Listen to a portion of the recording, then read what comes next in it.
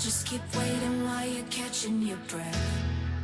I'm only living if it's close to the edge. So come and dive into the deep end, cause the best is yet to come. I'm like a song you can't get out of your head. You press rewind when you get close to the end.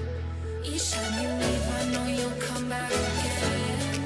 So come and dive into the deep end.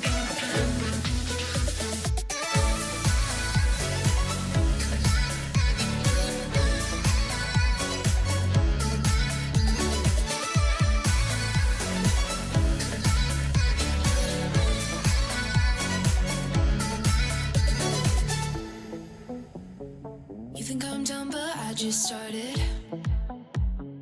I'm the fire that lights the darkness. Don't get strong, confused with heartless. Do what I gotta do. I just break the rules like that. Maybe I'm just cool like that. Staying focused, don't sidetrack. Always when I don't come last. I never go less than 100%. I'll just keep waiting while you're catching your breath. I'm only living if it's close to the edge. So come and dive into the deep end, cause the best is yet to come. I'm like a song you can't get out of your head. You press rewind when you get close to the end. Each time you leave, I know you'll come back again. So come and dive into the deep end.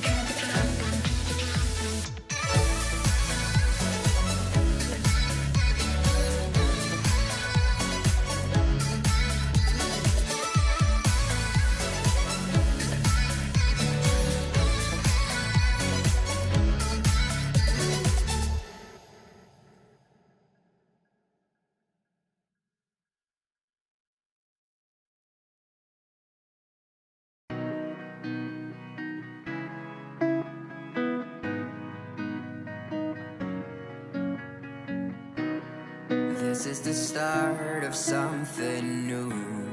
Taking my steps only forward. A change in the air, can you feel it too? This world is so big around the corner. So many possibilities. No dream can be too big. Cause this is the start of something new. Cause now I know this is my time. Time to just be me. Time to go my key. Cause this is my time. Time for me to choose what I wanna do with my time. With my time. Life is a blessing, such a gift. And I am so lucky to be here. Live to the full, let's don't resist. No time to waste, so have no fear. So many possibilities. No dream can be too big. Cause this is the start of something new. Cause now I know this is my time. Time to just be me. Time to hold my key. Cause this is my time. Time for me to choose what I wanna do with my time. Cause this is my time. What I wanna do with my time. My time is meant to be all mine. All I bring with me in life is my time, my time is mine. And now I know this is my time. Time to just be me. Time to hold my key. Cause this is my time. Time for me to choose what I wanna do with my time. My time. Time to hold my key. Cause this is my time.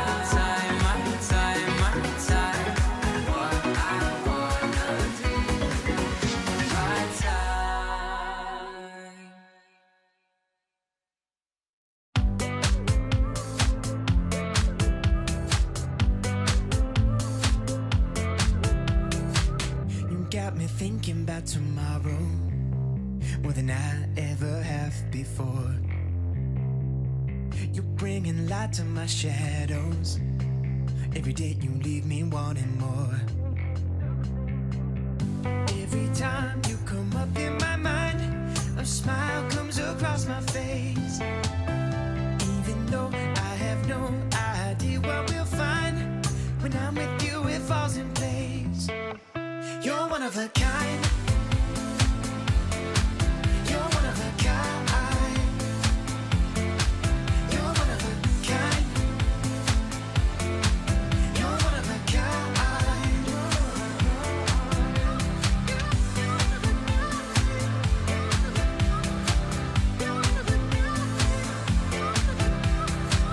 You show up first to every party, and you think tequila is your friend. You never say that you're sorry, and no matter what you can't pretend. Every time you kiss me goodbye, as I'm about to board a plane, you can't hold back the tears in your eyes, even though I'm only gone for days. You're one of a kind. You're one of a kind. You're one of a kind. You're one of a kind.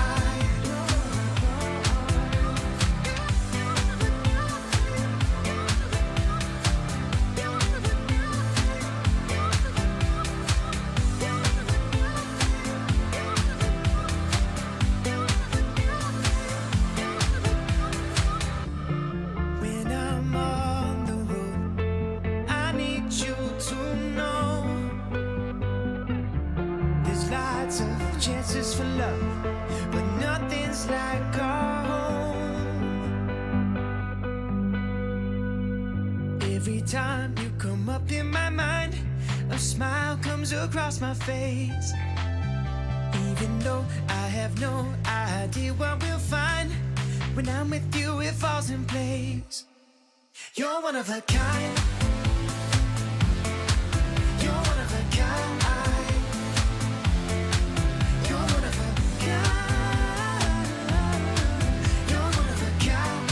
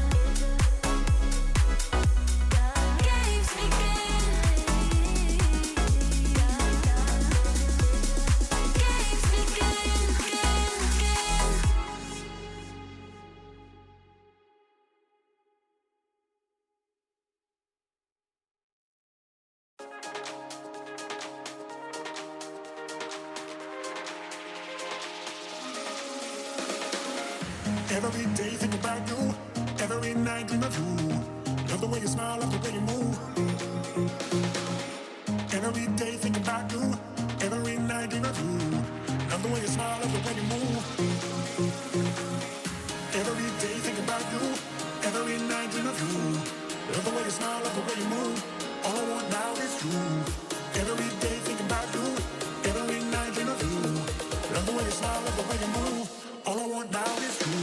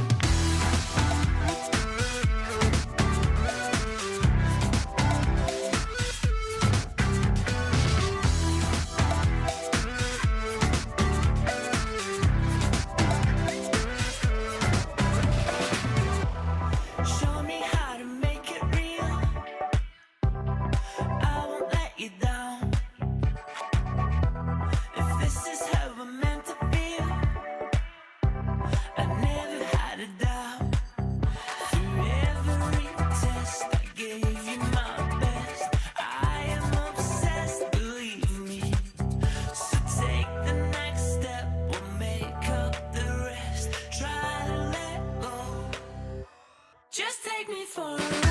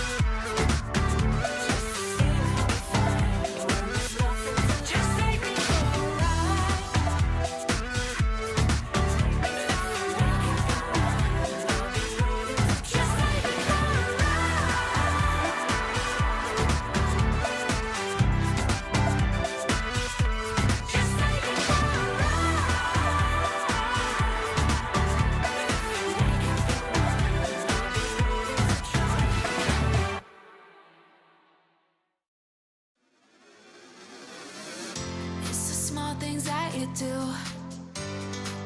to keep reminding me there's magic inside me and you. Dreams to reality. All of my worries and fears fade away with you. There is no limit to all of the things we can do. Let's go, take my hand and hold it tight. I won't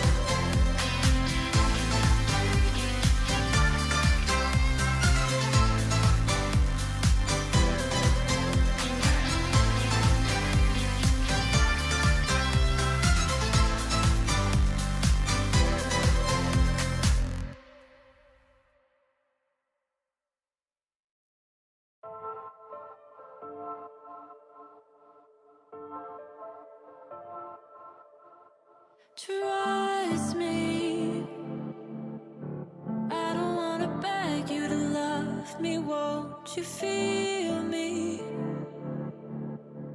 I don't wanna force you to hold me. What if I keep you on your toes?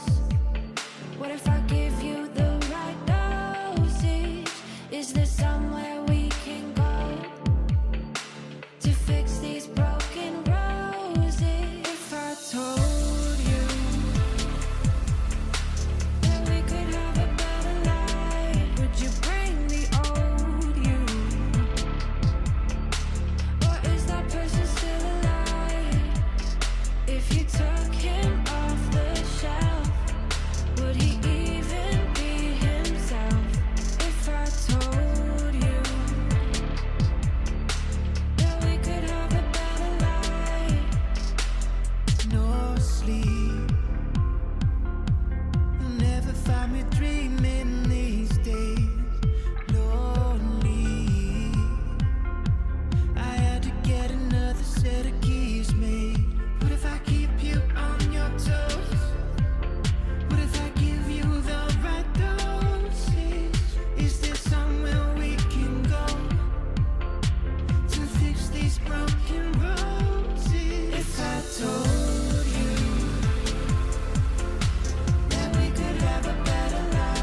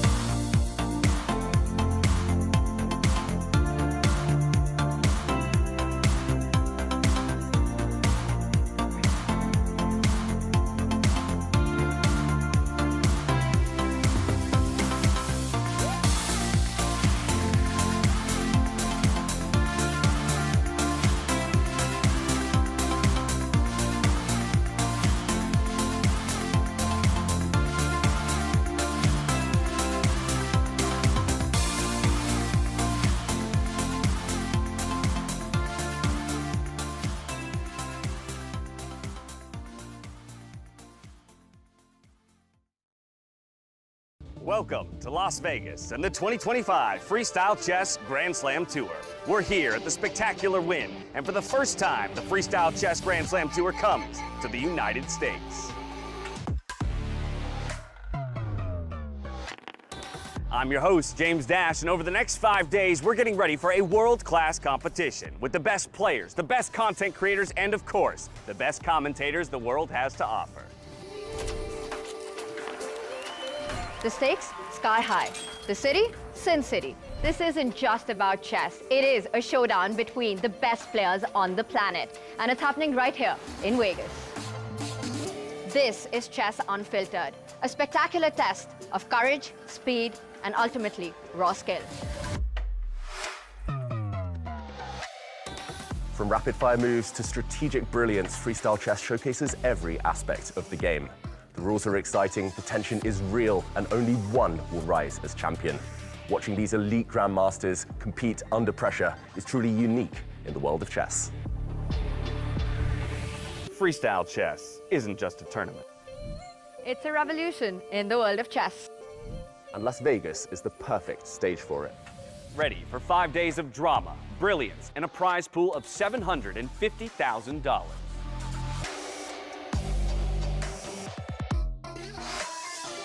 Welcome to the Freestyle Chess Grand Slam Tour, live in Vegas. Baby.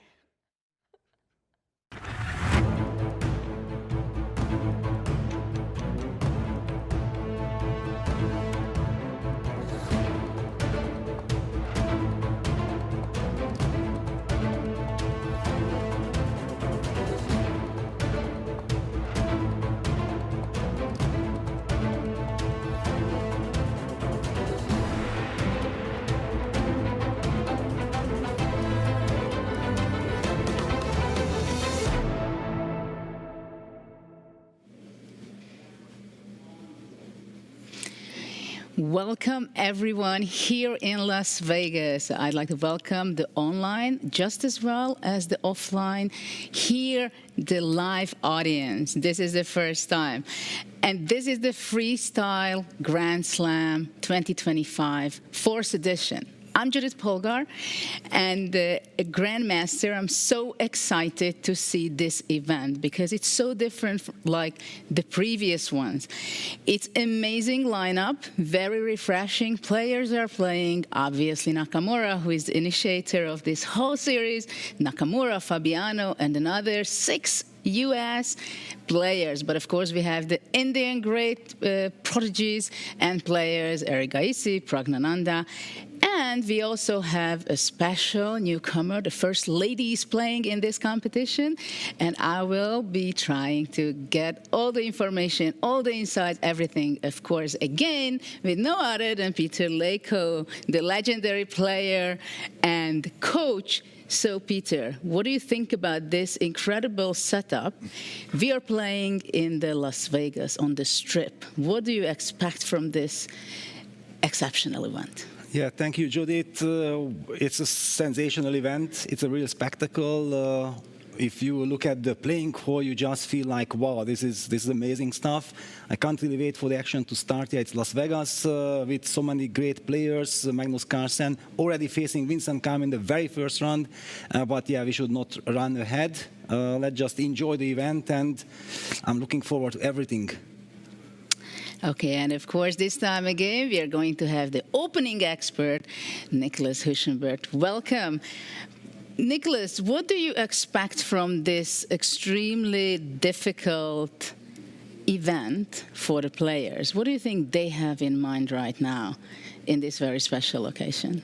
Thank you, Judith. Hi, Peter. Hello from me as well. Welcome back to the next Grand Slam here in Vegas. And I am also very thrilled to be here and commentate on this amazing event, 16 players. And I think on this very first day, Judith, it's all about surviving because they will just play 7 games. And these 7 games will decide whether they have a shot at winning this event altogether or not. So this is a huge, huge day. And I think the players are definitely feeling a little bit nervous right now. Well, indeed. And let's see the format. What is it going to be? Because it is something very special indeed. Because we are going to have the round robin phase, the group stage. There are 2 groups of 8 players each who play each other in the round robin. The top 4 players of each group advance to the upper bracket quarterfinals. The 4 remaining players of each group drop off the lower bracket quarterfinals. And then we will move on to phase 2, where the double elimination works. Players is in the upper bracket compete with the Grand Slam Championship for Las Vegas. And players who are in the upper bracket drop to the lower bracket. Players in the lower bracket compete for the remaining placements, but don't worry, because we will give you more insight and details how all this is going to be working. And now let's see what are the prizes, what the players are playing for here, and what an incredible prize found, $710,000. What a first prize, $200,000 first prize. But of course, for everything is going to be played out already today, we will have some final things. Who is going to be able to play for the very top money on the first prize? And then let's go on and see not only the prize pool, but also the Grand Slam points what the players have. Also here you see, this is exactly how the timing of the playing is. And then we see the players who won the previous Grand Slam Tour events. The first one was a very big surprise, as the underdog Vincent Keimer from Germany, very talented player, whose coach is just sitting next to me, Peter Leko.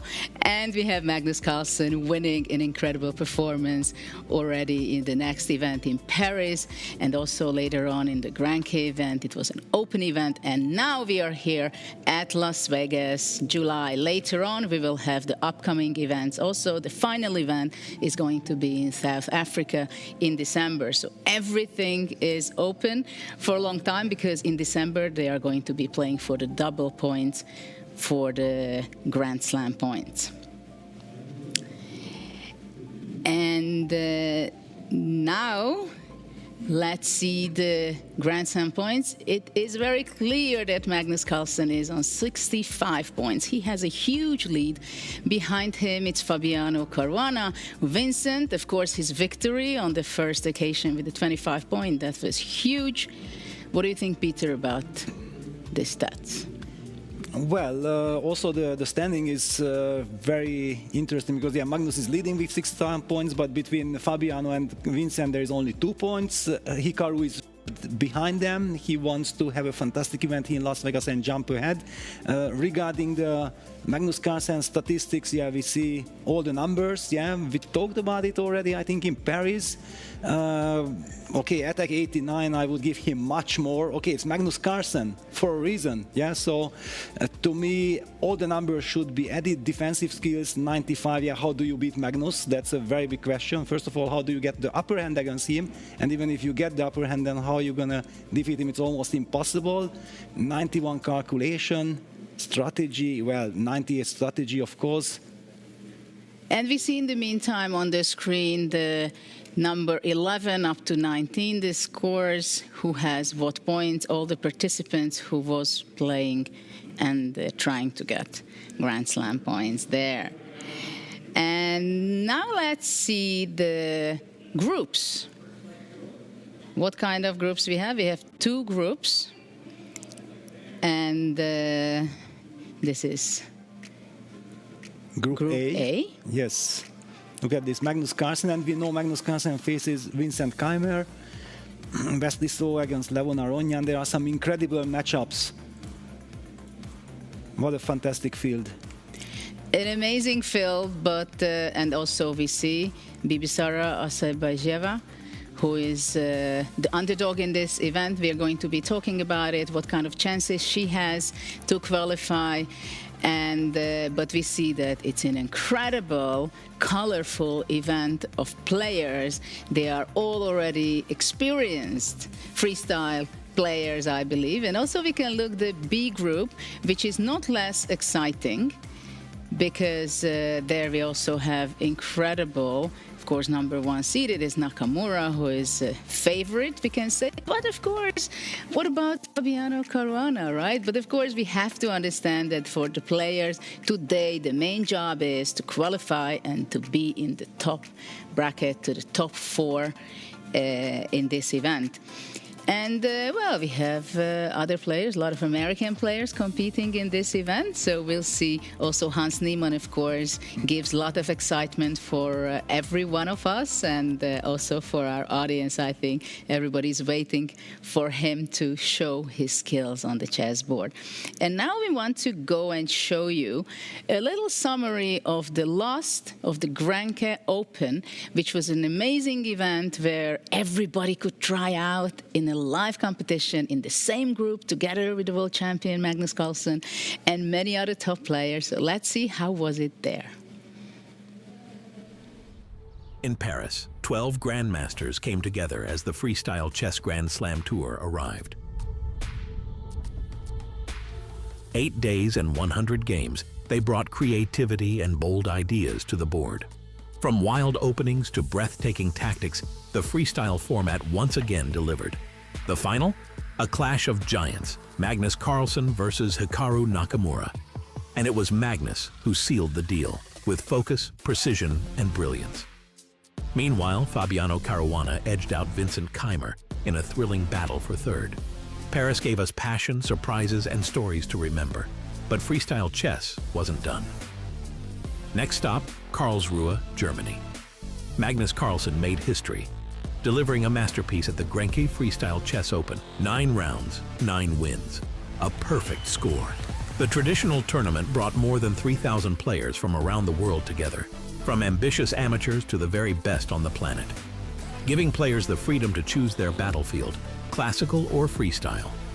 Magnus claimed the crown once again, and now the story continues. Will the greatest of all time keep his winning streak alive? Welcome to Las Vegas.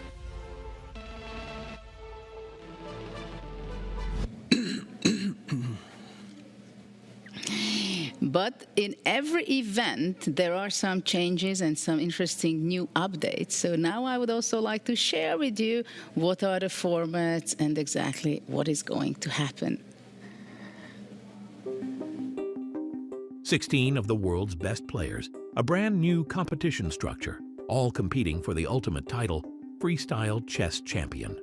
Here's how it works. The tournament begins with a round-robin format. 16 players are divided into 2 groups of 8. Everyone plays everyone else within their group, 7 games in total. The time control, 10 minutes per player, plus 10 seconds increment per move. At the end of the day, the top 4 players from each group advance to the upper bracket, where the title is still up for grabs. The bottom 4 of each group fall into the lower bracket, where they can still fight for bronze. Then the knockout stage begins in both brackets. From now on, each matchup consists of 2 games, one with white, one with black, and time controls increase to 30 minutes plus 30 seconds per move. In the upper bracket, the winner of each group chooses between the 3rd and 4th place player of the opposite group. The group runner-up automatically plays the remaining opponent. All 4 top players get to choose their color, white or black. Winners advance to the semifinals, and losers drop down to the lower bracket. The lower bracket follows the same logic. 5th place players from each group select one opponent from the 7th or 8th place finishers in the other group. The remaining matchup is then assigned to the group's 6th place player. Winners of the lower bracket quarterfinals move on to the intermediate matches stage 1, where they will face the losers of the upper bracket quarterfinals. In the lower bracket, quarterfinal losers are eliminated and share 13th place. The tension rises. The upper bracket semifinals take place. Winners move on to the grand final. Semifinal losers aren't done yet. They will later join the lower bracket semifinals, where they face the last challengers for a spot on the podium. Meanwhile, the 4 upper bracket quarterfinal losers now face the 4 lower bracket quarterfinal winners in the intermediate matches stage 1. Each match again consists of 2 games played with 30 plus 30 time control. Win and you continue your journey. Lose and you're out, finishing tied for 9th place. The lower bracket heats up. The 4 winners of the Intermediate Matches Stage 1 now face off in the Intermediate Matches Stage 2. Here, time control switches back to 10+10, but the 2-game format remains. The winners earn the right to play against the upper bracket semifinal losers in the lower bracket semifinals, also played with 10+10. Everything comes to a head. The 2 losers of the Intermediate Matches Stage 2 play for 7th place. The 2 losers of the lower bracket semifinals play for 5th place. Both matches use the shorter 10+10 time control. Then comes the lower bracket final, a 30+30 match for bronze. And finally, the grand conclusion. The upper bracket final, played in 30+30, decides who will be crowned the freestyle chess champion.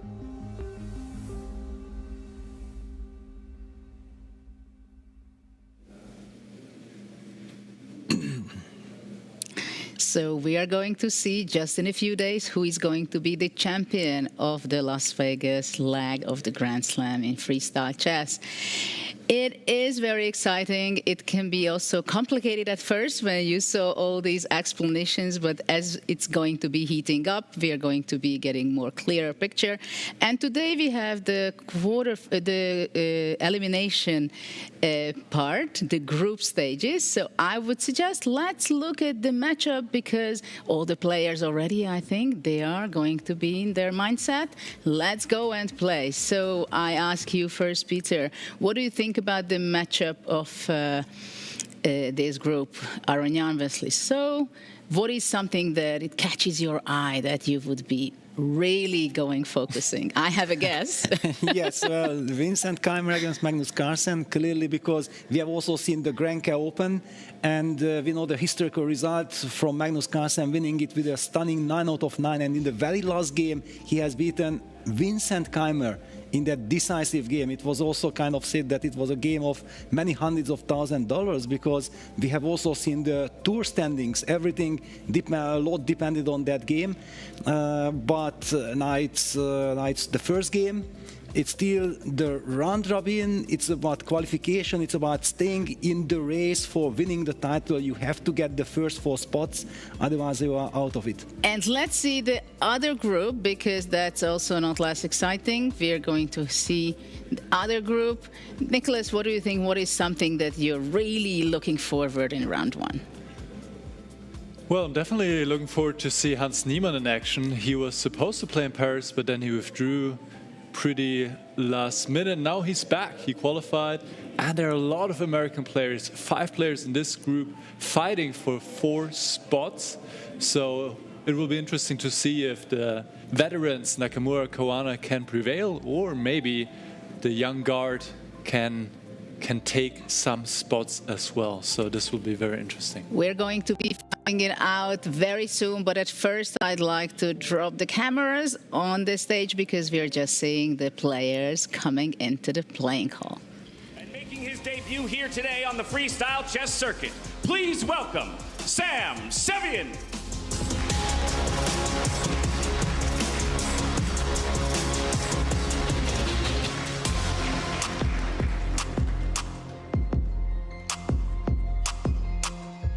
Next up, he's a 5-time Puzzle Battle World Champion with a peak rating of 2704 and returning to Vegas where he finished 2nd in the Millionaire Chess Tournament, hoping to do one better this time around.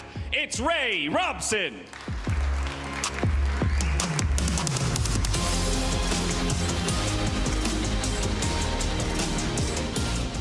Now playing in his 3rd freestyle event in 2025 with an impressive 4th place finish in our first event of the year. Currently sitting at his peak rating of 27-22 and tied for 9th in our overall tournament standings. It's Javokir Sindarab.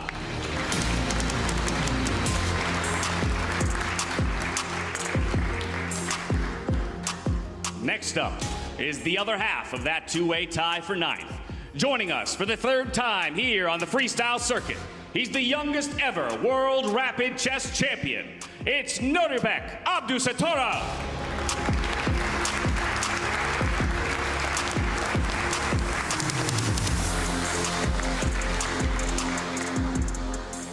Our next player is a 2-time Chess Olympiad gold medalist who returns to the freestyle chess circuit following his first appearance in Paris.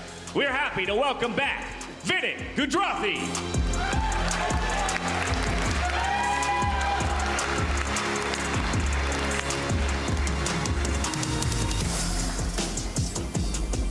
Next up, we have a 22-year-old Grandmaster, currently at his peak rating of 2736 and ranking as high as 16th in the world, looking to leave his mark on the freestyle chess world. It's Hans Niemann.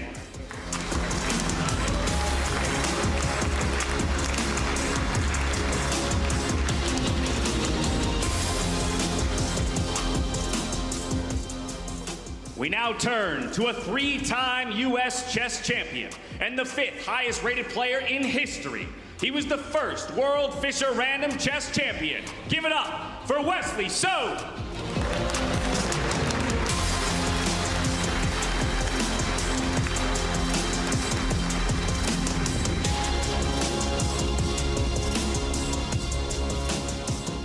Rejoining us on the freestyle circuit is the 4th highest rated player in history.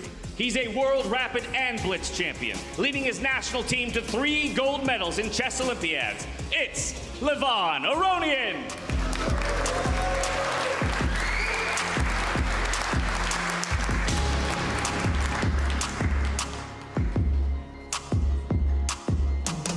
Next to the stage, a 5-time Cuban champion and world champion in Blitz, following an impressive 5th place finish in the Grenke Freestyle event. We're excited to welcome Lenier Dominguez.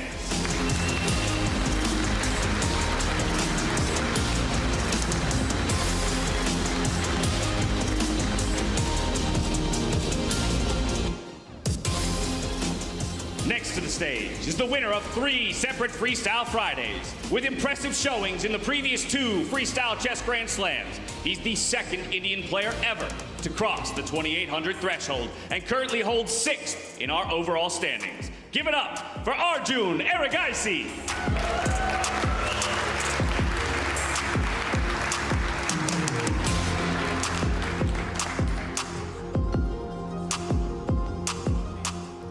He was the winner of the first leg of 2025 in Weisenhaus. At 20 years old, he's Germany's strongest Grandmaster and currently number 3 in the overall Freestyle Chess Grand Slam standings. It's Vincent Keimer.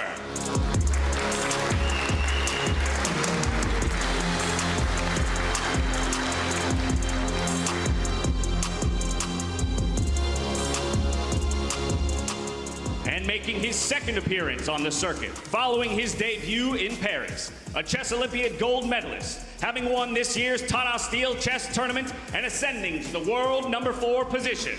We welcome back Pragnananda Ramesh Babu.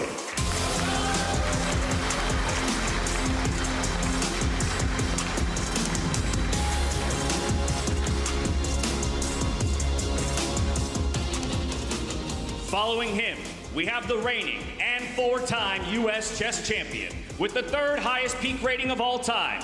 He's one of our most consistent performers and the current number 2 in the overall standings. It's Fabiano Caruana.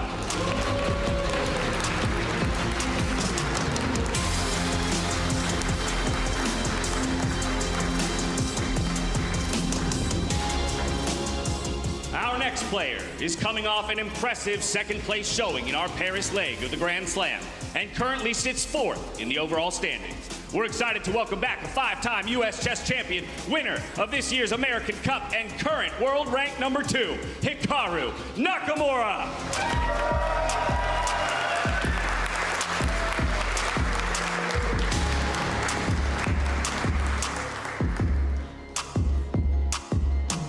Finally, please welcome to the stage 5-time world chess champion, 5-time world rapid chess champion, and reigning 8-time world blitz chess champion, holding the world number 1 position by rating since 2011. He's the winner of our Paris and Grenke legs, making him the current points leader for the 2025 Freestyle Chess Grand Slam. It's Magnus Carlsen.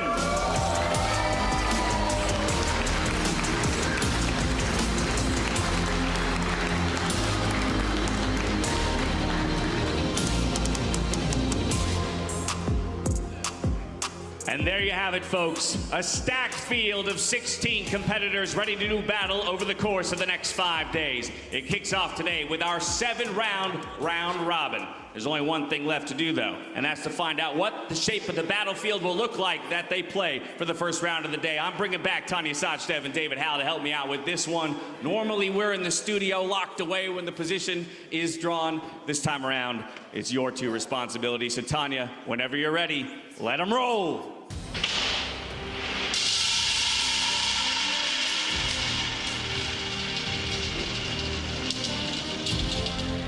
All right, David Howell, pick us a good one.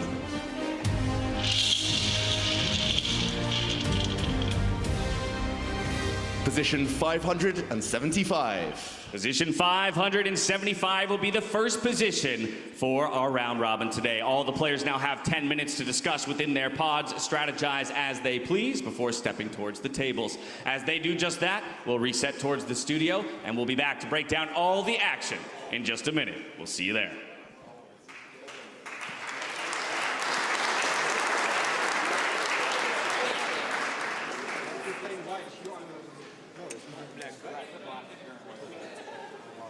Okay. It's rook, knight, king, knight. Rook, queen, bishop, bishop. Rook, knight, king,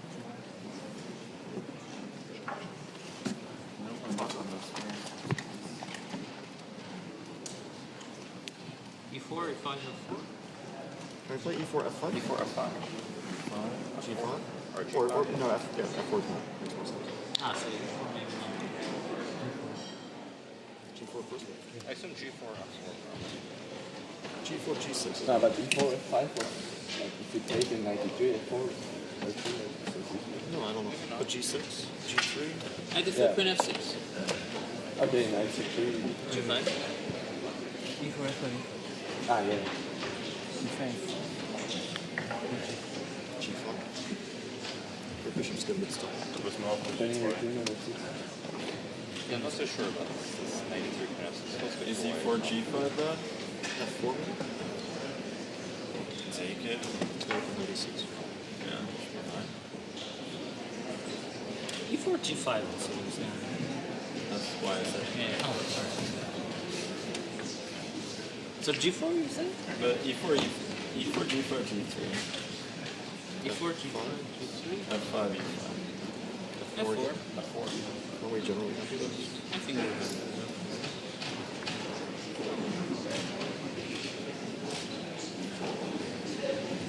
And if F4 we're playing F4, right?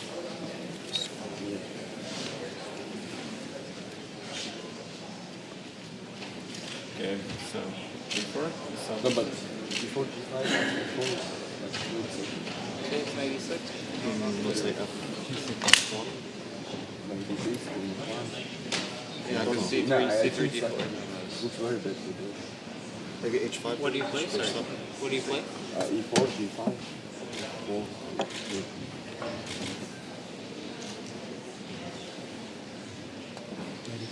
Yeah, No, 96 Queen F1. Yeah, C3, D4. yeah, C3, D4. H5. But we play C5. C5? Yeah, C5, 96. The bishops are not great. Here, Maybe. and then we start with H5 maybe? No, C5, C5. Yeah, C5. No, I just want to get this bishop. I need like H5 bishop. Yeah, but we have one bad piece. Like, Yeah. a lot of bad. No, G3 is more annoying here, but you say F5, yeah? Yeah, G3, F5.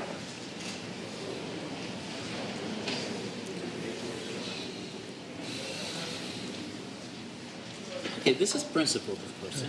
This will have to go. So D4. That's just Can we play? Can we get away with C5? C6, C3. because C5 we're probably running into Queen C4 now. Because there's much here. Oh. No, wait, C5, D5? D6. D6? F3 I think after D5, like we should C5. take knight and then But what about like D6? we cannot play E4, G5, knight E3 for small. It's idea G3 for Yeah. If you play e6, then I can play f4. D6 right now. So here you Or knight c6 Yeah. first, full d6. Knight c5, knight d3. Knight c6, If you you play play c3. Now I think f4.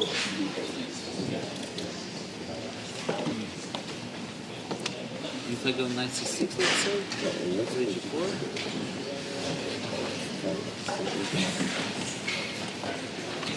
H3, yeah? Yeah, h3. H3, h5, let's put 2. Takes this 22 and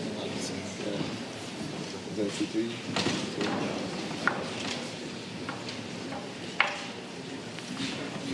What was mine? The e4, e5 on 4, 5, yeah? I'm sure it's terrible.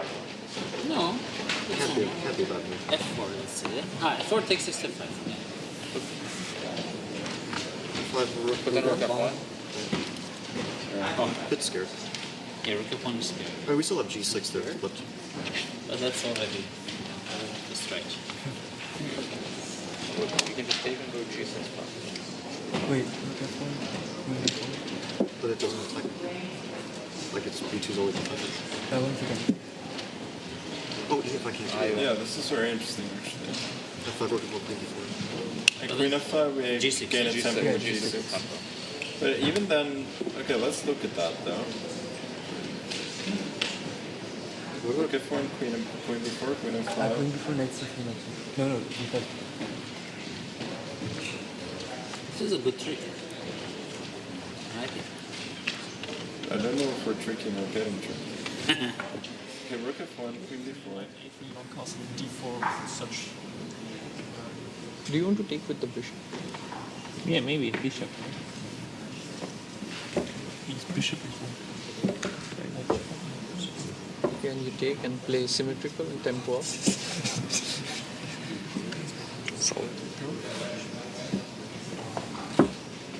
You take with knight.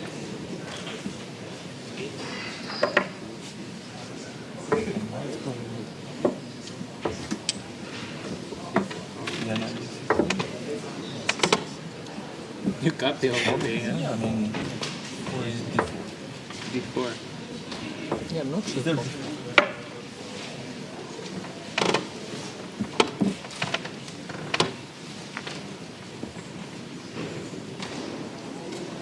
Slightly better, no? For what? This one? Knight c4. And long castle? Long castle, long castle. Long castle, long castle. Yeah, Knight c4. Take knight c4. Or here immediately. We can go to d5. Maybe immediately, right? Not sure. On the tempo. Here, queen h6. Queen before also. Yeah, queen So h6. takes. Ah, there's queen before. Mate. Refine. I mean, I don't know why white is better. b7? What? That's like I said, now we just... Oh yeah, now d5, d6. Yeah, yeah. But he has nowhere else for it. Yeah, maybe this is... So this is played, yeah? sensible. Maybe not knight c6. Take d5? Yeah, take. Oh, I mean, take knight f6. Yeah. Oh, okay. Do we have knight f6? But do you think so? Take d5?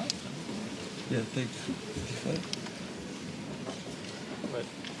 Knight c5? No, d5 is hanging, no? b6? c6 and then long castle? No, but it's not good.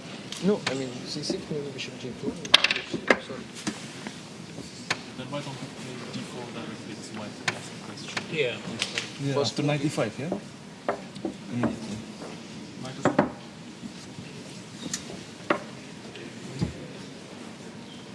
So the players will start in 2 minutes.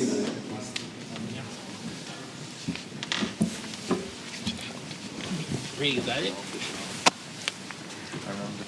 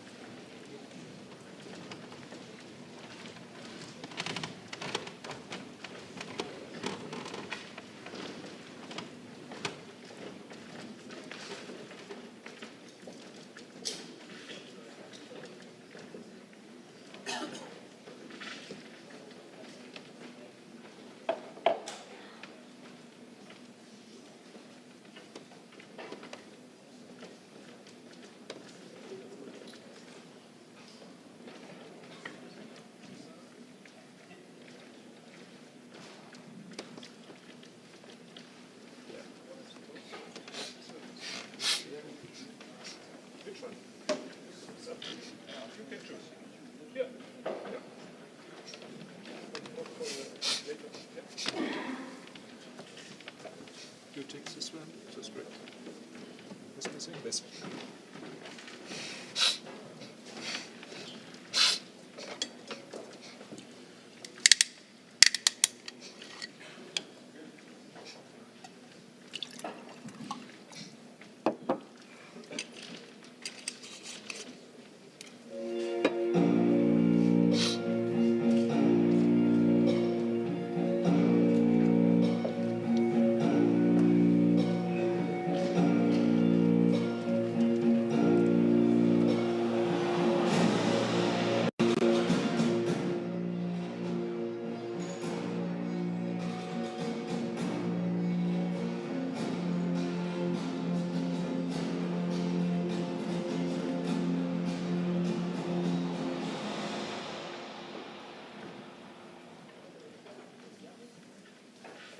So good morning, dear chess players, dear audience. To the audience, I ask kindly to take care that the mobile phones are in silent mode. Please check it.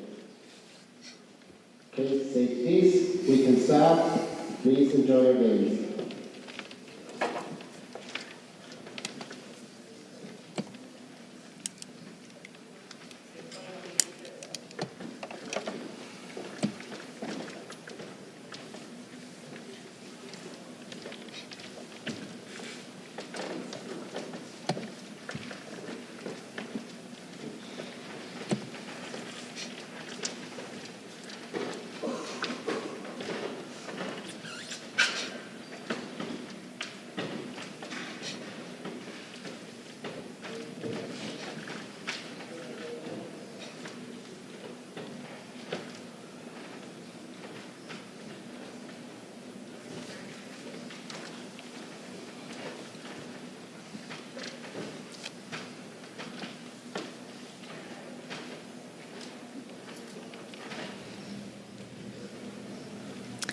So the first game, the first round, just started on Las Vegas Strip for the Freestyle Grand Slam 2025.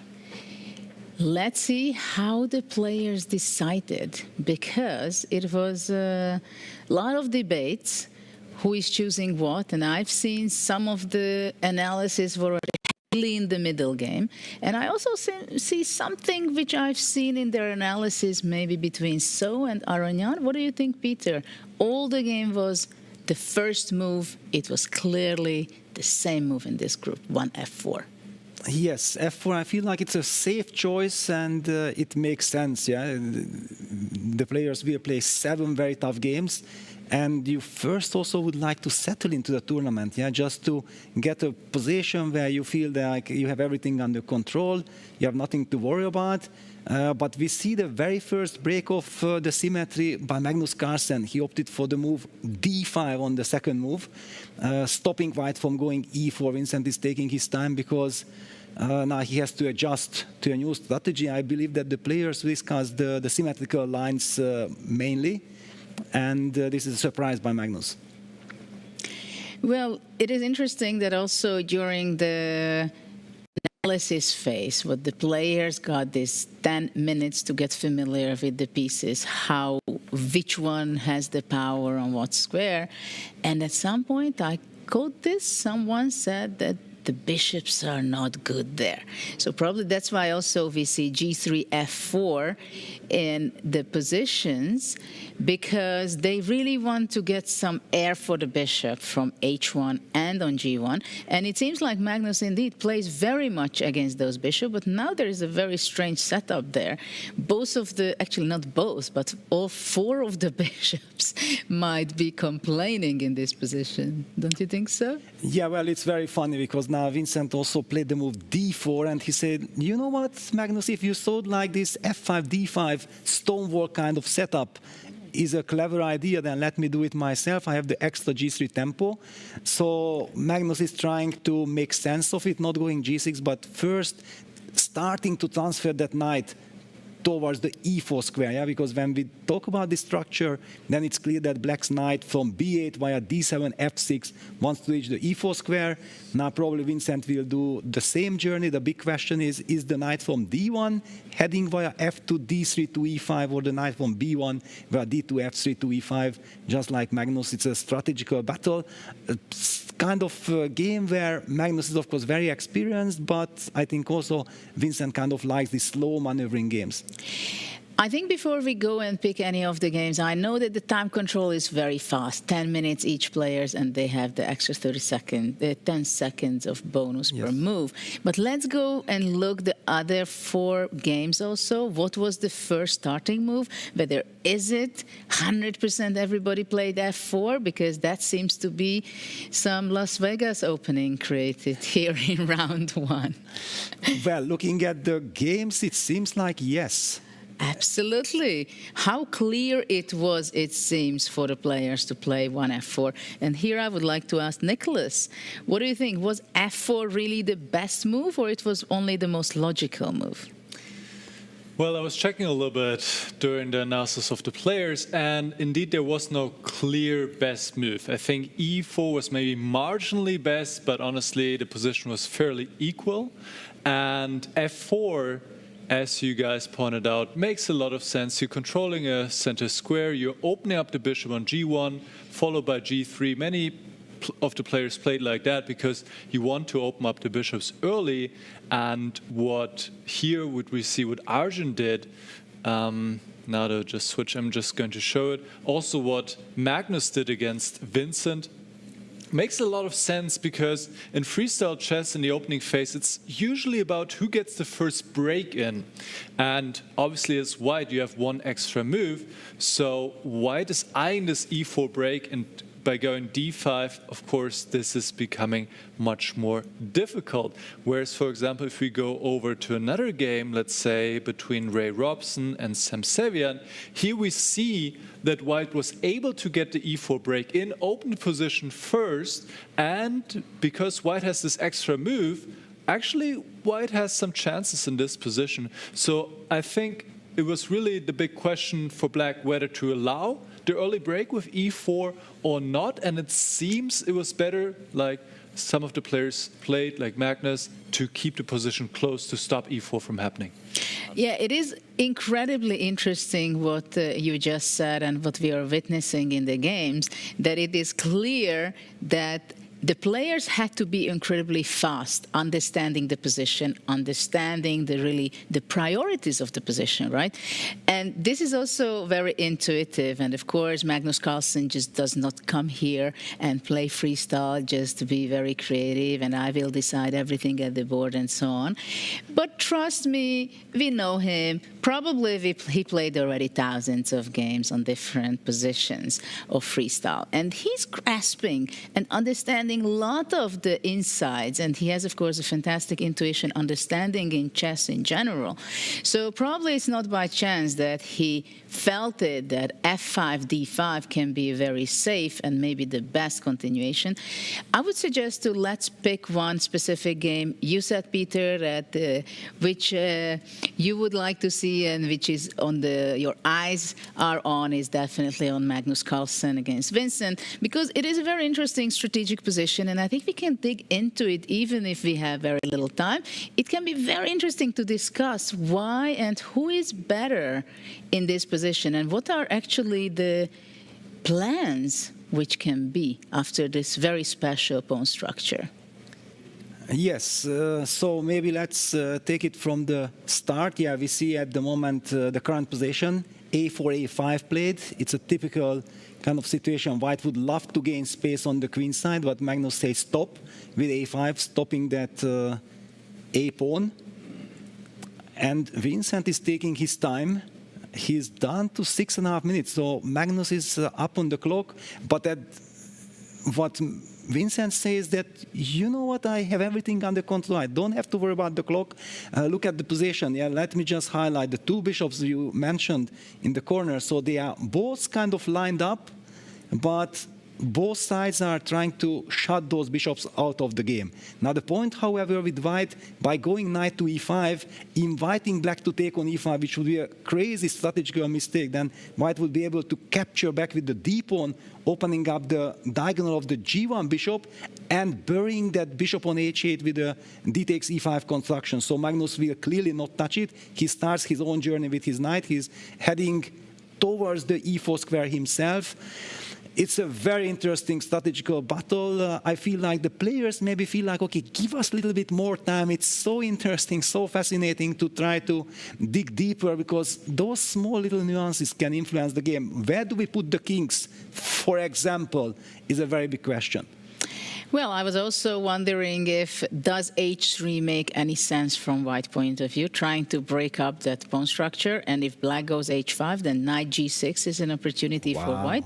Though, I guess I don't want to exchange my central, extremely beautiful knight in e5 for the h8 bishop, right? But I already know that you are super sharp. And no matter how early it is, if it's first day, we are jet lag, whatever, do it in perfect shape, spotting this h3 idea, Vincent goes knight b3.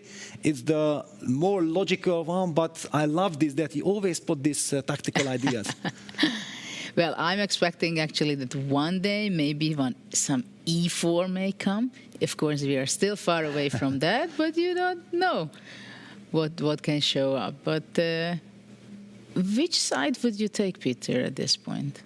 Well, actually, after knight b3, knight this, yeah, and Vincent playing the move rook d1, he's trying to go queen e1. Okay, now I see he wants to activate the queen, and that was the reason behind the move knight b3, targeting the pawn on a5. If you just look at the evil bar, then you might get the feeling like, what is Vincent doing? The computer doesn't like it, but now we understand that humanly it makes a lot of sense, because there would be no real comfortable way for black to defend the pawn. It's also a very concrete approach. Well, as we know Magnus, he's always ready to sacrifice one for some initiative and play. But I was also wondering if white wants to go bishop f2 e1, but it seems to be probably it's not activating the bishop enough. Anyway, black can go b6. So yeah, maybe king c7 seems to be a sensible move. So after queen e1, b6 can be played. The c6 pawn is defended. Yeah, this is the idea. Yeah, that because black can never play b6 unless the pawn on c6 is protected. Yeah, so that's why Judith's suggestion of king c7. But with king c7, you kind of already agree that you won't be able to castle, and your opponent will always know, and this is one of the main points and the trickier spots in freestyle chess, yeah, that if you determine your king's position way too early and your opponent still has the chance of castling somewhere, then it could be, but that white played the move rook e1 to d1, white is also not flexible enough with his king, yeah, so it's a very intriguing situation. So, Nicholas, what do you think? Is Peter correct with thinking that black might be more well off keeping the option of castling anywhere on king side or queen side, or you don't care that much? Well, I think castling to the right side of the board is quite difficult, because you would need to move the queen, you would need to move the bishop on g8, so it would take you some time. And as Peter has said, white has moved the rook from e1 to d1, so castling in this direction now is not possible anymore, just like in normal, let's say classical chess. Once you have moved the rook, you cannot castle in this direction anymore. So this means this king will most likely also stay on the left side of the board.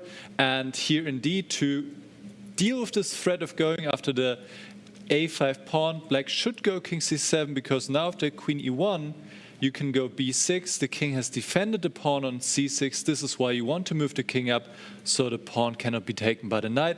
And I was looking at a move like queen c3 here. Once again, going after a pawn looks very logical, but black can go knight b8. And I know it looks a little bit strange, but on the other hand, the white pieces are also not looking very impressive. So this is actually quite okay for black.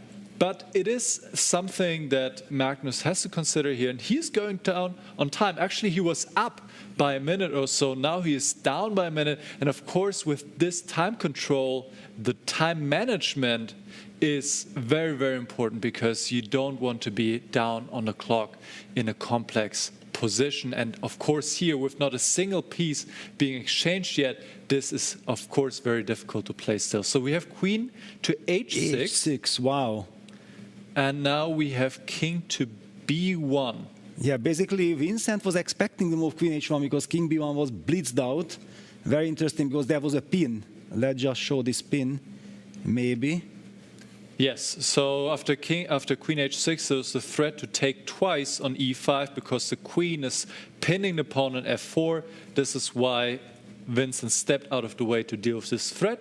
And now knight c4 was played. This is given a question mark by the computer. I almost feel like, isn't it Judith's time? E4 somewhere? I don't know. It might be coming soon. It crossed my mind after knight c4. But you know, it's very interesting that after queen h6, I was wondering why king b1 is so obvious. Why not e3 is a better option? I mean, the g1 bishop is basically biting in its pawns already on that diagonal. And there could be opening opportunity for the queen by playing e3. But by playing Vincent instantly king b1, this is a very practical decision. So I'm not going to be thinking king b1, because I think it can be very, very helpful against Magnus or some of the top guys when you play instantly a move, because it's very disturbing, because it's others move again, and Magnus plays very fast, certainly, though he does not have so much time. He's behind in time, which is not a very common situation for him. I also feel like the last couple of moves went very much in Vincent's direction. We talked about it, that Black wanted to cement his knight on e4, just like Vincent, but actually that knight landed on c4, which can always be traded. It is White who will decide when is the time right to, because you don't want to trade the monster knight on e5. Clearly, then again, Black's bishops would also come to life. It's a very interesting situation. Clockwise, Magnus down to 4 minutes 14 seconds. Vincent a little bit up on the clock, but now it's a tough call for White. Yeah, how do you proceed? How are you getting something out of the position?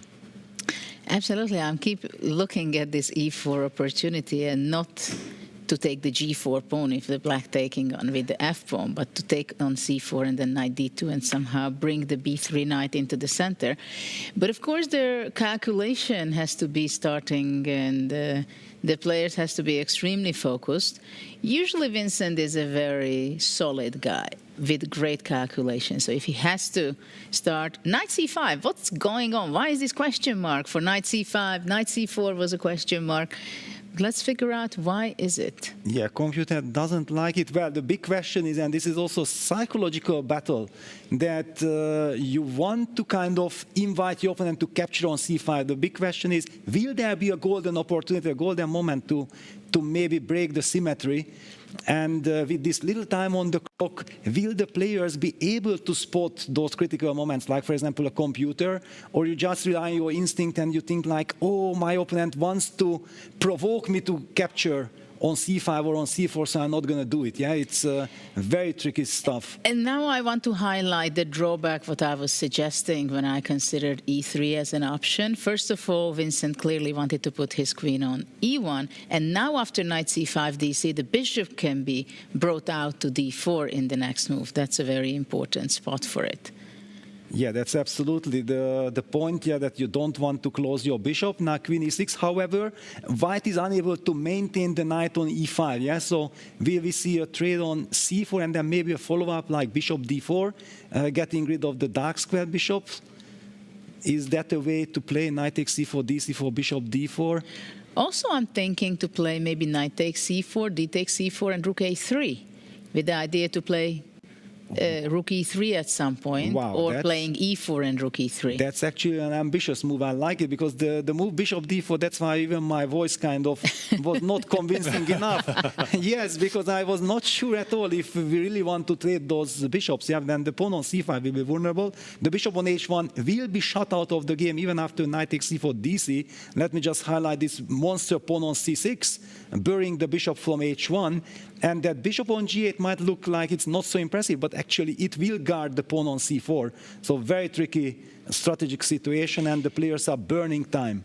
But you know, there is a very interesting idea suddenly. If white is capturing the knight on c4, d takes c4, the d file is open. So if, let's say, I go rook a3, suddenly long castle to the left side, rook to d8 can be unpleasant, and suddenly maybe black is taking over and taking the initiative. Yeah, this is the point, that actually black can castle. Because this one we have to highlight that it seems like the d file is occupied, and Vincent goes e4, he is breaking the center, f takes e4, recapture by Magnus. All right, but I think this also Vincent will be happy that there is some clarity. Yeah, queen takes e4. But let me just highlight this, that actually black is able to castle long because the king will just stay on c8 and the king is not crossing the d file. Yeah? So the king would not be able to move from e8 to c8, but from c8 just the rook jumps to d8 and already castle has been done. What do you think, Nicholas, about this position? There a lot has happened and the position opened up?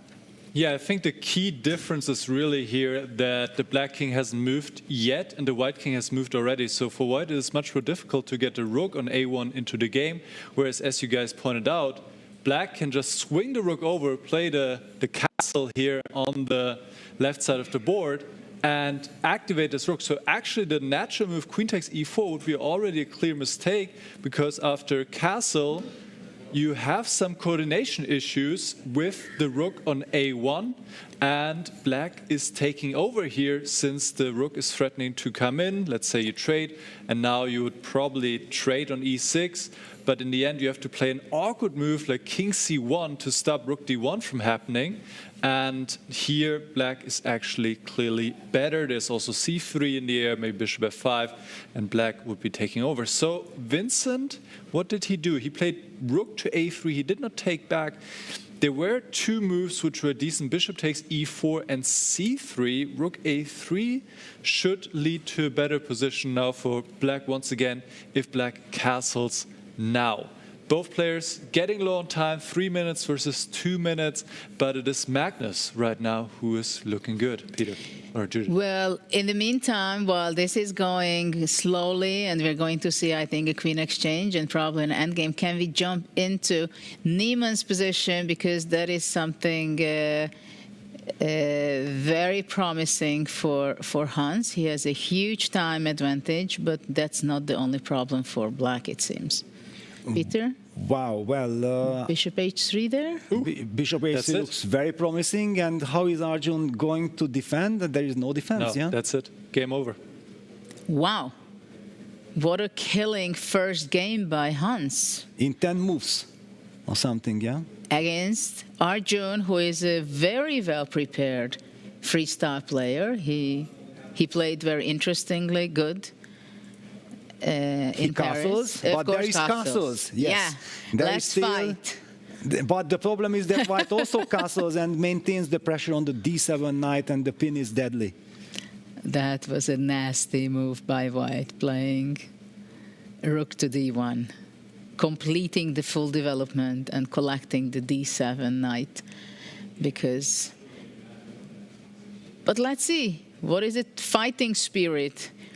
What Arjun is going to be showing. Of course, it's not easy to give up game one, to lose, to start with a loss. It's very difficult. And of course, we see everyone here being extremely big fighters. And as we say, it's never too late to resign. Yeah, but yeah, knight it's getting closer. Yeah. Bishop e6 played. But there is just no compensation for the piece. Yeah, there is one pawn on f3, but this is clearly not enough. Yeah, what a start for But what a fighting Hans. move, bishop e6. Look at that. Well, of course, you fight till the end, even if you feel like it's hopeless. For example, there are all these ideas like eventually some knight b6 check at some point. Yes, yeah? even immediately. Yes. I feel like knight b6 could be there. You said even immediately. Isn't it the only time to play knight b6? No, you can trade on e2 first. And then knight b6. Yeah. Correct. Exactly. Yeah. But is it the only move to win? You Probably can also not. take on e6, play knight c5. Yeah, so now the question is, do you play the professional move or do you try to be fancy? With little time on the clock, okay, Hans still has some time. He has a clear time advantage. He will knight b6. Go for knight b6. I think it's fancy and professional. Exactly. Yes. Yeah, at the same time, you could argue whether queen e2, the starting move, is better, or knight b6 first. Should make a difference. No difference. What a technique. And rook e1, yeah. Rook e1. The only trick is that rook d1, bishop b2, we have king d2. Yeah, that's very important. Okay, black could try bishop g7 now, but then bishop e3. Well, also rook e2 and then bishop e3. Yes, yeah, just correct. Yeah. I mean, let me just show that this would have been the trick. Rook d1, bishop takes b2 check, but white can just ignore it and play king d2, staying close to the e2 pawn. And that's there it. is handshake. And Hans Niemann won his first game. What a performance. Big win. Huge win, yes. Huge win. What's going on the other boards? Nice performance. Was there anything happening between Magnus and Well, according to computer, Vincent is losing maybe. Yes. But, okay, what is the clock situation? We never know exactly if computers... And the body language, look at this. Yeah, Magnus is leaning forward. It's the confident pose. He knows that this is looking very good. Just in the last few moves, basically.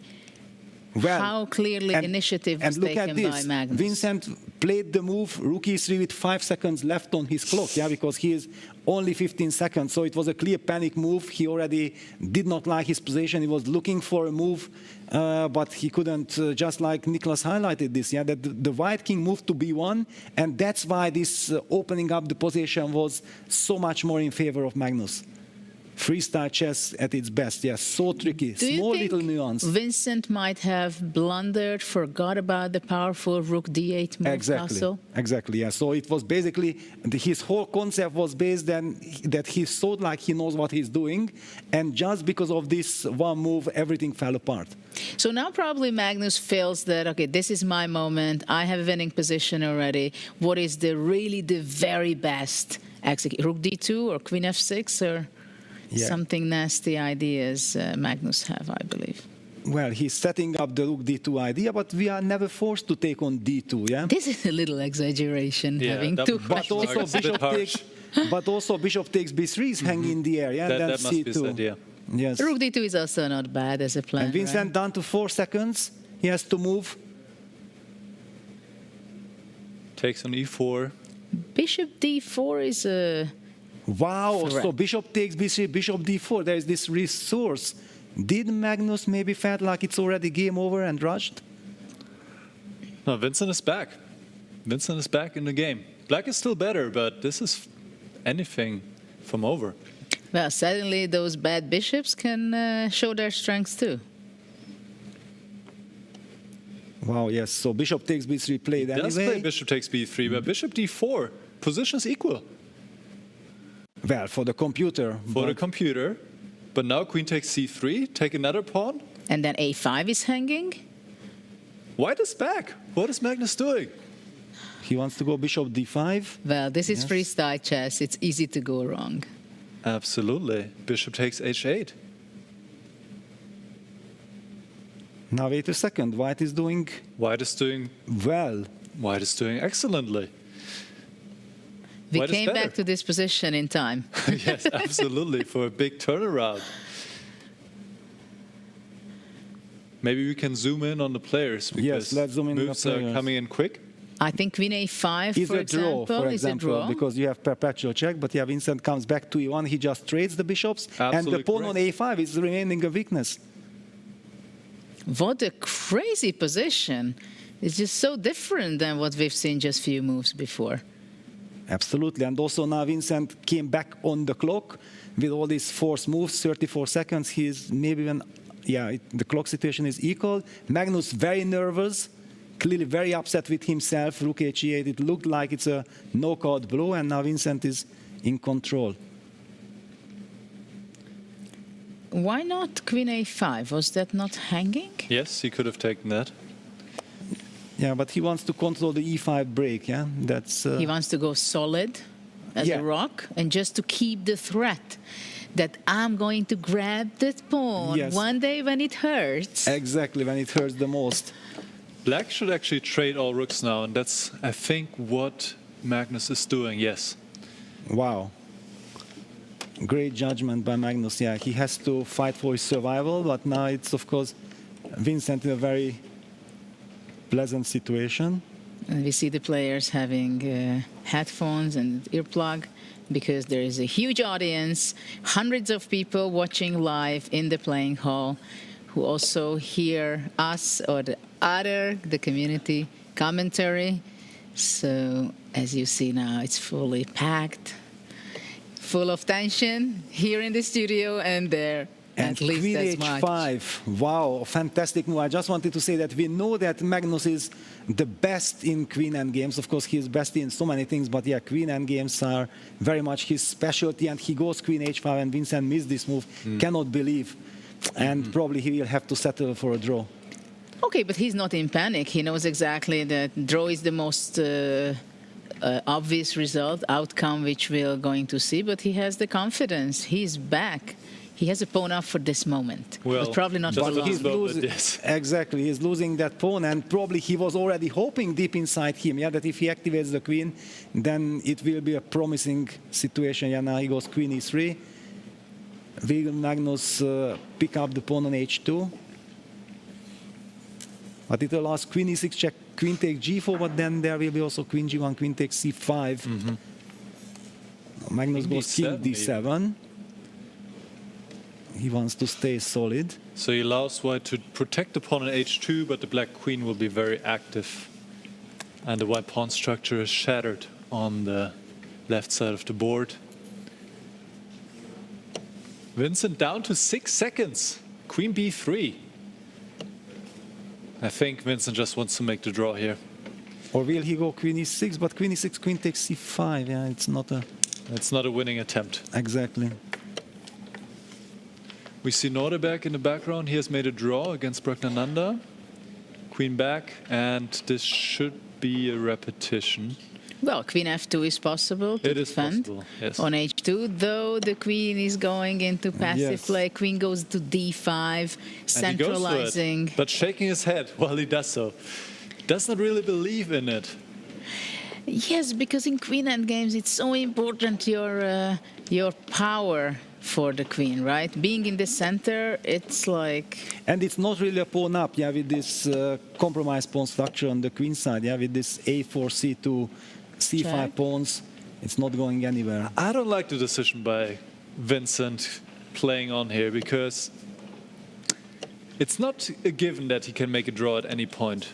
Well... Something can still go wrong, it feels like. Look how Magnus is going. King F7, just to put the king on safety. Exactly. And one time he wants to grab that pawn on H2, giving up his pawn on B7, and then it's a race. But actually, king on F7 is really exceptionally well placed. Yeah, this is not tricky. Vincent down to 10 seconds, and he has to make a decision. And it's not an easy decision. Queen B6, Queen takes A4 played. Uh-oh. Pawn in game? No. What about C3?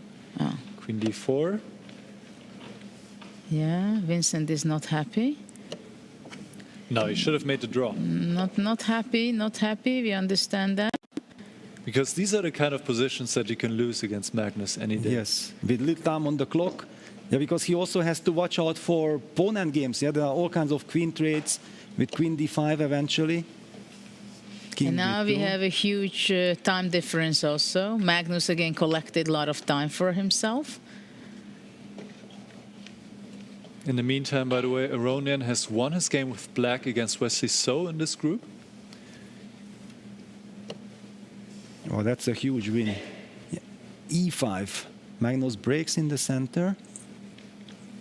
But okay, then his king will also be vulnerable, so I don't know how much of an improvement this is.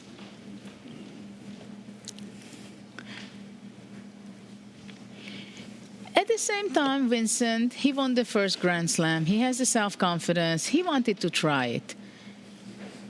Yeah, he's a fighter. Yeah, he's a fighter. Why not to move on? Why to go for a draw? He says, okay, I cannot lose this game, right? And he shouldn't. He should, I know but- you can go for the safer route. I understand. Yeah, but be careful. Queen d3, queen b5 check, for example, with little time on the clock. Please try to calculate. Yeah, he goes queen g8. I like this. Yeah, Yeah, Exactly. activity in endgames. That's the secret. And avoiding any kind of queen trade, and you are threatening to start millions of checks with queen h8. But Peter, your heartbeat shouldn't be higher than normal. I don't think you have to go worry what's going on in this game. Yeah, it's I think quite clear. Yeah, I don't think Magnus will want to play on. And Yeah, it's difficult to imagine how black can pose problems here. Yeah, now with the king h5 being pawn. so open. Exactly. Yeah, h5 pawn is also a weakness. Queen h8 check is coming. at the same time, we know that even if that pawn is taken, still the perpetual check is there for black. So now maybe it's Magnus going to say, okay, I have double the time. I cannot lose this whatever I'm playing. And if I play on, right, so I can go, I don't know, queen c5. Or give a check and queen e6, for example. first Check goes and queen queen e6, e1. look at that. Queen e5 check. Queen e5 check, okay. Centralized queen is never hurts. And now what? Because actually, black would have some chances if he could hide his king all the way to g2, right? To get access to the Yeah, h2 pawn, but even how if I'm can you get losing. there? Yes, you will probably have to give up the h5 pawn, but yeah, that's also not a winning attempt. Because king f5, queen h7. Okay, c5. Wait, now after queen h8? He And wants to queen move e8. via e6? Via e6. And then queen e8 check, king d5, and then But then king queen e4. a8 maybe. Yeah, then king d4. And queen a1. Yes. King e4, no. Then king e4. No, you're Yeah, right yeah. again. You're You coming see, in. guys, Yes. you have to be fighter. Look at Magnus. Of He course. says, no, this is a draw by any whatever I do, but let's try to move on. White should never let that king get to d5, yeah? Because if it gets to d5, e4, it gets It's not the tricky. end of the world. Queen d8 check, king e4, queen d3 checkmate. I mean, I can visualize things too. Okay, okay, nice. Queen d8. This looks like a King good move. c6. Well, of course, what can happen? I mean, things Just can queen always a8 go now, wrong. right? Queen Yeah, king a8, b5, queen and he's b7. another Inviting opportunity. king c4, yes. Please Another opportunity activate, for yes? self-mate. Yeah. Yes, activate your king, please. He goes queen d3. Queen All right. e3. What a secure move. Nice move, actually. Saying to the black king, okay, you stay where you are. You're not going to get out of c6. Queen d5, queen a6, I believe. No, queen g6. And king b5? Now you can even think about queen d3, but no. Okay, queen e8. What a look it was by Vincent. Yeah, where are you running? Where are you going? Are you my still friend? really playing for a win, or is it time to call it off and So agree king to draw? c4 is too much? Queen a4, king c3, You have to have good nerves. queen a5, Oh yeah, that's a perpetual. Or is it king d4? queen d2. Yeah. Yeah. I'm not getting anywhere. I see it. No, Magnus will go back, yeah. He goes king b6. Which kind of signals Now that? he wants to go queen b7. No. King a5. No. Triangle. But where is this triangle leading? Okay, king b2.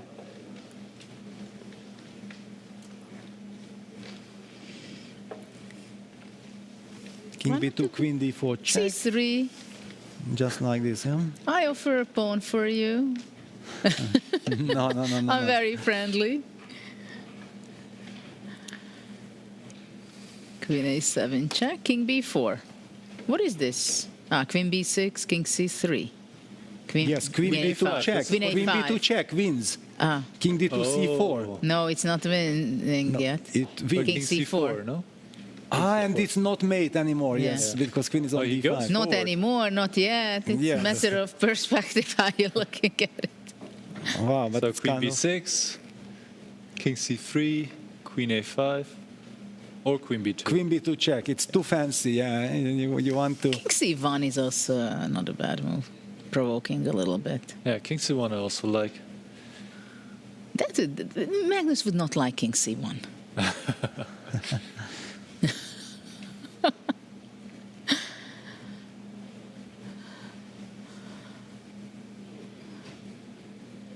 Queen b6 he will do? Yeah, queen b6, I mean, why not? He's down to 18 seconds. Because he has a choice, there are lines to calculate, and he goes king c1. Listening to Judith. It's a professional. Are you unhappy with his decision? No, it's a professional move, king c1. Just showing that I have respect. I know what you want, and I'm gonna stop it. Take the pawn on h2. It's your decision. Put your queen on the side. Then definitely there is no way to escape the perpetual check. And you told us, Judith, already 1 minute ago, king c1, Magnus will not be happy about. No, they don't. These top guys, they don't like these quiet moves, Yes. you know? I mean, he knows it's a draw, right? And what can you do? You don't play queen h1, queen h2. Yeah, that's for He sure. would be more happy to check. I'm going to be escaping with the king. Queen e4. Nice move. Playing on nerves. Nice move. Yes, it was a very professional move. Very nice move, but queen g7. What do you think about queen g7 with the idea after queen e3, king b2, queen d4, c3? C3 check. Winning the game. You always find ways to win, yes? Setting up some incredible traps. Game is going on still. It's going on. And now king d4. Actually, black might be getting somewhere. I don't like this. Why not? Black might be getting somewhere. Well, if that king gets to e3, okay, luckily there is queen g5 check against king e3 still. What do you we mean? might see what you were talking about. The king is coming into g2 or something like this. But even then. That I would not like. And This is Vincent not nervous, funny. Yeah, he's down to 10 seconds. Queen h8 and queen c3 on king e3. Oh, but queen he e5. needs to trade now. He needs to trade. Only move. Wow. You're joking. But it's impossible No, to now find, king yeah. e3, black is winning.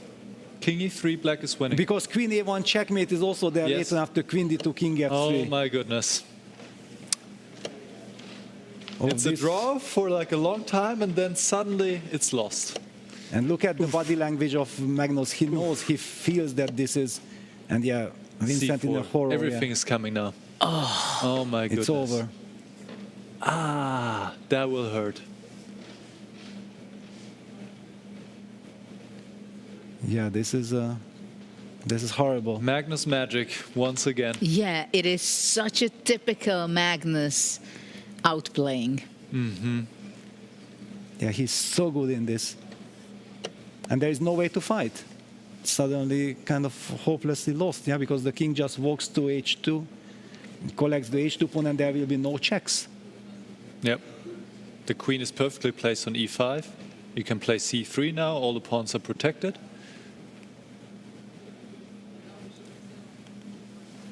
And knowing the format, yeah, that the first 4 qualifies, this is such an important win for Magnus. And puts Vincent in a very difficult spot. Oi, oi, oi.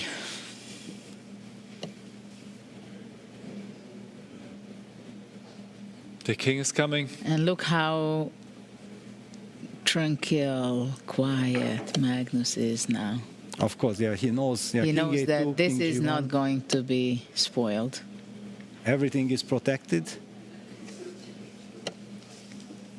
He picks up the pawn, queen f2, check, king h3, the king hides. What a heartbreaking situation for Vincent. Oh, Absolutely. the drama is starting. Yeah, he did not want to repeat. Nicholas already stands there. Yeah, you should probably just repeat. Yeah, the fighting spirit is great. People love it, but you have to know when to stop.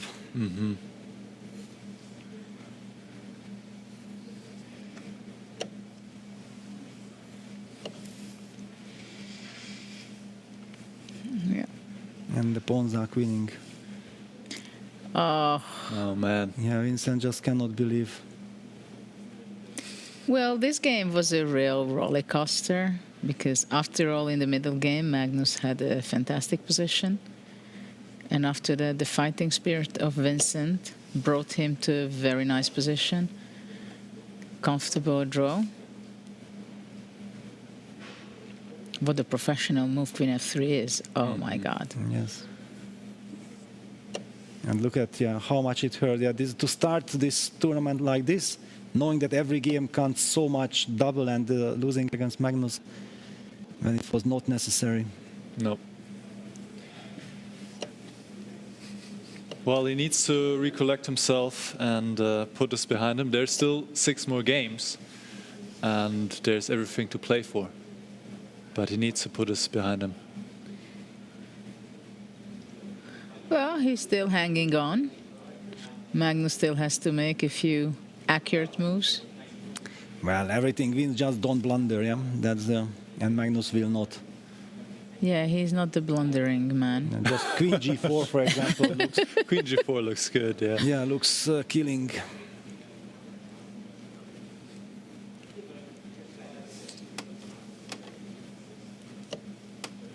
G2 even. Calculated it. All the way till the end, yeah. Queen H3 and then Queen G3. That's it. Wow. What a win by Magnus. That there is one game still running. Still running, yes. Between Ray Robson and Sam Savian. We're seeing it here. It is an endgame. White is down in exchange. Black has the rook against the bishop, but white has a pawn, and there seems to be a fortress where black cannot make progress. So it should be a draw, but Savian will try everything he can, and he should, because maybe somehow you can try to squeeze out a win still. But yeah, the pawn on c6 is always vulnerable, yes? So that's why white relies on this bishop on e4, and the king just moves away, king d3. So the black king is not able to activate itself. Yes. And then it's impossible to see progress. The 2 last-minute replacements, yeah?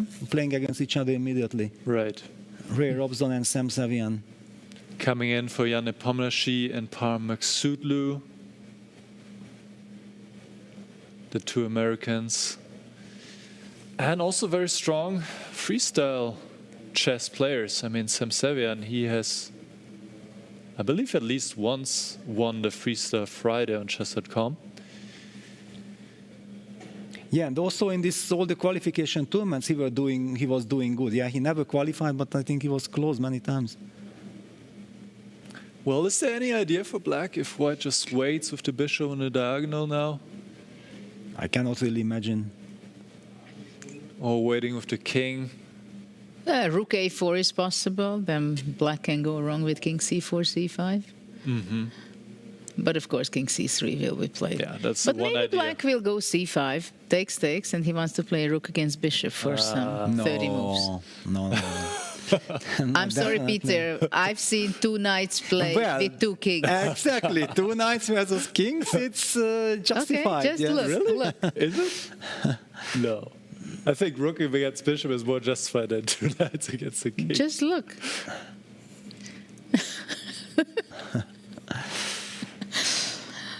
They will say, why not? Well, just to point out for the viewers, this is an elementary draw. There's not really much that can go wrong for white.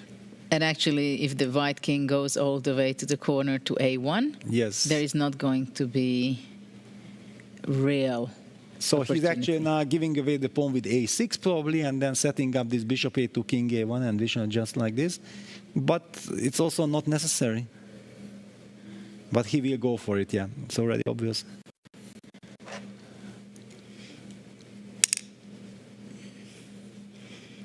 Bishop a2. They will play until the stalemate. Well, or Sam will now try to go back and forth a little bit to tease the nerves of Ray, but There's just nothing to be afraid of. Just don't see ghosts, and that's it. Bishop b1. Yeah, it feels scary still, even if you know it's a draw. Yes. Yeah, it somehow one gets the feeling like, really, this is the safest way. Yeah, but yeah, it's a dead draw. Of course, just relying on bishop a2, bishop b1. Yes.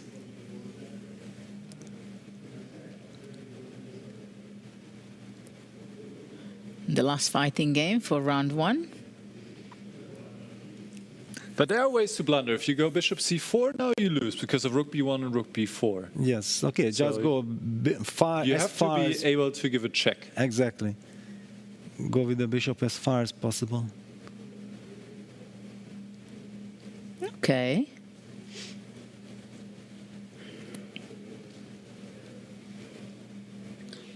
Still trying to provoke bishop c4 blunder. Yes. But Ray will not do it. Rook f5 would have been a good blunder, because actually the game is still a draw with bishop g6. Yeah, of course. It's the most professional way of finishing the game, right? Just eliminating all the pieces. Bishop e6, only move. Only move. But not a difficult one. No, I'm not saying it's difficult, but time is ticking. You have seconds left.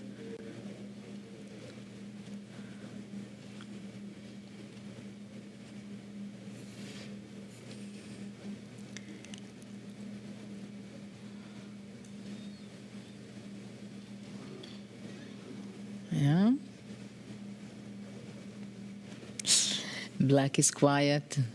It just went under 2 minutes again. While Robson is 25 seconds. He's serious about it. He knows that he has to be careful.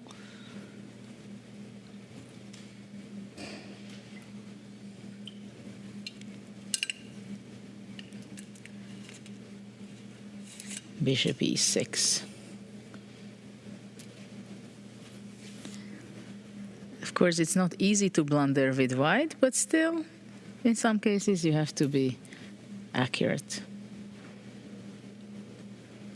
So do we run out with king a3? Yes. But then the question, why did we run into the corner in the first place? Yeah, I never really understand actually why one needs to run to the corner. It's absolutely not necessary. You can just stay in the center, and but that's what you are taught as a kid, yeah, that rook versus bishop, even if you go to the corner and of course go to the right corner, yeah, always the opposite colored corner is the safe corner or the correct corner, otherwise you just lose. Well, also the other corner I think is fine unless you get boxed in. Yes, but then you might get boxed in. Yes, yes. But even that is, I mean, even the other corner is fine. Robson is very consistent.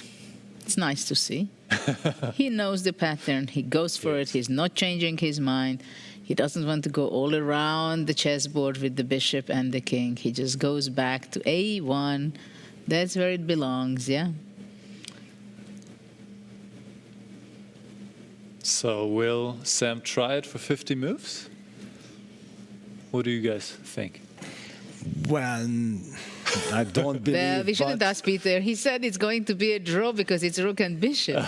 And we are reaching, what, 20 moves already or more? For sure, probably more already. All right, so once again, bishop d3 would be losing, but just move the bishop to g6, e4, h7, and you're fine. h7, yes. Sam was making his move like, okay, now, rook e2. Yes. Finally, I could make this move. Of course, sometimes the only way to make progress with your body language, yeah, the way how you move, that, you blundered, no? It's to I mean, actually, the opponent. if we wouldn't see what kind of position they're playing out, just by the body language, I would think that maybe it's a very complicated middle game position to make some very important decisions. Don't you think so? The Absolutely. way Sam sits Sam there, is very like determined, very that the fighting spirit. Yes, Sam is sitting there like there's so much to play for, right? And you rarely have this opportunity when whatever you do, whatever you blunder, you cannot lose. Yes. That's nice.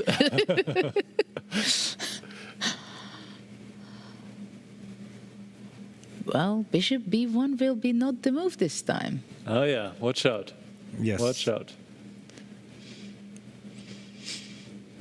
But Ray, he's staying very focused, very concentrated, quite like that.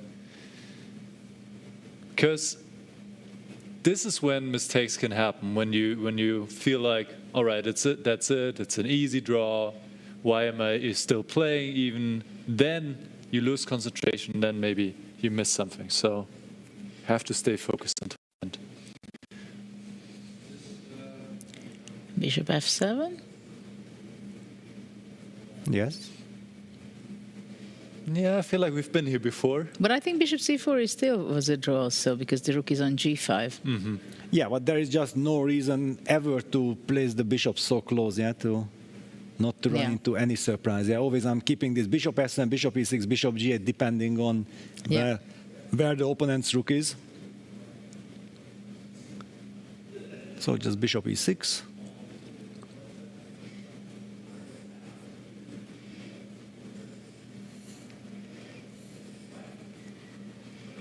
Yeah, there are not a whole lot of ideas Black can try. Maybe Sam is keeping track which squares the rook touched, and he wants to touch every single square on the board before agreeing to a draw. Well, that would take too long, right? 64 squares, 50 move rule. Well, I think we also have now, because we already discussed enough of this game and nothing is really happening, bishop f7.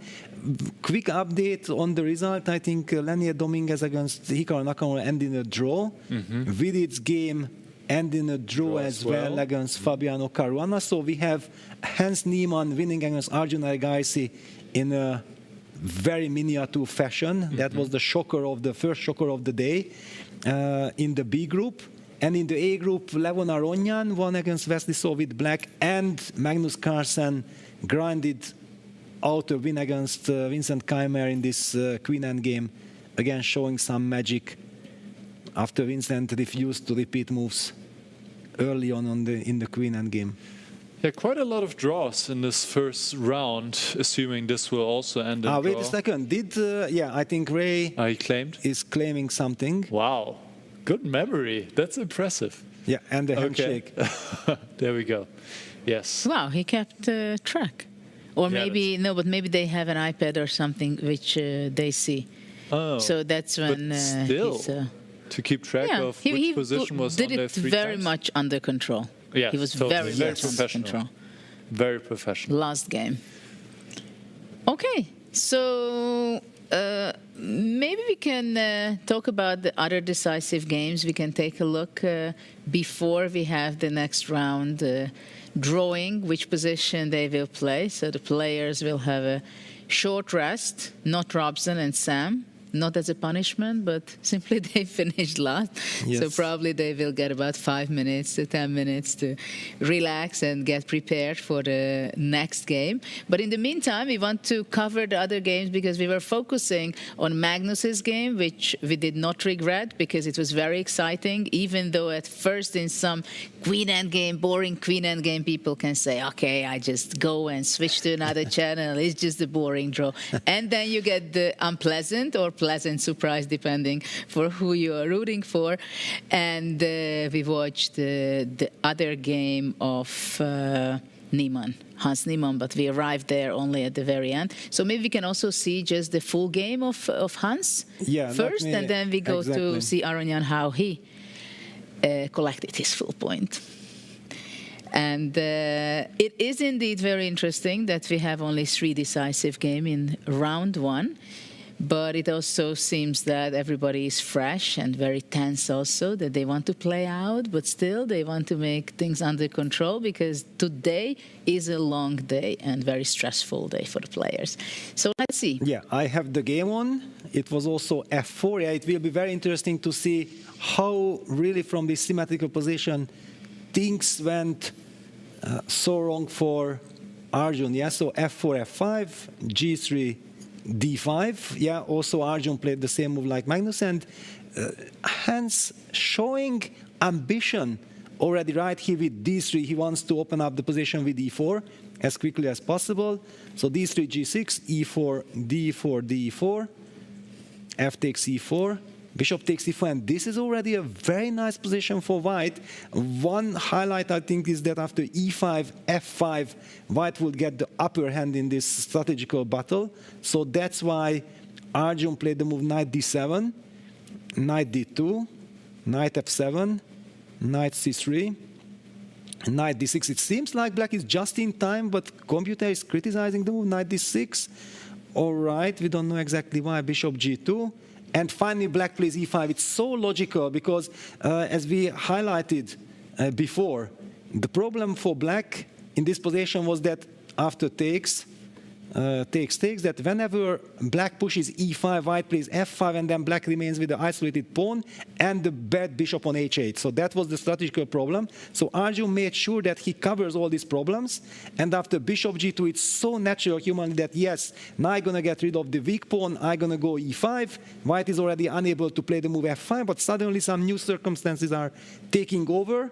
And how did Hans use this with an energetic knight d4, using the fact that after e takes f4, knight takes d6 check, there is a pin along the e file, so black will not be able to capture with the queen. So that's why Arjun captured on e4 first, takes. Okay. Criticized by computer, but it's the logical move. And e takes f4 is kind of the losing move because of the fantastic knight c. Judith, this is now your territory, knight c5, a beautiful tactical shot. What do you make of this? It's beautiful. I mean, we see, for example, what it caught my eyes, that look at that bishop on g2, it's just 3 times as powerful than it would be on h1, right? So it came out to e4, it went back to g2. So later on, bishop h3 can be the killer, and that was the final move. Knight c5, of course, when the knight is jumping around, that's why knight is my favorite, because it can always give you a shock and heart attack, and this is what happened here also, I believe, because the back rank is not safe for black. Yes, so he tried with f3 to limit the damage. Yeah, and then it was takes and bishop h3. Worse. But yeah, it made things just worse. And this is where we tuned in. We have seen the castles business. Just one more time to highlight, in freestyle chess, this, you have to be so alert. Yeah, this is how Vincent got into trouble in the first place against Magnus, and also here it cost Arjun the game. So just a very quick question after knight c5. What would have happened if Arjun takes on c5? Then we just take on c5, right? Mm-hmm. And this is bishop the problem, just to highlight. Yeah, and now, after rook d1? Now we are hitting the queen. So if black takes and tries to win the bishop, then we checkmate. And after queen f7? Yes, okay, first let me just show this final checkmate. Yeah, with queen e8 check. Yes, and instead of queen takes c5, if black plays queen f7. I thought I see the killer move, but then I found out that bishop d5 and then queen d8 back, yeah? But queen d8, so yeah, let's just show this. Bishop d5, queen e8 check, looks like it's a checkmate, but suddenly there's the cold shower, queen d8 protecting. What? That's the winning move, right? Just bishop h3? Or bishop h3 first and then? Bishop h3 check. But rook d1 also looks good, because and rook just d8, castles, yeah? Yeah. Yes. One more time. This must be it. One more time, the castles. King. Ah, yes, sorry. Yes. And rook d8 checkmate is coming, yeah. This boxed in rook. Whoever castles, when things bishop are opening f6, up. we shouldn't give up. Right? Rook d7. Rook d7, then I will be happy to give up. I think that's the end, yeah. I don't want to look at that longer for black, yeah. So basically it's one tempo. This is what freestyle is. Because after knight c5, takes, queen f7, if we just go back few moves. After knight c5, yes, bishop c5, oops, rook takes, knight takes c5, knight takes c5, takes, rook e1, takes, queen f7. And if after queen f7, black to move, rook to d8, black is better. Yeah, black is perfectly fine, yeah. So always these things are opening up. If you are the one who has the chance to castle first, you might just win the game. Yeah, this is extremely important to keep in mind whenever you play freestyle. Before the drawing of the next round, we have only 1-2 minutes, but in the meantime, we can maybe quickly check on Aronyan. How did he win his first game against his countryman, Wesley So? The super solid Wesley So, yeah? It's... Yeah, what has happened over there? Same starting position, of course, f4, as everybody did in this round. Everybody was so worried about their bishops in g1 and h1. Yeah, this is the professional way of keeping the symmetry. You feel like, okay, nothing can really go wrong. I don't think you can.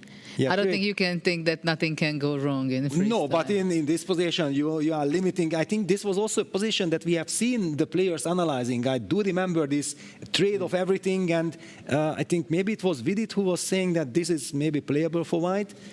And it certainly looks like white has some kind of an initiative.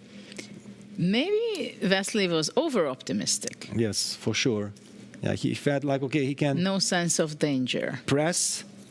Knight h6, g4, also a very ambitious move. Actually, we should not be fooled by the result. Who knows, maybe Wesley was outplaying Levon in the first part of the game, and because it certainly looks like white is building up some pressure, and Wesley is extremely good at this. So what really happened here? Yeah, look at this.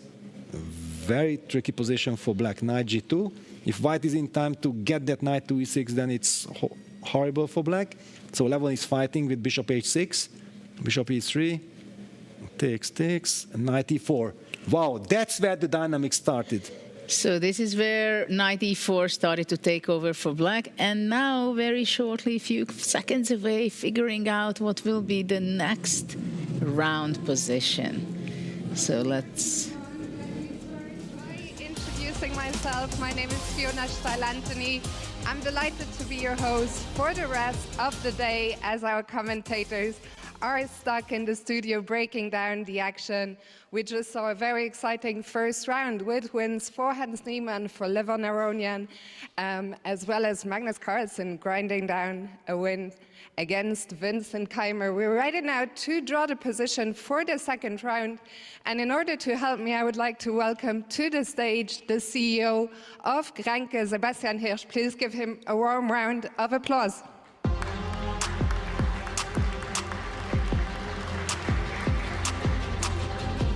Ready?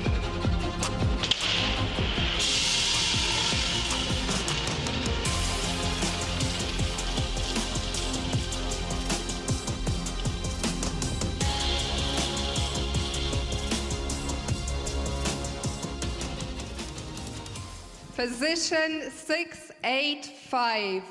Position 685. And Sebastian, let me ask you, as the CEO of Grenke, you have supported chess for so long, and your tournament in Karlsruhe was part of the tour this year. What does it mean to you, and what are your first impressions of Vegas here?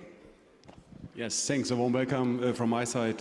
Thanks for making it happen here in Vegas. Thanks also to the audience and to all the players. And for Grenke, it means a lot, especially we combine the freestyle this year with our Grenke Open with more than 3,000 players. And it is an amazing sport, a great opportunity to bring that sport to everyone in the world. And thanks for making that happen here in Vegas. Well, thank you very much for what you do, and please enjoy the rest of the day. To our audience, the players will have 10 minutes now to prepare, so please enjoy the rest of your day.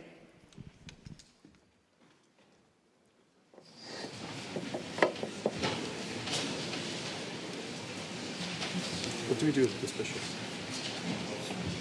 I was thinking maybe, you know, if you take bishop, queen 6.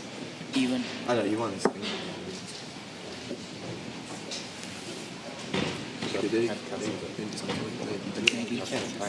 It's interesting. E4 is interesting. Maybe not d3 first, and then c4. No, g2 is f6. Oh, sorry, g2. But okay, maybe it's not clear. f6. f6 e4. Oh, but knight c5 because I also have bishop g4. I don't know, maybe. Yeah, it's not a big deal. But maybe e5. Also, instead of b4, we can also play a4, right? The a5? No, I can't. I mean, Oh, if we can get this bishop. Yeah, I think this one. but why do you get this? Let's just go back and see after b4. What else is there? Let's play some. Yeah. e5. e5 or a5? No, I don't understand what you're doing with this before a4. Aren't you just weakening your position? I'll just get the center. You want the bishop e7 position? Yeah, exactly. I don't like this before a4. So why don't we take the center next? b4. Maybe b4, f5, f4? Ah, maybe it's very logical. b4, f6, f4. Let's say b6.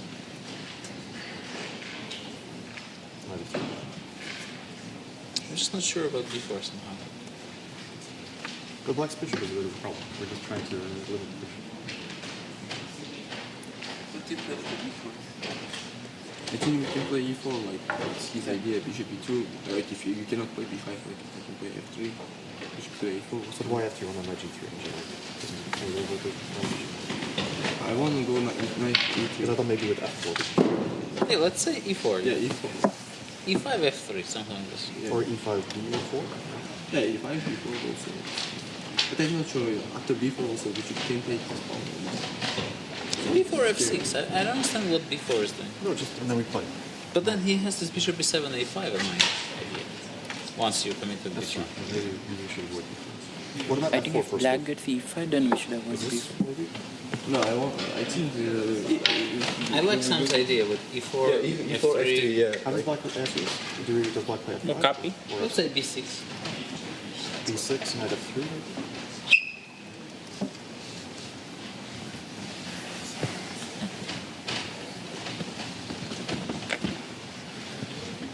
b5. b5 and b6. Okay, so b3.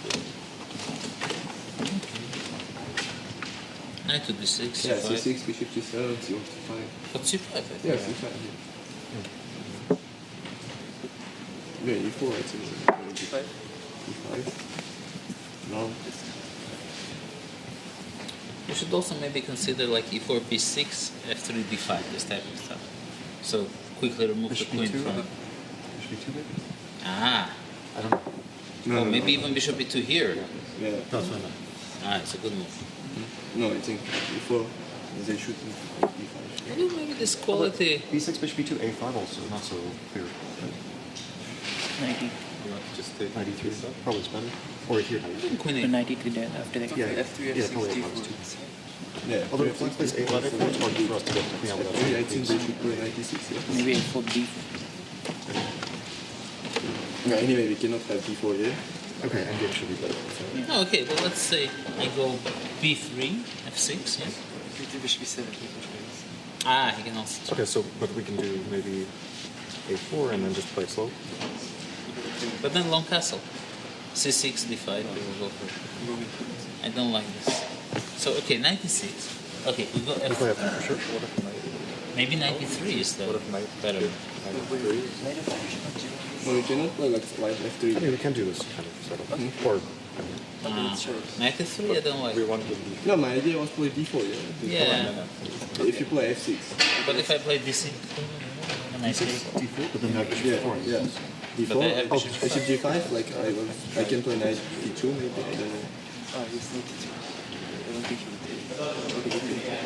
Okay, knight d2, I have just. But why I don't need we only play one move naturally? and- Why don't we try like natural? b4, f6. Yeah, let's say f3. We try some bishop d7, threatening a5. Takes and then d4. Wait. Bishop d7, threatening a5. Ah, I like that. Nice. Okay, but so what? But like, this and this is a big threat, yeah? I would assume.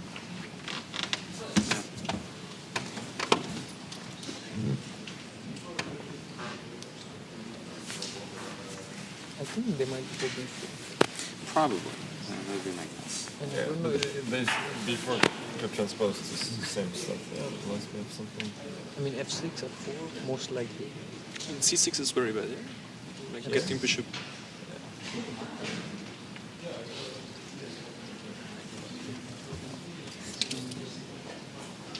It was just b4, e4, right? Those are the only two moves? There's nothing else? F3. Yeah, after it's going to transpose, yeah, it's going to be the same thing. There's no chance. There's one a4 as well. First move. Then we can play a5. Yeah. I also think it's rather solid. There's no knight to b5. So. But this is tricky. I feel first move b4 more likely. Stopping e5. Okay, but we can get this. Yeah, but you can still get the same thing with f6. Okay, at least in this case, you know, the rook is not coming this way. So then maybe this is more feasible.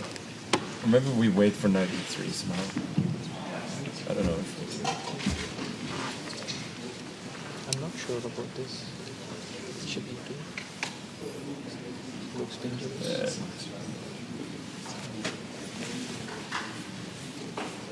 Yeah, knight d6, bishop c5. So what's that?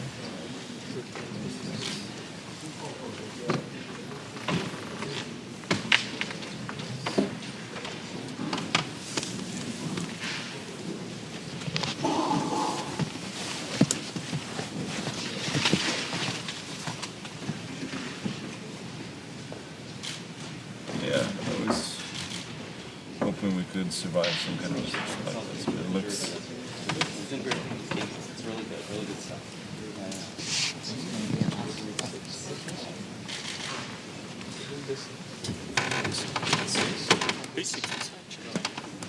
This I don't think we might.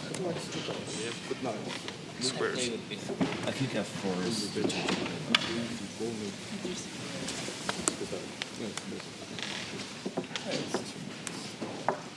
And do we start here or F3?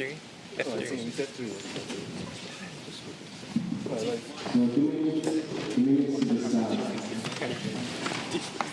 also looks ridiculous. Huh?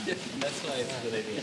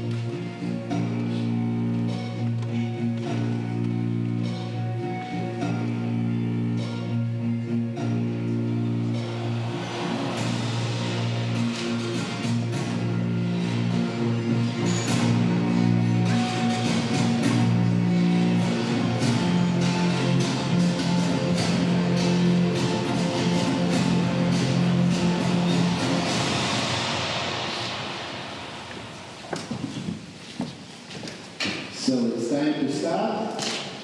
Dear players, you can start round 2. We had only 3 decisive games in round 1, and now we are kicking off with round 2. After the discussions, it seems again the players have came to the same conclusion. We see 1d4 in this group, and only on board 4, Pragnananda is still hesitating. How should he be playing and starting with his opponent, Bibisara Asaebayeva?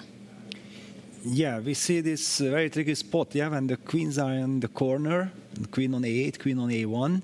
Very tricky. Magnus immediately tries to activate it with b5, a move that my computer actually criticized, but I'm always very careful about judging any of these moves. b5 made perfect sense, and I also love Levon's reaction, f3, closing down the long diagonal and setting up the idea of occupying the center with e2, e4, which would be lovely for white. So are we going to see the move f5, which was the move by Abdusatulov against d4, f5? And there we go. For example, in the Vesely or Abdusatulov game, they have a transposition. So if Magnus would now play the move f5, which is logical, then we might get, yeah, and it's on the board. Yeah, we have very similar positions in all three boards. We are one move away that if Keimer also plays b5, then on three boards we have the same position. Interesting situation, and we tend to see more and more occasions like that, that somehow the players are relying on each other's thoughts, and they somehow want to be on the safe side. And I want to point out that Magnus got again the black pieces. And it's not that it can be such a very strong influence in freestyle that you play with the black pieces, but still, psychologically, it's not necessarily a positive thing. And the two winners of first round we are seeing between Levon Aronyan and Magnus Well, you know Carlsen. whom it is to blame that he got the double black. It was me. Because during yesterday's dinner, suddenly Holly with Tanya came to me that, Peter, you have to pick a card. And I didn't know what to do. I just picked the center card, and it was Magnus. And then I thought that, wow, I was very clever, very smart. I chose Magnus, right? And then they told me, you chose Magnus double black. I said, oh, sorry. It wasn't intended. But okay, Magnus won the first game, and I think when you win the first game with black, then actually you don't care. Then you think like, wow, it was very nice that I have the double blacks, because you get the energy that, yes, I won Vaikanzi in 2005 with a double black as well, and when I got the double blacks, then Arshak told me, you know, Kasparov won in Vaikanzi in 2001 with double blacks. Yeah, you always kind of try to think of something that comforts Positive. you. Yes. Yeah. Well, it comforts Magnus a lot, I think, that he won the first game in that equal draw queen endgame very much, so he can move on with full of energy. He warmed up already for the rest of the day. What do you think about checking on the other group? Exactly. Just to see how those players decided. Is it also on the same track that d4 is the most convenient move in the first move? And it seems like it. Apart from Robson Niemann, all the rest was also playing d4 because the d4 pawn is standing there. That's the only reason I would be suggesting that. Yeah, for example, Caruana Dominguez, it's very much a game from the A group. Right? It's the same structure, same position on move 3, and Lenny is taking his time. Vincent played the move knight d6 here. That was kind of a surprise. Magnus went knight f6. We also see Hikaru placing the knight on d6 under slightly, well, actually very much in the very similar spirit. So we don't know if the players did discuss this knight d6 idea, or both Vincent and Hikaru came up with this idea over the board themselves. And there is the move by Vidit, bishop to d5, a lovely strategical move. Yeah, just trying to control everything. Black is trying to play e7, e6 with the bishop already activated out. It's a lovely move. The big question: will we have time to get that? Well, he's prepared with his bishop, having his queen on a8, knight on f6, pawn on f5. Kind of he's prepared to stop e4 opportunities for white, right? The bishop on d1 basically is not very well placed there. So maybe b3 with the plan of playing c4 Yes. to push back the bishop. So that's the only question. And if white will be able to push back the bishop, then suddenly it can be a very dangerous position for black. So this is a big question, whether can black stop c4, or it seems to me very dangerous for black. Yeah, well, b3 is also a very ambitious move. Yeah, it's typical Arjun. And knowing that he lost the first game, he is burning for revenge. He knows that in order to qualify, he needs to start winning. He starts to want to come back, and he wants to be energetic. and BC fits very much into this concept. So which game you want to pick from this group, or should we go back for the Levon and Magnus game? Yeah, I think that they both won their game, and with the black pieces they deserve to be covered once again. And whoever wins this game, for example, makes a giant step forward of qualifying. From the group stage, I already have the game on, but it would be probably very nice to get access to Niklas's thoughts, because probably, Niklas, you have some things to share with us from the starting position, or? Sure, absolutely. Yeah, interestingly, according to a computer, d4 was actually not one of the top 4 choices even, but the move makes a lot of sense. And just to point out, the computer want to see e4, which Robson played. All the other games, I believe, went d4 in the first move, and most of the players here either went f5 or b5 in one order or another. The computer points out a very interesting idea, but these are the kind of gambits where it's very difficult to evaluate as a player. Can you do this? Should you do this? But here, computer says this is quite interesting to play like this: f6, and if e takes f6, you bring the bishop out. The bishop is beautiful on this diagonal. The queen is maybe having some difficulties. Guys, to come out. What comes to mind? The Nepo gambit. The Nepo gambit. He already sacrificed the pawn, and then everybody was blaming him. Why do you suggest us such sacrifices? Yeah. It is so difficult to evaluate whether the gambit is good or bad. Is it playable? And here it seems to be quite playable. So, in fact, the computer is criticizing Magnus's choice going b5, maybe also saying maybe to just play b6 would be interesting. But I think it is very logical play. And now, if we go forward a little bit, yes, white has a bit of an advantage, but it seems Aronia did not play the most accurate. And by move 10, it looks like Magnus is taking over, honestly. Let's get there. Looks like a good dodge. Seems like it was a mistake. And the knights were traded. And bishop e6, slowly preparing to get the king over.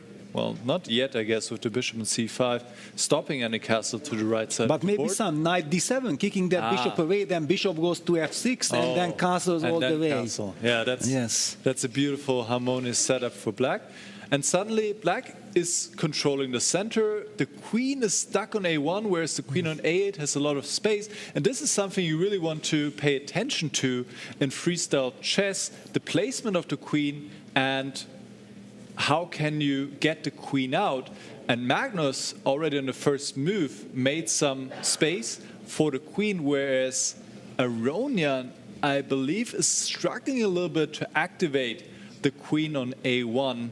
And this is maybe why here already the computer is preferring the black position. It seems also easier play now for black, as you pointed out, Peter. Knight d7, bring the bishop to f6, castle, and you have a very harmonious setup here. So looking good for Magnus so far, Judith. Absolutely. I'm just wondering that how did Magnus do this? That just after a few moves, it seems so obvious that black made a better strategy. And really the queen from a8, in a second we're going to see it on c6. And a5, b5, e5, f5. Black has such an incredible space advantage. And that queen on a1 does not look good. Yes. To my eye, it's really disturbing. You know what was very interesting, because I was doing the comment in the Grenke tournament, and of course the stunning 9 out of 9 of Magnus was of course phenomenal, but what was even more impressive for me was that when he came to the studio and then I asked him some question, and then against his game against Parham, he highlighted one move that I believe everybody would have thought that that was a good move from Parham, and Magnus said that, you know, I know that such moves are too weakening. And then I understood that Magnus is in a completely different planet. He already sees, feels all these kind of structures that we are still unable to see with perfect vision. And this is the feeling I'm getting here as well, that how did he get this pawn to e5? He did not push e5. He played d6, knight d7, and then played e5. Everything with perfect harmony. Incredible. By the way, he's not 9 out of 9, he's not 10 out of 10, right? From his last 10 games in in freestyle. What a streak.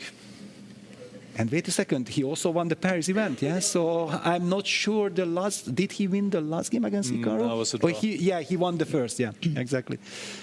So queen on c6 after castling to the right side.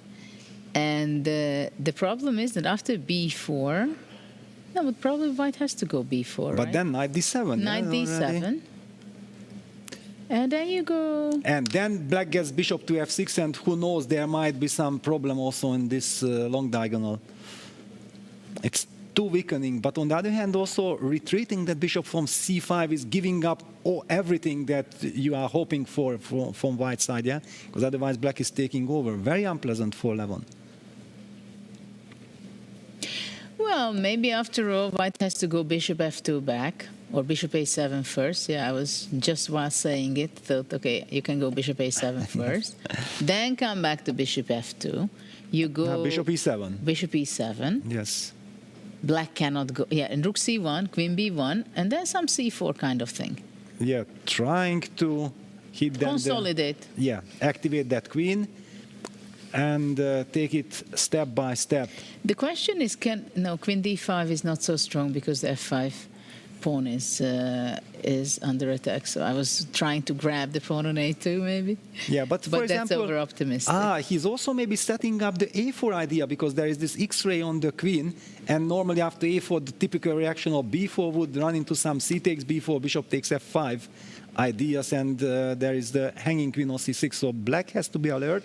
A very smart little move, and I hate the computer when it criticizes a move that humanly makes so much sense. And I think Levon is probably quite happy that he came up with this idea. Magnus ignores it. He just castles, sticks to the plan, and a4 on the board. a4. Look at that, rook d8. Rook d8, but wait a second. Wait a second, not just the evil bar, but a takes b5 is a tempo. We are destroying the pawn structure. Are we able to take ab? What is Magnus? Well, a b5, queen b5. Okay, but thank you very much.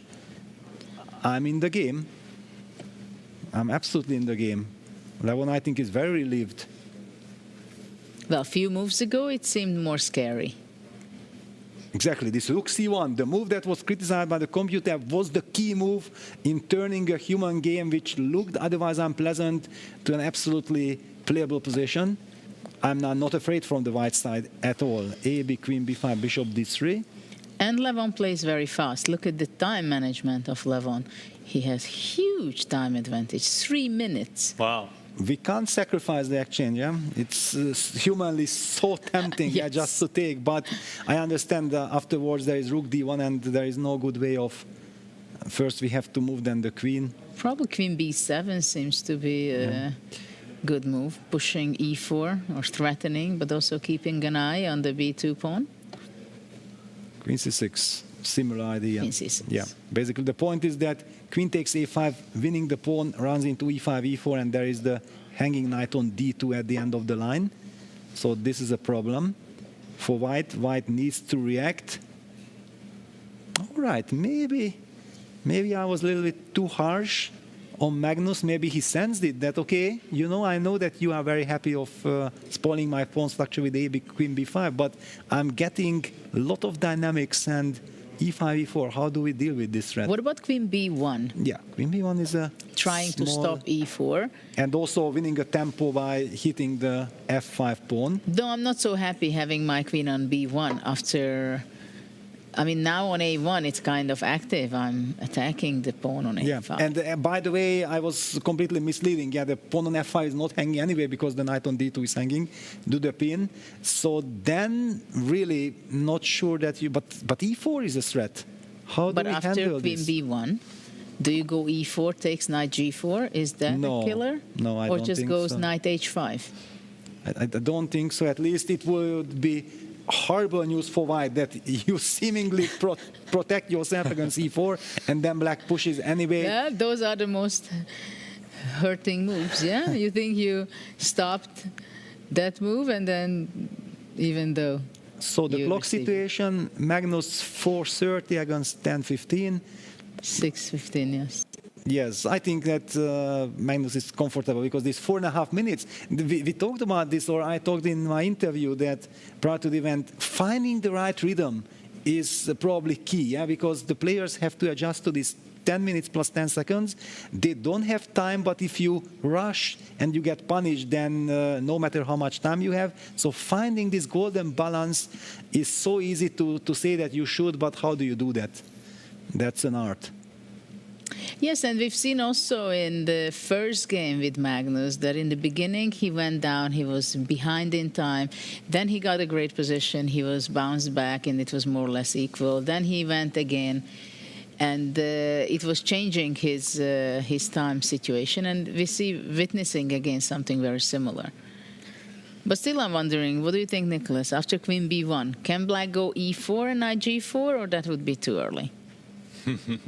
These ideas are definitely in the position here. So Queen B1 to stop E4, and now you're saying still go E4, sacrificing a pawn, then go for Knight G4, and your intuition is spot on. This is definitely possible. Is it the strongest? Probably not. White can maybe take on F5 and hope to survive the storm after bishop D5, E4. This can be quite messy, but Black doesn't have to sacrifice a pawn. Just a simple bishop C5, trade the bishops on the diagonal, and then try to exploit the weakened dark squares. Seems to be a good move, and Black is doing quite well.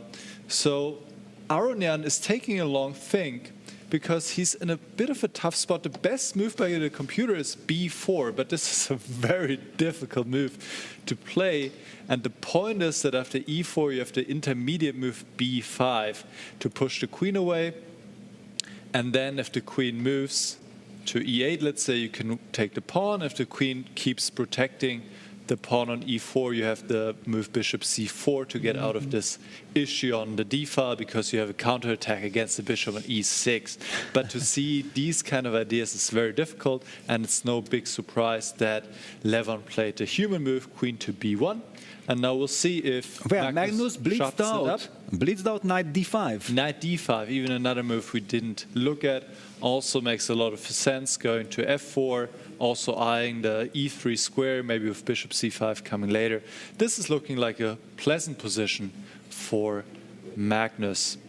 And I saw another game which is quite interesting, maybe we can hop there. It's a game between Sam Savian and Hikaru Nakamura, which is looking very messy, and last time I checked, it was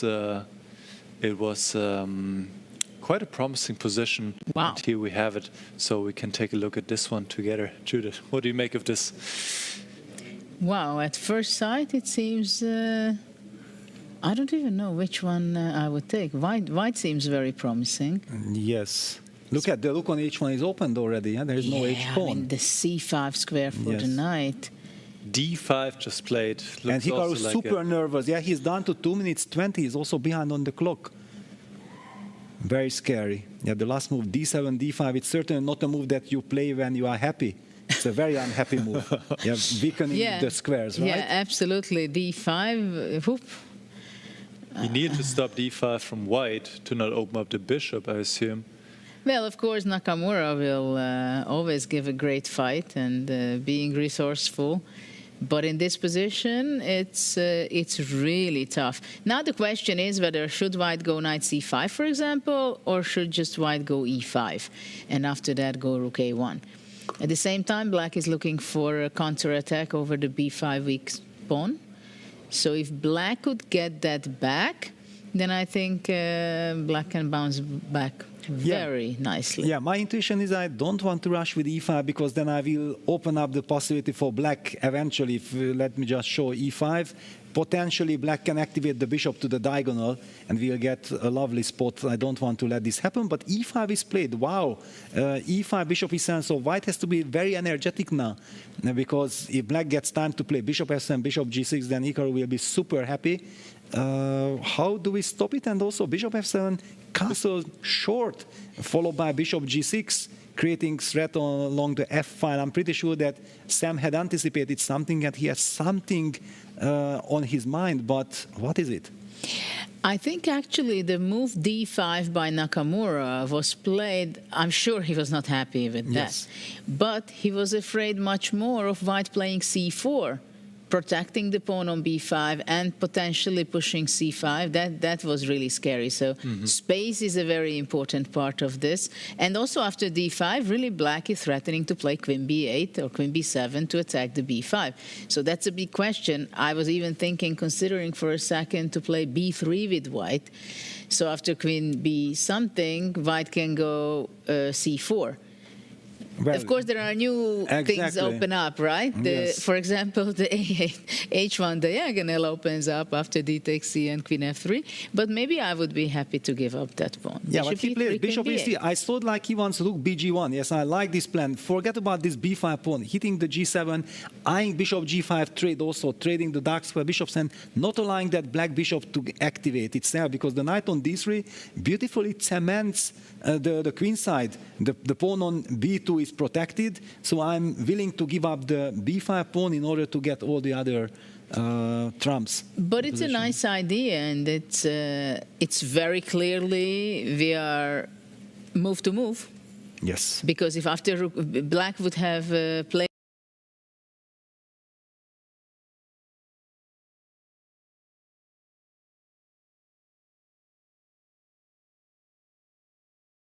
bg1 looks so much more natural, not just the knight on d3 takes care of everything on the b file, and Hikaru is fighting back. Also the clock situation changed dramatically. Suddenly Hikaru is up a minute and Sevian is in the danger zone with 120.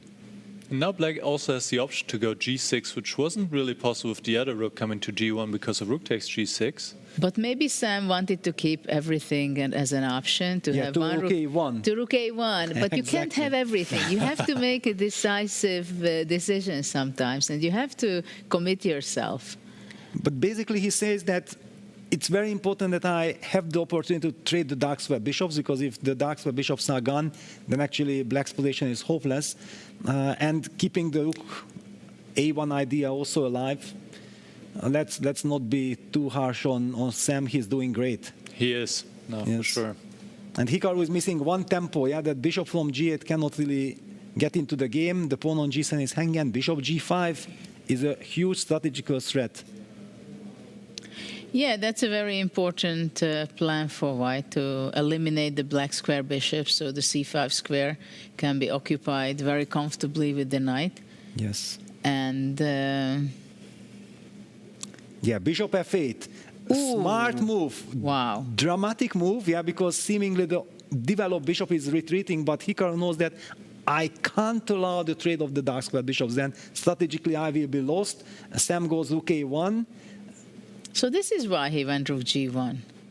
Bishop f8, what an amazing move. Yeah, bishop f8 iron nerves is double exclam, and that's why I think that human input is very important also in the comment. h6 again. Yes, forget about the a7 pawn. Hikaru is trying to first of all activate his bishop. If that bishop lands on f5, we are very happy to sacrificing that pawn on a7. It's not that pawn that matters, the bishop activity. But actually, bishop h7 probably is already definitely a plan of Hikaru, because even giving up the e6 pawn, maybe it's not so deadly. I'm not sure. Bishop takes d3 and the b2 can be attacked. Yeah, and also first now white has to, white picks up the a7 pawn, which means that the e6 pawn won't be hanging. Bishop h7 blitzed out. And I was not happy with queen h7. Yeah, I understand you. I perfectly understand you. But I'm just so happy that we witnessed this moment. Yeah, Hikaru with this stunning bishop f8, and it's double exclam. It's double Absolutely. Exclam. Amazing move. What a practical chance. And it's a game changer. Yeah, we also see another evil bar that things are getting out of control, which we kind of felt after bishop f8, h6, that black will be fighting back. And you were spot on saying that as long as the queen is on a6, the pawn on e6 is hanging. It was more vulnerable. Yes. And now the bishop on f5. I mean, what a change, having the bishop from g8 to f5. I think generally we would be ready to give more than one pawn for that. For sure. Anything for that active bishop. And this is now Caro-Kann bishop. It's not the French bishop anymore. Yeah, the bishop is alive. Also, when black will hit on b2, of course, now white is threatening to play knight e6. The idea with knight f4 is also that after bishop f5, is white planning to play knight g6? Does he have time to play knight g6 at all? There are already a lot of tactical possibilities here, potentially. Well, the question is it so dangerous for black? Bishop f5? No, he goes queen a7 first. And king d7. And king d7. Very good decision. Yes. Yes, because knight g6, then he won a tempo. Very important tempo. Very important. He can just take and take on b2. There's a huge moment right now, and it has happened. We got to go back to Aroning against Carlsen, because Magnus Carlsen has just sacrificed his queen. Move of the day so far. So I want to show this. Wow. Let's just go there. So what happened was, let's just take it back. This position, rook trade, rook f1, and now Magnus took the bishop on d3, sacrificing the queen, double exclam, rook takes, and now there's a threat to take the bishop and give checkmate on the back rank. So this is the current position Aronian is thinking, but his position is lost. He needs to defend against this threat. But if he goes knight f3, black moves the pawn forward to d2, and this pawn you cannot keep it alive.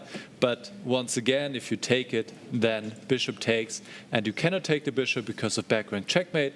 But if you defend against it, whatever way, black has two bishops, the rook, plus a passed pawn on the a file. So this is game over. Beautiful combination by Magnus. We have d2 on the board. D2 on the board, and Magnus coming in strong with what looks like the second black win for him in a row, and having then, of course, great chance to qualify for the next stage.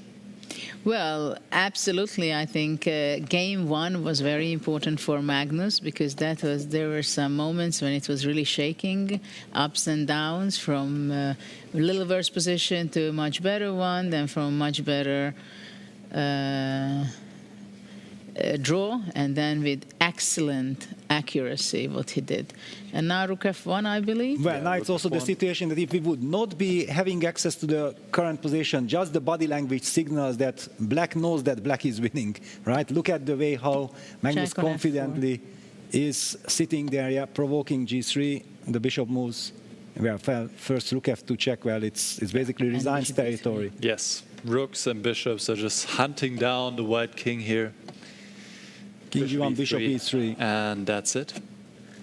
That will be a handshake. Very convincing play by Magnus. Queen a3, Levon plays.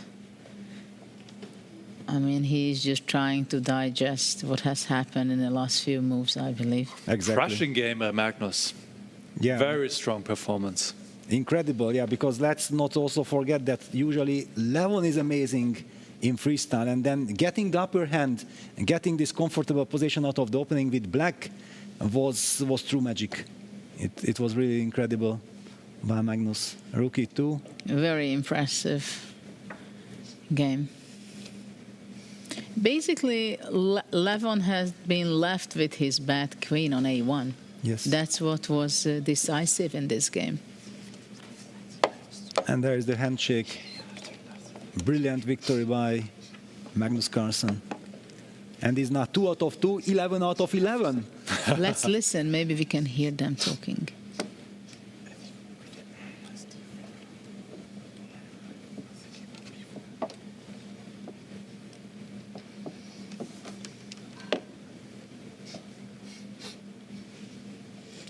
Well, Levon is kind of destroyed in this game, because actually he was just smashed.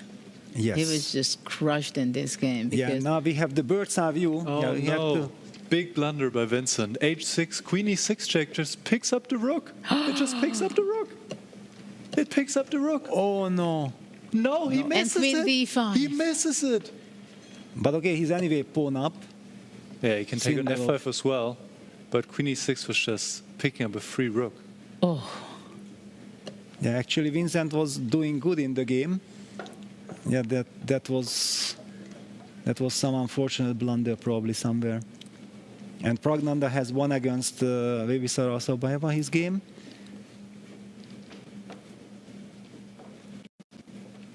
Yeah, Sindarov still being up 2 pawns here should convert this, but there is some hope for Vincent, for whom a second loss would be really bad news, obviously. Well, there is some counter chance on the weak e3 pawn, but it's difficult. Well, now queen b8 had to be played, so exactly. So 2 pawns down. Rook d7 runs into queen b5 check. That's a trap. The other way around. Yes. It looks like rook d7 wins the game, but actually it loses the game on the spot. Yeah, h3, very professional. Very professional move, just to be in time. Whenever it's needed, he goes king g1, king h2 to safety. Yeah, these are the moves that in time trouble you have to make, and you know that if I get the safety, then there is no way I'm not going to win this. Black has this vulnerable pawn on e4. The queen on g6 is a monster queen, targeting the rook on e8 and eyeing the e4 pawn, so Black's queen cannot move from b8. It's a hopeless situation. And king g1, just continuing the plan. But he can take on b3 now? Oh, it's also losing. Takes on e8. Yeah, and also takes the king e4 h2. pawn is dropping. Yes. Rook c8. Trying to hang on, gives up the pawn on e4, while the b3 is hanging as well. But still 2 pawns up. And Sindarov takes the pawn, queen b3, rook b1. But yeah, basically this is very one-sided. Can't we maybe have a bird's eye view to see if, for example, what's going on in Wesley saw Hans Niemann? No, Wesley saw against Nordebeck. Yes. Nordebeck, yes. Because Wesley also lost the first game. Okay, here, yeah, Vincent is in a hopeless situation. Yes. So this is Group B. We see Nakamura actually now being better, being up a pawn with the bishop pair, looking good. Kawana against Dominguez seems to be equal. It's a knight endgame. This is probably heading towards a draw. And then we see Arjun winning against Vidit. The attack on the back rank should mean game over very soon. And Robson being better against Niemann in an endgame, being a pawn up, Vidit just resigning. Big comeback win for Arjun. Yeah, after that very painful, quick loss, he won against his countryman with it. Yeah, and Wesley in a lot of trouble. Yeah, but now we are covering this section. So Hikaru, yeah, we have seen the game of Hikaru at the beginning, and we I'm still in fight for the move of the day. This bishop f8, for me personally, equals out Magnus's incredible queen sacrifice, but we are different. It will be very interesting to see if we'll come to a conclusion. Which game to pick? And well, basically Nakamura is going to win, right? It looks like he has a pawn up, bishop pairs up, and the king activity. So basically, there is not much hope for white. Kawana just claiming a draw against Dominguez. Second draw for both of them. Yeah, it's a rock solid position. Yeah, so probably let's go to Niemann, yeah? Ray Robson against Hans Niemann. But suddenly there was a pawn blunder, or what has happened? Because yeah, things are getting out of control. Pawn, I think, to get the king active, but Black should have enough play with the f-pawn. Knight h3, what a resource, yeah. Threatening knight take g5, and also after king f6, f4, f3. So white will sacrifice the bishop and try to go after the h7 pawn. Oh, that seems risky. But black can also capture on g5 first. That's the problem, that he goes knight g5 first. He goes for it. Exactly, and look at this. This is looking good for black because there is knight takes g5. Black is suddenly better. What is he doing? Oh, no. No, but knight takes g5. King h6. Knight burning e4. all bridges. And look at Niemann. He has 3 minutes 40 on the clock. Can you believe it? Yeah, unbelievable. He is pushing always on the clock. Yeah, and Robson is going down on time. Oh, 1 second. He made that move with 1 second on the clock. But he goes now knight e4 and knight c5. Ooh, that's a strong idea. Yeah, knight Blocking out e4. the bishop. Yeah. But maybe I can still come around via c7, g3. Yeah, but anyway, f3, knight e4, I collect the piece Yeah, exactly. No, with many tempos. This is easily winning. And Hans knows it, that this is my game. Well, he was pawned down in an Okay, endgame. now, Yes. now he thinks that it's my game. Of course. I don't know what has happened before. Only a few moves ago, when it seemed like that he has a pawn down endgame, and suddenly he has an extra pawn. And 3 minutes still to figure it out. He goes knight e4. The right move. Yeah. I'm curious after king h7 if he goes knight c5. You can also go f3, g5. Different moves. Well, after f3, maybe it's yeah, you have to go anyway, bishop e3, right? Bishop Yes, e3, you have to do Because the knight tempo. c5 would be there. f3 was played. Bishop e3. So that's 3 why seconds. He's got to make a move. Bishop Again e3 with is 1 there. second. He played bishop e3. this is Ray's specialty. Yeah, I think g5 seems to be the smartest because black can go f2 anytime. He can wait until king g6, king f5 comes. g5 is actually the only winning move now. yeah. G5 Well, is you the have to only save winning move. the g pawn. Yeah, because only the h pawn can save white. And make sure that you push g5, g4, and then f2 And there we go. on the board. He found it. Heartbreak for Ray.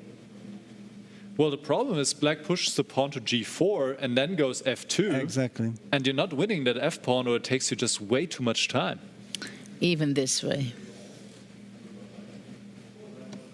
Yeah, king f5, f2, and takes, and it will take way too much time to play king f4, king g3, targeting the g4 pawn. Then black will already get access to taking on a5 and going with his own king against the c2 pawn. Exactly. Takes king g3, knight goes to... the simplest is to go knight d1, knight e3 check. Even this, yeah. The sharpest move. But interestingly, only knight d1 and king b4 are winning here. But maybe king b4 King you can just b4 is the calculate. Actually, he's to the going end. to go king b4. Yes, it's Just stylish. calculate it to the end. Yeah. He now has 3 with his minutes. body language, he says, okay, He will king take his b4. time, figure it out. Yes. I'm really impressed with his time management. I mean, he was worse, but as you can see, having this time advantage or putting the pressure on Ray, that really made a difference. And Ray, he was too ambitious. He should have taken a draw. He was better before, but he should have taken a draw, risking too much, invading with the king, and now paying a high price. So He king knows b4, he has time. yes. Yeah, black queens first, and the white pawn reaches And only there we go. h7. And it's on the board, yeah. Didn't take him too long to figure it out. I mean, it is a straightforward line to calculate. And What a Hans Niemann, precise play by Niemann. he's going to win a second game in a row. Looking very good here in Vegas. 2 out of 2. And in the meantime, Sinarov has beaten Vincent Keimer, we should point out. And has Hikaru won already? Yes, Hikaru has also beaten Sam Savian. Huge win for Hikaru after he looked like he was in a lot of trouble. Robson also resigning. Niemann is winning this game. Wow. And we just have one game remaining. Wesley against Abdusattorov, right? Yes, which it looks like Wesley So is saving after he was worse or losing the entire game. Let's see if he can pull it off. Well, so far we have only one draw in this round and 6 decisive games, so Wow. it's not as it was in round 1. Wow, what an end game. Yeah, we can zoom in on the players, I believe, as the moves will come in quickly. It's very difficult to judge, right? That is this a3 pawn queening because White's king is taken care of. And e5 check, wow. That's a surprise. Well, black cannot take it, right? Yes. So now the big question, king e6. King e6, and where is the follow-up? Because b5 always runs into knight c3 check. That's a problem. Look at the nervousness of Abdusattorov as well. Yeah, it just nerves in play. Rook c8 should be played now. I didn't like e5 because this pawn is now quite weak, and maybe black can pick it up with like something like knight c1, knight d3, king b1, and black is better once again here. It's a tricky move because if you go bishop e5, king a2. Oh, that is quite smart. That is quite smart. But yeah, the knight jumps back, knight d4, king a2. But now you king can take. e5. Now you can b5. Was he relying on b5? b5, king King d5. d5, rook b4, king c5. Oh. And the way how Abdusattorov actually picked up that pawn on e5 indicated that he is so happy. I got rid of this e-pawn. But now he needs to move king d6, yes? King d6, yeah, rook take g5. And knight d2, I guess. Knight e2. Still the question is, how can you queen that a-pawn? It's really difficult to do it, but maybe put the knight on c1, then move the bishop away, yeah? Mm-hmm. That's a nice that's one. That's it. But it's not so obvious. Yeah, or Not maybe so. bring the knight to d3 to hit the pawn on b4. He goes knight c2. Yeah, the problem is for white that there is no counterplay. Yeah, the pawns h4, f4 are blocking everything on the king side. Rook b5. Setting up the trap, inviting king c6 blunder due to rook c5 check. Yeah. Yes, That don't will do not that. happen. Knight e3. Knight continues the journey. Probably, if possible, he might just pick up the g2 pawn as well. He does. But does that really have priority here? I don't know, because wonder. rook c4 maybe. Oh, rook c8 and try to push. Rook c8 and then try to push the b pawn. Should give wide enough play Only to save chance. this. Only chance. Wasn't that g2 pawn a poisoned one? I Might believe it not was. really it did far. not have priority. Did not have priority. And white is back in the game. Yeah, because now white might have the chance to go b5 and king b3. Let's get that king out of the corner. Yeah, knight e1, b5. b5. Knight d3 is the plan, or what? But then b6. I'll be also a little bit nervous now with black. This b pawn is going quickly. King Oh, knight d7. d3, rook d8 it was also. Bishop e5. That was his. Bishop e5. That's what he was relying on. Wow, what a trap! And knight f3 No, knight takes capturing that f3. one. So rook c4 was wrong. He should have put the rook to c5. Yeah, but okay, this was Yeah, but very you have to difficult, see bishop yeah. e5 coming. Yes. Rook c8. But the f pawn is probably too strong now. Well, knight d2, rook d4 check. There are all kinds of tricks. Bishop Wow. c7. Nice. Rook Improves d4, the bishop bishop. c4. Settling rook c8. G5. And now what?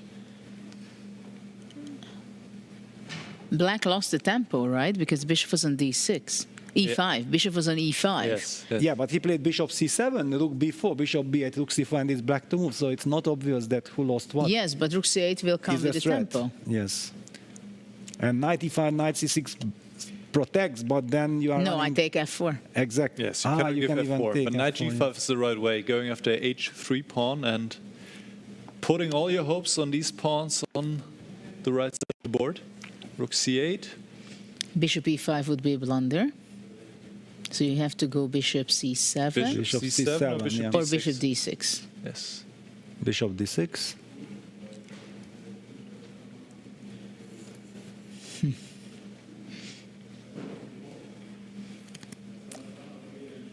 How is this? Yeah, what a fascinating position. So basically after b8, bishop b8, rook b8, knight takes h3. After rook h8, you can play f3, rook F3. takes h4, f2.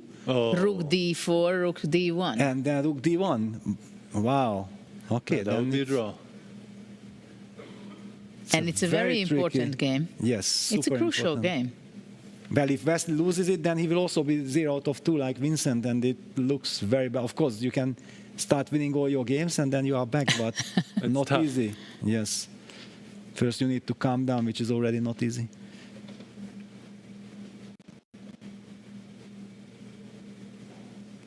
Time is ticking. Yes, 10 9 seconds for Wesley. 9. He goes for the queen. Takes. So now take on h3 or play f3 Or F3. first? Well, maybe then F3. Yes, f3 actually only move. Yes. Play. Because after rook h8, f2. Then F2, yes, and then knight takes h3. We are winning this big tempo. And we keep our h-pawn alive. Wow. Yeah, So the rook king is just f8. too far away.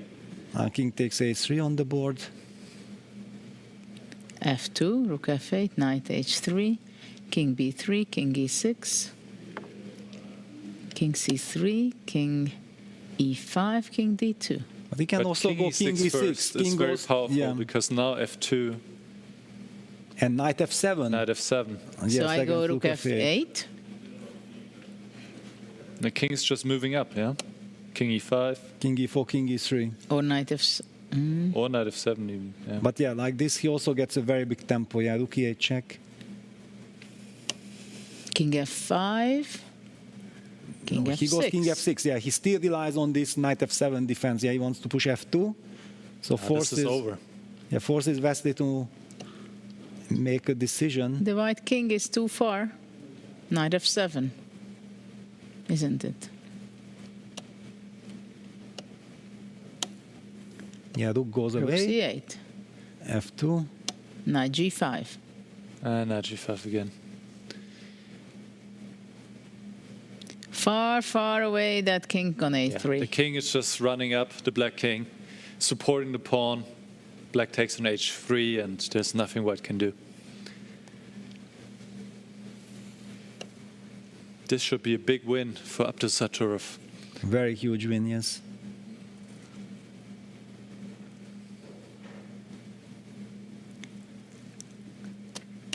Knight f3. Oh, knight f3, that's it on the spot. Yeah. Rook f1, knight d2, otherwise knight e1. Yep, beautiful. The knight is blocking out the rook. There was a strong look by Abdusattorov. Says, yes, the game is over. I don't have to work harder anymore. Wow, what an endgame. And quite a few moves, which was very precise by Noderback. Yeah, white should have probably not given up the e-pawn. Yeah, that was a nervous move. In round 2, we had only one single draw and 7 decisive games. So that was quite impressive. We've seen only a few games. Magnus Carlsen's very convincing victory in round 2. So he started with the 2 black pieces, 2 out of 2. What a very impressive start by Magnus. Well, we'll see how he continues, but it seems like he's in a very good form for today. What do you think? Let's see, pick some other game, what has happened. Can we go back to Nakamura just to highlight that segment, how he really turned around a kind of positionally or tactically even hopeless, seemingly hopeless position? If we can just go back to this quite amazing moment. Yes. And actually, it was quite impressive already what he played when he played d5, giving this opportunity for white for the knight on c5. This, for me, it was a very interesting move, very interesting moment. When you have a bad position and you say, okay, between this bad and that bad, exactly, which one is less bad? And which one gives me chance, perspective for the future? Yeah, and this move seemed like, no, come on, I mean, you make this kind of move only when it's like really everything is burning, right? But Hikaru is there, and he went d5, and somehow he felt that after e5, later on you will show how the black bishop came into life again, and this is the moment. Yes. Okay, we have to highlight that, yeah, we sensed it, that just forget about everything on the B file, rook bg1. We don't know exactly how it would have changed, but it feels more in the spirit. This one inaccuracy, rook ag1, and the idea behind it after rook takes b5, queen a6, Sam definitely felt like there is just no reason why I have to play rook bg1, because I'm anyway going bishop g5, and I'm still keeping this rook a1 possibility also alive. And then here comes the move that for me is like the move of the day, because I'm such type of player. Super deep move, bishop e7 to f8, a stunning move, double X clam, retreating the developed bishop, stepping out of this idea of white trading the dark squared bishops, and setting up the idea of going h6, bishop h7, a super kind of Tigran Petrosyan kind of idea from Hikaru Nakamura. And I think this is where the game psychologically turned. Sam continued the other plan of going after the a7 pawn, but we already sensed it that this is not the right track. I think Hikaru was very relieved. Yeah, please take that pawn that has absolutely no meaning in the position. I have to say hello with my bishop to the game. The bishop says hello, and I think this bishop finally wins the game. Incredible what happened here. Knight f4. Takes king d7, and already obvious that black is the one pushing here. But king d7 was also a very nice touch. Very accurate decision by Hikaru, defending the pawn with the king. So let's see the other games, what has happened. For example, how Arjun bounced back. Ah, yeah, this is... yeah, but here already it's very clear that black is playing for a win, and Van got on the slide, right? Yes, it felt to me like maybe there is still some safety net. For example, knight f6 check was there, trying to change the character of the position. Of course, we don't have time to deal with it, but I just wanted to mention, even if it's the cost of a pawn, but then we are setting up our own bishop to be activated, and we will always get counterplay. But yeah, let's take a look also at Arjun, because Arjun mounted a very important comeback against Vidit with the move b3, which you praised, Judith, in the very beginning. I remember this. Let me just find that moment. Yeah, so the move bishop d5, which looked like a smart move, activating the bishop before going e6. Yeah, because if you play e6 here, then the bishop is kind of buried. So it was a smart idea by Vidit. However, b3 and then going c4, Arjun already showed his ambitions right at the very start. So you think here he took over already? Well, he provoked b4, which is criticized by the computer. Now white breaks the structure. So, wait a second, the b4 pawn, okay. White played the move queen b2, knight g6, a, and rook a1, rook a4, and the pawn on b4 is falling. Look at this, the bishop on d. Normally, you always know that the bishop with d on e7 protects that pawn on b4. Yeah? But black was just missing one tempo, and Arjun just beautifully exploited this weakness with a timely rook a1, rook a4 idea. And okay, queen d6, the only way to protect. And white is... So Arjun played a very smooth, very good game. Yeah, it seems. Basically, okay, he's collecting the pawn, and he still has this bishop, the light squared bishop, which comes to life as well, yeah, all the way to the king side. Castles, the long castle, which we call in classical chess short castle, the king evacuates all the way to the king side. The same will be done by Arjun, I believe, because he has also set it up. Everything, yeah. And basically now the smoke has settled. White is a healthy pawn up, has the pair of bishops, better pawn structure, and I believe he converted it very smoothly. There are no surprises here. What do you think, Peter? I mean, you played also a lot with the top guys.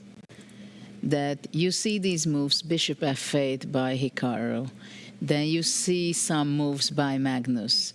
And then you just feel that the board is burning, that you feel the depths of it. Exactly. Where does that come from, you think, for those people? That even in a very short time control, how much in advance they may see the depths of forthcoming moves or strategy or pawn structure or outcome. Yeah, I think that these are the instincts that you simply, like you also mentioned, that Hikaru knew that he's under pressure. Yeah, and then you are searching for a way, how can I change the character of the position? Which structure, which piece can I allow to trade, which one I have to keep, and then the reflex takes over. The instinct tells you that, wait a second, I have this idea, d5, and I provoke e5, bishop e7, and then I will have this bishop f8 sidestepping of the trade of the bishops, and then if I get chance to play h6, bishop h7, and those kind of thoughts might come to you within like 5 seconds, yeah? You get this perfect picture, and you feel like that, let's go for it. Then that it works out in such a perfect way as it did, that's an extra bonus. There are never guarantees for it, but I think the instincts are signaling it to you. You can't calculate it all the way till the end, but you just look for chances, and you know exactly that what kind of positions I can be worse against a computer, but humanly I will always have chances. Yeah, that you keep the option of creating counterplay. And what do you think about Magnus's first game going back there? Because there we've witnessed an queen endgame where many of the players would say, okay, I just ruined it, I want to get over with this game, draw, let's focus for the next one. How can Magnus keep himself, pushing himself again and again in drawish endgames, even in 10 minutes? I mean, he knows that Vincent is a great player, right? So what makes him be pushed in order to play on? Yes, well, I think that there is also the psychological element, but yeah, first let's, if you already have these beautiful graphics, take a look at the standings. Magnus Carlsen with 2 out of 2, Pragnananda, Abdusattorov, and Sindarov with +1 score with 1.5 points each, and then Levon with 1 point. I think for Levon, this is kind of very important that Wesley and Vincent are on the bottom, because the top 4 are qualifying. Bibi Sara is an underdog. It's clear that she won't be able to fight for qualification. She's trying to get as many points as possible. She already did make a solid draw against Sindarov in the first round, but now she lost against Pragnananda. So Levon is there, and Vincent and Wesley, they have to start winning to put pressure on the other guys, otherwise it will be a 5 race, and this is not what Wesley and Vincent want. Yeah, it's going to be a big fight, I believe. And we see here the other group, Group B, where Hans Niemann started out with 2 out of 2. Very promising start, and not only the victory, but the way he played, especially we've seen game 1 that was extremely convincing versus Arjun. Nakamura has 1 point because, wow, he was in a dangerous situation. No, he has 1.5 points. 1.5, I'm sorry. Yeah, he's +1. Yeah, 1.5 point. And then we have Dominguez, who is a very stable player. Just as well, they made a draw with Caruana. Yes. So they are there. Eric Gais is also 1 point. So there is going to be a huge fight for the top 4 places, I believe, in this group. And we see that just one game like Sam Sevian against Nakamura, it changes everything. Yeah, Nakamura with +1 will be in a very comfortable situation, knowing that everything is under control. While if he would have lost that game with -1, then you are getting nervous because you know that you have to win at all costs. Yeah, this is also what I feel like it's such a scary situation for Wesley and for Vincent, because they already cannot play calmly their normal, usual game because they know that they are under tremendous pressure of winning, and this often hinders you to play your best chess. Yeah, so Hikaru is super happy with bishop f8, move of the day for me personally. Nicholas and Judith, I'm absolutely forgiving you if you say that no, Magnus made a brilliant queen sacrifice, that's the move of the day. But I'm just highlighting that I will be ambassador of bishop f8. Well, of course, first of all, I think we are treated very well, that we can already say that we have quite a few impressive moves, because, of course, Magnus made a very tactical, very obvious decision. For us, for top players, we understand that the queen sacrifice is not something spectacular so much, but of course, our audience, I think they appreciate very much also the queen sacrifice, because Magnus showed how powerful a rook and two bishop can be versus a queen and a piece, but he also won with one extra piece. So that you was remember when Magnus against Rapport in Paris sacrificed the queen? Then we were completely sure, because it was for two pieces or something. Yeah, that's amazing. That was absolutely clear. Here it's spectacular. It's beautiful as you highlighted, but we know that it was in the possession. Yeah, it was not that hidden. Yes, absolutely. It was an amazing queen sacrifice, but still we can say Magnus really played a very convincing game here. And, well, we've seen Hans Niemann also taking a lead in his group, and we are about to go on stage for the drawing of the next position. But so far it seems like every position it's a big challenge for the players. I don't know how they can take it, that after every hour they get a new position they have to deal with. So let's see what is the next challenge for them.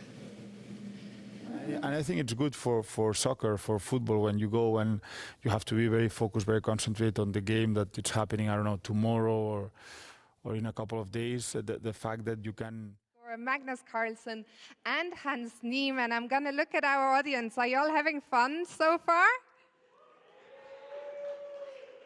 And we're ready now. That's good to hear. For the draw of the next position, in order to draw the next ball, I would like to welcome to the stage France's top chess content creator, Julien Song.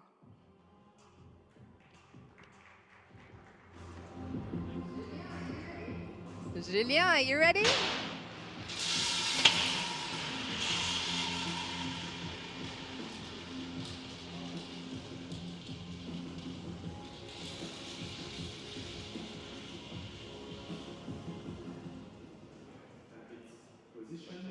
It's position 96. Position 96, 096. Julien, thank you so much. You were here yesterday making some content with the players. You played Magnus for the first time. What are your first impressions of this event? I mean, it's been amazing so far. And yeah, of course, it's always a really nice opportunity to play against the world best players. And they are battling it out right now. We can see discussions have started in the background. So, Julien, thank you very much. We'll leave the players to it as always. They have 10 minutes. Please enjoy the next game.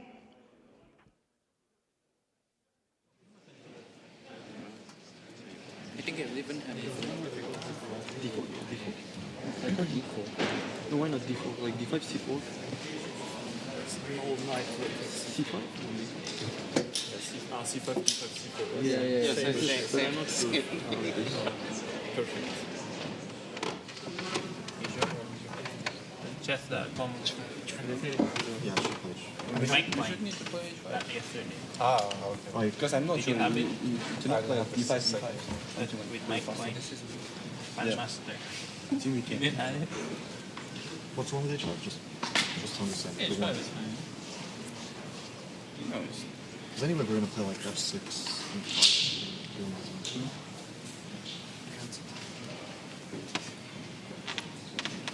No, D6. D6, D5.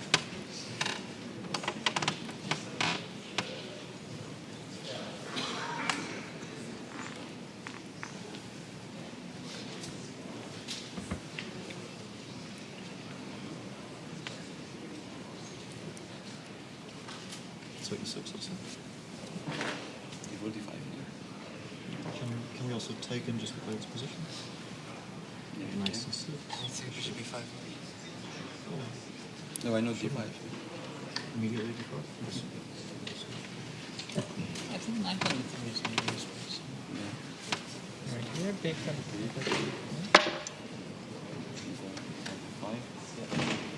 Maybe first knight of Bishop avoid D7, yeah, D4. maybe it works. Yeah. So this we got for 2 difference. Yeah. No, but D5 is a bit too dangerous to be bigger. Yeah, maybe. It's also. Why not knight C6 and bishop B5? Just to get rid of this bishop. Yeah. It's fine.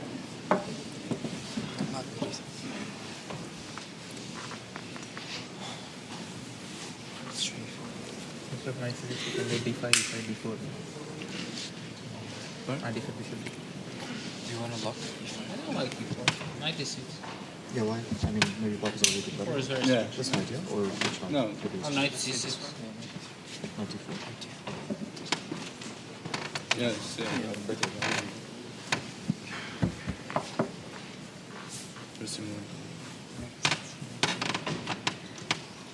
Okay, what about first one? Because we...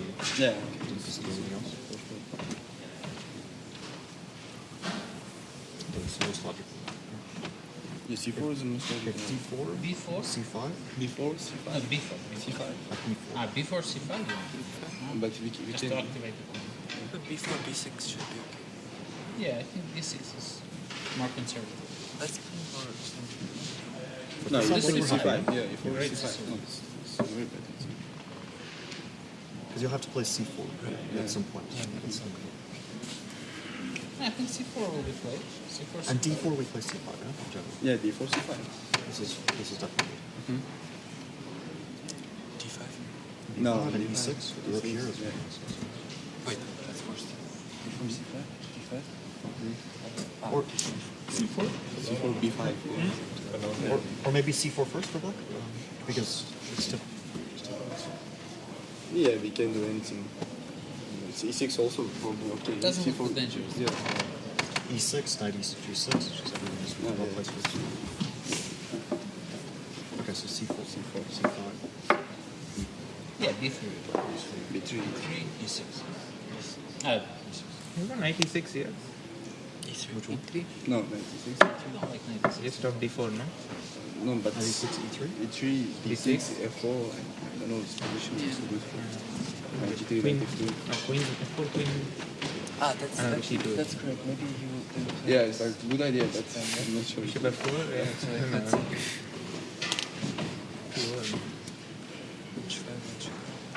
Knight f5. 6. d4. Oh, e6, yeah. e6 and knight g7. No, king g7. No. I can play E5. Knight F7 also. Just Yeah. No, okay. You cannot. That's a bit What is the plan that they may play forward? E3, What if they D4 try is- for d3, d4? E3 is remote. It's Yeah, e3 is the logical move. To d5, take knight e3, maybe then d4. Okay. Have king g4. But there are no other good moves. Should we consider somewhere H4? I'll move. Yeah, for sure. Maybe. It might be a bit low. No, no, H4 here. Forces practically H5. I think you have to go. No? Why is it that? You can play H6, then you can never really play F6 again. 7 square. Yeah, I yeah, think no, you can never H4, black has to play Like if we want to include, we can. But black can play E5, D5. Right, now D4? Yeah, maybe D4 now. This is probably not, that's not a benefit because knight g3 is not a move anymore. Yeah, probably. Also, I think like this benefits black more in defense, to be honest. No, I thought this is... No, maybe later. D4, H5, is that too much? Someone wants to play take the center. No, but D4, H5, what do you do actually? I think we just do E4 and E4. even C4. Yeah, just yeah, take yeah, all yeah, like, I will block this diagonal if I have yeah, to. yeah. And then You allow it. like everything else then. Yeah, because H3, G3, and you have 3 pawns. I mean, you have 3 pawns. No, but you can E4, D4, C4 with D5 probably at some point if you need it. It's hard to believe. C5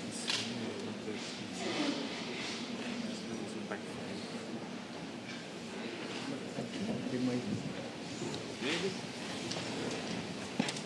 Standing.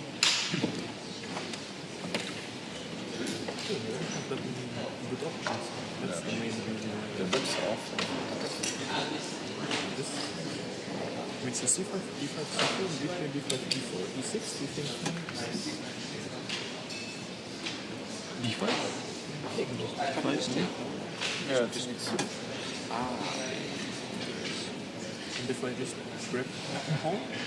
No, take c5, f4. At least we have some. Maybe not. Yeah, what about d5? c6, c4.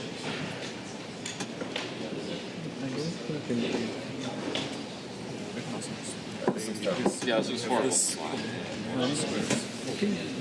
I mean, d5 might even be a threat at this point. I'm feeling c. I think we will play this. I think we should just go e5. e6? So 2 minutes to the start of the round. Yeah, e4, e6, 93 would start. So this is the first one. Maybe, okay, yeah, maybe this is.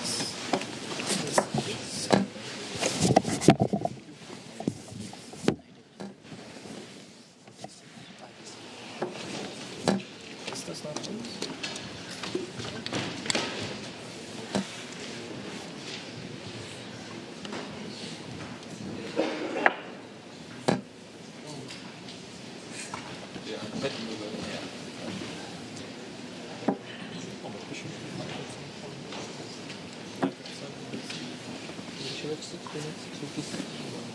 Yeah. No, I don't think we want to. Maybe we have to. Play without one bishop.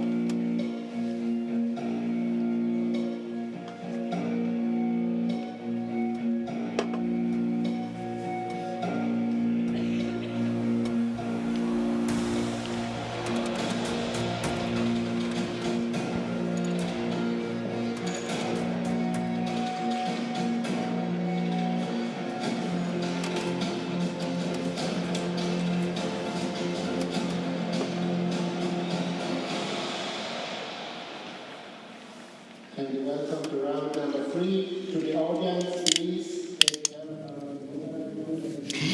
We just going to be about starting round 3. We've seen and witnessed the players taking their strategies. We've seen some of the players got enthusiastic about it, and suddenly we see a middle game already. Like, we could understand that they are very much deeply in 7, 8, 9, 10 moves. So the players are going very much into the details, that what they really want to get in the game.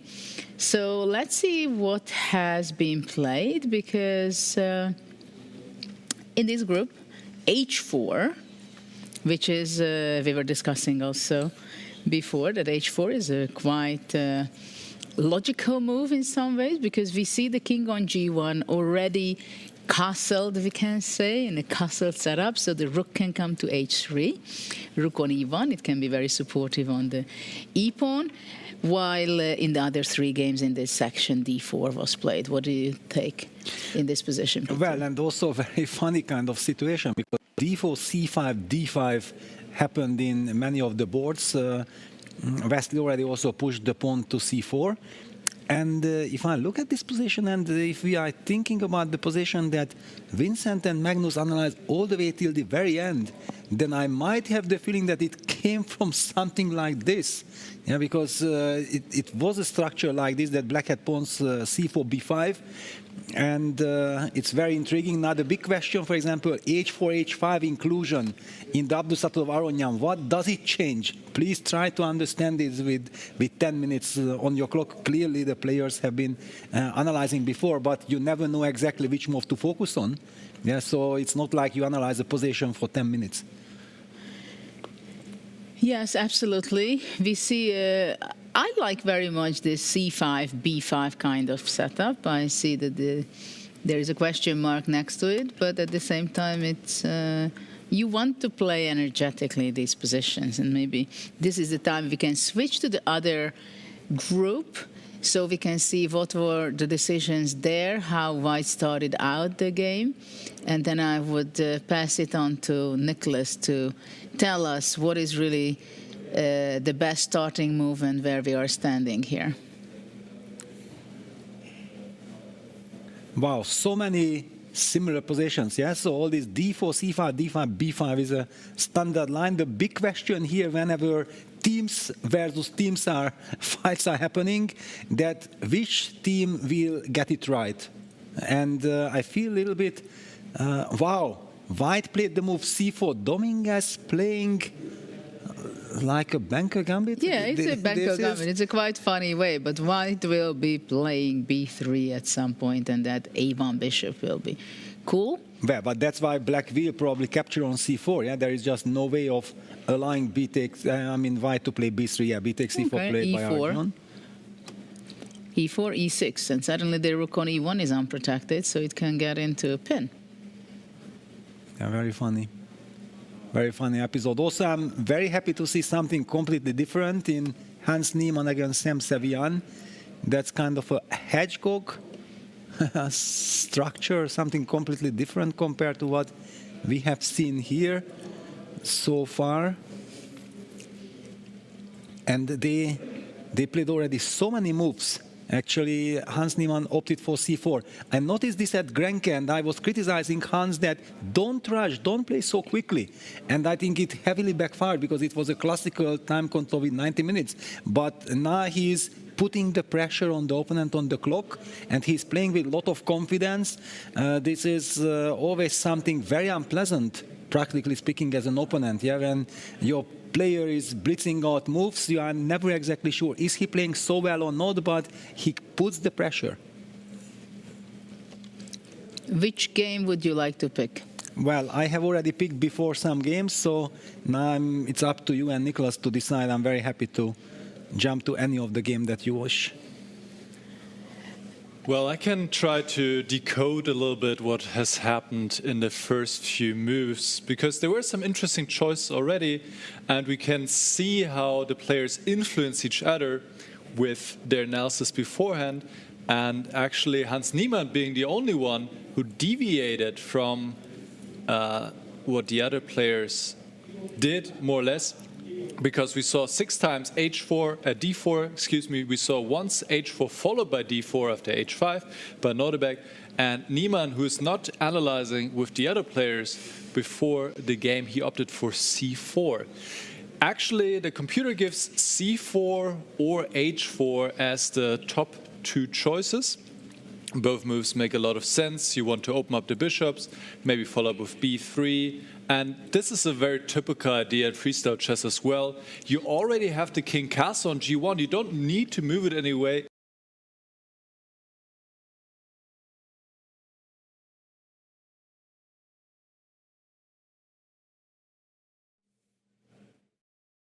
Typical idea. I'll bring it back to you guys. I think we can do the Nakamura-Kawana game. Let's switch to that. Maybe you will be able to. No, suddenly not. So we have Nakamura-Caruana. Let's see what Hikaru. Actually, the technology came back for me, so I want to point out some more things, if I can.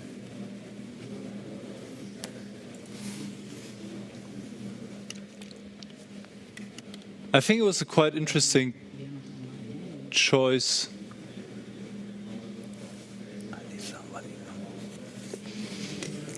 Yeah, we have some technological issue, but we can still, of course, discuss this position and until everything gets back.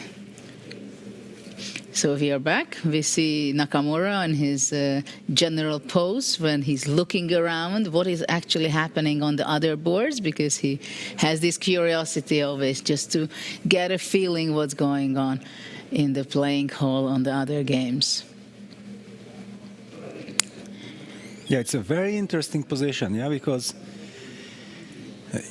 on one hand, it reminds us very much of the banker gambit, but It has nothing to do with the banker gambit. There is no bishop on g7. There is no bishop there on the long diagonal. Completely different rules apply, and we see that Hikaru is getting deeply into his thoughts. Yeah, now we have that position. Nakamura with Caruana.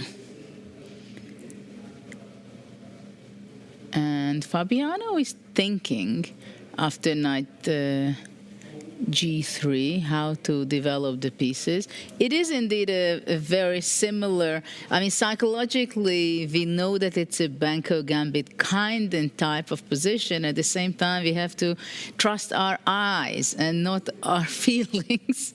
Because our feelings is a banco gambit, but actually if we trust our eyes, the pieces stand very differently than usual, right?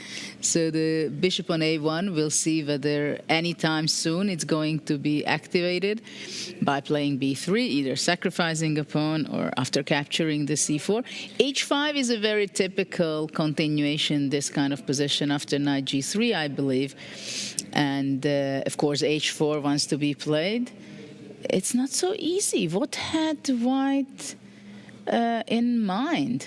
What did Nakamura wanted after knight g3? Yeah, I mean, h5 is an obvious continuation. It's kind of surprising. And also what you said, yeah, I just wanted to add that basically, yes, White would love to capture back that pawn on c4 and then play b3, open up the bishop on a1. But do we have time for it? Yeah, because queen takes c4 is one tempo and then b3 another. Hikaru has to react, and he goes knight e2 after h5. So is that knight heading towards the c3 square, or is he just trying to stop knight from jumping to f4? Well, it's not only that, but we were talking in the very beginning that how much it looks like to our eyes that White has castled already, having the rook on e1.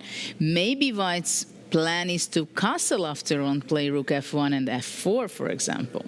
Yes, now that black pawn got all the way to h4, it's clear that White will have to castle because the rook from h1 has to enter the game.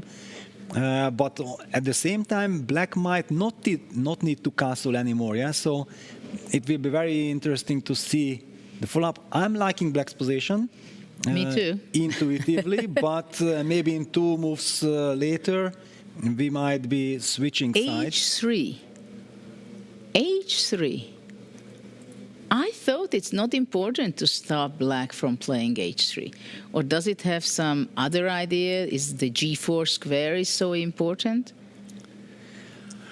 Yeah, it's such a complex position. Very difficult. There is just nothing to rely on, right? That can help us experienced players to say that, aha, now we know what's going on. And rook h5. Fabi, yeah, he says, I don't know what's going on, but I want to activate that rook. And my king is already safe. It makes perfect sense. Yeah, h5, h4, and now rook h5. The rook might be heading towards the g5 square. The knight might want to jump to f4 at some point, putting some pressure on the king. But let's not forget the queen from c1 is also eyeing the diagonal, c1, h6 diagonal. So a very tricky position, full of life. Yeah, I don't know what to say about this position, because in some ways, if White has one or two moves to activate the pieces, just b3, then already it's a huge help. After queen c4, there is no pin on the e file because of this maneuver knight g3, knight e2. So after e takes d5, I would also hesitate. What can White take back with the pawn, and then maybe black considers to take on e3, sacrifice in exchange? Exactly. Wait a second. If we are setting up this idea, then what happens if I start now with rook g5, for example? And already then the idea of takes, bishop takes d5 will be a deadly idea because g2 is also vulnerable.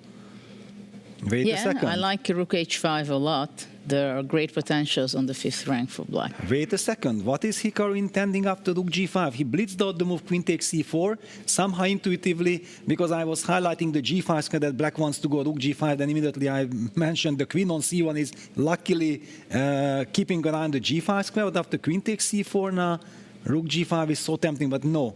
Fabi plays bishop b7. Does he have time to do this? Well, bishop b7 has an idea to go bishop a6, eliminate the e2 knight, and then knight f4 can be extremely powerful in this position.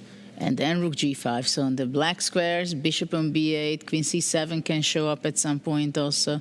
The rook g5 looked quite inviting. Yeah, quite tempting. But yeah, bishop b7 is also a very high-class move. Yeah, just saying that, you know what, yes, this bishop on a6, if it lands there, it already anticipates kind of also that white wants to castle. Yeah, then there will be this spin. And so many things. But it's interesting that we've seen in previous rounds also, when the bishop was in the corner, for example, Niemann's game, yes, he went bishop capturing on e4, and then he went only back to g2, so bishop h3 was the winning move, right? Yes. And here also, I mean, after all, we have to understand that it's not enough for a bishop to be on the long diagonal, but actually it stands the best on b7 or g2 in the fianchetto position, so that this a6, h3 square can be very painful. What do you think, Nicholas, about this position? Does Nakamura know where he's going? Yeah, it's a good question. The computer is saying the white position is still fine after a move like b3, but I feel like there's a lot of potential for black. As you pointed out, the trade on e2, knight f4 coming, you trade on d5, you have some ideas with rook g5. So I think practically speaking, it is definitely easier for Fabiano to play. As you guys pointed out, one move earlier, rook g5 was also very strong because there was also this idea of going knight e5 followed by knight f3 check, wow, as well as the trade on d5, which here the computer said, let me get out of the way, let me put the king on the other side of the board, castling, but that, I mean, it's not a move you're that happy to make either, because the king in general would be much safer on g1 than on c1, but maybe here was necessary. After bishop b7, Hikaru's thinking, he goes for b4. He pushes the b pawn 2 squares forward, opening up the bishop. He pushes the pawn, opening up the bishop, and offering a trade of pawns here.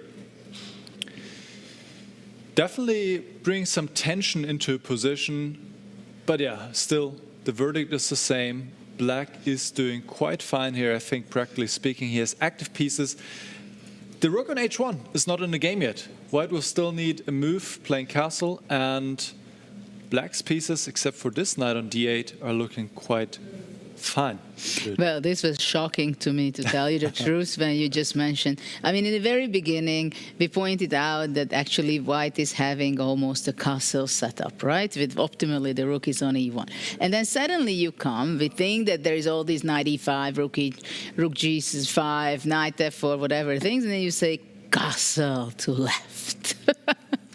Those are the moves you easily forget that they exist. Yeah. Yes. I mean, it's like king on c1 suddenly and rook on d1. What? But you know, when Hikaru opted for the move b4, I was a little bit surprised. I felt like this is a defensive move. Yeah, Hikaru feels nervous and he wants to change something on the other side, and then suddenly realized that he opens up the c file.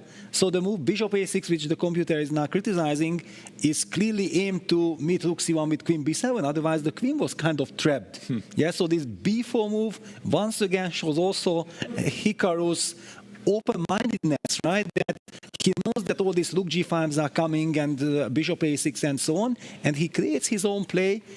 I feel like b4 was a very good practical move because it changes the character. Now probably he gets much better control than before. Yeah, now the position changed quite a bit in the last three moves, right? After queen c4, b4 takes because new opportunities for white rook c1. Now the question is whether, and of course the a1 bishop is opened up.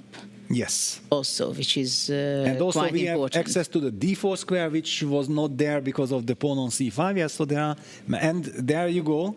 Hikaru was bishop d4, trying to make use of this d4 square.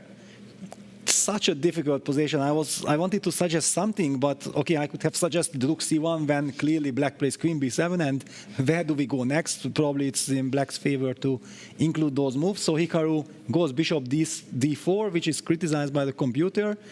I would like to forget about the computer's assessment, because it's such a tough position. Humanly, how do you navigate here, right? Because there is no stability. It's not like you have already castled, your pieces are in the game and everything is under control. How do you find the right direction? Yeah, it's kind of a strange situation, and Fabi goes queen b7, trying to exchange the queens. Yeah. I was not expecting that. I was just calculating what if bishop e2 takes queen c1 check, but that was not possible with e1. Yeah. Okay. No, I think that this queen b7 is very smart, and it's kind of a funny little detail that once the queens are traded, then there will be a lot of holes in white's position on the queen side. So actually, keeping the queens on the board would probably be a smart thing for white, but at the same time, his king is exposed on g1 why I'm saying exposed, because the rook is on h1. Yeah, if white would somehow get the coordination, he would be able to castle. Everything would be harmonious, but of course, white can also worry about making a castling move rook to f1, because that h2 square suddenly can be a deadly weakness. Of course, for the moment after, well, now rook f1 is not possible, but now that the bishop is on a6, probably it will not come there anyway. So now there is a big question for white. Is he going to go queen d2, because he had to protect the e2, because otherwise bishop e2 and the b1 bishop would have been under attack. And now knight f4. Knight f4. It's even not the best move according to computer, but it's a very logical one and was blitzed out by Fabi. I think Fabi also senses that, wait a second, I have excellent chances here. Also, Hikaru down to 2 minutes, clearly signaling that he is not happy. Yeah, trade on f4. And now there is no castle, because the bishop on a6 covers. No, it is possible, but you lose an exchange, yes. But what about playing bishop d3? Can I go there, or the d5 pawn is under attack right now? Well, you definitely would like to do it, but yeah, then takes ed5. We are losing a pawn, right? So queen d1 played. Queen d1, kind of forcing black to go rook g5. No, rook g5 seems to be pretty obvious. But okay, now there is also not so much pressure anymore against the g2 pawn, so I'm not that afraid of rook g5. I'm not saying I want to attack only on g2. I want to keep an eye on the 5th rank and attack. And also the rook is hanging, yes? Of course, I have to do something with it, right? It's on the rook board. g5 on the board. Yeah, but somehow I feel like this knight f4 trade on f4 helped It Hikaru. gave air. Yes.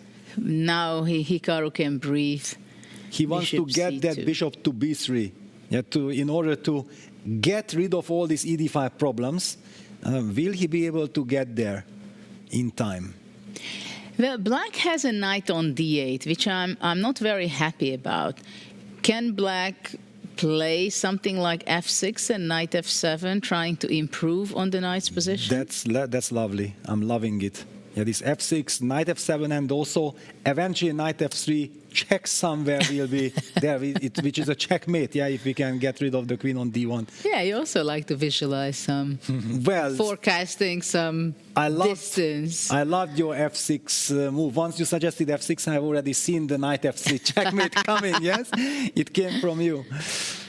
Yeah, queen b4, another, logical kind of move, because it touches some vulnerable spots. Yeah, the rook on e1 is vulnerable, the bishop on d4 is vulnerable. Actually, I like queen b4 a lot. What do you think, Nicholas? Queen b4 is an excellent move, but I have to be honest, I'm a little bit distracted by another game right now, because it looks like Magnus Carlsen is losing with the white pieces against Sindarov. So let me just jump there real quick. We can always come back to Hikaru against Fabi later. So this is the current position in the game between Magnus playing here with the white pieces against Sindarov. And you can see that these bishops on a8 and b8, they are beautifully lined up. Black has two pieces 2 minor piece for the rook. F3, excellent choice by Magnus to block this bishop to not get checkmated. But still, black should be in a driver's seat here if he goes knight f7. Let's point one thing out, though. White can still castle. White can still castle, which could become a very important move.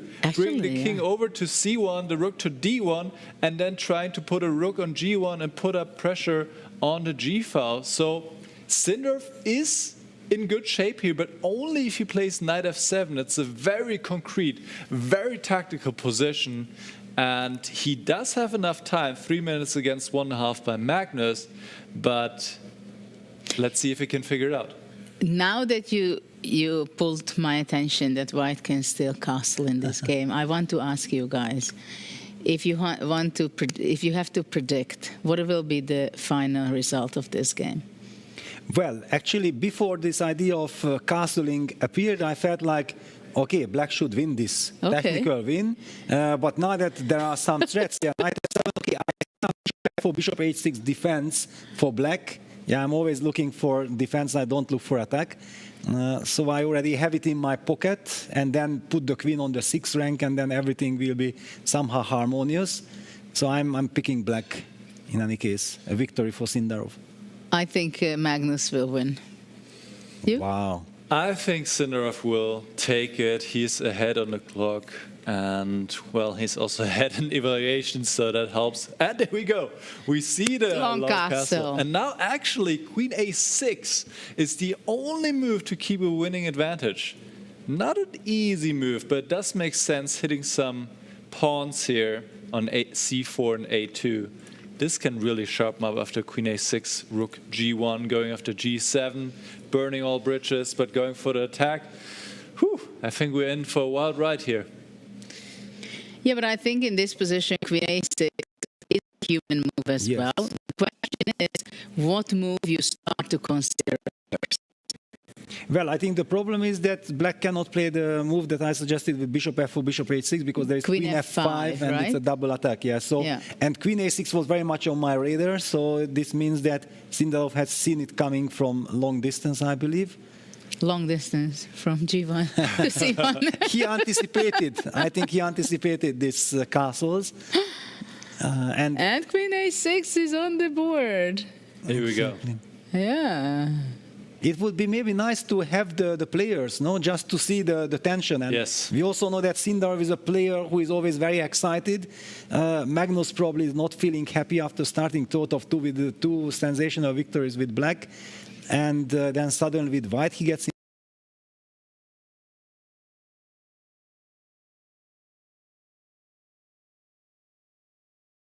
won his game against Bibisara. So Wesley is bouncing back.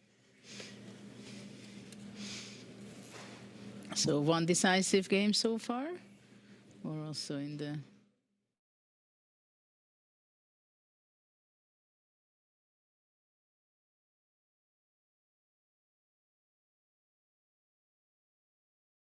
going on. There we have them. Okay, good. But yeah, let's take a look. This is a wrong game. Let me just very quickly jump there. Okay, so let's... Yeah, we still need to switch to the Carlsen against Sindorf game, where we have moves coming in. Rook g1 was played. There we go. Queen takes c4, king b1. And now... what's next? Now is the big question, exactly. So far, so good. Everything is logical, but... But I guess rook takes g7 is not that big of a threat. It's not the end of the world. But maybe king f8, you should... Maybe bishop takes g7 is more of a threat, yeah? So but okay, if we play bishop d5, for example, rook g7, king f8, we are also setting queen takes a8 too. But maybe bishop d5, bishop takes g7. I just give you the pawn on a2. Ah, wow, and queen a2, king c1, and you... Discover checks. Yes, you are inviting me for queen d2 perpetual, yeah? Perpetual, yes, it's not enough. Perpetual is not enough. But will Sindorf, with 1 minute on the clock, be able to find the way Magnus down to 28 seconds? He can also first gain some time. Queen b4, queen b5, queen c4 back. he's shaking his legs. So the the whole chair. Trademark, yes. Trademark Sindarov. We know it from Weissenhaus, from the February event.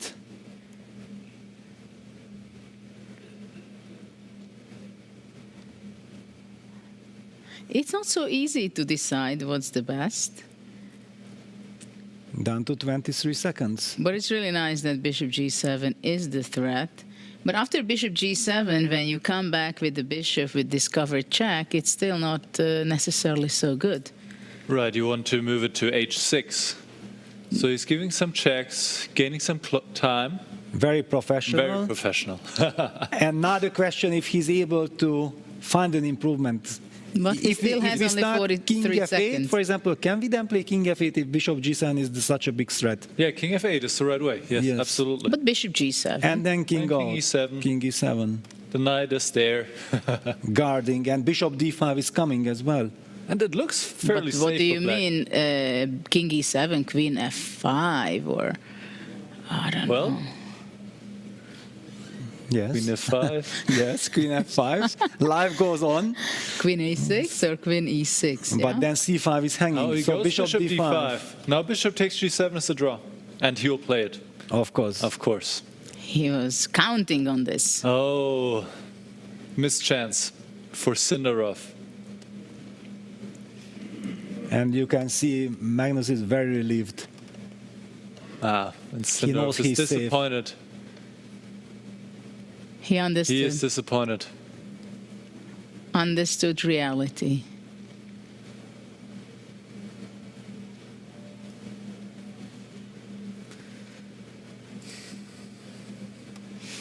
There is this Bishop G3 idea, to put the bishop on G3, because if you take then Queen D2, Queen E1, but it's too risky. It might just lose. They made a draw. Yeah, of course. The logical reaction. And also Vincent against Pragnanda is completely out of control. Apparently Prague is doing good. But why is it, of course, that not Bishop G3? I mean, you had this great idea and then you say it's not good. Well, because, okay, the game finished and there is million tons of action on other boards probably. So we cannot speculate there. Maybe later we can take a look. Maybe Bishop E5 or something like this. Some easy move. For example, look at this. This is the game, the current position between Vincent Kamen and What Pragnanda. a mess. Wow. So black is exchange up, but white is fighting, has this grip with the knight on f4, knight h5, queen takes h4. Queen h4. But knight lands on e4. That's very powerful. That is. That's a problem, yeah. And try to play this position with 30 seconds on the clock. Yeah. So difficult. Okay, h3, king h2, but it will always run into some bishop b8 business. But then d4 it has to defend on, on d4, yeah. Yeah, it's a very sharp position. But yeah, queen g5, professional. Black is up in exchange. Why not offer the trade of queens? Of course, he's not exchanging. But then he's forced to move backwards, yeah? Queen e1, targeting the pawn on b4, black pushes b3. b3. As long as white keeps the grip with the knight on f4 and h5, it's fine, but this knight on h5 can be targeted. Rook f3. I love rook f3, but how is it going to reach the square? Well, which is so near on g3, but it seems so far. Yeah, but there is the pin, yeah, so king h7 played. But still rook g3 is rook possible. g3. Still rook g3. Oh, wow, still rook g3. Big moment to get back into the game for Vincent. Okay, but that was his plan, so obviously he will do it. But it looked like king h7 sidestepped the threat of rook g3. Yeah, it looked like it. Yeah, they have this is what we talked about. Yes. All right, you want to play something, they defend against it. Yes. We need to see the players close up. This is so intense. Look at the heart rates, guys. And 140 against 140. He missed it. No, of course, it's such an important game, yeah, for Vincent. Okay, he has lost the first two games. He needs to win this one. He needs to win. To keep his chance alive. To get into top 4 spots. Now bishop c6 protects the rook. Very nice move, improving the position. And I feel like it's so much easier to play with black, yeah, because it's not clear what white should do next. Yeah, now you're not really having any ideas. Maybe bishop b2, bishop c1, something like this. Yes, he finds it. Yeah, that is smart. That's a good idea. At least any idea is good here. Yes. Because there were no ideas. Prague is down to 12 seconds. How do they keep their composure? Exactly. Heart and their knight c5. Going after the light squared bishop. On the other hand, this knight was so powerful on e4. Yeah, but white has also trouble defending the h5 knight. Yeah, so queen d1 played, keeping an eye on And rook g3 again is coming. On the menu. 5 seconds for Prague. 3, 2. He needs to move. 2 seconds. He has some insane nerves. Oh my This goodness. is the nerves of the youth, yeah? And rook e7 is powerful. King h2. It was a very good move. Yeah, this is the thing, that the king on h1, I didn't like it. Yes. Now rook e3 is supposed to come. Knight takes Maybe d3. rook g3 still? No. Queen Takes d3 back. and now rook e3. That's But rook e3 is a killer. You just trade everything. that's the problem. Powerful. Oh, what a body language it was. Yeah, because I think Vincent was counting on some queen a6, some double attack, Yeah. but apparently it does not work. He's hoping on queen a6. He does it. Bishop b8, only move now. Wow. Bishop b8, only move. And queen takes To win e6. Just rook takes f3 and give up the e8 rook. And Can he find it? 6 seconds. He will find it, of course. And he does. Wow. Bishop b8. With Clutch 2 move. seconds. Yeah. Clutch move by Pragnananda. Just in time. Yeah, he was in time to take on d3, and he has foreseen everything with rook fe7. Very impressive play by Prague. And now black can just take the knight on h5. Yes. Just collect it. And then already rook takes h3, rook e2 will be some checkmating ideas as well. Okay, rook g8 Rook also G8. good. G8. Well, with 1 second on your clock, it's a great move. Oh my god. Wow, with For 1 second. King h1. Trade on f4. Okay, but actually black needs to find a knockout killer. blow, otherwise white is in the game. Yeah, rook e4. Yes, rook e4. And he makes it. Yeah, of course he's hitting the g2 pawn, it's all part of his plan. Yeah.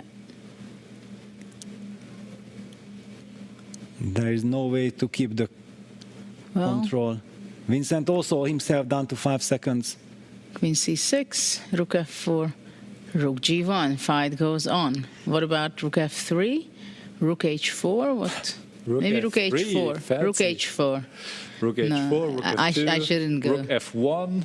Yeah, you name too many good moves. But after rook f1, queen c7 check. Yeah, and then you can give up the He queen. goes rook f2. Rook f2, good move. Bishop d4, rook g2. Okay, bishop Checking c1 you should h6. try, I suppose.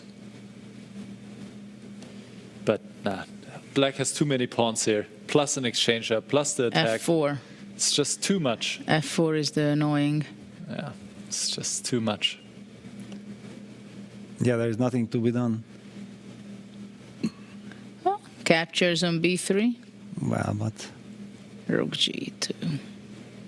that's it. Time is ticking. Bishop f4 giving up. And it's all connected by not taking a draw in the first With game against Magnus. Magnus. Yes. Yeah, this is how it goes. Life is tough. Chess is tough. Freestyle chess is tough. Extremely tough. And okay, we have to give some incredible credit to Prague that even with 1 second, he was willing to go down to 1 second to make a move. Incredible. Yeah, and And resignation. Pragnananda wins. Important victory for him and a devastating loss for Vincent. Still not scoring yet. So probably he can still bounce back if he wins all his games. Yes, but at this point he really needs to win at least 3 of his remaining 4 games and not lose another one. Yeah, So but very this is the difficult. point when there is this pressure, you know that you have to win. This actually hinders you to play just normal because you play normal when, or best when you are just in a calm situation. What about Hans against Sam Sevian? Yeah, this is the last game which is still going because we saw wins for Aroni against Abduzatov, so against Asobayeva, and we also saw a win in Group B, Robson against Vidit, and a draw between Dominguez and Arjun, and a draw between Nakamura and Kawana. So this is the last game. But it's looking good for Niemann because the knight on c5 is ready to jump back to d3 with a check, protecting against the f-pawn, while the a-pawn seems to be queening. Absolutely. King b2, keeping away the rook from the a-file. King b3 coming up on rook knight g3, problems. king a4.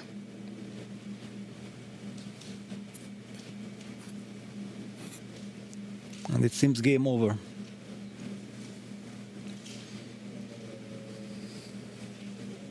Now that the knight had to move from b5, there is just no power stopping this. Yeah, clearly black is setting up rook a1 check, but this should never work.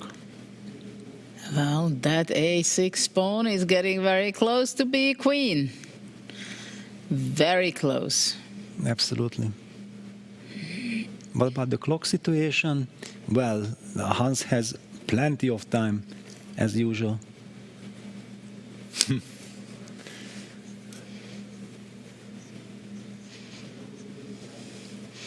The only big question is how white Hans Niemann will queen his a-pawn.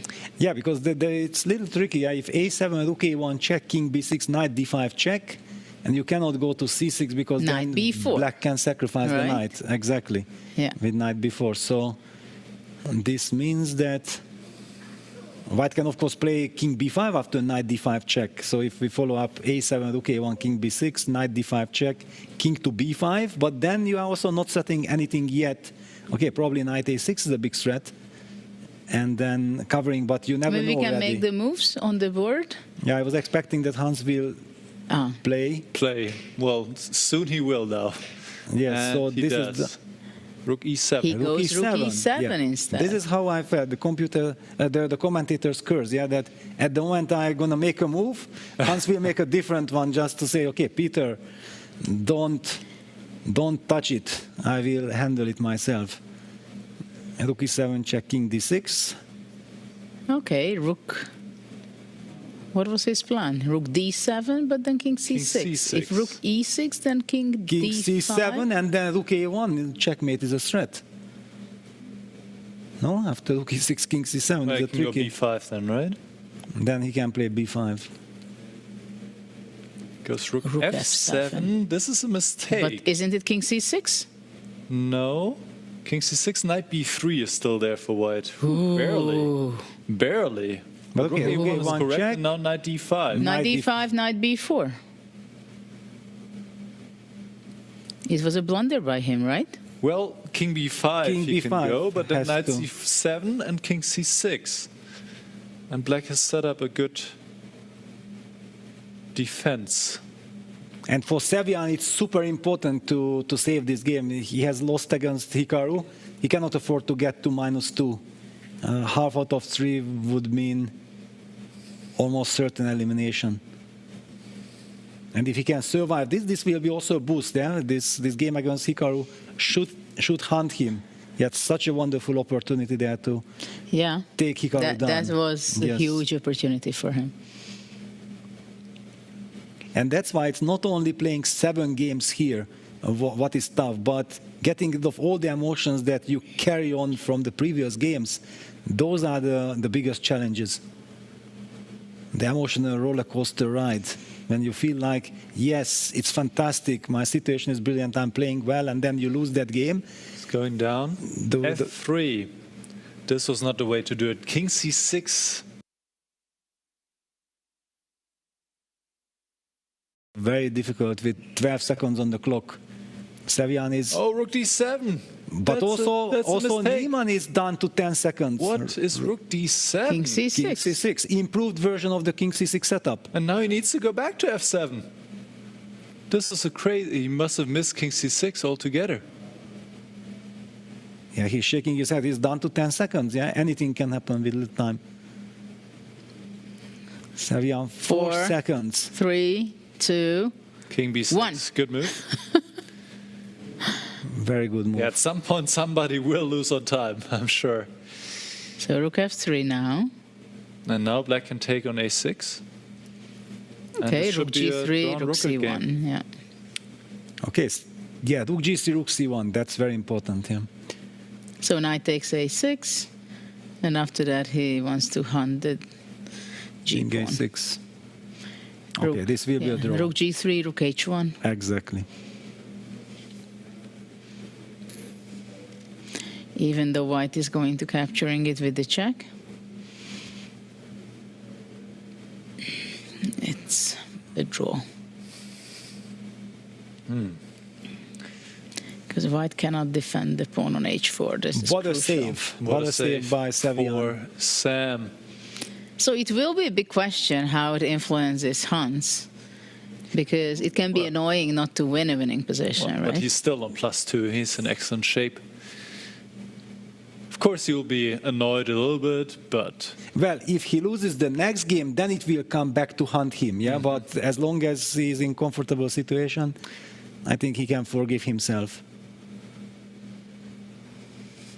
Well, with the b pawn, it's not winning. This way, that way, no way. Black can just give up the h-pawn and he'll passive on the back rank. Just rook f8 and wait forever. You don't even have to play the Philidor defense, even though you can do that here too. So. But he will. Yeah.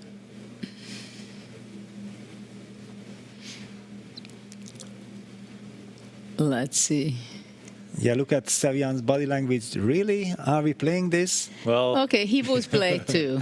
This is what I can tell on that. I mean, I think these days you can't really say too much on whatever position is played out. Knight will be draw, yeah. And now it's going to be a perpetual check. Exciting final game. Hans Niemann still leading his group, I believe, with 2.5 out of 3 games. He made an incredible good start. Now almost halfway of the tournament, but there's 4 rounds to go still. Was there any interesting, spectacular moment in any of the game, Nicholas, that you can share?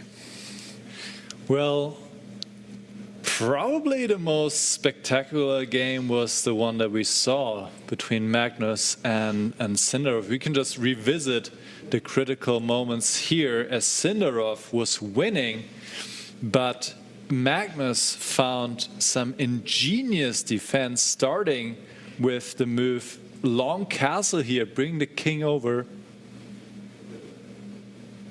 and bring this idea of counterplay via the g-file into the position, and that saved him in the end.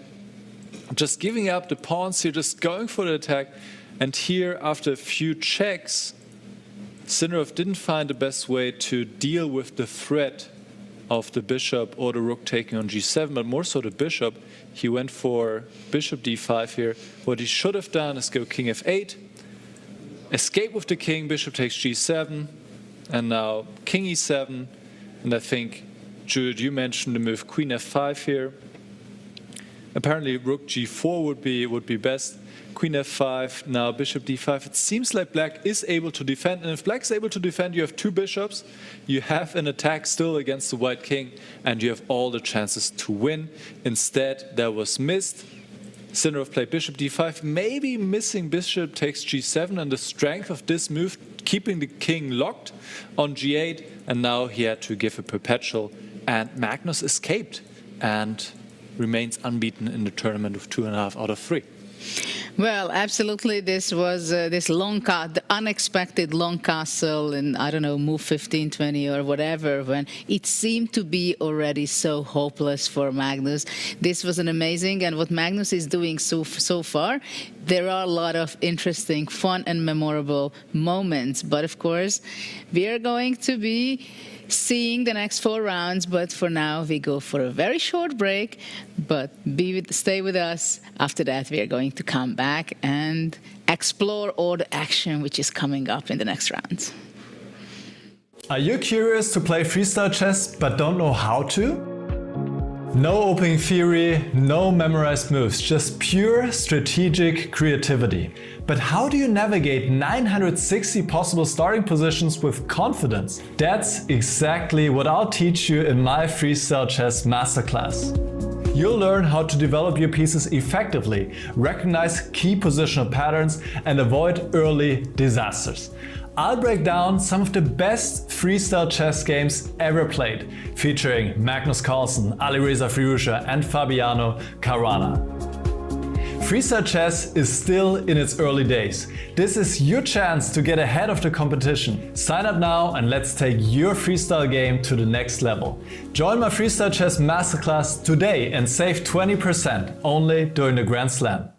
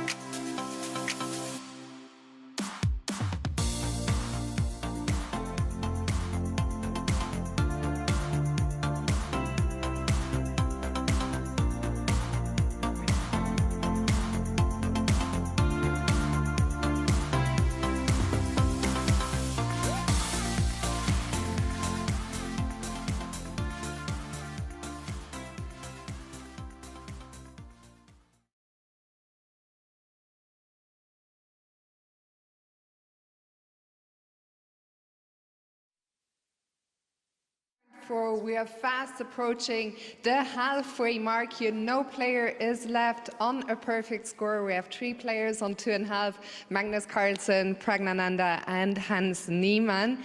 In order to draw the next position now, I would like to welcome to the stage fitness influencer, chess enthusiast, and budding magician David Lade. Give it up.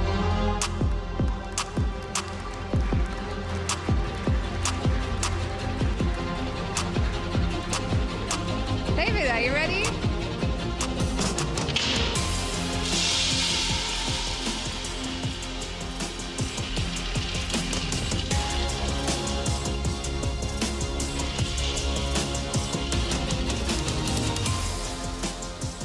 Dramatic reveal.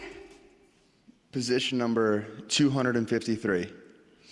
Position 253. Thank you so much. David, it's your first time attending, an elite event. We are in Las Vegas. What are you making of it? I mean, I think it's a great event. It's like very well organized. And just for me personally, being able to meet a lot of the top players and just even play some games and just even watch their games in person, it's a very, very great experience. Well, it's a pleasure having you here. I will let you enjoy the rest of the show. Maybe the ball you can put on the stand there, and we are gonna go to the players now as they get 10 minutes to prepare. To our wonderful audience, please have fun. Maybe rook on f1, knight on h1. It was not the same. Yeah, but it was not the same. No, it's on rook on f5, knight on h1. Yeah. Okay, I think f4 will be clear. Knight g6. e4. e4, yeah. No, then bishop d5 here, it's like. Sorry, e4 what? f5, yeah. Knight b3. Knight b3 take bishop d5 and yeah. So. Knight g6. Yeah. Very similar. Very similar.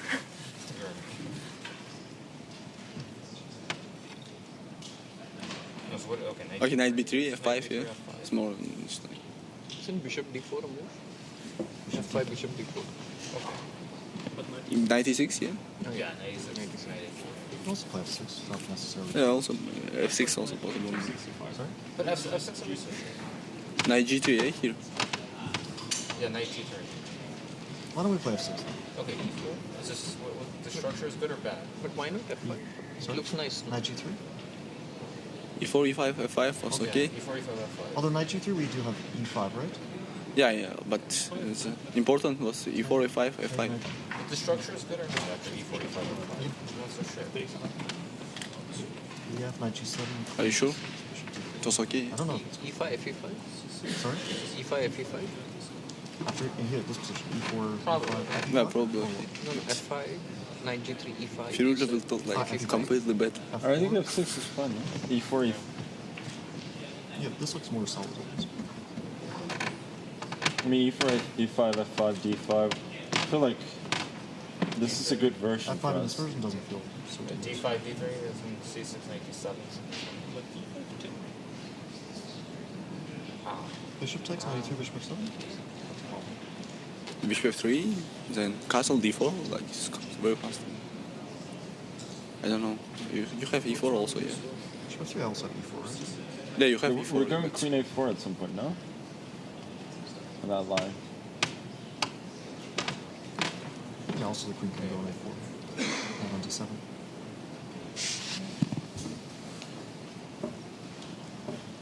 No, I have no idea why we are not. So this f5 here first, f4, e5. Also, white is not threatening anything. Knight g3, right? So we don't didn't have have to take e5, yeah. e5, knight f5, I wasn't so Yeah, sure. that's true. Take knight Take. g7. Queen g6, bishop d4. Yeah, I wasn't so sure. Yeah. bishop We e7. can take on b3 with But knight g7, queen. Yeah. Bishop e6, knight d3. Queen g6, bishop d4, take, bishop b3, take, rook g8, something. Yeah. It's like, yeah. It's a bit... Huh? So after. This is fine, right? But knight e6 and knight g7, yeah. We didn't like this. I think it's completely fine. Bishop f7, how would you do that?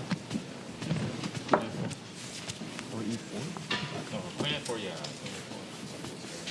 I mean, yeah, e4 as well. Why not? Didn't look bad. But what's the idea? Queen a4? Supposed to be Knight d7. Knight d7. Bishop d7. Castle. Castle one. Maybe I should take on d6 and then do ED. Take where? d5, bishop d6. I'm not sure it's queen a4, like d3, c4 is not Sorry, I don't coming. understand. After knight e3? Okay, first I will Oh, take on And b6. ED b9 d3. No, but then bishop goes to c6 also. Or just black doesn't look at it. We cannot play first c6 and d5. I think this is not. Knight d6, bishop d4 can just move the queen f8. Queen f8. And then d65, yeah? Put back. Or d65. d6. Yeah, maybe knight g3 is difficult.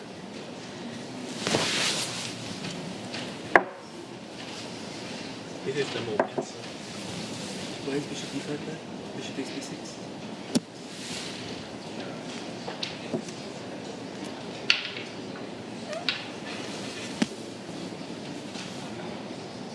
Go bishop b6. Brings up one. I like this position for that. I think no problem. Yeah? Like, Yeah, this will You did? okay, I mean, Okay, what about the 4 f5? What about the 4 f5? Sometimes these things work. okay. Yeah, but then take slightly better. This is not good. Sorry. Yeah, this looks. Yeah, it's 5. I don't like it. Should we consider other moves here? Maybe we need to be conservative for that. No, 3 is. 3 is a legal move. Yeah. Can you suck an exchanger? That's stupid, yeah. That's too much, yeah. Stupid. You want to do. So what is here? Yeah, b6. F5? Yeah. Maybe you can go e4, f5, f3. No? Yeah. Better way. E4? f5, f3. I'm not sure it's a better way. Why is it better? You don't mind all this take of this. You take away some options if you want to give. Bishop a2. Bishop a2. Yeah. Yeah, maybe not with this. Wait, there's not. You think this is good for black? Very concrete. Yeah. 3. What's happening? Wait. No. Seeing some knight f5, bishop d4, what was happening? Yeah, Ray, what's happening? Take, yeah. D6, yeah. That's the take. Also, there are some weird moves like queen f1 or something. Also thinking. Maybe this is good, yeah, because But knight g6, I guess. No, but let's try this. Let's try this first move. Let's say f3. This is boring. What to do? Let's just try. Wait. Bishop? Yeah, bishop d3. Ah, CB. Yeah. Okay, and bishop a6. Right. Oh, you take h3. But Okay, rook g8, queen, bishop c2, queen g2. yeah. That's Bishop. Huh? You don't like it? I don't like this. You don't like it? Well, not the big. This is.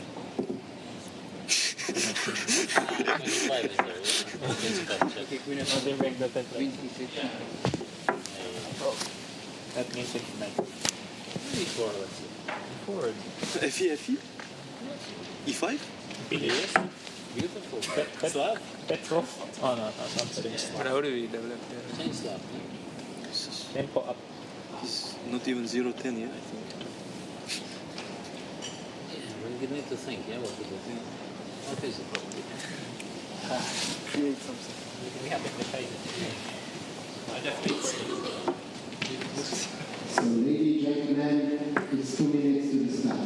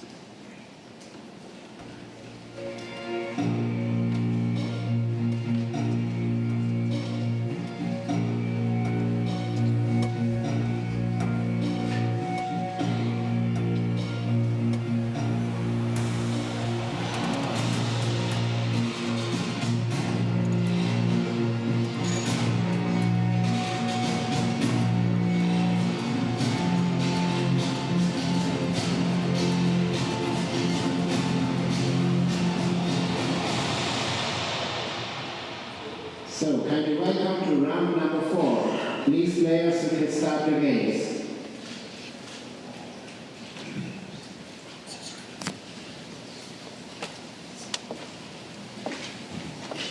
Welcome back to this wonderful event of the Freestyle Grand Slam 4th edition. And now we are about to start the round 4. And we have some great matchups there between Pragnananda and Carlsen. But of course, the other games are also going to be interesting because all of them are still fighting for top 4 seeds. What do you think, Peter? What catches your eye so far? Is there any surprises in first move already, or because now it's not so obvious as it was in previous rounds? Yeah, well, this F4 hitting the pawn on A7, it's a very tempting move, yeah, because you win the tempo, but black plays knight B6, and then the question is, and this is what we have seen the players debating, that how do we use this extra tempo? And there wasn't any way to use it. And we see, for example, Vestiges playing F4, knight B6, knight B3. Nicholas, who has already analyzed the position, actually told me, yeah, there is nothing better. You have to settle on F4, knight B3 kind of stuff. But it's also not a move that you are afraid of with black, yeah, and the players don't have access to computers, yeah, so it's clearly they are relying on their instincts and they are analyzing lines which they feel are more critical. So Vincent is out of book on move 2.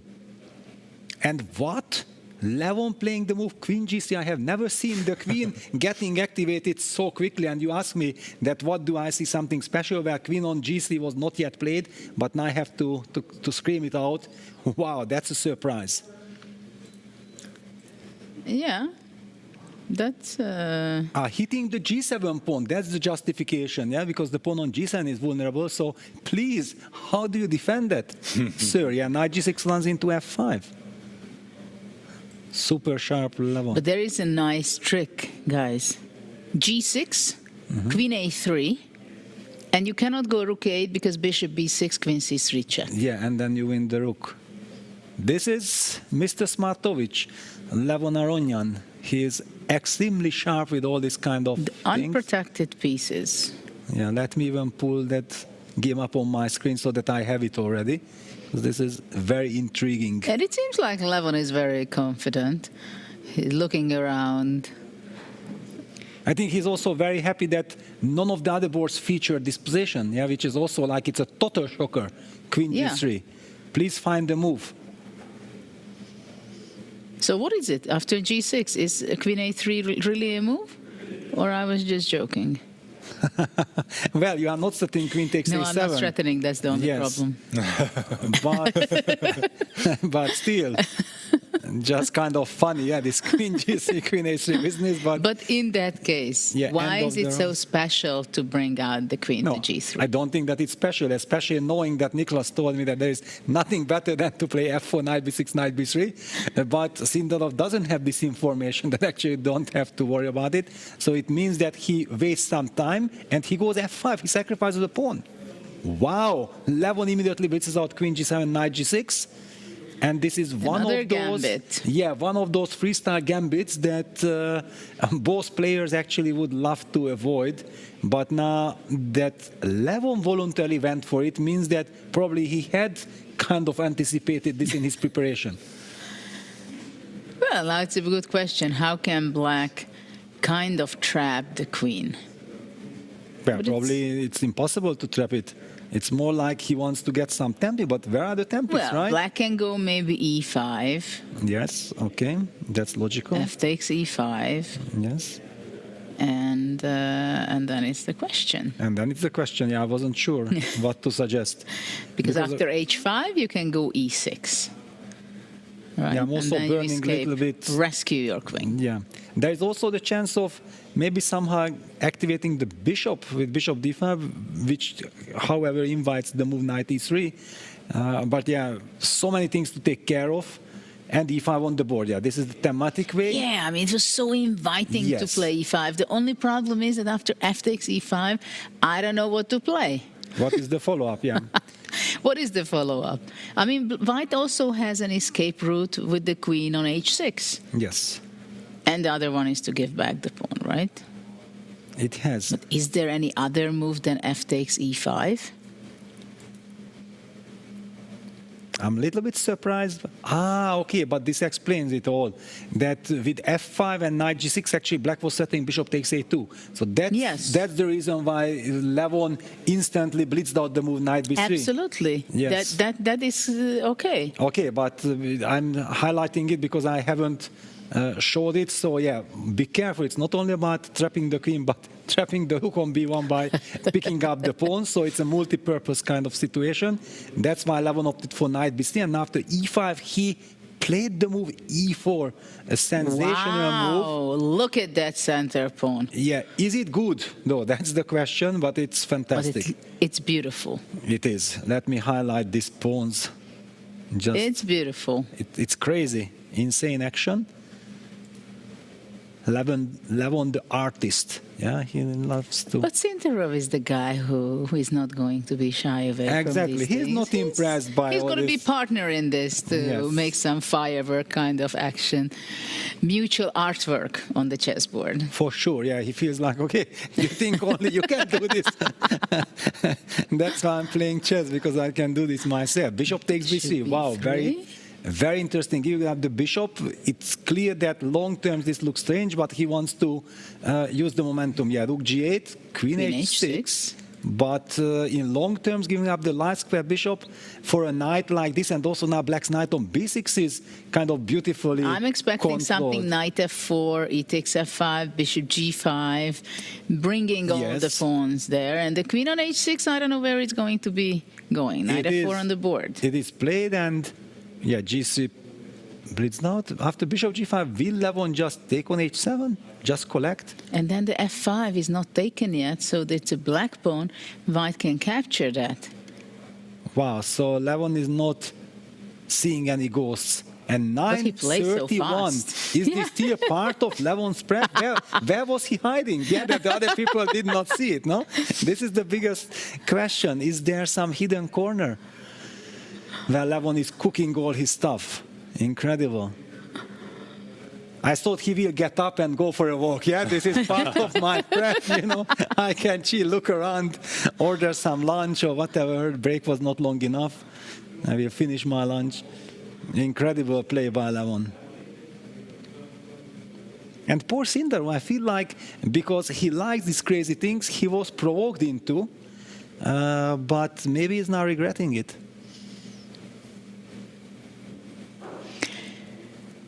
Yeah, it doesn't seem so easy. G3 is a very good move, so White did not take and captured on f5. Yes, let me just show one line which is very funny. Yeah, that bishop g5, queen takes h7, and seemingly another move knight g6, and then we want to trap the queen. It is met by e takes f5, and after rook h8 we can collect the knight. Yeah, so this queen is doing the dance, collecting things. Incredible. So after g3 now, knight e6. Knight e6 had been played. Not a happy move. The retreat. Not a happy move at all. Yeah, also simply the h5 square is also available for White's queen now. Yeah, the bishop is on d1. Yeah, so e takes f5, and whenever you go bishop g5, queen h5. Actually, from the black camp, the white square bishop is missing a lot. Yes. Absolutely. Because where is the attack? Okay, he brings his knight to d4, and if I don't know if White wants to take it, of course, there is one very strong piece for black if the bishop shows up on g5. Yes.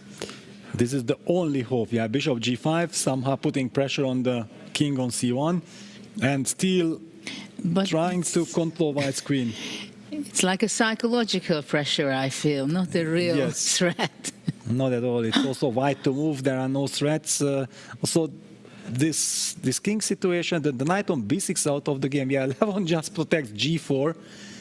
A little bit. Don't be cynical. Yeah, I feel that he's a little bit overdoing it. No, he's so much ahead on the clock. Why is he rushing this? No, but he doesn't play g4 only to protect the pawn on f5. He wants to play bishop e3. He wants to improve knight g3.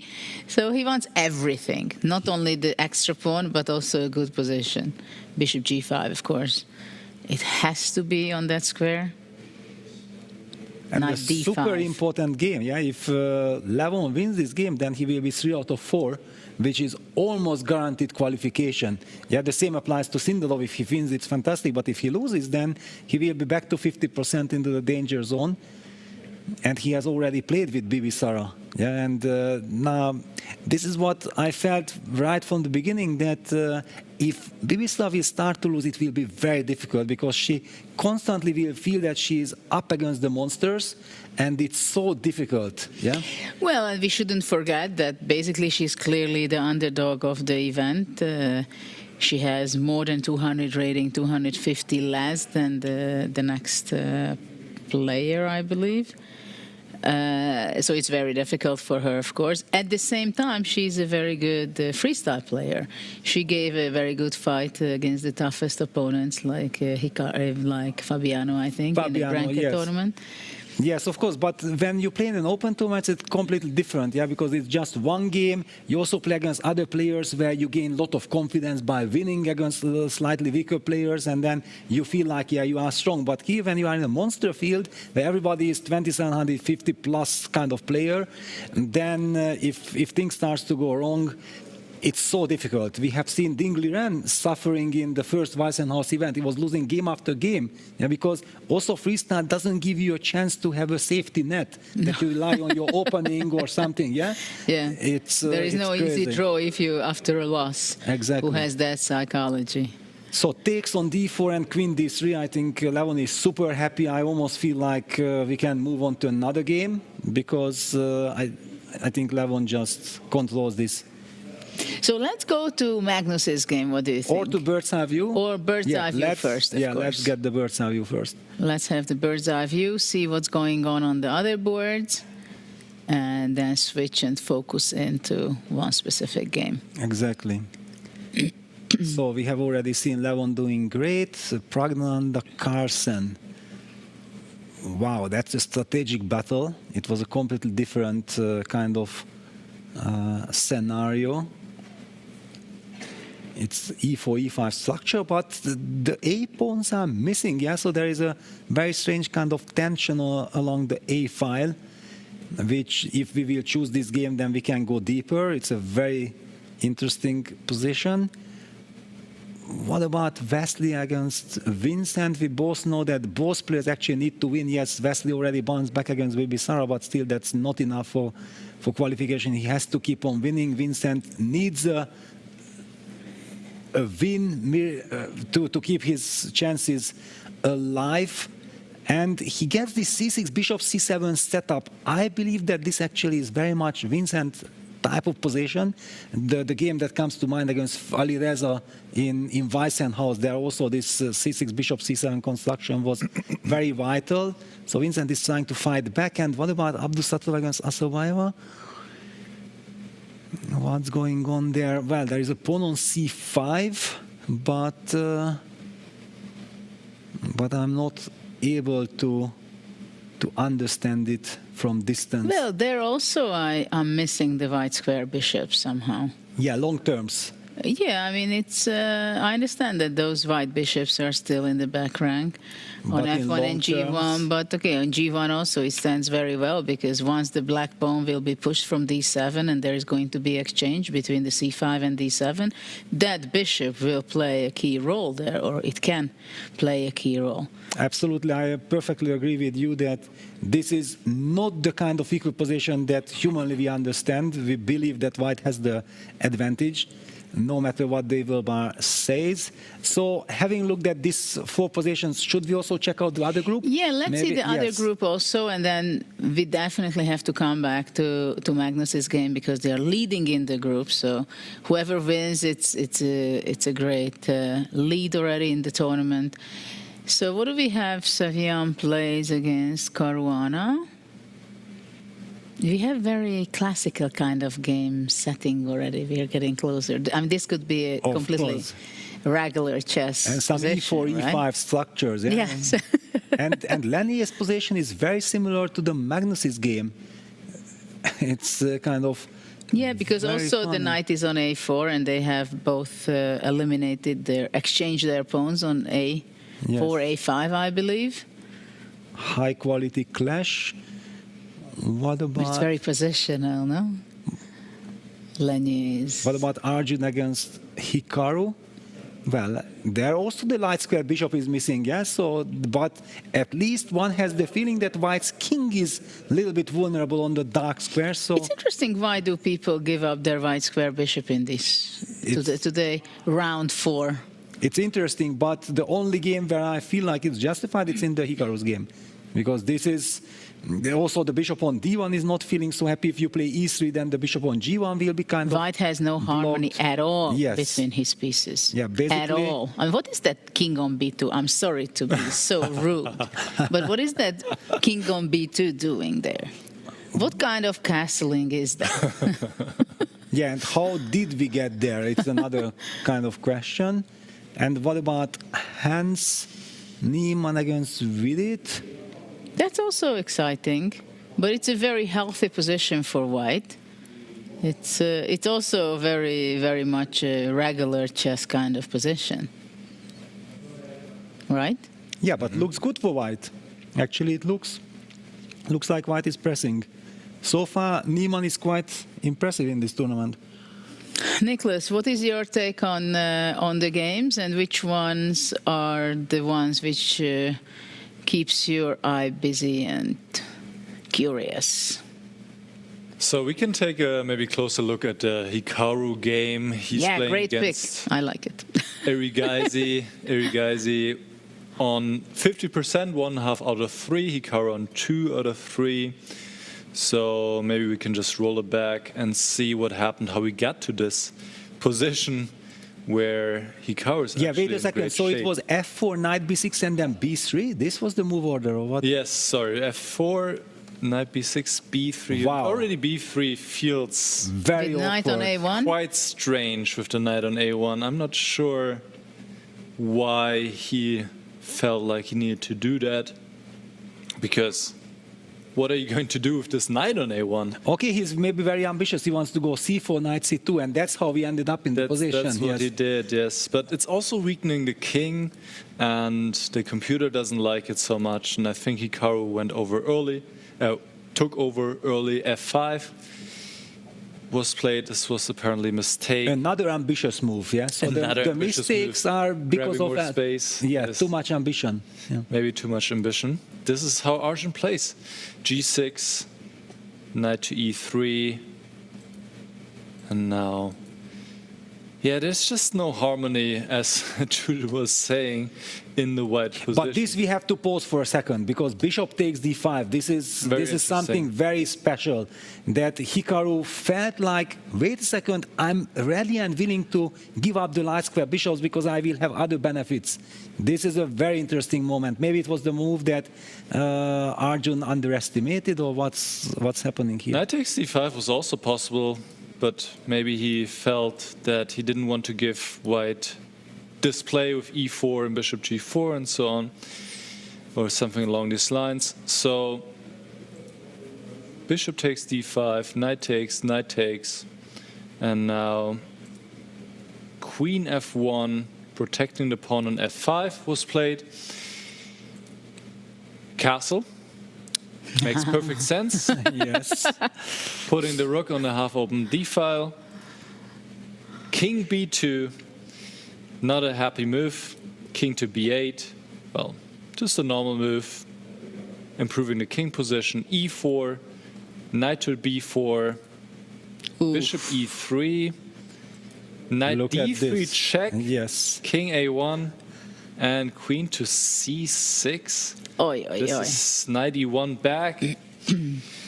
This is looking really difficult for White. Obviously, you have basically all of your pieces still on the back rank, on the first rank, and Black is having a great rook here, great knight at the moment, which will be exchanged now most likely, but still you could trade, play bishop c5, try to get a good knight versus bad bishop situation, exploit the weakened dark squares, exploit the weakened king position. The pawn on d2 is a weakness. So I'm sorry, can I ask a very primitive question? Can't I take knight e1? Queen e1? G takes f5 and take on g2. But you really want to go pawn hunting. It's not your style. I just wanted to figure out. Opening up this bishop, right? Then the bishop from D1. Finally, you go bishop c2 and maybe d4? bishop c2, bishop e4, yeah.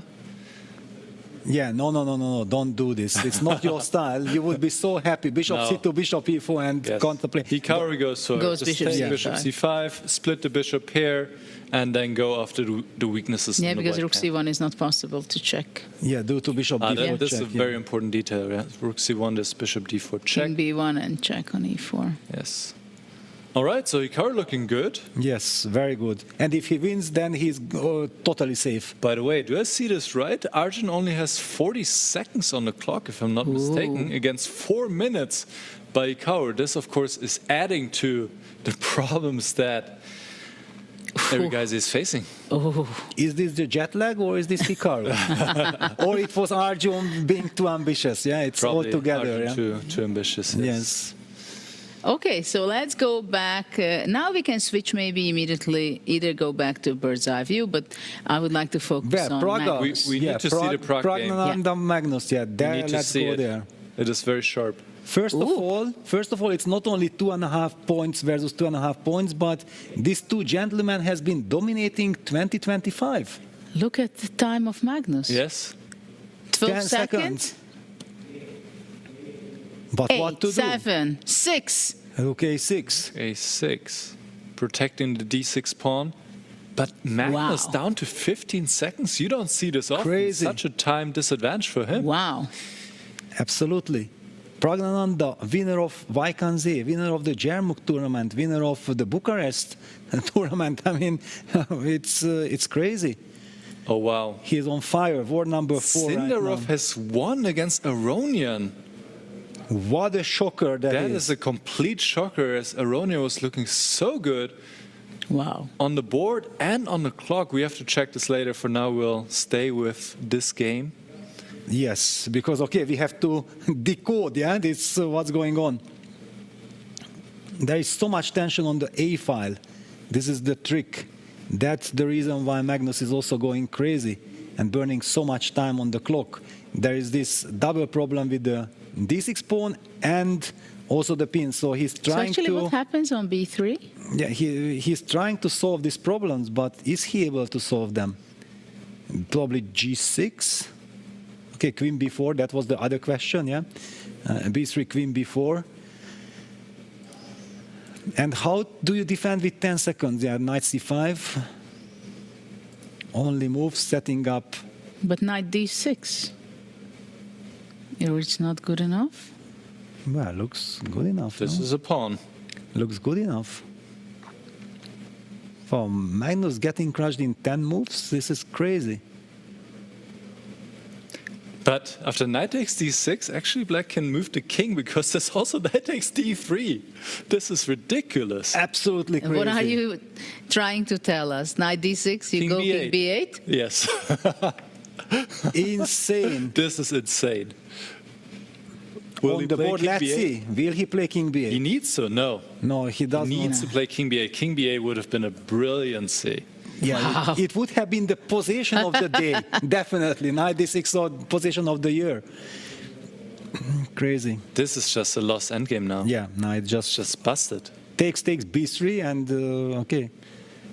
Oh, rook a8 is also Yeah, rook very a8 strong. seems to be quite promising one, though I don't know, after king d7, just queen takes c6? Or queen a7? Queen a7 and bishop c7? Well, then There you're is a stuck great with the pin. bishop on g8, yeah. King d2 or something. On and the black board, cannot- rook a8 checkmate. Wow.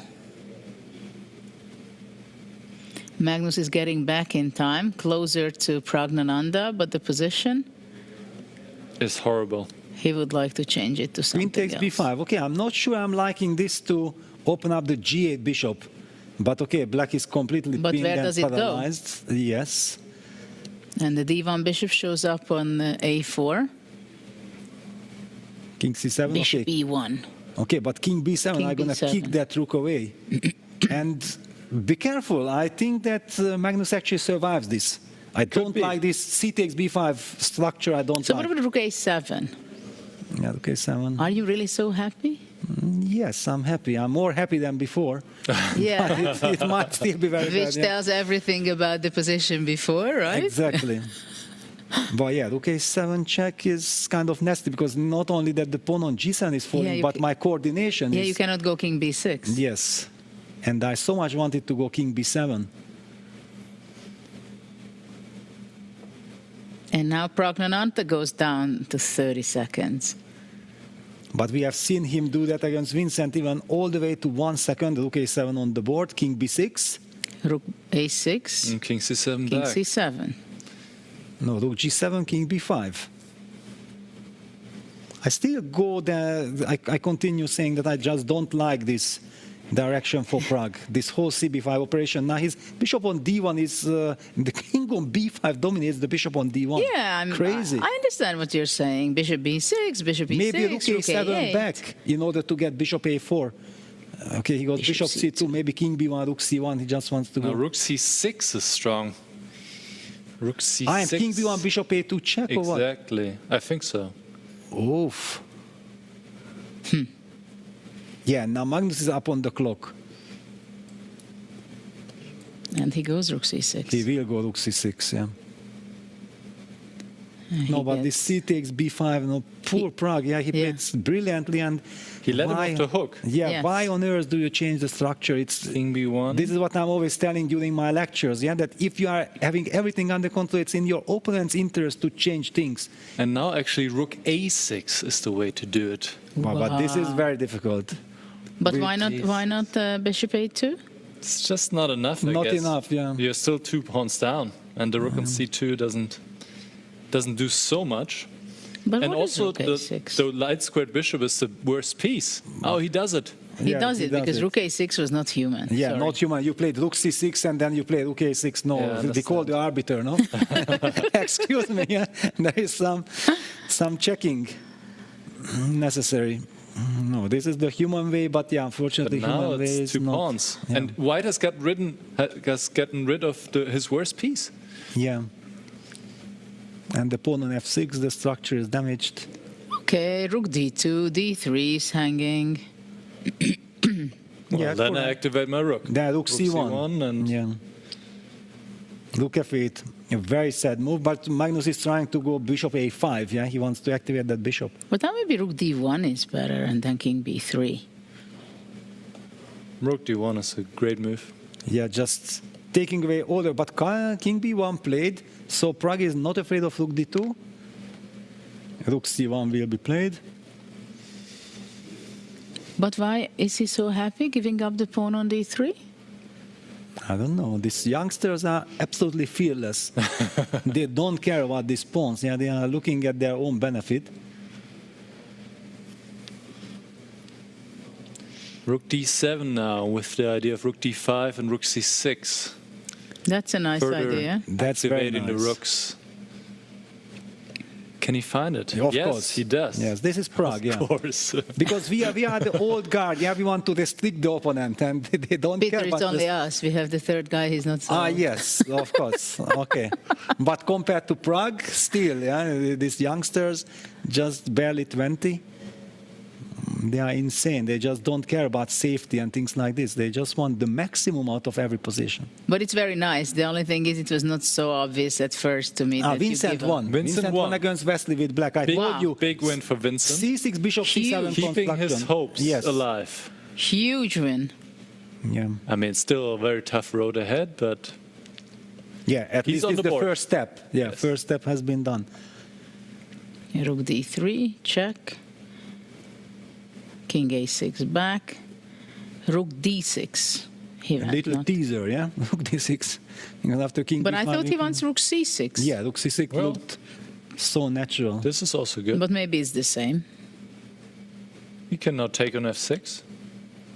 And he does. With bishop? Yes. He yes. does, yeah. It is so nice to be young and not seeing any ghosts, yeah? I just envy them, yes. Yeah. Because, We can have a close-up on the players, by the way. As we're not doing too much analysis anyway. yes, there is Since the not, moves are coming in so quickly. not much to analyze. Let's Let's focus on the focus players. on the game and the show, yes. But finally also Magnus opened up his rook on f8, the pawn on f3 is hanging. Sometimes we see some miracles in rook endgame, so that's why Pragg is not planning to collect on d4 the pawn. He is trying to win the bishop probably. Rook c6 Rook again c6. looks strong. Exactly. Domination is the name of the game here. Oh, on there the we board. go. Sliding it in. King b7, and now slide the rook over somewhere. Rook h6. On the board. Pragg is super sharp. And rook d7. The white king is just much safer than the black king. That is making all the difference here. And Nodirbek Abdusatov has won his game against Bibisara. Yes.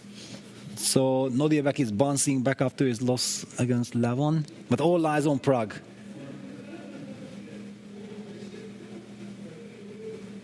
And in Group A, Niemann has beaten Wiedit. Well, that's Group B, no? Group B, sorry. Group B, yes. Niemann has beaten Wiedit. Wow. Moving to 3.5 out of 4, whereas Wiedit, I believe, has maybe half out of 4. Yeah, half out of 4, yes. Yeah, and look at Magnus's body language. It does not signal any belief Rook of G6. saving this. Takes on f4? Or you just want to take on d4? Yeah, now already you can actually You can just... take on h7, take on d4. Yeah, it's... A little bit too much of an option. Too many pawns. And f4, yeah? Yes. Cementing, protecting everything.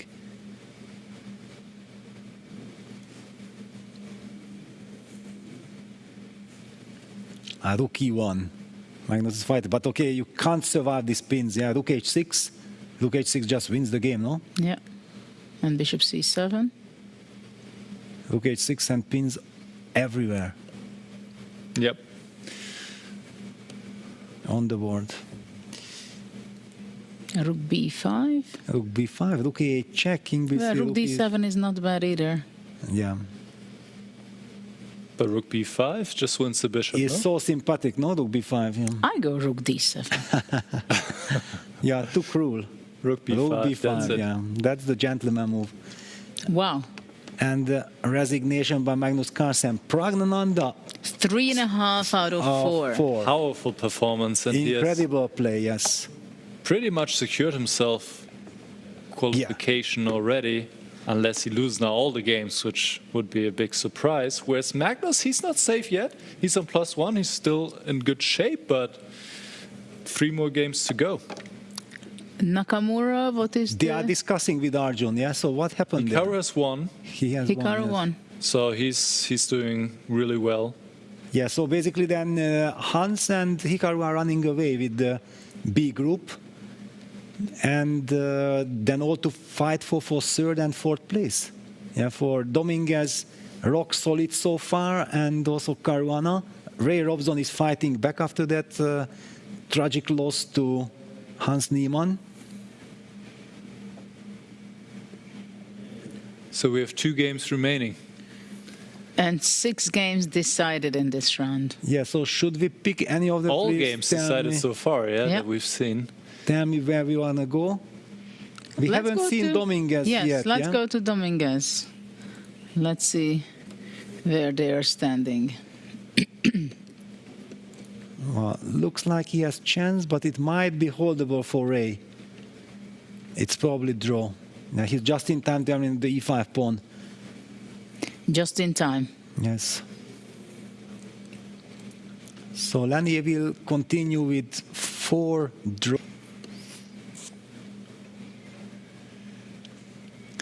E5 played. Yes, our line is being played out, and your move was rook b1.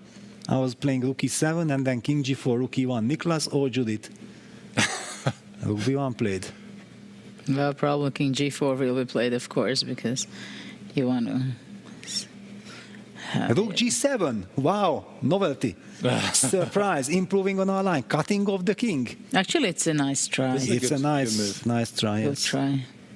Very good try. Unfortunately, it's not enough because e6, king d5, rook b6, for example, is also quite effective. But then king c5. Yeah, and then rook back. And b5. And then rook e1. King d6. Yes, it goes on. Still posing some problems here. Yeah, rook e1, but now there is no king d6. Yeah, this is not good. Yeah, no. This was too easy now for But wait a he got second. confused. Wait a second, yes. Okay, Lenny, of course, can always just push b4 and give the rook, but there are no winning attempts anymore. No, rook e7, king g5, b4, and he will have to give up the rook. Yes, exactly, but there are no chances here. But this was not expected. He didn't need to allow this. Yeah, we felt like, but okay, the clock is ticking with 10 seconds on the clock. 5, 4. Yeah, All right. okay, so shutting it down. Agreeing to the draw. White's king is too far away to hope for anything.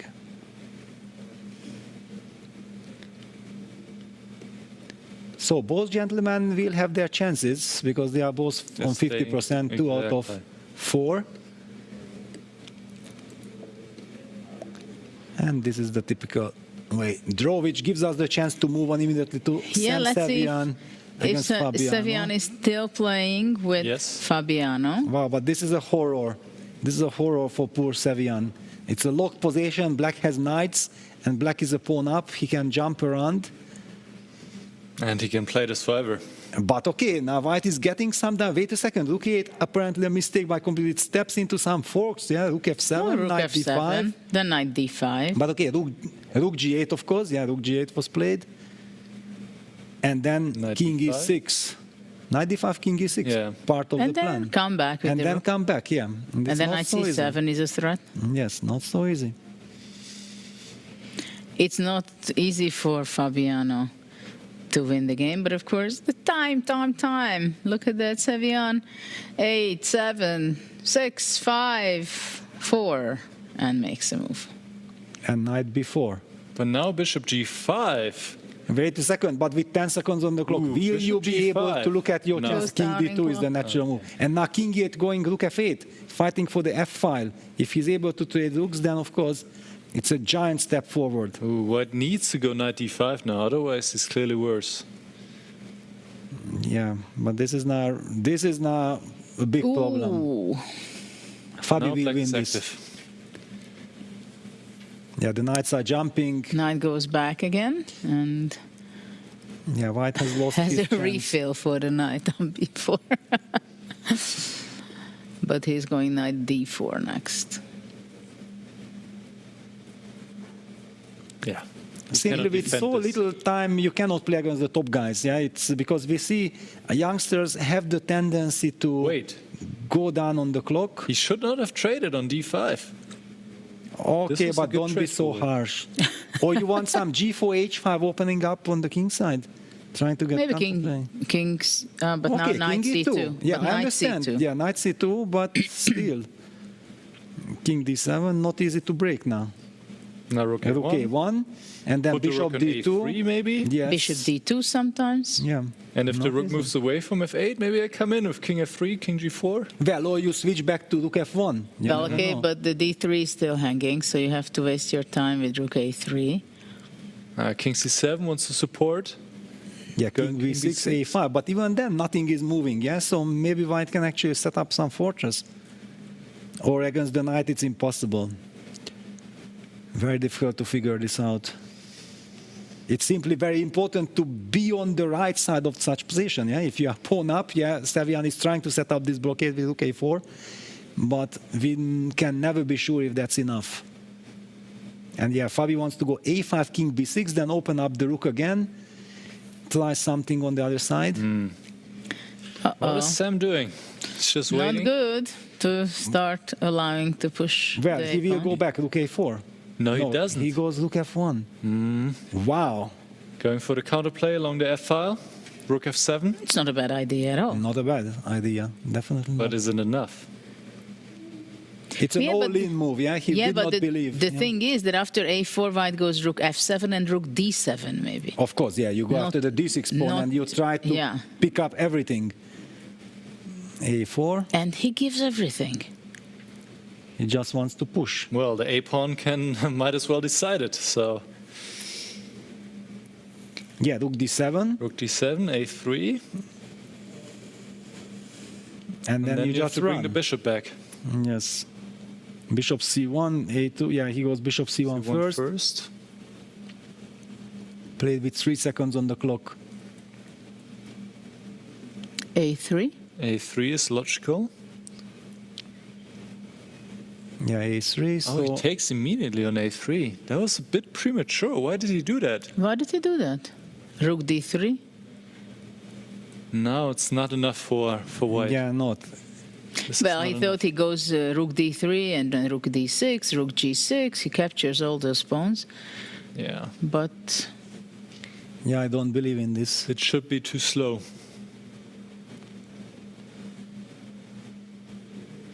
Actually, maybe knight d3 is better. But then rook d6. King a5. Yeah, then rook takes g6. And king b4. Yeah, and d6. That was the line that I was also calculating. I wanted to make it work, but I wasn't sure finally. It's a tricky line. It is tricky. Because after king c4, this and rook a8, I have rook d6, hitting the knight on this. Yeah, that was also my calculation. Rook takes d3 is good. It's the professional move. Yeah. Okay, king a5 or king c7? And e4. And knight c2, knight d4. Knight d4 is there. Yeah, this hurts. Let me put it on the board. Yeah, and also C2 it's important, I think, that after rook g7, king d6, e5, d4. Yeah. So you that's why enter. he went to c7, yeah. Black will always hide. Check, king d6. King is heading to e5, d4. And that will be a giant step for Fabiano. Yeah, he gets to +1, which is in such a tight group there. Well, he needs it desperately. Well, okay. Desperately not. It helps. It helps, yeah. Desperately to make it clear that, yeah, he is going in. But, okay, still 3 more runs to go. All right, what can he try? He needs to push the h-pawn. What else can he do? Okay, he gives another check. I don't see how that's helping him. Maybe he wants to go king e5, rook e6, and king d4, d6. That's why he goes check. Of course, yeah, he wants to lure the king to e5. But you can go king f5, yeah. And then it's just nothing. Yeah. My king is well placed on f5. Protecting an e4 pawn, keeping an eye on the rook, close to the king side pawns. So h5. But now knight c2. Mm-hmm. Yeah, when that's that going to be knight, decisive. Yeah, when that knight enters the game, delivers a check, then suddenly White's king will feel very uncomfortable. Yeah, it all's coming very quickly. But no, he goes rook a3. Okay, this be careful. This might not be so simple. Yeah, I need to bring that knight in. But he wants h6, rook a2 check. Yeah, where is White's king hiding? King f1. Okay. e3. Then rook e6. This is far from clear, guys. Knight d3 should be played now, apparently. But already the advantage has decreased.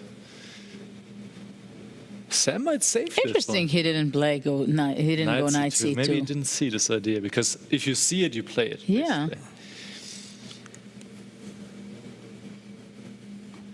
But maybe he also rushed a little bit too much, because he had a lot of time. And it looks like the position is so winning. I mean, you have an active king, you have a pass pawn, you have an extra knight. But White has some passes as well. Look at the spectators. Full house. And the what an impressive playing hall. Yeah, gorgeous playing hall. Amazing. And for the first time, live audience here. The Grand Slam. Even Magnus is watching. Yeah, it's such a thrilling position. Game. And Caruana going down on time, down to 20 seconds. I mean, things can also go really wrong. Yeah, H and D pawns are going, yes. It's a very tricky stuff. This is... And also Sevian's body language signals like there is hope in his body language. Yes. He's feeling it. 5 seconds for Fabi. Oops. Gotta make a move. Oops. Now it's already equal. King G1. Yeah, then the rook has to go to H5. He goes king G1. Of course he goes. Why? I mean, rook E6 was possible. No, but okay, you want to kick that rook to H5. No, this H5 rook is a bit strange. Yeah, D6 is played, but not the knight. Super sharp. E3 only move to not lose for black. E3 You're only kidding. move to not lose. I'm not kidding. It's played. It's replayed. But this look on h5. King f1, only move before white. Super sharp position. Yes, crazy stuff. But king f1 will be found because otherwise e2 and rook h2 knight d3. Yes, indeed. So Black there's striking no other first. way, right? So king f1 is a must. Down to He's 5 seconds. 5 seconds. He needs to play it. 3, 2, And 1. finds it. With 1 second he Rook plays. h2. Now king g1 back. Only move. What a King G1 back. repetition. Crazy. But what Wait. is king g1? e2? Yeah, I don't understand. King either. h2, plays it. e1, h7? This is crazy. No. Are you kidding me? What? Yes, it is. It is. This is equal. He can take the rook, and black doesn't have more than a perpetual. Unbelievable. Probably. Yeah, it will be This played is out. ridiculous. What a save by H7. Sam if this really works My out. goodness. Yeah, it seems like it does. I cannot believe it myself. I mean, queen and knight. Because once the black queen can go to h5 to stop the h7, rook g5. Yes, there is this. But why? No, maybe only d7. What a game. How is this a draw? Queen E2 check. e2, king g1. And if Yeah, queen h5, d7. Yes, D7, That's yes. Too many pots. Crazy. And if knight c6, then rook takes c6, yeah? Yes, Yeah. The rook, incredible. Wow. What a save. Incredible. Well, okay, it's not over yet. Look at this, Magnus is there. why is He this- just cannot move away. It's just too fascinating. But black is picking up the rook. Yeah, but and then check. And this must be some So kind actually of black can perpetual. get this. Take on must be- g6, And then h8, take king king d6, d6. queen f8, Queen f8 probably, right?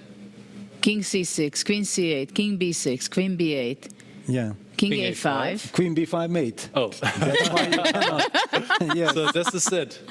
White is going to win the c5 pawn, and then it's a draw. Incredible stuff. Oh. Chess is beautiful. Ridiculous. Fabiano must be. He cannot believe. He cannot believe. Of course. I would How not be is able this to possible? believe at all. This will hurt. Okay, Yeah, he goes he- king he e4. goes Good But try. then, Good but then try. queen h4, d7. Queen h4 only move. Queen h4 only move. But it And is now- an obvious one in a way because you're But protecting why g3. white is not winning? Well, I Well, guess you there's always some have knight perpetual. c6 in the pocket. Knight Yeah. c6, yeah. That Yes. too. Queen h4 will be played, yes. D3, d7, and then he wants to go knight c6 and play And the queen endgame. play I the queen suppose. endgame. Yeah. There he still has great chances, practical chances. There he has practical chances. I mean, d7, knight c6. Yeah. This game is keeping us on the edge Real of our seats. entertainment. Absolutely. And do we have to play d8 queen? Yeah, Probably. what else are you going to Yes. do? Nothing else to do. And he does. Yes. He does it. He plays it. And now just protect the g2 pawn. I mean the g3 pawn with king move. Yeah. King g2. King g2. Or king somewhere. Okay, we Yeah, have to mention that the c pawn is actually the strongest pawn in all these queen endgames to be pushed, but there is this g pawn which will always give counterplay. Yeah, white will start pushing his own pawn. Yeah, and he's going to be fast probably. I mean, let's say queen e4 seems to be the most natural, but then king h3 King and h3. g4 immediately Yes. be pushed, and from there on, white can exchange also queens. Wow, but if Fabi really does not succeed, and it looks like he might not, then he remains in the danger zone with this 50%. Absolutely. Nerve-wracking situation. Queen e4 checking h3 is what we are expecting. Yeah, what will be? I mean, king h3 is the logical. Of course. Yeah, why not to go forward? Maybe queen d5? What do you think? Okay, but I'm not that scared. But yeah, After Fabi, that, actually, you can take and king g2, yeah? But also Fabi will clearly find some ways to continue, but okay. Yeah, Queen E3, setting up the trick. Yeah, King H4, Queen D4 check. Queen D4 CD. But of course we will not be falling for this cheapo. Queen A5 back.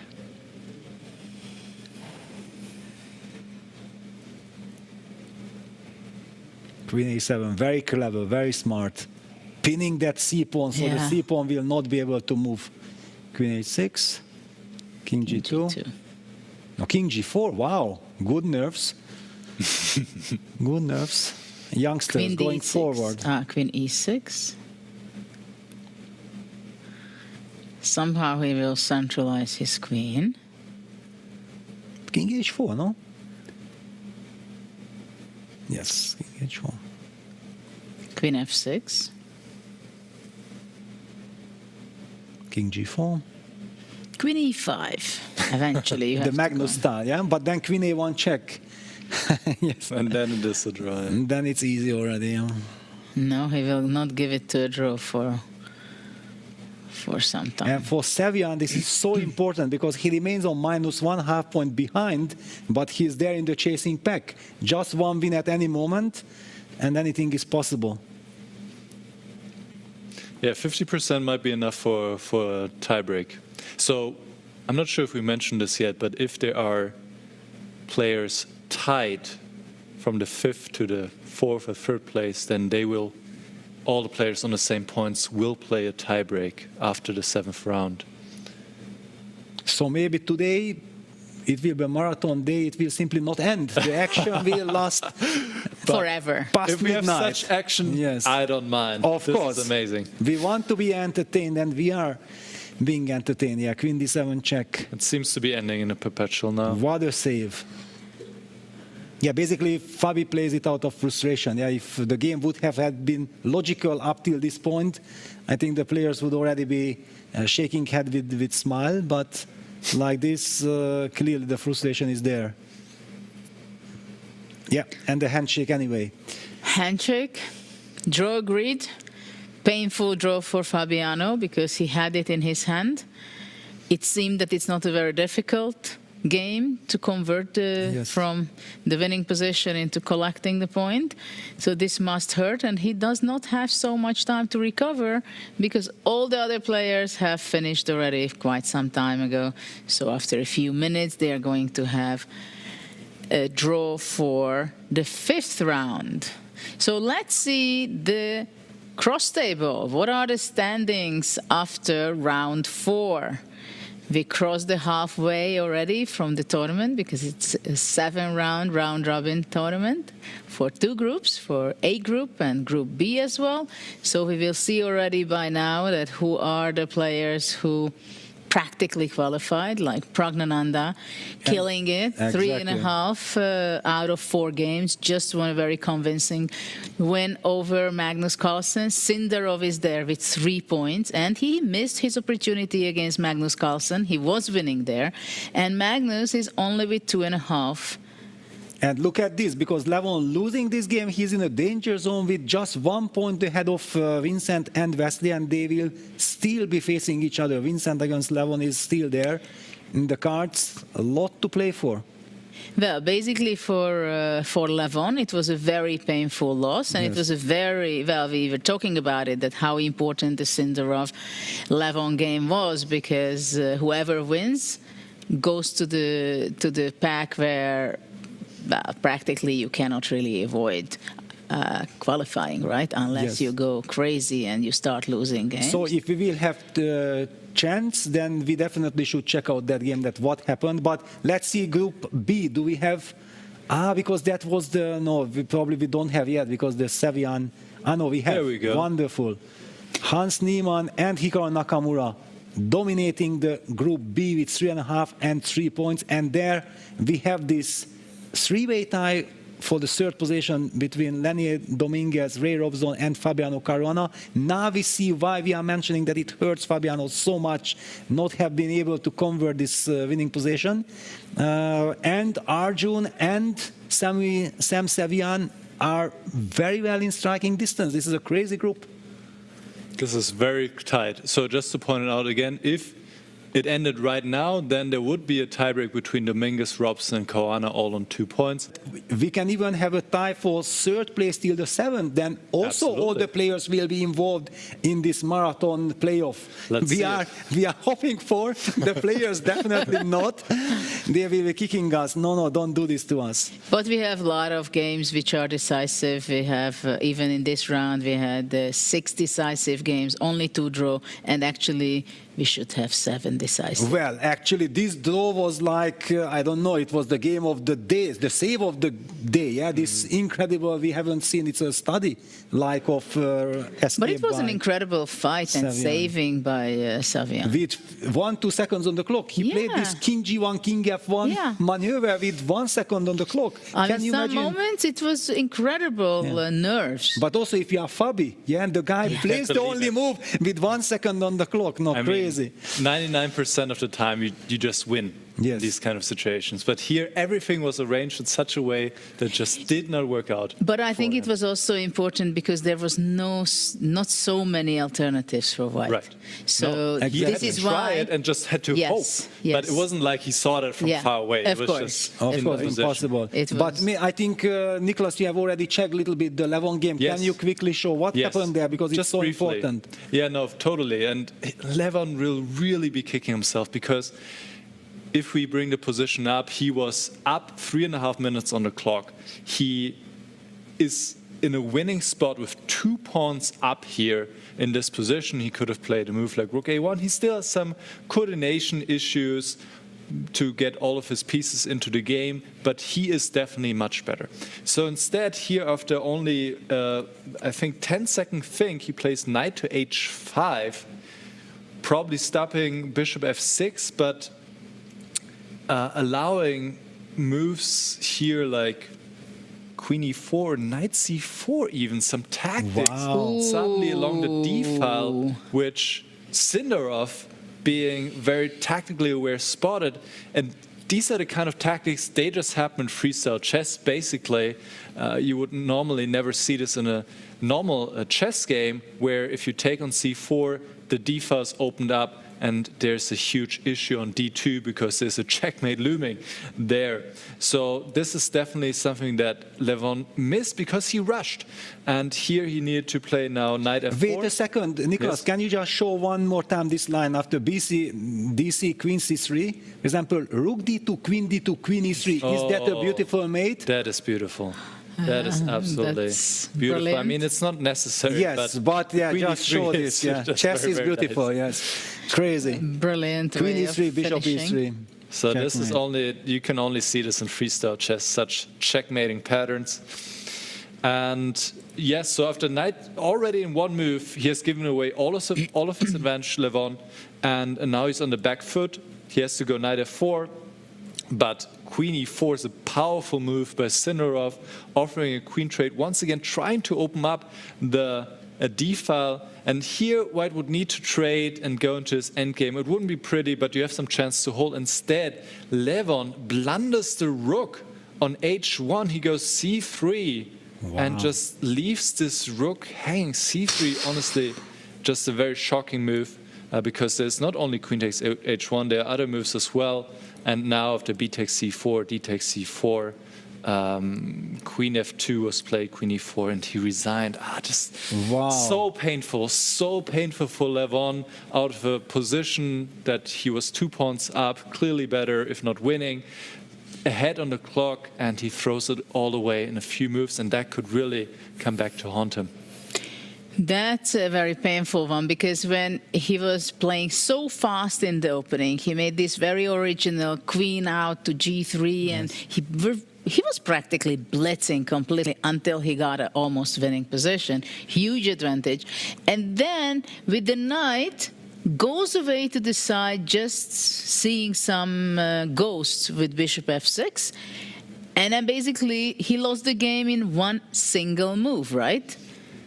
Yeah, then already one mistake, then another one, he got nervous and so on. Yeah, we know this is a chain reaction. Yeah, it's completely crazy. Yeah, when you lose control. At the moment when you lose control, then you lose everything. Yeah, all the mistakes just follow naturally already.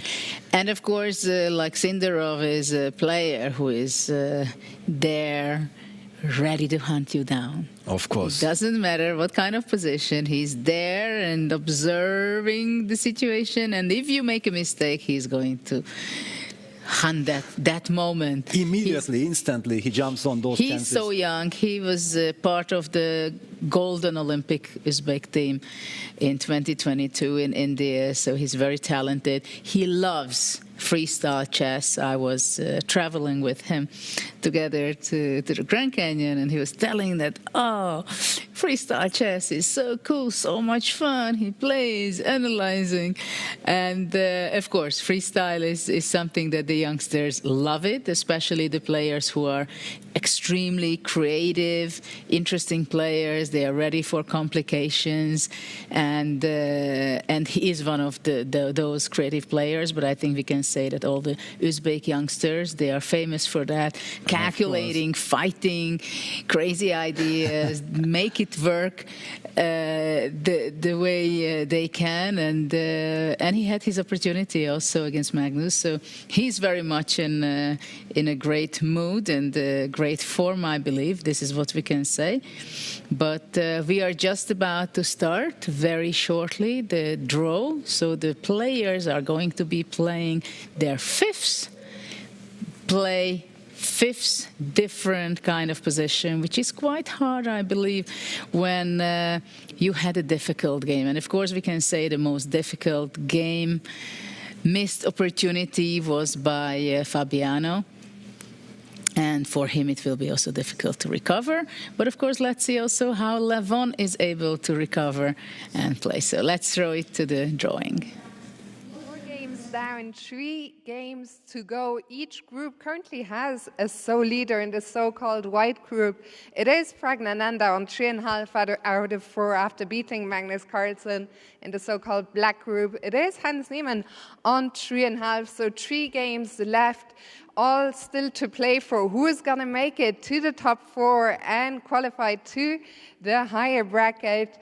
First of all, we're going to find out the next position. And in order to help me, I would like to welcome to the stage one of the biggest chess content creators in the world from Sweden. Give it up for Anna Kramling.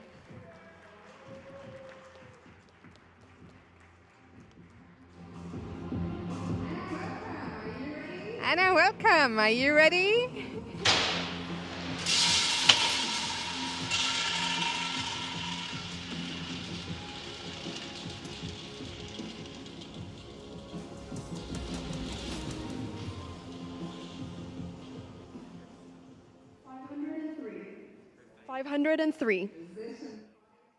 Position 503. Anna, thank you so much.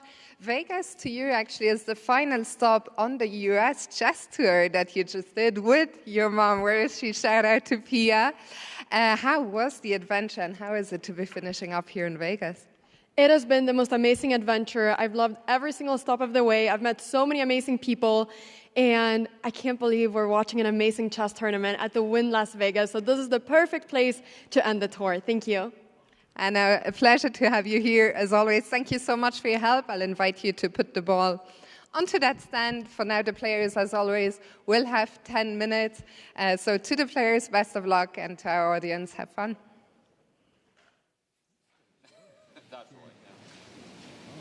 I don't know. D4, G6? What if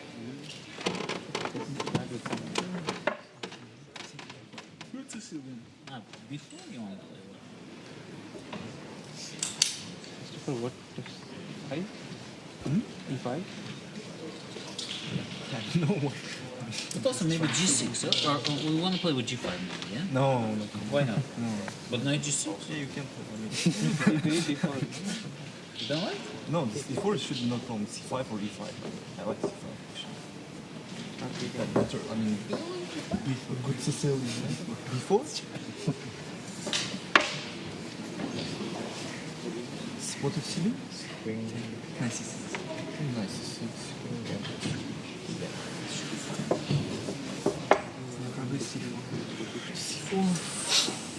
Yeah, it's gonna get boring. Maybe G6 first. C6. Yeah, C6, maybe E5, maybe C6. Ah, F5, knight F7, yeah? It's very nice. I'm not sure about F5. But what to do for right? I mean, seriously. B4? B3 looks like that. G6? C3. E5? Ah, this looks correct for white. This looks right. Before I like. Bishop H6 for white. But it's not such a threat. Let's say G3. No, Bishop F5. F4. But I mean, let's try Bishop H6.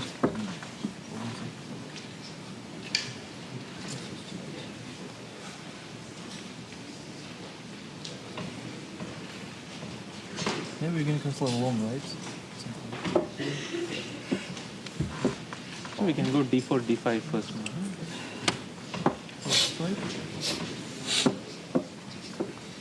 Copy. Let's say G3. C6. Bishop F4. Bishop. Oh.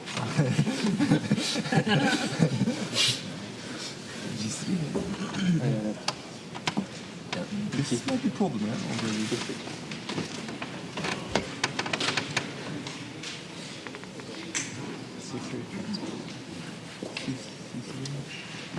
Yeah, C3 looks logical.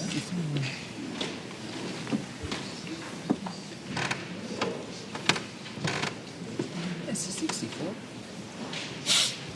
D4.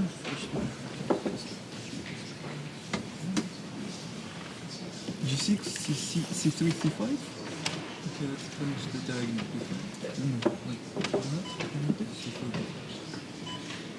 F4 and C3.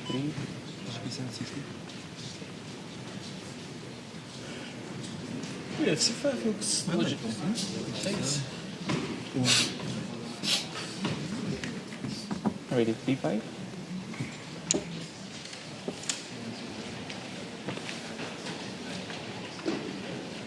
Yeah, but C5.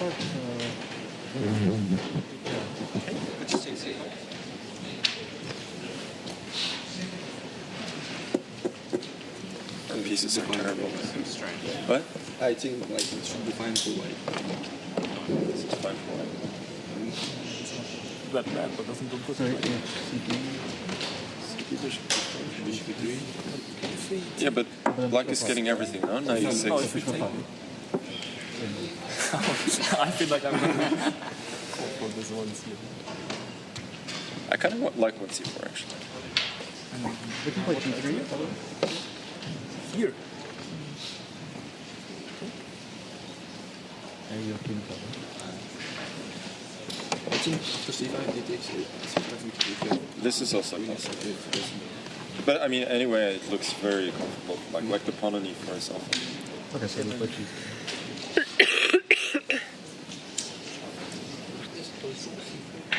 No, I like first move C4.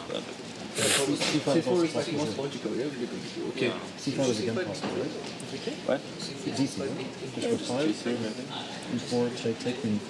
Yeah. Actually, here's C4. No, but we should look at C4. We should look at C4 too, though. Maybe C4. Maybe not. Yeah, I was thinking about. It's not stupid. I mean, before you want to take with bishop. No, but okay. What? Yeah, C5 take bishop F5. E4. No, what about C4? I take. You have G4. Yeah. But this is good or not? I mean, what? Well, let's try with C4. Why not? Because if you C4.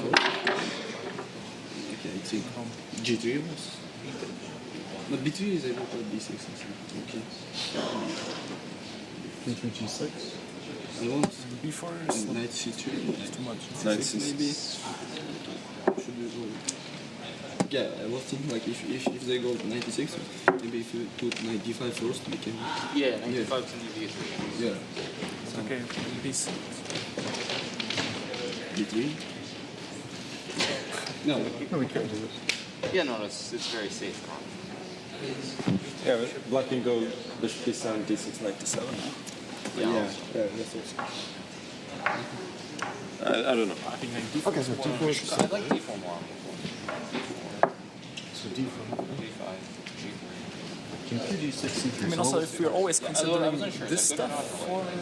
But why aren't we going C3 first? So we were G6 was the problem? G6 bishop 4. I'm not sure it's good though. Yeah. Bishop 4, knight E6. Like what? Bishop G2? Knight G7. No, but then you're bishop on H1. Yeah, bishop 4. Probably going to transpose, right? Yeah, it's probably G6, G3. Is G6 bishop at 6? We cannot make some, something quick work, yeah? No, C3 should be. And C5 they're saying, yeah? But C5, wait. D5 bishop F... it's not dangerous. C5, D5? No, can we play C6? Can we play C6? C6? G3? E5. You want this first.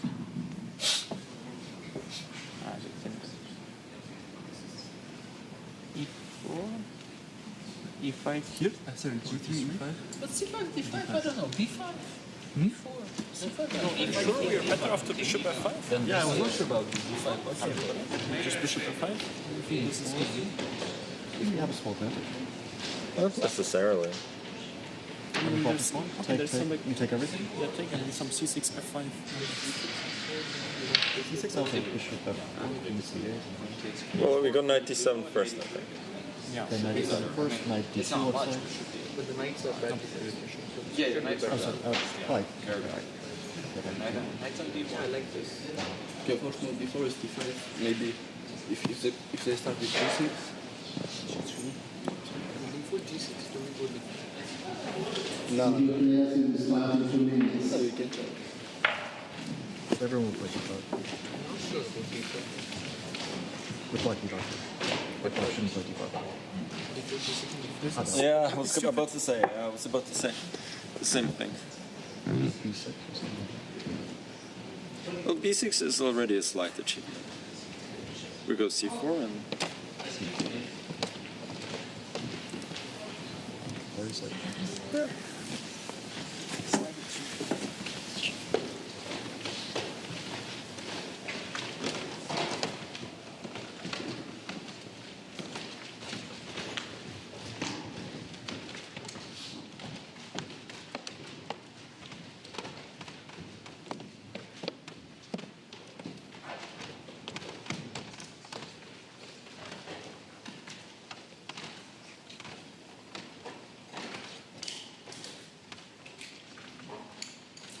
In the meantime, to the audience, please keep your mobile phone in silent mode.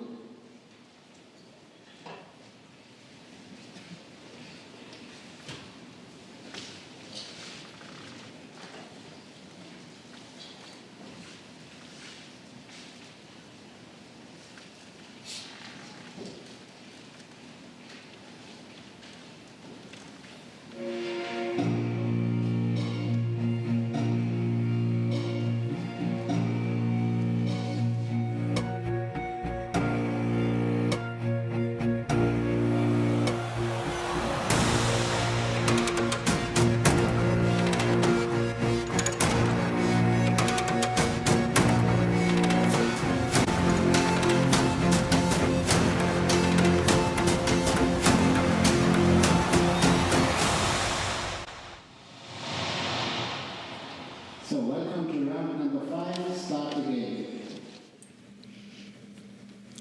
We are back in Las Vegas for the Freestyle Grand Slam, and it's round 5 already. And we see already the bird's eye view with the 8 players, 4 boards right here. Let's see what are the decisions in move 1. I see they agreed kind of to play D4. What do you think, Peter? Yeah, D4. Well, actually, what I think, it does not matter at all. I'm looking at for the first time. I just wanted to highlight that in the very last second we saw, I think it was Magnus, suggesting B4. And it was the move that actually was nice for my heart. Yeah, I just sense it like, yes, B4, what a nice idea. I have no idea if it was good or not. But yeah, unfortunately, we haven't seen yet B4, but Magnus is thinking, let's go B4, Magnus, just to see. I think that you kind of suggest in the very last second. No, G3. And he goes G3. Quiet G3. Let's open up the diagonal for the bishop. Well, and we have a Karo-Khan on Vincent Kyle against Abdusatolov. D4, C6, E4. Because the pawn on H2 is protected by the knight on F1. This is also a very kind of rare situation. Yeah, normally the pawn on H2 is attacked in such situations. G6. What is Nodiabek doing? Giving up the center like this? I'm hearing from the players that grabbing space is very important in freestyle chess as well. Yeah, in this regard, I'm a little bit shocked to see this that giving away the center completely. Where is the justification? Is this C3 E5? Is that the move? But it's also interesting to see Bibisara, Sasaybayeva, Aronyan also in the direction of the Banco Gambit, right? Yes. In the semi-Banco Gambit as well. We're going to see actually a pretty natural, classical chess kind of position. I believe white is going to be castling. The queen will be out, E4, knight E3. So that can be a healthy kind of setup. And for Aronyan, it's a big question how he will make things work and qualify, because he made a big mistake in the previous round. In round 4, he made, well, basically he made his life very difficult, missing this opportunity. And now it's like a must-win game for him against Bibisara, yeah? Because, okay, since your rivals are winning against Bibisara, then you feel like if you have already lost some points, and he has already lost 2 games. At the same time, of course, he plays against the underdog of the tournament. She's the weakest link of the group. But at the same time, you know, she's not going to give the point for free. Aronyan will have to fight for it. And of course, Levon can have his demons after the last game. This is going to be the question. Whether can he just exclude what happened there and focus and play very well in this game. Yeah, look at this, what Abdusatov is doing. It's kind of crazy, but it might work since it's a 10 minutes game, but he just instantly blitzes out his moves. I don't really understand why Vincent played knight d3, to be honest, because it looked to me much more natural just to play g3 and then f4, kicking that queen away from e5.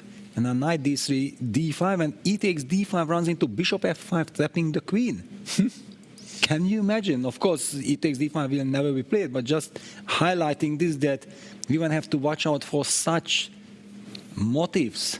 I don't like the bishop on h1 in this position. Yeah, but that's why. Why knight d3, g3 followed by f4 in the Scotch defense but still, probably g3 is the only move now here for Vincent. But okay, now it's too soft somehow. Of course, g3 has to be played, but how do we fight for advantage? I was hoping for advantage. This simply Abdusatov also playing too provocatively instantly. Yeah, normally such attitude has to be punished.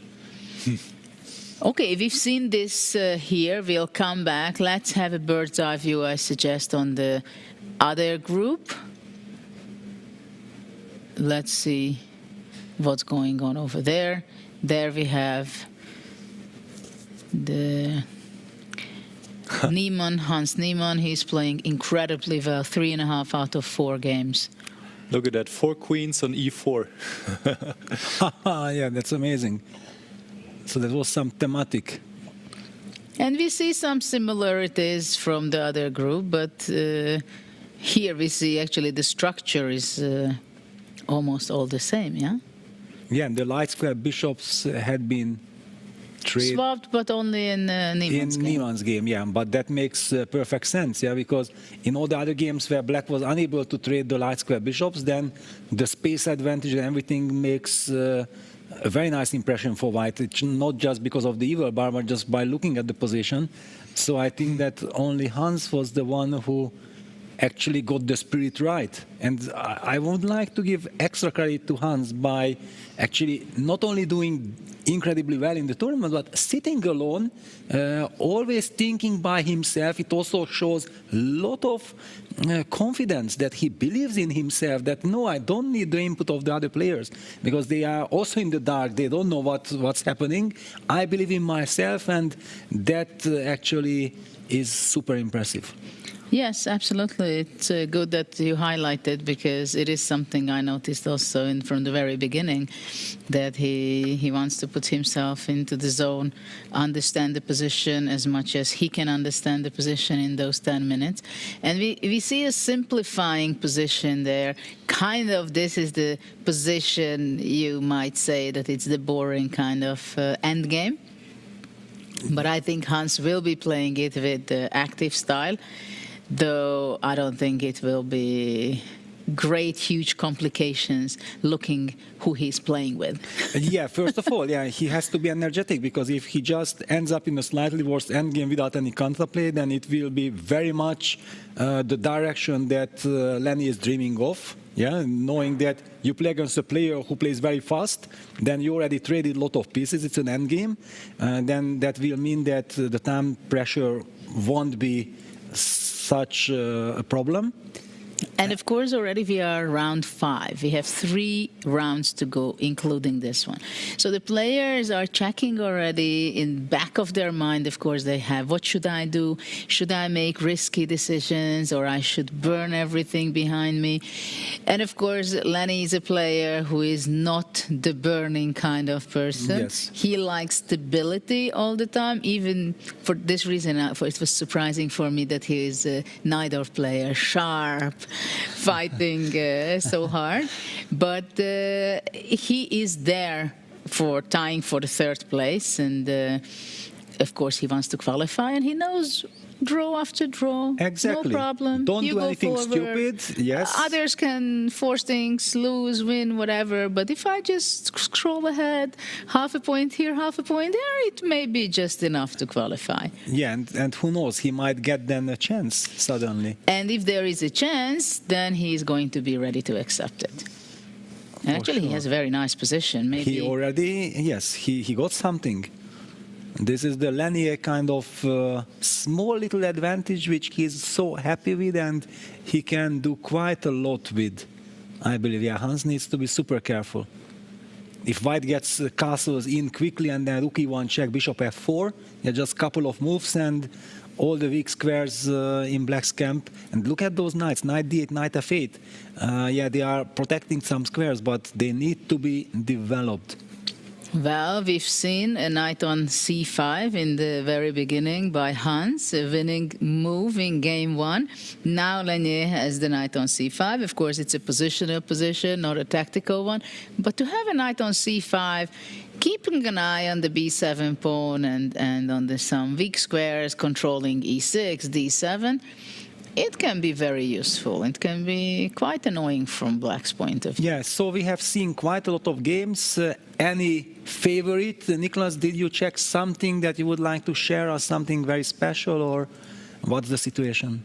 Yes, I can share one curious little detail, which is in 3 of the 4 games here in Group B, the same position was on the board after 5 moves, which is this one.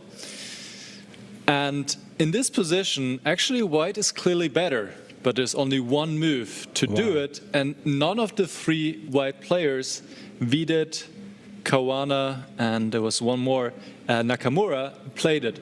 Then wait a second, don't reveal it. Judith, any guesses? I'm just going for bishop h6 because you told us that there might be a special move. I go for bishop h6. I don't even know the position. I don't want to calculate. All right, so 2 more moves thrown into a ring. Vidit played bishop f4 here. Nakamura played knight to d2, and Fabi played queen to e2. The best move, bishop f4 is actually second best. Bishop h6 and g4, I don't know about. The best move was f4, which is maybe a bit surprising. I assume that the players didn't play it because of f5, followed by e4, setting up a protected passed pawn in the center of the board. But white is very quick to to attack this pawn chain going g4, threatening to take, and the rook on g8 is undefended. So if you have to take back with the bishop, then the pawn on e4 is weak. And this is actually very promising for white, already clear advantage. But just goes to show how difficult it is that three of the top players, they all went into a different direction, but none of them found the best move here, going f4. So curious little detail I want to share. Yeah, very nice. Thank you very much. So let's go back to the bird's eye view and let's pick. We have some very interesting matches. Yeah, Judith, it will be your turn to pick a game. We can actually go to maybe Kamir's game with Abdusattorov because they are on the side and they are both very much fighting and trying to get back on track and somehow to be able to qualify to the top 4. Okay, I think Nodirbek is +1. He's doing fine. Because Levon is the one who is on 50% and now Vincent is fighting. But if Vincent succeeds in this game, then Abdusattorov will also not be in a safe spot anymore. And somehow this position leads always to some endgames, some delicate endgames. It does feel like White has some chances with Rook E1, trying to target that King. Vincent goes in a completely different direction. He wants to activate that rook from a1 by pushing his a pawn. He's hoping that if I get the pawn to a5, then I will be able to threaten with a6. And if black plays the move a6, that's the big question. How is Vincent planning to put the pressure? Because black will have the chance of castling. Yeah, the h1 bishop is also something that needs time to recover from that corner. And Vincent down to 4.5 minutes. Yeah, a5, a6 played, and all of a sudden I prefer black. What is I felt like some energetic play was required. Yes, a4, a5 was too slow. Was too slow, yeah, and it's very nice now for black, yeah. And we know that Nodirbek loves to play quickly, so he will be pushing on the clock as well. Well, actually, maybe this is not so sharp. It's maybe not so sharp. We can go to another game. Absolutely. We have the game, Magnus's game, of course, very interesting, I believe. Also, Sindarov's game. What do you think, Sindarov? Yes, Sindarov against Praggnanandhaa. I want to see that. Sindarov. Yes, absolutely. Okay, two incredible youngsters playing one brilliancy after another. And Praggnanandhaa is in incredible shape so far.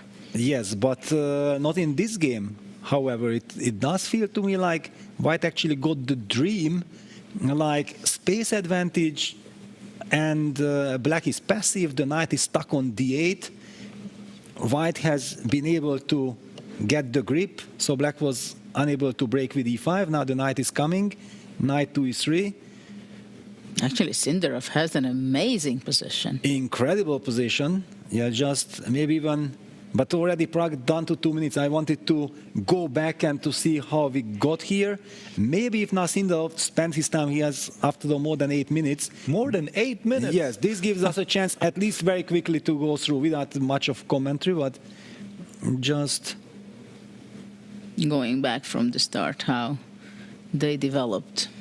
Yes, so it was d4, g6, again the same kind of stuff. d5, g3, c6, e4, so the break is happening. And if knight d7, e5 was not played by Prague, but then he just remained passive. Queen e2, nice prophylactics, queen d6, knight d2, now the knight will come with a tempo. Yeah, castles knight e4, the bishop develops to h6 with a tempo, and that's how we reach this position, and f4.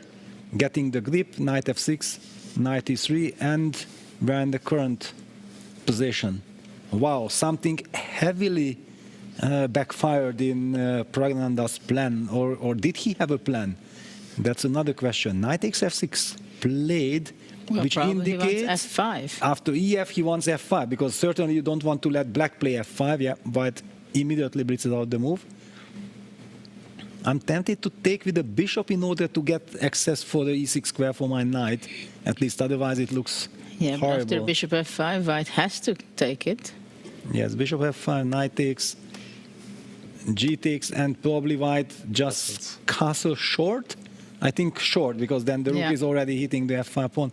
Wow, Prague in a lot of trouble No, he cannot take this pawn, I think. He needs to go bishop d7. But then the knight is on completely buried on d8. Well, you pick your poison. Yes. Yeah. Oof. No, this is horrible. Very nice decision by Sindarov. Bishop d7. The position looks extremely promising for white. At the same time, it's maybe not so easy to build up. Well, another question, where do you castle, short or long, yeah? This is a big question. We have a very big and nice... I think short. Option, short, yeah. Black will play g5 anyway. I believe that black will have to play g5 because I will have to lock down the f-file against short castles. Because I will otherwise probably get checkmated on f6. Okay, he goes queen f2. For the moment. Yeah, talking about Sindarov, I wanted to ask you one thing, because before we have seen his incredible tactic against Levon, and something came to my mind. Whom does Sindarov remind me? Please answer this question. Nicholas, also, you can think about it, but it's Judith's task too. Whom does Sindarov remind me?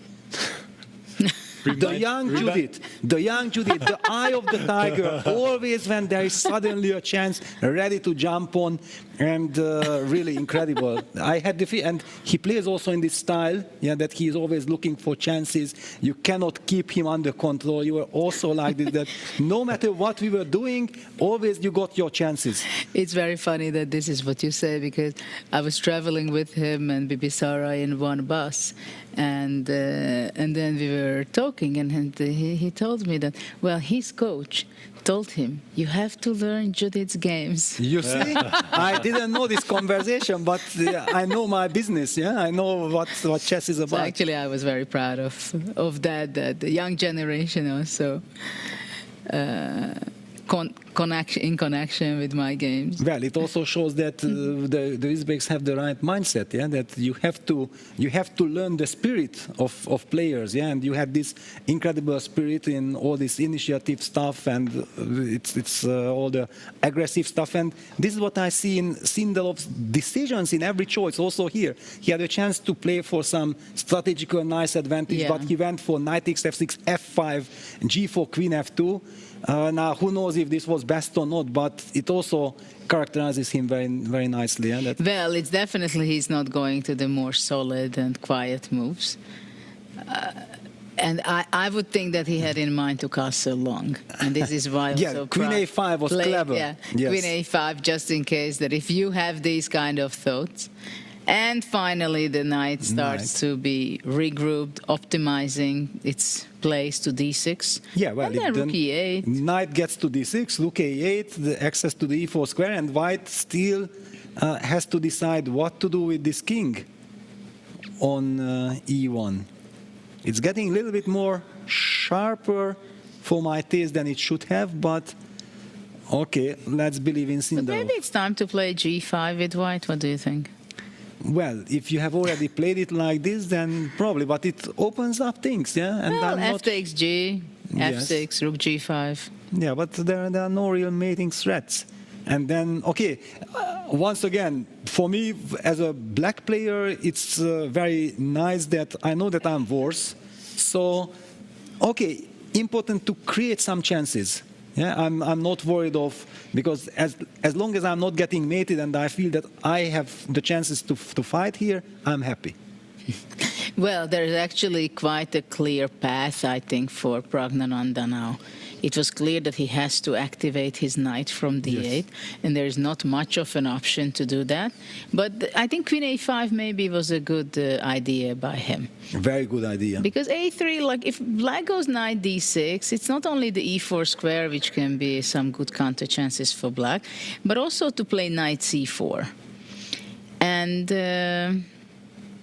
you know, even in some very strange situations, I would maybe, well, it's a crazy idea, but maybe I can push b4, sacrificing a pawn, c takes b4, then play queen b6, attacking d4, and play a5. It depends, of course, if you stay with your king here on e1 or yeah, definitely. The biggest thing, it's already now not the position, but the clock situation. However, we have seen Pragnanda with 1 second on the clock being super happy.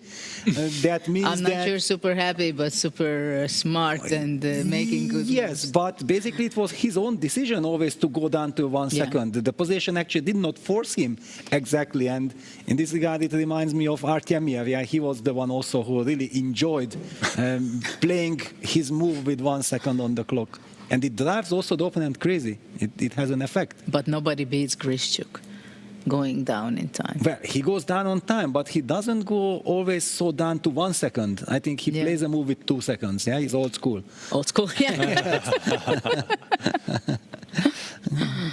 Yeah, because but he's look at not this. from the bullet generation. Suddenly I see the Everbar jumping on the Magnus game against Wesley. Should we now jump right in there to see what really happened? Because let's see that. That would be horrible news for Wesley fans. Apparently he made a big mistake according to the computer.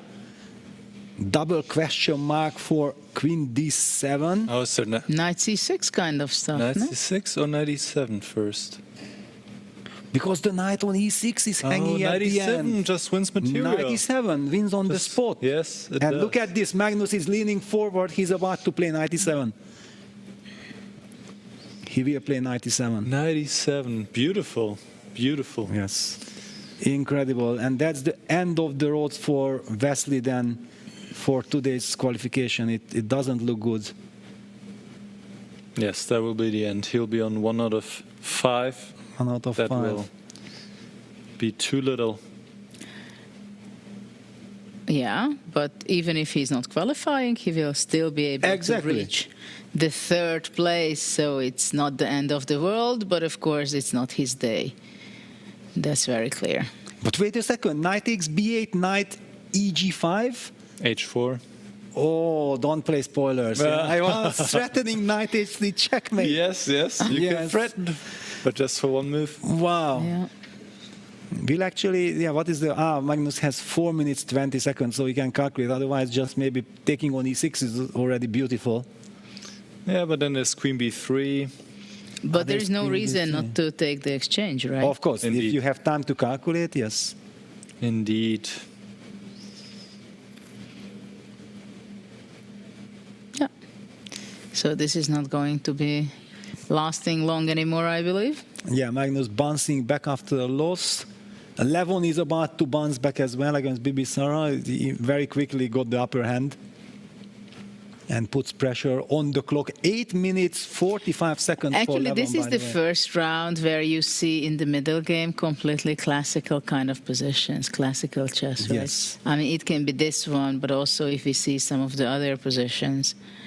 Yeah, it was H4. connected with the king on e1, Yes. right? The king on e1, bishop on h1, it had a harmony. Yeah, Wesley takes on f2. What else to do? Of course, yeah, he needs to fight somehow, but this is really hopeless. Yeah, taking on f2 after that, taking on c5. Well, or maybe even just some e4 break, yeah, because this knight on f7 also pinned. Yeah, that is, I think, the biggest problem. If king would be on h8 and knight Okay, h6, after knight e4, g4. f4. Yeah, you have to. You have to. I'm gonna fight. Of course, yeah, Wesley will fight, but yeah, it's pretty hopeless. Not very optimistically, but Yeah, we talked about this in the break, yeah, that it looks like a very bad situation for the players who are not qualifying, but actually it's not end of the day because they will have all the chances to even get to the third spot. Yeah. The double elimination section will start, and if you start to play well, and also I believe that Wesley was playing horribly in Zagreb in the very first days, and then in the Blitz section he started winning game after game, and he finished second overall. Yeah, so Wesley is famous for doing some incredible comebacks, but he needs to find his comfort zone. Yeah, because then he's a completely different player. he's fighting. Queen c8, I like. Queen g4 wants to show up there. some inconvenience. I feel some responsibility for e4, yeah, because I suggested it. And now you are coming with queen c8, queen g4. And I feel like, okay, now I have to justify. Can I actually take gf, queen g4, king f1, queen d1, bishop e1? Strange taste. And rely on this f file. Okay, because I have to open up the f file, otherwise you get tremendous counterplay. So I have to play. I'm not happy taking gf, but probably I have to. Well, maybe after gf, I go queen g4 check and e takes f4. And of course, yeah, of course you take ef4. That's the issue. That's the problem. I'm not so sure yet that I like my suggestion. Well, rook b2. But in Magnus, we trust, yeah, rook b2. But why do we trust him? Well, in this position? That's the question. But queen g4. Queen g4. Queen rook b8, bishop f8. But does he want to do rook b7? But then queen e2 check. That's queen e2. But maybe there is no perpetual. He calculated no, that there is because I cannot go king g5. Yeah, but king g1, queen d1, king f2. Can you walk around like this? And yeah, Wesley goes bishop f6.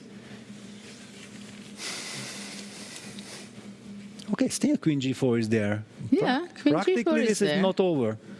Queen g4 is there. For the computer, it's no big deal, but for humans, it's annoying, right? Yes. Okay, the good news for that Magnus still has time on the clock. Is he actually preparing some bishop e1 at some moment? Yeah, that he can. I don't know. I was wondering, can you go queen d5? I mean, if that works. Yeah. Queen g4, rook b7. He goes for this queen d5 business. Queen g4 blitzed out, so.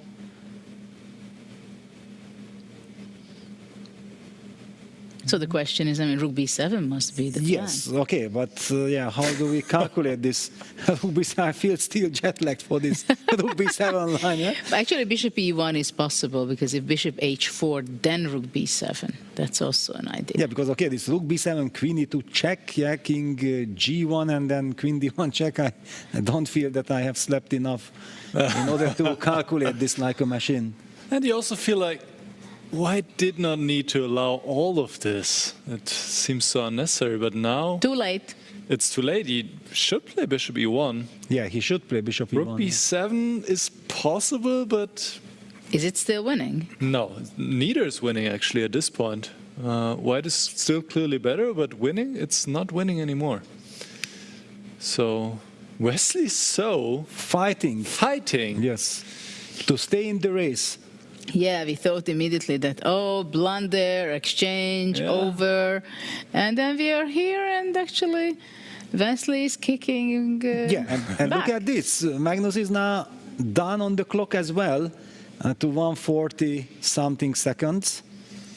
And he needs to calculate. I'm pretty sure that he also did not intend to calculate too much in this game anymore. Because after bishop e1, f takes g3, maybe. Isn't it the best? Well, I also have the feeling that if bishop e1 would be so strong, then Magnus would have already played it. So I'm not sure what's happening. Yeah, fg of course, yeah, because rook b7 you still keep the queen e2 check business alive. And yeah, Levon has already won his game against Bibisara. So Levon bounces back. Yeah, important win for Levon, who moves to +1, 3 out of 5. And in the meantime, what does Magnus do? He goes rook b8 wow, check. He goes king for g7, this. Rook b7, but now queen e2 check should be a draw. Wow. Wow. Why is then Magnus, what is he lying on? Certainly he has some idea.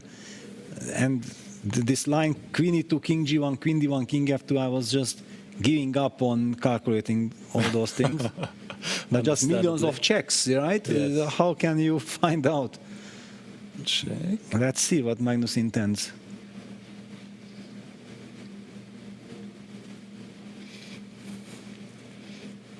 Vincent also in a lot of trouble against Abdusattorov. Yeah, no time.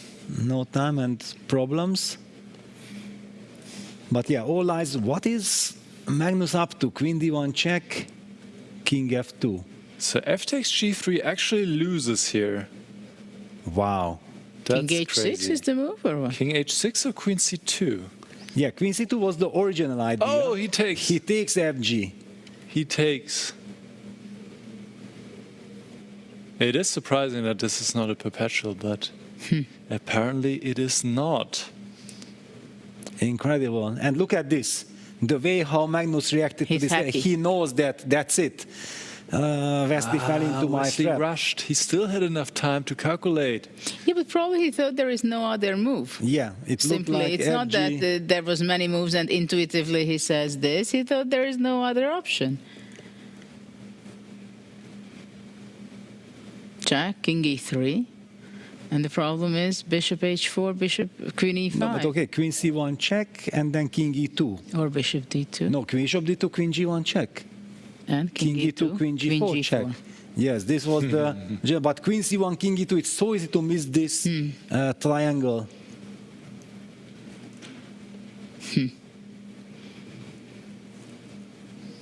Queen e5.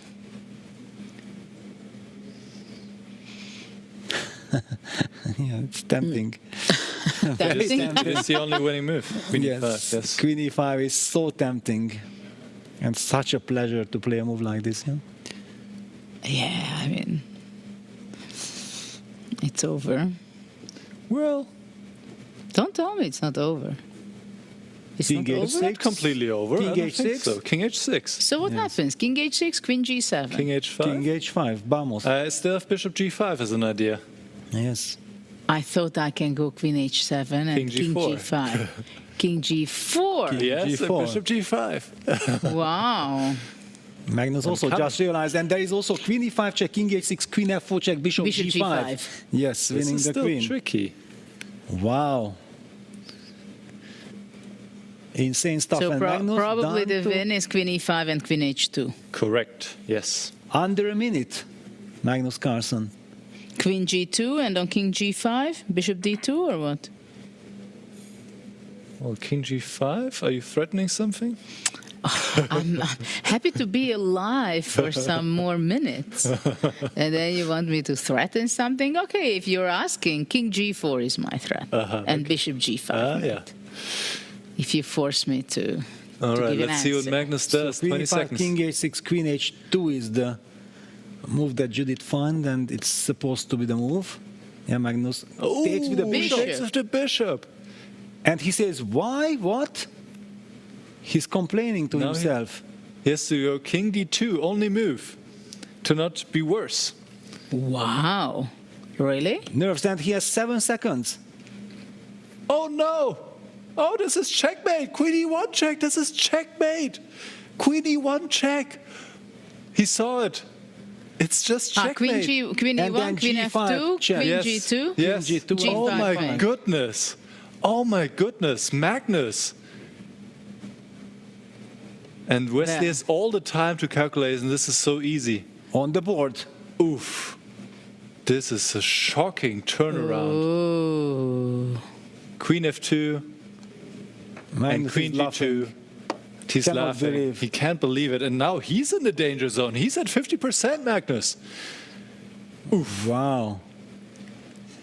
And Wesley still has an Shocking round outside shot to Suddenly come Wesley back. is in the mix. He's in the mix. He still has an outside shot. I mean, he's still at 2 out of 5, but Yeah, but he still has a chance, yes? Wow. wow. You don't see that often from Magnus. Giving away like this? Yeah, this is Blundering a shocking. checkmate? This is shocking, and it will give tremendous boost for Wesley. He probably have already given up on all hope. So what else do we have? Vincent So- against Abdus Sattarov, what's going on? Is there some chance, or it's completely hopeless? Yeah, we can go to next just to update our viewers. Hikaru has won against Ray Robson and Niemann has won against Dominguez. Wow. So they're both really running away in Group B. Amazing. Both of them have qualified at this point. But how come that Dominguez lost that game? He was so solid. Yeah. What about Vidit Savian? Impossible. Vidit Savian and Kawana Arjun are still ongoing. Okay, we have some great run here. Yeah, Abdusattorov also dominating. Yeah, his knight is back to c6, pushes the pawn to c3. The knight will jump back. The black passed pawn seems to be faster than the g5. Way faster, yes. Vincent down to 10 seconds. Rook b1 c2. The pawn keeps on marching. Yeah, knight d4 next, supporting the pawn. Yeah, the pawn is just marching. That's it. Knight d4 or knight b4?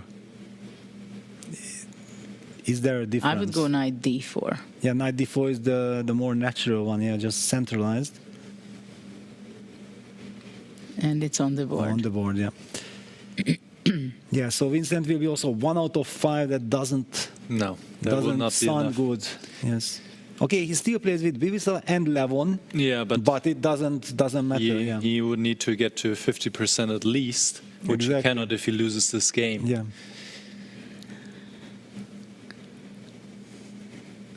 And it seems there's no miracle safe here. Yeah, no chance to get back with the knight in time. Because White has to give the rook for the c-pawn, Black has to give the rook for the g-pawn, and then Black will collect the pawn a5 and just win with the two passes on the left side of the board.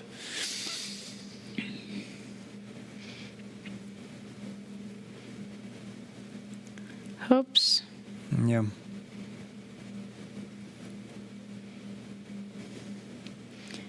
King f8. Now even rook's... wait. Well, everything wins. Rook c8 and then knight c1 and knight e2, yeah? Yes. Oh, that's beautiful. Knight e2. Now knight e2. Or rook c8 first, doesn't matter, yes. Knight e2. And promotion next. Gives a check first, now knight e2. Covering g1. Well, we are spoiled with picturesque positions. Yeah. Yeah, and the handshake. And that's it for Vincent, yeah. So Abdusattorov is 3.5 points. Going up. Yeah, Noliebek is kind of safe, but yeah, Magnus is in the danger zone, and here we go. This is Fabiano against Arjun. And by the way, Sindarov against Prague was a draw. Well, yeah, actually, Prague was already doing fine, yeah. Sam won against Vidit, by the way, which keeps his chances definitely alive. Yeah. It will be very interesting to have a look at the standings afterwards, because it's crazy. Can Fabi win his first game in the event? Well, no, because this knight on a2, this is the miracle save. You can never get, this is very famous, you can never get to the b4 pawn. So the black king can go to f6, and you just block the f pawn and just stay with the knight on a2. You can never attack it. You No, can, but now he takes the pawn. Okay, he takes. But actually, just with knight on a2, you are saving. This happened in Levon Aronyan against Jan Timman, 1999 in Las Vegas World Championship. I was there in Las Vegas, in the Caesars Palace. I saw it with my own eyes. Some incredible save. The knight on a2 with pawn on b4 and pawn b3. But now we are in the Win Resort, and we almost see the same. Fabiano cannot win a game, yeah? Yet. Yes. He is in the danger zone. Yeah, 5 draws. And we hear applause. Yeah, the public is really appreciating the tremendous fighting effort the players are putting in. Some crazy fights. So do we have still a Vidit game going on? No, all games are done. What Vidit lost, yeah? Yes. Vidit lost to Savian, yeah. So it will be super interesting to look at the standings, because both groups are out of control. Yeah, now that Magnus lost in the A group, and he's in the danger zone, and Levon Aronyan is fighting back. Nodirbek is moving ahead. Magnus might be even on fifth place right now. Yeah, let's see. Let's see the standings. Let's see the standings because it's getting really hot. It is. After round 5, 2 more rounds to go. And let's see how we are standing right now. Aronyan is back there. And Wesley is also in the mix. Wesley is in the mix. Yeah, if he coming wins back the last from the two dead. Yes, absolutely. Wow. So Praggnanandhaa still leads with 4. Abdusattorov, Sindarov seems to be on the safe side, 3.5. And then Aronyan is back with 3 points, even though he missed his opportunity against Sindarov. And Magnus is suddenly, after the incredible 2 out of 2 start, in the next 3 games, he had only scored half a point. Where he was lost actually against Sindarov. But okay, he was winning against Wesley now, yes? He was, absolutely. But this is the cross table which probably nobody should show to Magnus. Or maybe they should, so that he wakes up again, yeah? Because this is crazy, this is huge. And Wesley is there if he wins another game. So, quite impressive. Some big turnovers happening. Let's see the B group. Okay? Absolutely. Let's see Group B. What is the situation? Hans started out great, and he is keeping his form. 4.5. Insane. 4.5. And then we have Hikaru. 4. Clearly, they are going to be qualifiers. And then 1.5 point behind Sevian. Some. It's incredible. He was fighting it there. That he can be up, tying together with Fabiano. And then for Dominguez, of course, it was a very painful loss. Arjun started out with a bad round 1, and he can't really get rolling and get back winning games. They are together there, Dominguez, Erigaisi, Robson. Of course, they have still clear chances. No Excellent question chances, about it. yeah. Basically here between place 3rd to 7th, anything is possible. It's quite interesting that with 50% right now for Sevian and Kawana, they're both qualifying in this moment. This is quite unusual because Niemann and Nakamura are scoring so heavily, and the rest of the field is very close together except for Vidit. So everything to play for in the last 2 rounds here. Crazy. Very interesting. Round robin qualification here. What we are witnessing right now in the first 5 rounds are finished, and then we are going to be seeing the drawing of the next position, which I think is extremely hard for the players. Of course, it matters a lot that how it is you won, you lost, you missed opportunities, you saved, but to get again your mindset to have another position. So in the meantime, we are still waiting. Which game should we cover? Can we see actually what happened in Prague's game? How did he save it? Of course. Let's have because a look that together. was a very actually, when we already left the game, it was already a fight. You remember we were saying that he's but fighting it was still back. not so much but yeah, fun. let's take a look. I right? think Nicholas, you can take it over. Just yes, I think we left it around here after knight B7, and indeed G5 followed by F6 and taking on G5 would have still given white a clear advantage. Instead, Queen F4 was played, inviting black to go G5, which I think Praggnanandhaa was quite happy to do, closing down the king side, Queen G3. Here, actually, Judith, your move B4 was quite interesting. To sacrifice this pawn. You called out this idea earlier. Sacrificing a pawn and maybe trying to open up with A5. And this king might also feel a bit uncomfortable. The eye of the tiger, I told you. Yes. Rook AC8. Now castle was played. Queen back. And the queens were traded here. Which should still be a comfortable endgame for white. But actually, the advantage is slowly decreasing. Could he have played D5 with yes, white here? D5. Peter, you're spot on. D5 was the best move in this position. Yeah, looks very promising. The pieces. And white has the better pawn structure. 4 against 3 on the queen side. Jude, you want to? No. No, the thing is that, of course, it depends whose hand has this kind of position, right? If Magnus has this, then probably there is something, probably victory might be the end of it. I'm also so super happy, yeah? I have D4, D5 breaking the structure. It's very solid, right? And when you go to a very sharp situation, then Sindarov is like there. And, but okay, ready. he did a nice maneuver actually also, yeah? But it turned out not to be effective enough. Yes. But there is only one weak spot on C5, right? And that's not enough. Yeah, and the black king is very safe, and now black has some play along the H file. The rook is active. So Pragnananda managed to save this. So now suddenly there's some checkmate threats. Look at that. Rook h8 followed by rook h7. Just what I was saying. The black king is super safe. Actually, rook e3 only move because...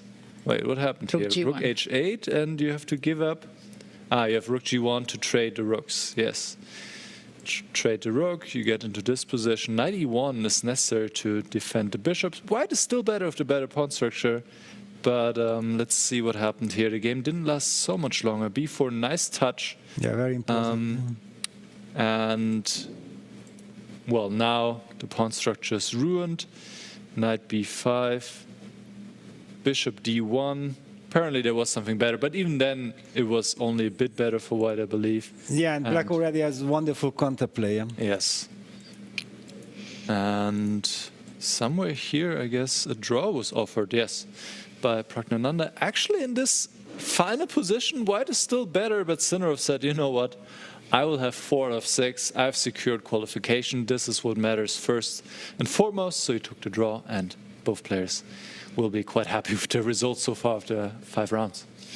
Well, it is a lot of action happened in the first 5 rounds. In the beginning, Magnus was really kicking it, really fantastic moves. But he's in the last few games, he was shaking a little bit. But let's see what we can expect in the last 2 rounds and what will be the qualifying spots. So let's see the next position. Let's see the draw. Welcome back. 2 games to go, so things are really, really heating up now. Only one player is sure to make it to the top 4, that is Hans Niemann.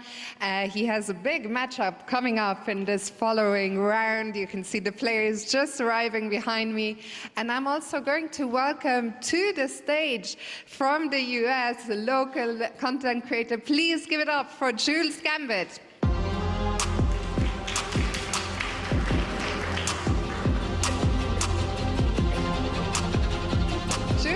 Ready?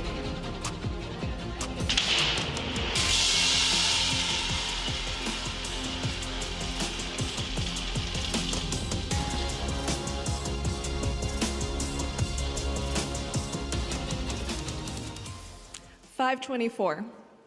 Position 5-2-4. Thank you so much, Jules. Quick question to you. You were in Weissenhaus, you were in Paris. Now it's on your home turf in the US, in Vegas. We have an audience for the first time. What are you making of the first day of the event? It's very cool, very nice having like a huge audience, a lot of energy, and I love having it in my home country. Well, we are delighted to have you here, Jules. Thank you so much. I'll leave you, put the number over there. Right here. She's off, it's okay. Just right here.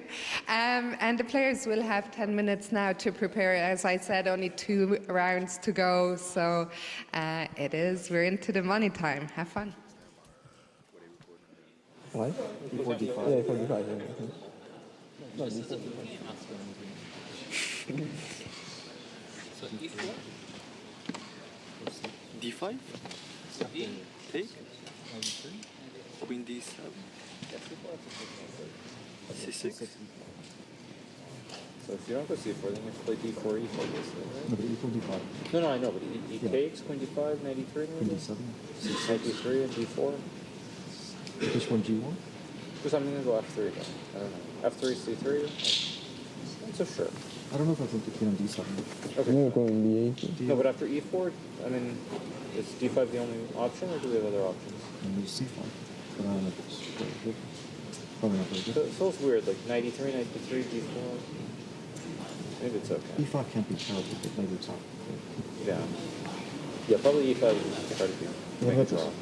Yeah, D4 is the most important. Yeah, D4. But it's like you can't play C4, right? So it's D5 you cannot play C4. D5? D5, D4. No, I mean D4. D5 I you see. can't play C4. Sorry. C4. D2. 4. C3, E4. How maybe? Yeah, C3, E4. Yeah, C3 makes sense. C3, C6. Knight G3 Or knight, what's wrong with knight D6 or something? Nothing. Just stuff. Knight G6, Knight G3, right? Yeah, Knight G3. No, why not C6, yeah? C6 also. Hmm? Knight G3, I get C6 also knight C2? And knight G2? Okay, what's your idea? Because now you're weak. What's wrong with E5? E5? Yeah. It's very natural, even in first move.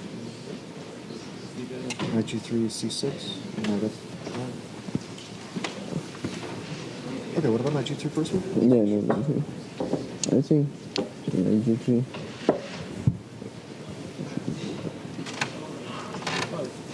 D5, D4? You think it's the better thing?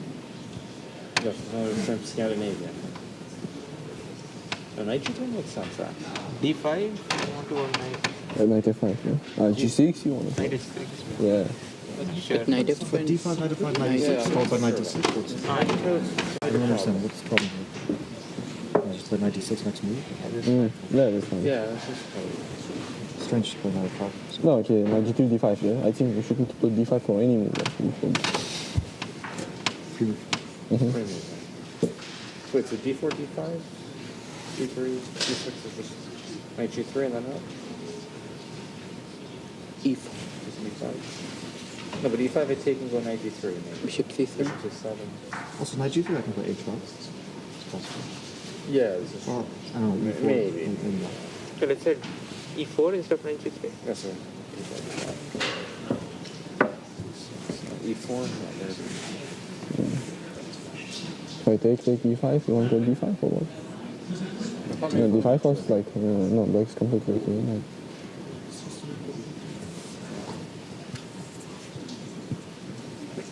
How do you play after D4?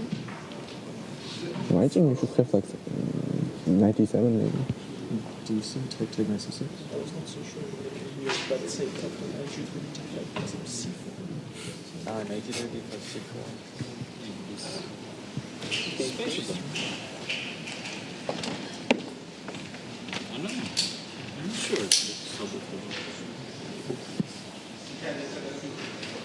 You want to take everything and play? Okay, what's it? You pass it. No. better. Better. F4. No, but not H5. Also we can take. The bishop on G1 is the only one. It's also the same problem. But we listed Yeah, we could call that. No, but then you can H, bishop H. And then knight H. No, but this pawn is. And this? Weakness, right? This?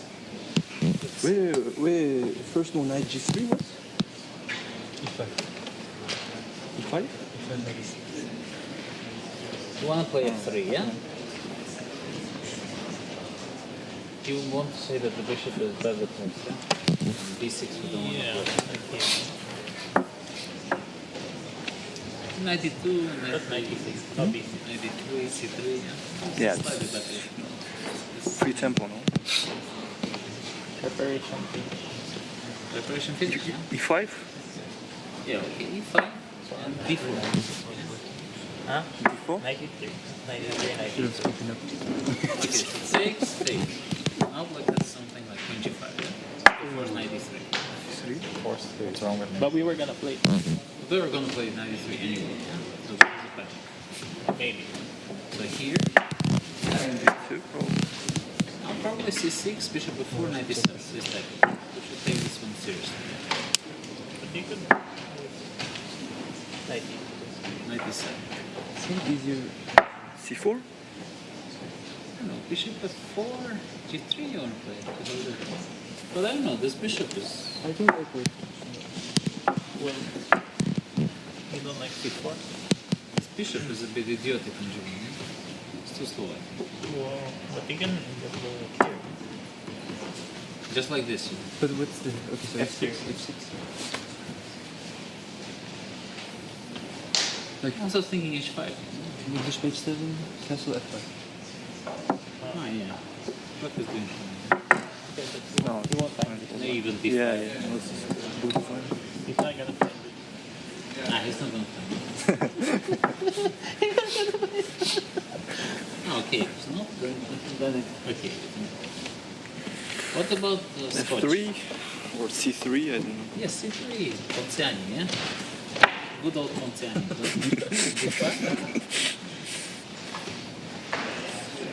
I'm thinking like 93, then try to play with 92. Huh? 96. Yeah, makes sense. What happened? D5. Aha. F6. What about this? Fine. E4. Okay, first not really.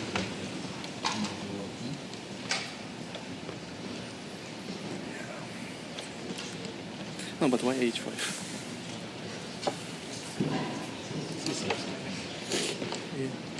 Knight F5, G6, Knight H6.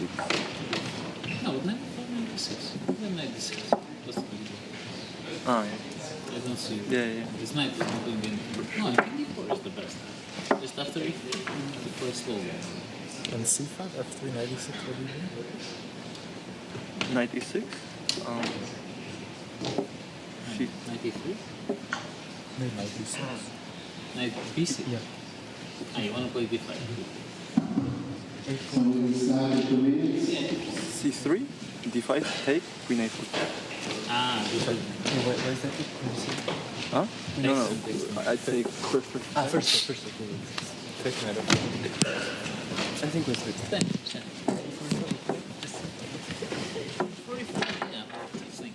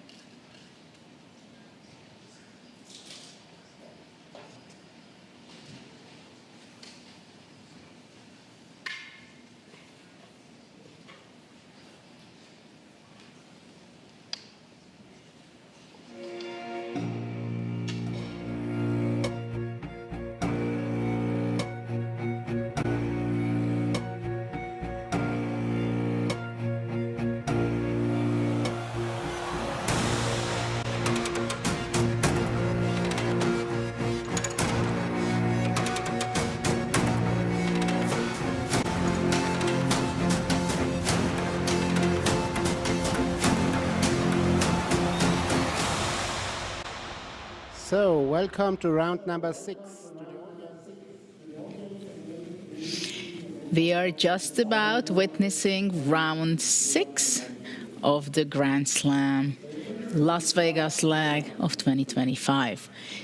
There are a lot of things happened so far, ups and downs, and the last 2 games will be all about how the players can stand the tension. Of course, the ones who are practically qualified already, like Pragnananda and Niemann. Niemann has 4.5, but there are some big questions there for the 3rd and 4th place in both sections, we can say. So there are huge matchups. Abdusattorov Magnus, that's the one which obviously we have to see, right? And it's a funny opening also. And we also have to point out that this exact position, number 524, there is only one small detail compared to the classical starting position. The knights and the bishops are switched. They changed places. So what are your first impressions, Peter, about the position itself? Well, that it changes everything, yeah. That okay, now we are seeing some Sicilians, yeah, between Abdusatov and Carlsen, and also Vincent clearly went e4, c5 against a survivor. We also see some e4, e5, but clearly the players who need to win, or they think like they need to win, they will try to go for the Sicilian structure. But what Abdusatov is doing makes perfect sense. Yeah, he just wants to occupy the center. Yeah, e4, c5, f3, c3, reinforcing. Will he be able to harmoniously develop his knights? That's the question. And where is that harmony? Is some knight e3, knight e2, bishop f2, short castle natural? Or? But my question is, how much Abdusattorov is going to be playing psychological games with Magnus, as he knows that Magnus has to win? No, he doesn't care. He doesn't care, he right? Doesn't care. No psychology. He is because not Abdusattorov now he's a clear second spot, so he makes a draw or wins, then for him. Yeah, but he just can't operate like this. Yeah, he always goes for a full-fledged fight. Because it can be also quite tricky for Magnus if someone would play very solid, extremely solid, and this is the kind of position you can say that I play solid, right? You go bishop e3, bishop d2, you bring out your knights, you castle, and you can't really think of a more solid position than that. Yeah, well, okay, later there will anyway be some unbalance, yeah, because black wants to go knight to e7 from c8, then the knight from f8 goes to g6, and then try to break with d5 at the right moment, yeah? So I think it was Jan Krzysztof Duda who once said that they told him that why did you play so aggressive? Well, doing nothing is also risky. Yeah, it was very interesting that not just playing aggressively is risky, doing nothing is risky as well. It's kind of funny. What do you think, Nicholas? What was the best opening move in this starting position? So, first of all, yes, it should be said that the position is very close to the standard chess position. I'm very curious to see that exactly bishops and knights have been switched off. It looks like somebody didn't know how to set up the pieces correctly, but here we are. This is position 524, and actually close to the normal standard chess position. It is fairly equal. I believe d4 was the best move, but they were all very close, so didn't really seem to have a huge effect. And we saw a lot of the players opting for e4.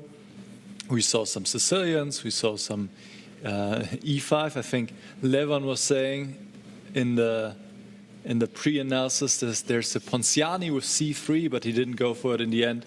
And now we have more like a Scotch defense in a way here in this position between Levon and Pragnananda. So I think we should go to the Nordebeck against Magnus game and dive in, because here Magnus playing quite riskily, playing the Sicilian. I wouldn't say he's necessarily in a must-win, but he definitely cannot lose this game. A draw wouldn't be a great result, but depending on how Levon is playing, might be still okay. So we will keep a close eye on this one, I think, as the opening is looking good for Nordebeck so far, Jude. And look at this, bishop c2 was played, bishop f7, now Nordebeck can play bishop a4, ruin the castling opportunity. And of course he does. So it does not look very healthy for black. Yeah, but Magnus will rely on h5, h4. Yes, he wants to activate the rook. He wants to play it really in a freestyle spirit. I don't need castles at all. Yeah, and actually maybe he did it on purpose. Yes. Yeah. Provoking that, okay, you can go bishop c2, I'm not going to castle, you're ruining my castle, but I'm going to play h5, h4, and I'm going to be playing complicated. But still, I mean, I guess you would also take the white. No, I'm not so sure. I'm not so Really? sure. But yeah, white plays queen d2. Is he actually intending to castle to the other side? Nicholas, would you take white or black? I would take white, yes. Yeah, so we are 2 against 1. Yes. But okay, there was no third choice. You so know it the would reason why I had to pick black, that I have basically told you, yeah, that I'm going to play knight e7, knight fg6, and then d5, bishop f7. So Magnus has done all my moves. I have to sympathize with what he's doing. That's true. That's true. So let's see, after queen d2, is white really going to castle left side in this game? I'm wondering what after h5 Abdusattorov has in mind. What does he want? Is he going to give up this tension and capture on b8? h5 on the board. Because he can capture and play h4. Castles immediately. I was actually thinking that maybe white could have played the move h4. Of course, it was a very committal move, but it made some sense. But No, okay. he wants to provoke Magnus. Yeah. Go h4 if this is what you want. You get it. But this is what I want. Yeah, I want to play h4. Yes, I just feel so much more happy. And after bishop b8, maybe when I take with the queen, I don't know. And then I will go knight e3. Yeah, okay, it's just a complicated position. King b1. I'm not really worried with black. I have my counterplay. But I also wonder if, because we haven't looked at the bird's eye view of the B group, just to check out, and then after we can decide, because now this game has settled in, yeah, it will be a maneuvering game. We will keep an eye, but there's so much tension. Niemann against Nakamura. Okay, let's have a little closer look. They are not exactly playing for the qualification, but it's a huge prestige game. So this is the moment when Hikaru, of course, can visualize, imagine himself winning with the black pieces and take over the lead in his group. But is the position something that backs this up? Well, it's a very interesting position. I also like black here somehow. Simply the fact that these knights were on c1 and f1, they are not disharmonious that you go knight c3. Yeah, for example, I think Hans's position, if the knight could land on c3, would be lovely for white, but this knight on b3 and, okay, the knight on g3 is fine. Actually, black optimized his pieces much better. Yeah, which probably means that he equalized. Of course, yeah, we should just highlight that. Yeah, by having a good position. Only equalized? I think that probably it's kind of equalized, but I would pick black. Me too. Certainly, yeah, with the knight on f4. Maybe even h5. Yeah, h5, h4, you are still covering the f5 square. I mean, white's knights are not optimally placed for sure. Though the white g3 knight can easily go to e2 and eliminate the f4. Also, one more thing, forget about the position right now. Just look at the clocks. Yeah, both players have and Hans even gets up, walks away. There is so much mind game involved in this game. Oh my God. Yeah, b6 played, covering the knight jump to c5. Who is faster, but also you cannot rush. Yeah, one decision. Rook c1 on the board, I'm pretty sure. Or queen d2. Rook c1 is so natural. It's a 50-50 kind of situation. Rook c1 played. Okay. I mean, I want to tie down your knight on e7. Yes, and goes for another walk. And Hikaru always feels provoked. Whenever Hans gets up, he wants to instantly make his move. Perfectly understandably, queen d7, nice stabilizing move. White will go rook c2. Or rook c3, he goes queen c1, bishop e3, and I tie your knight on e7. Clever. Clever. I love this plan. Just a few moves ago, we both said we would want to play it with black. Yeah, it looked promising for black. But when I said I want to play it with black, the pawn was standing on b7. I don't believe actually that white is having anything in this position, but the way how you described rook c3, queen c1, bishop e3, that gives so much pleasure. Yeah, the old classical good rules, beautifully placing the pieces, maximizing everything. But black also has this a5, a4, kicking that knight like this. No, classic. He goes queen c2. Well, how black will be regrouping his pieces? What is he going to do with the b8 bishop, I wonder? Well, if I'm able, I want to go a5 to open up the rook as well. And what do you want to do with that rook? Well, just, okay, it certainly feels better. I always have this option of going a4, kicking that knight away. Actually, I'm even thinking with white to go bishop a6 if you allow. Even in the previous move I was considering. Just to try to box everything, yeah? But then the king side becomes vulnerable, yes? I'm knight g6, knight h4. Well, that's why he played queen c2 probably, to tie down, the knight first. And now maybe I would choose white. What about you? No. Did you change your mind? No. Basically, I can... Nicholas? Not yet, no. I think I can play with both colors. I don't feel like I'm You're still with black? I'm still black, yeah. I changed to white. I just feel like this playing style in 10 minutes game is very irritating what Hans is doing. Yeah, if I would be sitting there and my opponent would be blitzing out his moves no matter what, it has an effect. I don't think that it will affect Hikaru because he's a master of this. He doesn't like it that Hans is blitzing out his moves. For sure. Absolutely. And look at the time. Yes. Almost 2 minutes down. Almost 2 minutes, yeah. A knight f5 is a move that can be considered later at some point. Yeah, because the bishop on f1 is perfect, yeah? So, yeah, that's amazing. Yeah, bishop d6 is played, yeah, it was provoking. A move. It was a move that I was considering as well. Yeah, that I just felt like if I have time to play f5, but probably knight f5 was a threat. Yeah, so Hikaru felt that he needs to act. And a3 instantly, but a3 should be punished. It's a lazy move. This is a lazy move. Bishop b4 sometimes was... Yes, but still, okay. And maybe he wants to go e5. Yeah, he wants to go e5. And it was not possible. But still, I don't know. I just don't like this so much. Okay, if knight f5 is a threat, and Hikaru goes back knight f4 to g6 voluntarily.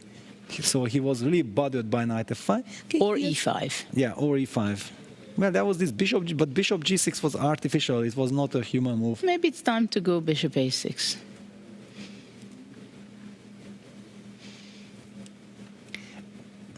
Actually, this knight f4 to g6, I would say that it shows confidence.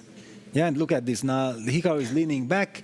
He knows that he has a nice normal position. White to panic. White had the idea of going e5 and knight f5. With this knight f4 to g6, he took away both options. And the knight is already starting the journey to c3, knight b1, knight c3. Let me just highlight with arrows. And maybe that was the reason why Hikaru felt like, okay, the knight is doing nothing on b3. Why should I potentially weaken some squares on the queen side? Very interesting, smart play by Hikaru. Look a8. They play so fast that they kept us here. But what do you think about going back to Magnus's game? Because there are a lot at stake here. The prestige match is going on between the players of local players. Yes, I think that we have already grasped the spirit of the game. Yeah, these mind games, playing on the clock, trying to put pressure, but it's an equal game. And we'll be back. For sure. I believe, b4. Yes. Still pressure is on. But let's go to Magnus, because it all depends on that game. And seems like Magnus is may have some trouble or difficulties. But the last move, rook d8, is criticized by the computer, and white goes g5. Abdusatov is famous for going forward. He's not afraid. He's hoping and looking forward. Yes, g5. Black is in a lot of trouble. Beautiful it might be move. Serious trouble. Yeah, look at that. What a center pawn formation. But isn't knight f5 or something the killer? So risky, doesn't it? Yeah, but basically, strategically, he was forced to play e5. Yeah, he just felt like if he's not going, then gf, knight g4, and the whole position falls apart. So it's a desperate move. Look at the desperation on Magnus Carlsen's body language. He knows that he can't afford to lose this game, but this is very shaky. Whew. And Abdusattorov still has more than 6 minutes, 6:40 on his clock, and he is known to be not afraid of getting chances, no matter who is his opponent. Well, Just knight playing the f5 position. is so tempting, and it's on the board. It's on the board. But okay, knight f5 is a move that, if it's good, it's fantastic. These little question marks are like throwing into your face after being happy to offering knight f5. You know? I hate it. It's like, no, you just made a bad move. No, but it can also be that there was a better one. Exactly. It's not a bad move, but there was a better one, according to the computer. The computer. The beast. Yeah, but Magnus is not happy. How can you be happy in this position? You cannot take it because then your knight is pushed back. Rook on h1. Whew. Well, Magnus is having some of the most difficult moments in this tournament so far. And it all started like a dream with 2 out of 2. Incredible. Yes. And 2 wins with the black pieces. He ruined, well, more Vincent ruined for himself his tournament in round 1. And then Magnus did the same to himself. Queen b6. Okay, it's a smart move. Smart move. Keeping the tension, it's so... I think it's so difficult humanly to keep the tension when you feel like you could release it, but Magnus understands that, yes, I can't afford to take on f5 because the knight has to stay on g6. So what about g takes f6? Yeah, probably queen takes f6 is the idea. D takes e5. Just, you said tension. So let's get over with it. No tension. Well, you anyway like tension. You are not against Yeah, but tension. maybe now it's time to push my pawns f4, e5. Yeah, queen e5, f4, e5. That looks very sympathetic. So basically, wait a second. Then gf, queen f6, d5. I might have to take with the knight and calculate all the craziness. And you don't care about rook h8? I don't care about rook h8, but I'm setting up some knight c4 counterplay. Probably that's the way Magnus is. GF is on the board. Yeah, queen f6. Queen f6. And d5, queen e5. But knight e2 to g3. Okay, trying to... Quite unpleasant threat, knight h5. Pressure with knight h5. But okay, there is some harmony. There is some control in Magnus's position. What about d takes e4? Just like this? Just like that. I have to do something. Yeah, you open up the d-file, right? And the knight on f5, you lose the... I mean, you use the moment that the knight on f5 is then hanging. Well, it could be. Isn't it the only move? Okay, it is the only move. Yeah, d4, bishop e4, and then what next? Because I'm still setting knight h5. So I take knight f5 just to eliminate one of your knights. Yes, but knight f5, knight f5. E takes d4. And then some queen. Who is better? Queen to c2 or something, threatening queen c5. Queen e5. You are able to. But even queen c5 is not really a big threat. It's not a threat, yeah, it's G8. crazy. Well, actually, Magnus somehow managed to... He might survive this one. Yes. Knight g3 was not the most precise. D takes e5 was the best, or? I think there was also knight takes e7. Yeah, but it's such a difficult move. Or You had to trade. f4, there was f4. Wow, f4. That's cool. Well, no, f4, yeah, it was maybe too much. But knight takes Yeah? e7 was best. And then f4 if the king takes. Yeah. But of course, yeah, you can only understand. But maybe Nodirbek is rushing too much.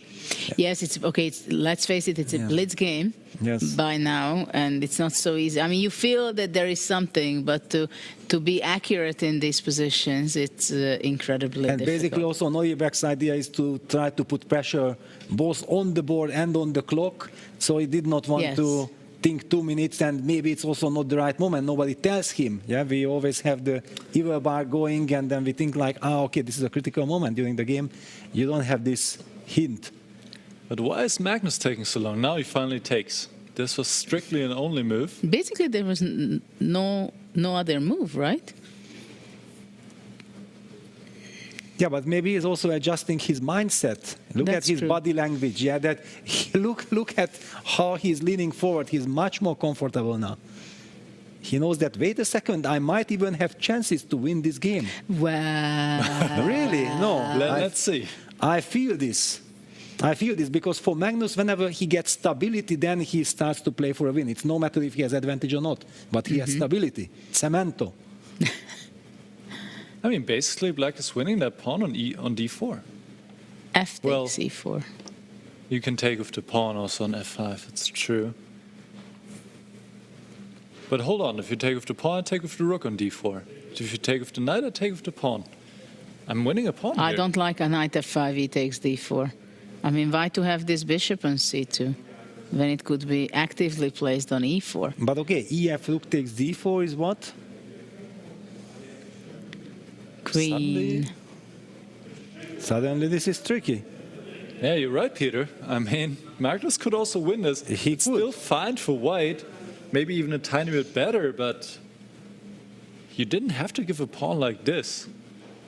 Yes, no, suddenly everything makes perfect sense. Actually, there is a mess in qualification things here. Total mess everywhere. For example, if Magnus wins this game, then suddenly also Nodirbek is not so safe anymore going into the last round. Yeah, it's crazy. Of course, depending also what Vesti is doing, we don't know. Vesti against Sindarov. Sindarov, Abdusattorov last game. Okay, but also Prague in trouble against Levon. So actually Levon might win against Pragnananda, and then he is disturbing Magnus. Levon is disturbing Magnus. Yeah, Absolutely. if Levon wins, Absolutely. it'll be more difficult for Magnus to catch up. Okay, knight takes f5, ed4, bishop d3. This is already a little bit of a defensive setup from white.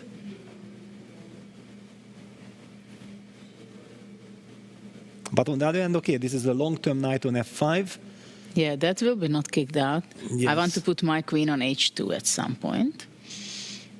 To say hello Rook f1 like this, can be also quite annoying. Actually, that's what have changed. Knight e5, best move, but a bold move to play to allow rook h8. But it is the best move. Yeah, it had to be played, yes. Knight on e5 is a monster. That's a nice spot. This is kind of a winning structure. The only problem for black is that his king on f8 is clearly under some pressure, but rook h8, bishop g8. Well, now is the first moment I'm saying also that, okay, there is some great chance for Magnus for win. Finally, yes? Yeah, this I didn't like this fe4 kind of thing. That was a bad sign for me. I don't think I would ever allow that, not ever, but if I wouldn't allow this e5 knight to be there. Yeah, and look at this. Now finally Abdusattorov was anyway forced to burn time, but he burns time when he already allowed the change of the structure. Absolutely. Right? This is why sometimes experience is important. Yeah, with 6 minutes something on the clock, very promising position, your opponent is down to 3 minutes. Why not to spend some time to understand which direction you are going? Isn't it black better? It is still equal. But the trend of the game is definitely in Magnus's favor. Queen c2 I like. Yes, okay. Knight takes d3 has to be played now. It will be. Because queen c5 is a very powerful threat. Yeah, it's deadly. And also bishop c4, no? Bishop c4 is there as well. Now you have to take off this. Okay, so knight d3, queen d3. Then queen c4 is a threat. Is it g6? Well, yeah, g6 still queen c4, right? No, the rook is hanging. But maybe still. Well, that's queen c5. Yeah, it's checkmate. Ooh. I saw that. Very much. Ooh. And I just showed this with arrows. Yeah, so we are talking about knight d3, queen d3, You can g6. make it. It's so beautiful. Okay, yes, I make. Well, no, of course now he moves. And he plays it. Yeah, he takes plays it. Okay, takes, Queen takes, e6. and queen e6. Yeah, of course, the Control. professional move, control of the c4 square. Now, we just very quickly will show this, that if g6, then there was this stunning queen c4 move. That's a nice one. Putting pressure, and after queen takes h8, queen c5 check, king f7, queen e7 checkmate. was the issue, and that's the reason why Magnus opts for queen e6. Tries to counter everything. He's himself threatening a very nasty little check on a2. You could allow it and play queen c2, but no, he plays the human move b3. Yeah, b3, but okay, always black will have this break with a4. But Nicholas says that queen c2 was an option. Yes, I know, I heard it. I heard it, yeah. You don't care, you have no reaction on move queen c2. Rook c8, rook takes g8. Yes. Thank you very much. Yes, Fantastic, yes. yeah. The tactics are coming from every angle. All right, what now for black? Maybe g6 now. Can you get away with it? Well, if that knight ever has to move from f5 and there is no decisive blow, then white will be in a lot of trouble. So we have to calculate g6. Here. g6, knight takes d4, followed by maybe knight e6. Yes. Oof. Oof. Let's just show it. Yeah, g6, then knight takes d4. And if the queen moves to e5, seemingly pinning the knight, then there is knight e6 check. And all of a sudden... But it's not over there, because you can go after g6, knight d4, queen d6, or queen d7, knight e6, moving away with the king to e7. Yes. Of course, yes. It's very complicated. And that would be probably a drawn rook endgame. But forget about all these finesses. Magnus down to 32 seconds in this crazy position. And it's all about qualification. If he loses, he might be out of the race for the win. Yeah, g6 played. g6 played. He probably calculated line and he's going for safety here. Because white doesn't really have great alternatives, I think, than taking on d4. So knight d4, queen d6, e5. How does this line continue? Because queen d4. Then queen f3 check. Oh, Peter, you're sharp. Wait a second. Wait a second, mister. Knight d4 on the board, queen d6, e5 will be played. Wait a second. I'm learning from you guys. But I can go to e7. After e5? I can take and then go to e7 with the king. Queen f6 check, king d7, e6, and you go, and the rook protects and you survive. Yes. Oof. Close one, though. Oof. So this is what we are talking about. This is crazy. Queen f6 check, king d7, seemingly e6 wins the queen, because it's a discovered check, but then the king moves away, and the rook protects the queen, and finally we end up in a drawish rook endgame. What a crazy... You can show it, Peter. Well, I don't know, because, okay, you know, there is the playing hall, and it's, this is the decisive game, and so on. I just don't want, you know, that something happens. But the players are wearing the headphone, yes. Okay. We see when we have a move. Okay, good. So it's this just is so the line. spectacular. This is the line. The king has to run away, and so spectacular. Luckily, the king runs away. Levon has beaten Pragnananda, by the way. Yes, and Huge this would win be for Levon. the drawish position. Yeah, okay, this is crazy. So let's get back to the live position. Queen d6 on the board. There is no way Nadia Beck will not play e5. Well... On the board. Yeah. Yes. On the board. The heat is on. And Magnus has to take the knight. He has to. Actually, after taking the knight, rook g8 is a draw. Yes, it's a direct Maybe draw. that's the simplest.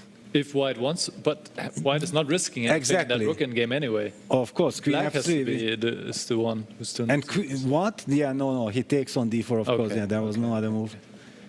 All right, now Nordebek can make a draw immediately if rook takes g8, or he can try queen f3 or queen f1.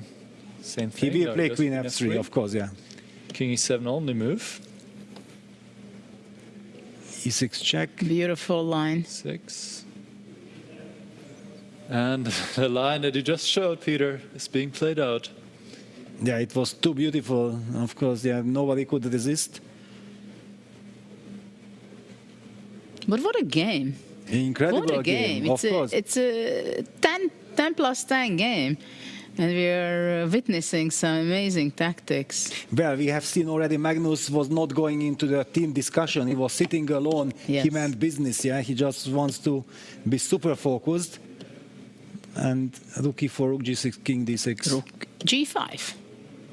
Okay. Okay, this is does not direct scare me draw, at yeah? all. Okay.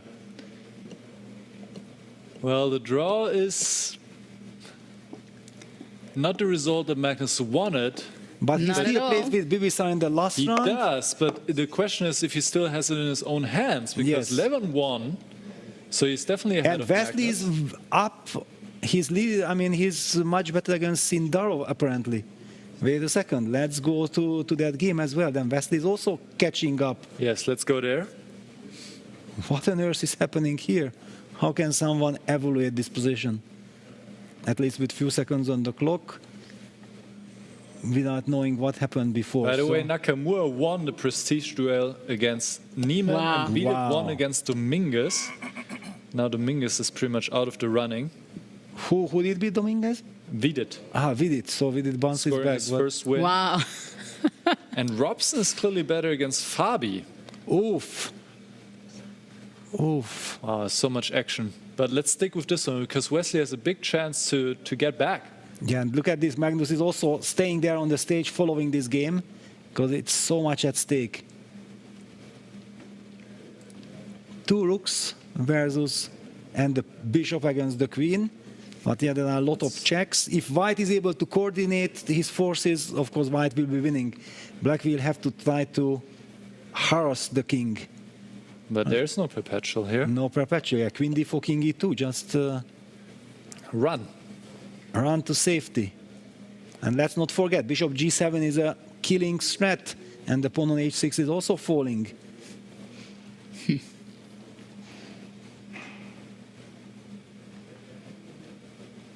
This would be a ridiculous comeback if Wesley still made it to a top 4, but it is definitely possible. It is definitely possible. If he wins this one, he catches up with Magnus. Can you believe it? Exactly. Unbelievable. And also the point is that Wesley is, in my mind, always so much more stronger than he thinks he is. Yeah, this is, and if he starts winning, then he shows his real strengths. I'm such a big Wesley fan that he's capable of playing absolutely stunning chess. But I think Magnus wants Wesley to win, so the field stays tighter together. Yeah, it's not fun. If Sindarov wins, then he's the leader, actually. Suddenly. With 4.5. Well, rook takes h6 was not optimal. No, but Sindarov is anyway far away. Sindarov is safe, no? No, Sindarov has only 3.5. He has 3.5. Yeah, I was mistaken. Also only 3.5. But he didn't lose a game, right? No. But he still has only 3.5. Won that many. Our bishop b4 was best move, g4. Trying to open up the white king. 40 seconds for Wesley So to navigate this hugely complicated position with an open king. Whew. Yeah, this bishop on d1 is such an unfortunate piece. Yeah, this isn't really a bishop. This is a headache. Maybe it's time to go rook e6. Yes, rook e6 would be, I think, a good practical choice. gf3. Check king and then king f3. Yeah, it's yeah, rook takes e6. Great on the board. Choice. Yes, correct. King takes, and king now rook takes. d2. No, he takes on g4. No, he takes. Now this should be perpetual now, it seems. The king cannot escape. Queen takes. Ooh. And queen d4, queen g1, queen a1. Oh, yeah, this is a perpetual. This is very strange. Yeah, that. Well, okay, he has 20 seconds. Yeah, he has very. Yeah. And Sindarov knows it. He's not even looking at the board anymore. Yeah, he looks at Wesley. Yeah, that is too well, Well, Magnus is very happy, I think, or it's I don't not. think so. Or it's not I don't clear. think Yeah, so. what Magnus is. Because otherwise he had a better chance to catch Sindarov, and now he does not. And look at this. Yeah, poor Wesley knows that this was his golden opportunity. Vincent has won his game, but yeah, this is too late. Magnus is 1 point behind all the other players. Yes, we have 4 players, Pragnananda, Abdusattorov, Sindarov, and Aronian with 4. Wow. And Magnus is 3. What? And then Wesley is 2.5. Really? So basically, if they make a draw, then it doesn't matter if... Depends against who they play. Yeah, well, Levon is playing against Vincent. Sindarov, Abdusattorov playing against each other. All right, well, we still have some games. Pragnananda wins But best. okay, this is draw. This is a dead draw. Once again, Fabi is making a draw. But actually, it's not a bad result for him, right? Nope, it's not. And he Sevian lost. So Erigaisi pulled ahead, but Fabi should be still on 4th place if he draws this one. And he was also much worse in this game, so he can be satisfied with the Yeah, draw. he will have the white pieces in the last game. But can you believe 6 draws by Fabi?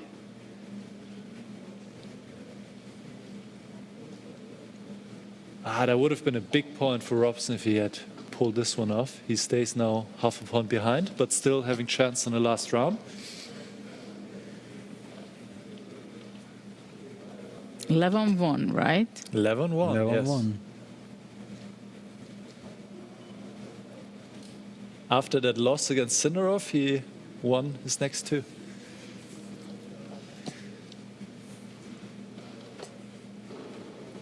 But that means also that nobody's safe yet. Nobody's safe. In that. Is that right? Well, here we have the pairings, yeah. So Vincent plays against Levon Aronyan, so Levon with the black pieces against Vincent Keimer. Magnus with white against Bibisara. Yeah, has to win. Sindarov with white against Nadir Bekabdusatov. Okay, this is a Uzbek duel. So if they make a draw, they are both qualified. They are both qualified, and Pragnanda Wesley so. So it's all eyes on Vincent, yeah? So well, and Wesley so. Yes. But Wesley cannot qualify anymore. It means that Magnus actually should team up with Vincent, try to prepare as much as possible, because they anyway play with the white pieces, yeah? Crazy. But it means that and the handshake, draw agreed. Magnus, even if he has a chance to qualify, it's a playoff. Yes, at most you can get a playoff at this point. Yes. Now this loss against So was just... Yes, unbelievable. Crazy. What did Keimer do? He won? He won, yes. But maybe this is not the chance to look at the Hikaru game. Can you pull it up? Sure. Because this was such an important prestige duel. But clearly Magnus Carlsen's fight for survival was the most important yes. news of the previous round. All right. Erigaisi won, yeah? Yeah, Erigaisi won, and this means that he's alive. Yeah, we will have a look at the standings soon. I will just go through the game pretty briefly so we can catch up what happened here. Actually, Hans was doing quite well, I think, at some point. Yeah, this looks sympathetic. It all got out of hand. Just a very complex and difficult position to play. Now, Rook D1 seems like it was a mistake. White should have taken on D5. Queen D7. And here already Black is doing quite well with the passed C-pawn also. And then suddenly this H5 that we talked about, yeah? It's coming. Queen D6 takes. F5, very nice touch to control the E4 square, not allowing any knight to land there. Black will take on D5 next and is having all the fun in the position. Also watch out for this battery here on the diagonal. Can be also very dangerous. Queen F6 going for the attack. Knight takes D5, Rook takes, and Queen takes H4. And at this point actually the black position is already winning. Black has just much better pieces here. Rook takes, F4, desperation, giving a pawn to stay in the game, but the black attack continues. Bishop D5. Yeah, this is trying hopeless. to trade the queens, but ending up in a just hopeless endgame, which Nakamura converted. Nakamura being in great shape in this tournament. Incredible shape. Yeah. Very impressive, and this game was the most important for him. I think he takes over the lead, and well, it's nice to make a win like that with Black. So let's see the standing, because we're just before the last game, and we're shortly going to see the draw of which position they're playing. And you see Aronyan is standing on the top of the leading. table. Well, it's a four-way tie on first. Absolutely. Incredible. Unbelievable. Aronyan, Sindarov, Abdusatov, and Magnus Carlsen 1 full point behind. So if any of if all the 4 players make a draw, or get a half point, then Magnus Carlsen is kind of eliminated from the fight for the first place. That's true. And it's not in his hands anymore. Because he's not playing against any of the top 4. So he has to rely on Wesley and Vincent to score, to win, to beat them basically, and for Sindarov and Abduzatturov, if there's a decisive result, that helps him too. But yeah, basically also I feel like for Wesley it's now very tough because he had a golden opportunity to win the previous game against Sindarov. He missed it. Now he has no chance. Yeah, how do you pull yourself together? How do you get this inner strength that with the black pieces you will go all in to fight for not even yourself? He will just play a normal game. Yeah, he's just he plays a game for trying himself to win, making 50% just to stay in the game, preparation for tomorrow. I mean, if he's here already, let's play. Let's see Group B. What's the standing over there? Because there we see also quite some fight. Not so tight, but a lot of fight. Nakamura obviously is already in the next stage, in the knockout. Niemann, probably he's very unhappy with his last game, dropped to the 2nd place. But he's also safe in second. Of course, he's safe, he's happy, or should be happy. Eric Gaisi, who had not a good tournament, just now in the last 2 rounds, basically he's back and fighting for the qualification. And we see that in the other group, people have 4 points, right? And here, even with 3 points, you're number 3 and 4. Yes. Fabiano did not win a single game, as Dominguez have not done it either. And Sevian and Ray Robson are in a striking distance. They are there, so anything can happen. When we'll see. And we have a pairing there: Lenier Dominguez against Sam Sevian, Hikaru Nakamura against Vidit, Caruana against Hans Niemann, and Arjun Aigaisi against Roy Robson. So Ray has it in his own hands. If he wins, he overtakes Arjun. Yes, but he's playing with the black pieces. Well, yes, of course, I understand, yeah, but... And Sam also has it in his own hands. But he's also black. He's also black, yes. But who cares with this freestyle, black or white? That's true. And it's a last game. Right? So you have to have great nerves. You have to pull all your energy. Whatever happened in the previous 6 rounds, you have to forget about it and put all your energy for the final round. The 7th game, the 7th position, the players are playing it out. And of course, pretty nerve-wracking. Well, especially for Magnus Carlsen, starting out 2 out of 2. I think maybe you said it that, well, practically, okay, he's in a way of qualification clear. Exactly. And so on. You would not expect Magnus to have this situation where it's partly in his hands, but he definitely, one thing is for sure, he has to win. And even after that, He's not safe. He's not safe. He's not safe. And we have a pairing that it shows that, well, we'll see also. I don't know, what do you think about the last round pairing between the 2 Uzbek youngster talent? Are we going to see a tough game, or they are going to be... Well, of course, it's not so easy to make a quick draw. No. They cannot offer a draw under move 40 to start with. Yes, but okay, I think it's very logical for them not to go for some very wild, crazy game. Yeah, because a draw is a win for both of them. Yeah, so just don't do anything stupid. Yeah, if I would be their coach, I would be advised, calm them down. Just play some symmetry. Yeah, play some nice little symmetry. That's all we need from Uzbek point of view. Yeah, I would expect a draw there. So yes. I think Magnus has to hope for Vincent and Wesley to score a win.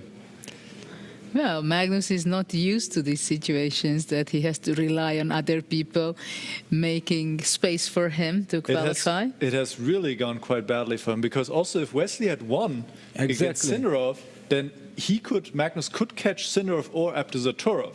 He would have caught one of them if he won. But now it's not in his hands anymore. Yes, it would have been such a crazy situation because then also Sindarov would feel like he needs to play for a win. That gives the chance for Abdusatov to play for a win, and things get out of control. Yeah, but now it's they have the safety net. Yeah, I don't know if Magnus ever had in this situation or in the since let's say he was #1 in the world, if he ever had something like this situation. But we are just about to see the final game. What kind of messy position they are going to have? Let's see. Welcome back to the 7th and final round of this rapid round robin. This is the crucial games. Both groups are incredibly tight. Remember, the goal is to get into the top 4. I know the players want to get on with it, so without further ado, I would like to welcome to the stage John Weaver of Advantage. They are major investors of freestyle chess. Give him a round of applause.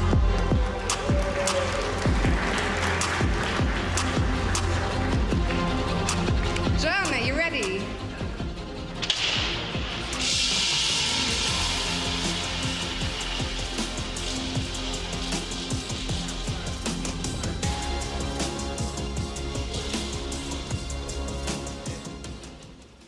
$5.49. So position 5 for 9. And John, we mentioned you here with a couple of friends or colleagues. You are major investors in freestyle chess. For the first time, we have an audience. What are you making of the experience today? Well, it's just incredible to see all these people here and these incredible world-class competitors in an action-packed and exciting format. And I think we're all just excited to see this last round play out. This last one promises to be the best one just yet. I'll let you go and enjoy it. The players are already preparing, so we'll give them a moment of silence. And to our audience, please enjoy the final game.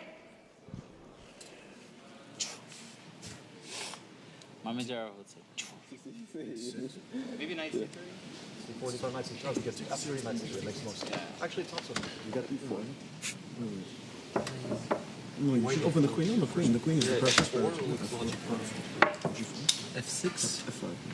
F6. But what if I play f4, d5? No, you don't block. You don't do the queen. I don't care. Okay, hand is helping us. I don't think you put the knight c3. You want knight c3? Yeah. Okay. Also f5. What's the big deal? Some queen c5. Ah, f5, yeah?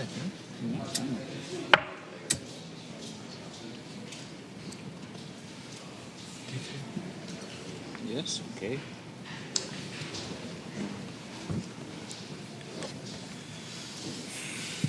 So c6 you want to play e4, yeah? Knight c6.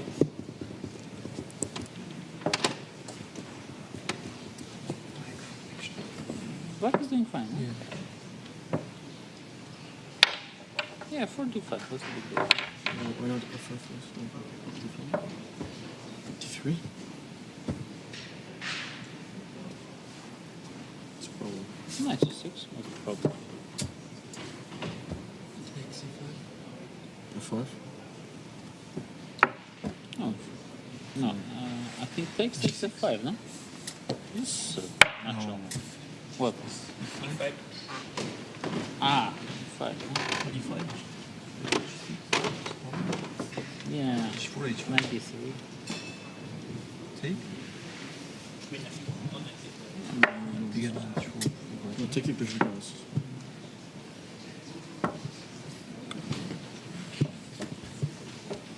We have to win, yeah.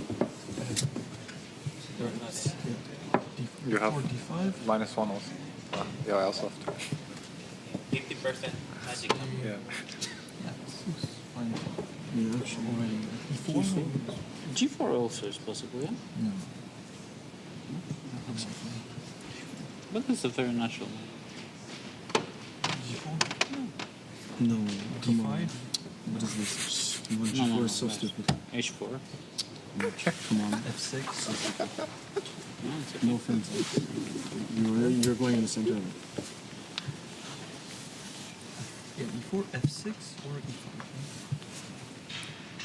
F6, D4. There's not. D4, D4, D4, D5, F3.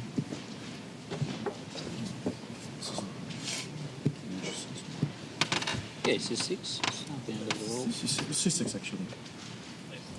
Now you develop knowledge. Knight G6, B5. Solid though. Solid. But that's it, no? Really good. D4 is the main. Maybe E5? Take D5. Take D5, G4, G6. Just bad, yeah. I don't know, maybe. You can try. Maybe. E4, E5. That's good. I said F5. No, C3, F5. F5 and bishop F4. No, G6. Alright, you don't want to play like Knight G6, G3 or something. It's not crazy. No, Knight G6, G3, I mean, it's not I can, yeah. Try things. But probably it's okay for that. Take an E6. Okay. Which one? Knight C6, C3? Yeah, take F4. I really feel like there's some issues right now. So let's say E4. If I have a bishop B3, you don't have this. I think this is good for us. This feels very dangerous. Knight G3 equal next to and then push Yeah, this is very dangerous. Knight C5. I have a mission. Some sort of. No, it looks good for white. Yeah. Is it lion or not active? So what, after C3 flash into what, F5? What's wrong with this? No, E4. Take knight A4, F5. Knight C5? Yeah. Bishop B3. Bishop B3. Scary. It's bishop B3. No, okay. It's a very castle one also. Yeah. No, this looks very scary. Yeah. Maybe it's okay. At least it's also risk-free. I'm not care about this. Okay. D4, D5, C3 is even more safe now. Yeah, that's, if we want to be really safe. You can't go wrong with C3. It's not possible to battle it. Actually, Knight C6 is E4. Yeah, maybe. Take F5. No, take D5. Take D5, Knight B4. Yeah, Knight B4. Maybe 3 F5. Okay, let's start with C3. It's more flexible. Okay, it's a dumb position. We have to do something like this.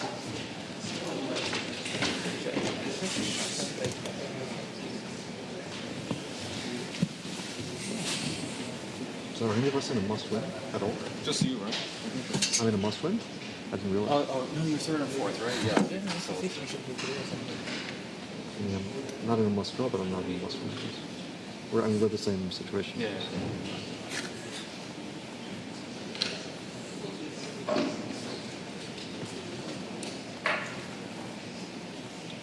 So C6, no reason.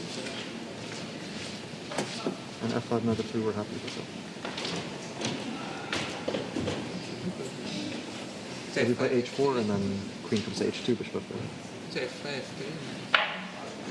No, F3 also possible, I think. Yeah. At least it's a little bit better for me. No, to knight F3 should be. I like knight F3, H4 playing.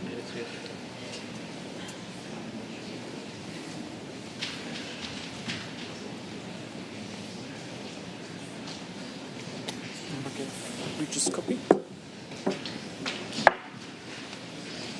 E4? I don't take any. Yeah, E4? You can F5. Bishop B3. Very nice. Maybe this tempo matters.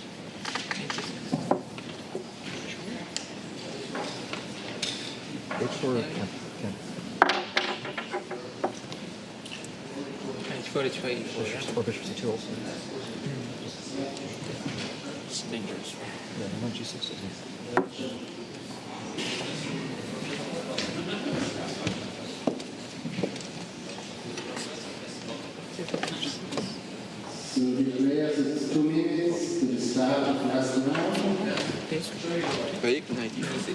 Ah, there's difficulty again, yeah?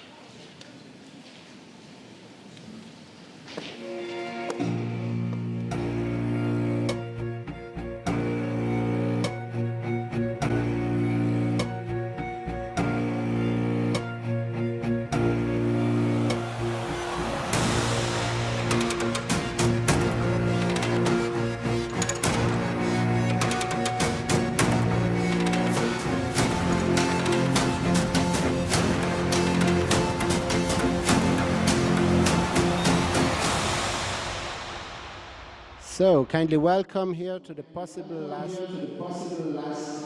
round this day. I want to remind that in case of a tie for the fourth place, only one Welcome to the Freestyle final round in Las Vegas on the Strip. It's huge tension in the playing hall, and who are Magnus fans, they really have to be here watching everything and pray also. This is what I can say, I think, because not everything is his hands. Others have to be helping him out to be able for him to have the playoff. So let's see what is the starting position. What we have, king is on e1 again, the two rooks are in its initial position, we have the knight on b1, bishop on c1, so there is only a little switch compared to a classical chess game. What is your take on that, Peter? Yeah, what a very big one. Yeah, this queen g1, queen g8 kind of construction, and the bishops on d1 and d8. Those are very special pieces. It changes everything in the dynamic. One of the games that we have to keep a very special eye on is Vincent Keimer against Levon Aronian, because if the game between Sindel and Abdusattorov would end in a draw, which is somehow logical, it suits both of them, then actually Magnus relies on Vincent or on Wesley's help. Wesley playing with the black pieces against Pragnananda, and Vincent playing with the white pieces against Levon. So yes, there is still some hope for Magnus. First of all, he has to take care of his own game. He has to win. But yeah, he needs help. Well, he's playing against Bibisara, the underdog of the tournament. She's struggling in this event because the players are much better and probably more experienced players also. But when you play in the last round, and this was her dream when she was 12 years old, just before coming here today, I saw a picture of her with Magnus when she was just 12 years old, and saying that, of course, her dream was always to play against Magnus. And 12 years later, or less than 12 years later, she has this opportunity. And when you have this opportunity, no matter how badly things go, you're there. She's going to be trying to catch a half a point or even to win against Magnus. In one game, anything can happen, right? And Magnus was not in a good shape in the last several rounds, so he was his own enemy of himself in some games. And so obviously no question about it that Magnus is the favorite, but she's going to be resisting and fighting it out and trying to have chances. But that's not the main game, because we are expecting Magnus to win Yes. on demand, right? It would not be the first time he does, even against much stronger players. So the critical match, we can say that your student, Yes. Yeah, Keimer, Vincent, who played this event so far, was not fortunate because he wanted to win in game one against Magnus desperately. Not desperately, but he made extra miles to try to win, and then it turned out very badly. But now he's playing with Levon Aronyan, and that game can be an influence on the outcome for who is going to be the first 4 qualifiers.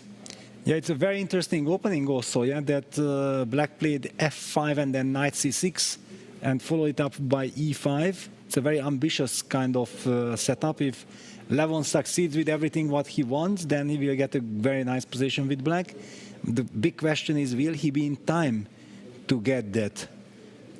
How do we react? Is d takes e5, for example, a move, and followed by knight takes e5, f4, something like this, and then try to get e4 break in before Black occupies the center with d5? Is that a possibility? I don't know. I like f5, and the reason I like f5 because the g8 queen opens up, and d takes e5 on the board. Well, yeah, and then f4. f4. Yes. Of course, your student, Peter. Yeah, but somehow these moves were smiling on me, yeah, because I felt like if not this, I don't know what I'm doing, yeah, and after all, Black was trying to be very energetic, yeah, opening up the center, probably also trying to solve the issue of the queen on g8, and this is also now what Vincent is doing with opening up the queen with f4 and hits the knight with a tempo. What else do we have? Looking at the Sindel of Abdusattorov game, I think this is very much according to the spirit of the situation. Yeah, they both go for solid structure, and now if there will be a trade on e4, knight takes e4, fe4, we get perfect harmony. It will be impossible to lose. Yeah, sometimes the coaches are saying that this is such a position, even if you want, you cannot lose it, yeah? How did you lose it, yeah? Well, it's kind of tricky. Pure, symmetrical, beautiful, artistic visual there. Queen f2, probably queen f7 will be on the board. Of course. Yes, we can expect a draw there, most likely, so I think it makes sense to... And what about Pragnaland against Wesley? That's a very strange kind of structure, yeah? That white occupies the center. It looks promising, but black has his counterplay. There's also maybe something for Magnus to hope this game. I think this will be a fighting game between Pragnananda and So. It looks like a fighting game. Should we also have a look at the bird's eye view of the Group B? Absolutely. Let's see on the other group, because there are even more chances that we are going to have a playoff. Well, you never know. It's such a crazy tournament, and we are in Vegas, yeah? So expect the unexpected. So we see Caruana, Niemann, which is quite shocking to me, to tell you the truth, that Caruana right now is qualifying, tying for third place, while not winning a single game. Whereas Carlsen on the same score is not qualifying in the other group. Yes, yeah. It always, these group stuffs have their own spirit. Mm-hmm. Yeah, you can never compare the two groups. And yeah, it got completely out of control because Magnus started with 2 out of 2. It looked like that's it, and all of a sudden things are crazy. So what is going on? Fabiano, well, he actually needs to win to make sure that he's in. Yeah, otherwise there can be a big ties and whatever. No. Well, if he wins, he's clear. Yes. Clearly, if it's a draw. Draws, because Robson can overtake Erigaisi, and then if Sevian wins with black, he would also catch Fabiano. So with a draw, he's definitely securing himself a tiebreak, and only if Robson. Well, Robson or Erigaisi will be. They switch. Will be either same score as him or ahead of him. But look at this, I also feel like finally somebody will punish Hans for his fast play. Yeah, because, okay, he is bullying the players, yeah, with going very quick, threatening checkmate on e2 with queen e2, so it's not a blunder. It's a clever, tricky move, but strategically, black is in a lot of trouble. So I will just play e3, trade the dark square bishops. It looks like a beautiful position for white, though. And it's a dream come true, yeah, because with the draw, he guarantees kind of a playoff, even if the other results go that way. And if he wins, yeah, this is a risk-free position. He couldn't have asked for more for this, yeah, for this last round, under the circumstances, yeah, that he can squeeze a game. And here also, and look at this, he's even up on the clock. Fabi is doing the Niemann bullying. Yes, this is like a good start for Fabiano for sure. Another reason why Hans is thinking, because he has the move bishop d6, trying to cement the bishop on d6. So whenever white takes, and yeah, bishop d6 is played, so he does not want to give up the dark square bishop so easily, and also very importantly, not to let the white queen get into the game after bishop f4, g takes f4, targeting the g6 gets pawn. up even though he's down on the clock. He's playing mind games. Well, he's just really relaxed because he's already in second place for sure. He can still become first if he wins or draws and Hikaru loses. No, yes, I think so. So he's feeling really relaxed, no matter if his position is bad or not. And maybe he's also tired already. I mean, the guys are playing for how many hours? For 7 hours already. The event is going on. Actually, it's a brutal format, yeah, that normally players prefer to have some warm-up on the first day when it's not yet decisive, yeah, that you build up, but here on the first day there is so much tension and so much decision. I think it's very difficult. Also, the organizers are doing an incredible job making the players comfortable. You arrive to Vegas after a long trip, you feel very happy, yeah, and all of a sudden, the very first games are deciding what will be your fate. It's very regarding tricky. the first place, yes, right? regarding the first place. And but okay, second. We know that for players like Magnus, I think only first place counts, yeah. Why do we get to double question mark on this? I already got tired of this, yeah. I knew... Because it gave away the advantage, maybe. Because trading in 97 and black is fine. Yeah, black is fine, yeah. This is true, but so I remember... Question marks were still too hard, but one question mark was appropriate, yes. I remember we did a commentary with David Havel on the World Cup 2023 together, and there was a very interesting position and a very spicy, clever move was played, and the computer gave a question mark. So we are saying, no, please, David, can you find a way to erase this question mark? So after big fight, after a couple of minutes, he erases the question mark, and the question mark pops back in 10 seconds or like this. Okay, but it was a good move. It had a soul. It was driving me crazy. And David did everything he could. All right, I think we should move on. Well, this game is going to be a draw. Not too exciting. Absolutely. Wesley So is better against Pragnananda. Wow. Okay, this is something of a very important news. Wow. Where Prag started brilliantly, and then suddenly something happened. Because he lost 2 consecutive games. No, he lost 1. He won, just the last one he lost. Just the last one, he made and that's it. Yeah. Oh, but it felt like no, before because he had a bad position before. Against Sindarov, yeah. Yes. That's why you had this feeling. Exactly. The last 2 games. Yeah, by the way, we already have 1 draw between Sindarov and Nodirbek Abdusatolov. It's no surprise. Very professional. Both players are guaranteed the qualification spot. Yes, both had a strong performance. Yes, very strong. Absolutely. Yeah. But Wesley has a very beautiful position. It's not only that he has a beautiful position, but it's very much his style as well. Yeah, and also easy to play. And this e4 pawn is vulnerable. Clear time advantage. Yeah, he's hitting. Also, bishop g4 shows a lot of confidence. Yeah, that one would argue that in this structure, black should try to keep the light square bishops. Yeah, because he has pawns on the dark squares. But Wesley doesn't care about this. He's simply playing the position. Queen f2, best move, trying to activate the queen. But yeah, it's not going to be easy, and it's only move, I don't know, what is it? Move 10, 11, 12, something? 12. 12, yeah. And already black is having a nice position. However, one has to keep an eye on that bishop on d8, because that bishop on d8, if white somehow stabilizes and black loses the momentum, then in long term white can have the upper hand. So probably this is also the reason why Pragnanda felt like the strategy that he's playing ambitiously is justified, but with some very energetic play, Wesley was able to highlight that, no sir, it's not so easy.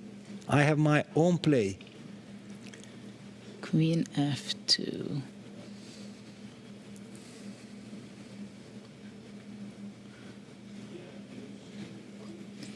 Yeah, Queen f2, interesting.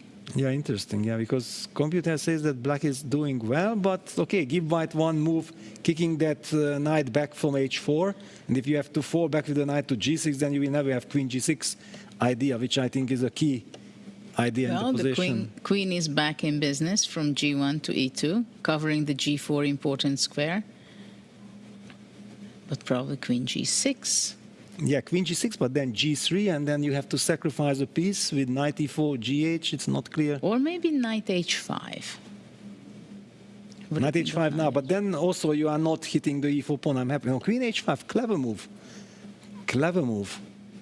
But it's probably not a move Magnus wants to see, because, okay, it's probably a very nice equalizing move, but where are the winning chances? Yeah, not equalizing. Right. Black is worse. No, I mean, okay, I was thinking like queen h5, knight h5, g3, okay. knight f3, then knight d2. Knight d2. And I always have finally this knight f6, h6, knight h7, bishop g5 kind of maneuver. Of course, you can play h4 at some point, but yeah, Magnus is not happy looking in the Wesley's direction because white is safe. So maybe we should move on to Vincent, see if Magnus is happy about that one. Exactly. And by the way, also a question, how Magnus happy... is doing, yes. whether he's happy about his one. I think he's happy. Okay, just very quickly to see what's going on. Okay, this is a typical Magnus's type of position. He can play on forever, he can grind, and normally step by step he is supposed to make progress.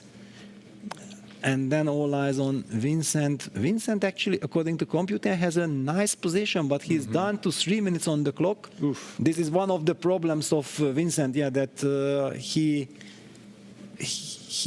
doesn't like to rush, he likes to play precisely, but with the 10 minutes time control, his playing style is not exactly suited, yeah? I think 15 plus 10 would make a very huge difference for Vincent. Vincent has a nice position. Yeah, Abdusatov and Sindarov, they are feeling much, much more happy with this 10 minutes game. So where is the safety net? I did hear Levon using the word solido during the analysis, which kind of indicated for me that, yeah, he's nervous, he's very tense, because he's a player who is always looking for a fight, he's very creative and so on, but he knows that he needs a draw. And how do I get stability? Well, finally he didn't get any stability. This is a position, if Magnus gets up and looks around, he's happy. He's happy. He has happy hope. What he sees, yes. Yeah, he has hope. Yeah, what to do with black? The king needs safety. Well, he can go, I don't know, bishop f6 somehow to develop both of the bishops and then castle. Okay, he plays c6. That but feels very slow. Does he have time? He's also offering the pawn on a7, which clearly Vincent will never take. Because just go e4 and checkmate. Yeah, bishop d4. Rook g8, so Rook where the G8. king is going to find safety. Just e4. It has to be the way. Yes, Vincent goes for it. On the board. Yeah, what is Levon doing? Where is he planning to hide his king? Slow development. The bishops are still... Well, he can go bishop e6. Yeah, but no, this is what but is... c6, why did he play c6? Yeah, instead of bishop e6.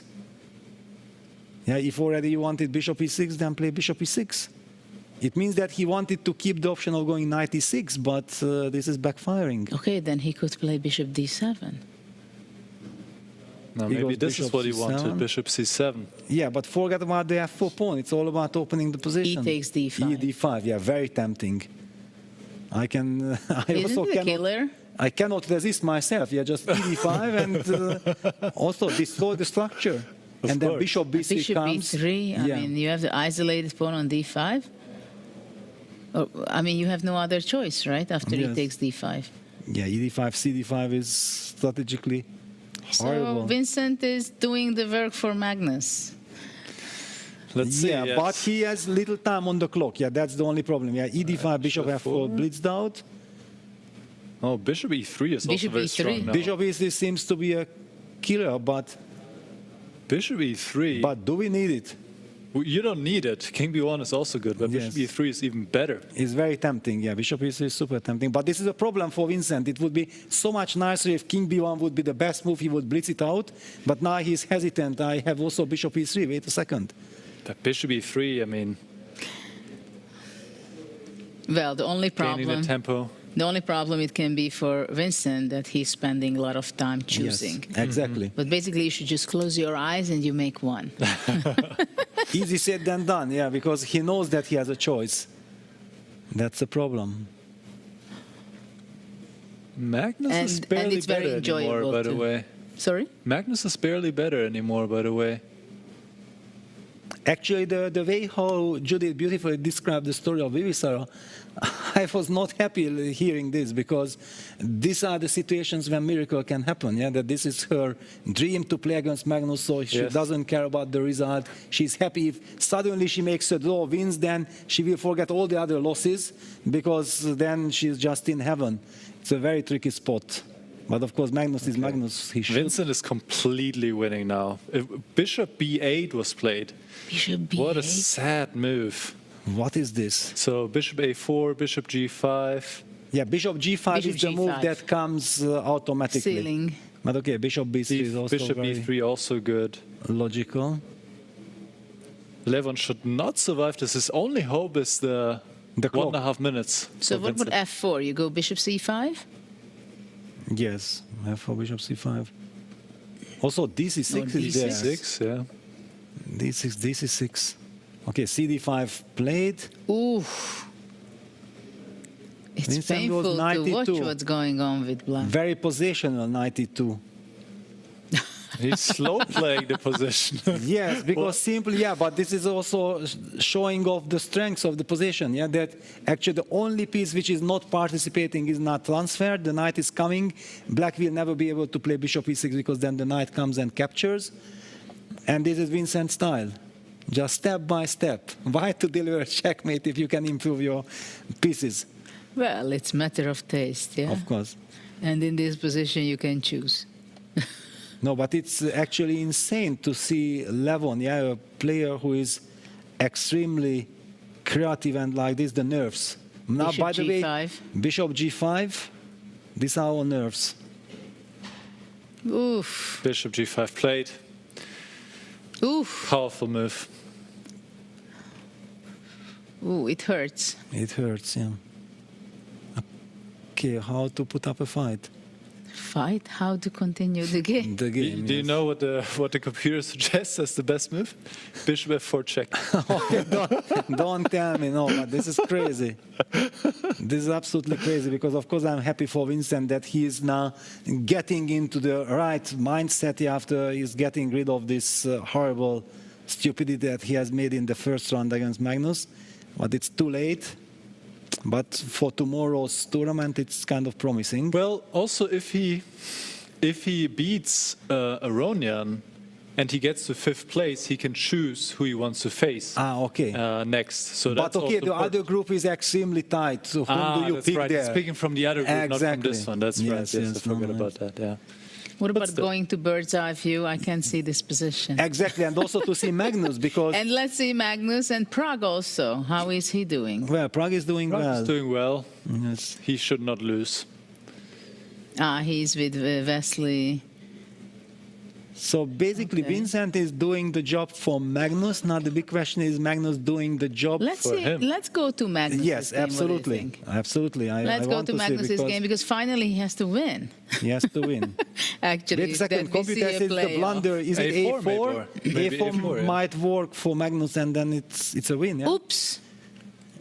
A4, B, Bishop A6. Tactics, blunder. And Magnus has 5 minutes on the clock. And he's not making it. Can you Well, imagine? he is just making sure, but A4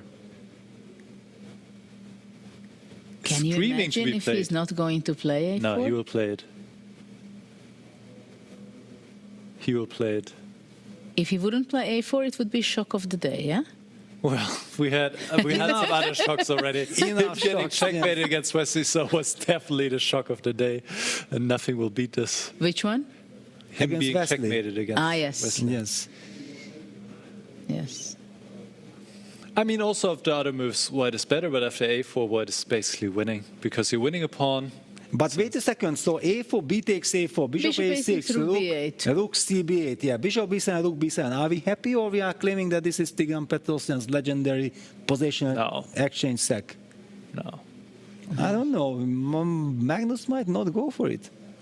Maybe you just play Bishop B4 or something and just squeeze the position. Yeah, this is what I'm saying, that he's not Yes. going to play A4, because he would play A4 instantly if he wants to play A4. That finally And he goes does. for it. Okay.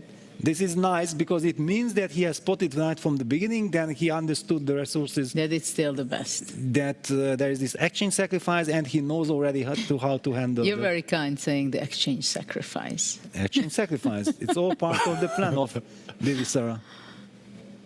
And but rook B1, yeah, this is the key move. Because never B4, because then knight B6, knight C4, and now A takes B3, rook B3. And the problem is black is unable to hide his rook. He will have to trade, and then also And the knight gets into trouble. That's the problem, that the Yes. knight will never reach the square C4. Yes. And whenever knight F8, then rook B8 pins the knight What as about well. bishop? Bishop G6 was also not possible. Then BA4, yeah, BA4. that was the problem. And Magnus is looking around So what is basically, happening in the other games. After Bishop G6, B takes A4 was the key. He'll be happy to see Vincent's position right now.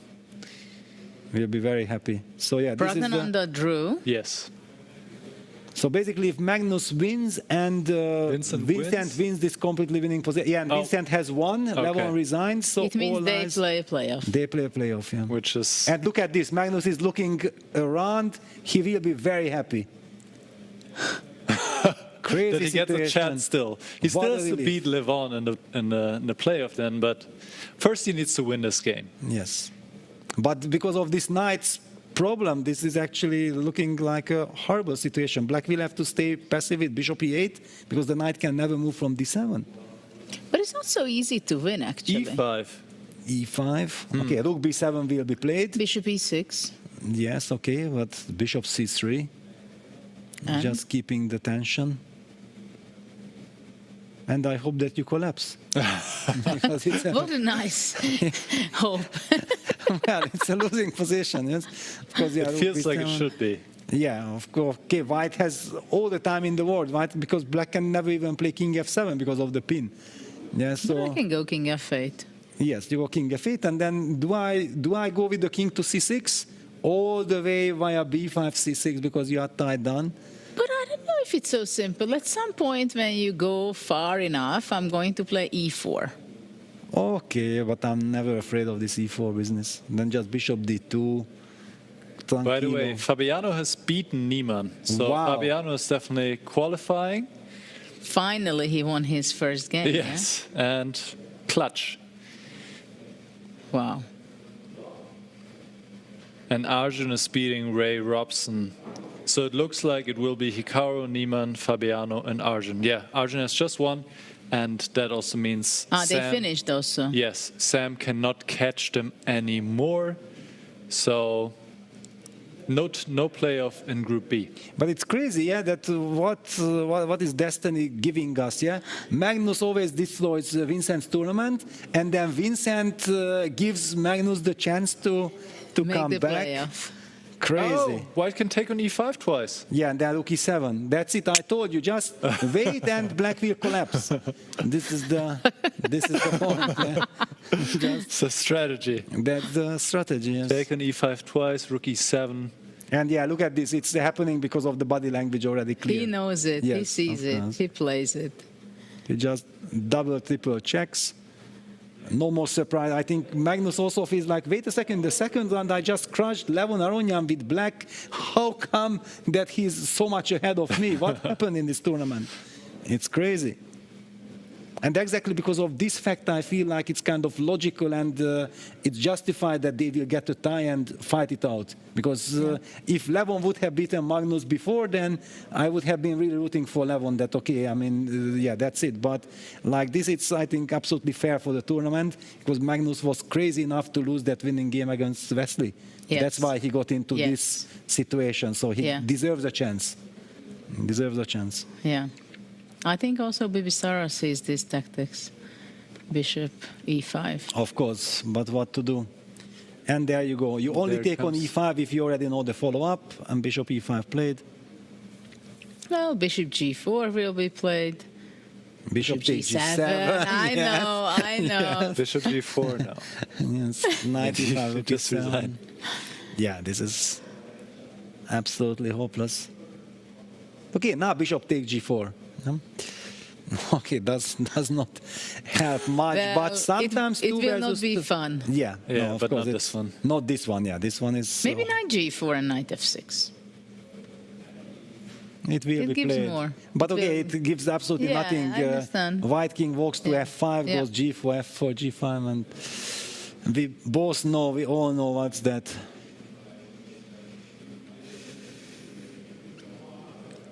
Incredible Yeah. how many twists and turns this tournament has. Unbelievable. And that's just the beginning, Peter. Just the beginning. Well, maybe every day should be like this. Yeah, it's crazy. Just keep this format. Yeah, every day we're gonna play this. You know, 8 now hours. the groups are changed. Yeah. You know, and yes, exactly. And finally, who gets the most points overall? Oh my God. Well, yeah, knight take g4 is played. Rook takes c6, knight f6. Maybe we can see a full screen with the players. Yeah, there is nothing to analyze. Yeah, we Yeah. cannot reveal any secrets to this position. Only that it takes time, but it's clear that white is winning this.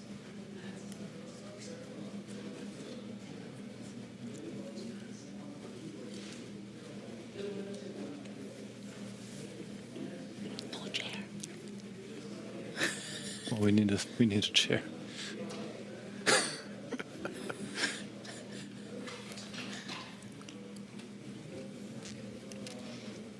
Okay, so she is fighting it out until the very end. Yeah, the only problem is that you are always getting into Zugzwang. That's the typical problem.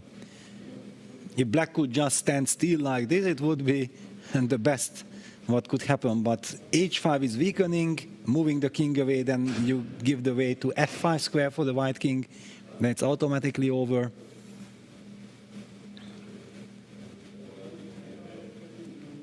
And after h5, do we wait again? Yeah, I think we just pass with the rook, and then finally we get access to the f5 square. Yes, just.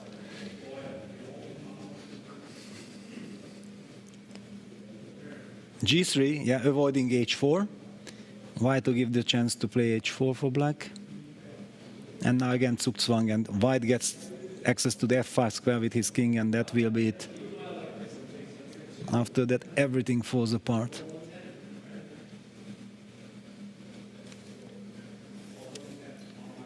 Actually, what were the results of the other group?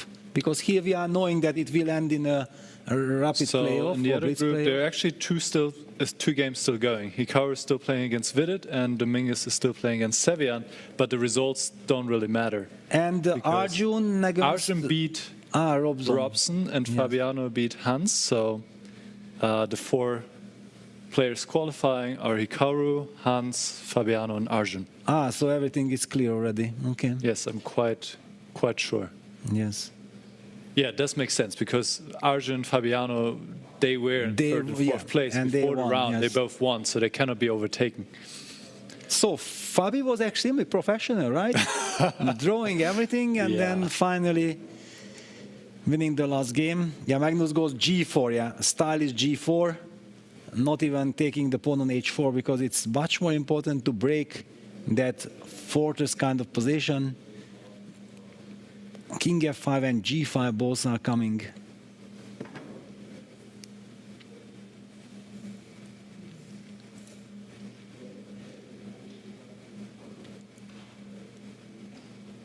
Yeah, these are the positions where you don't know, should you fight longer? But you know exactly there is not much practical chance, but you don't want to give up. You don't want to resign.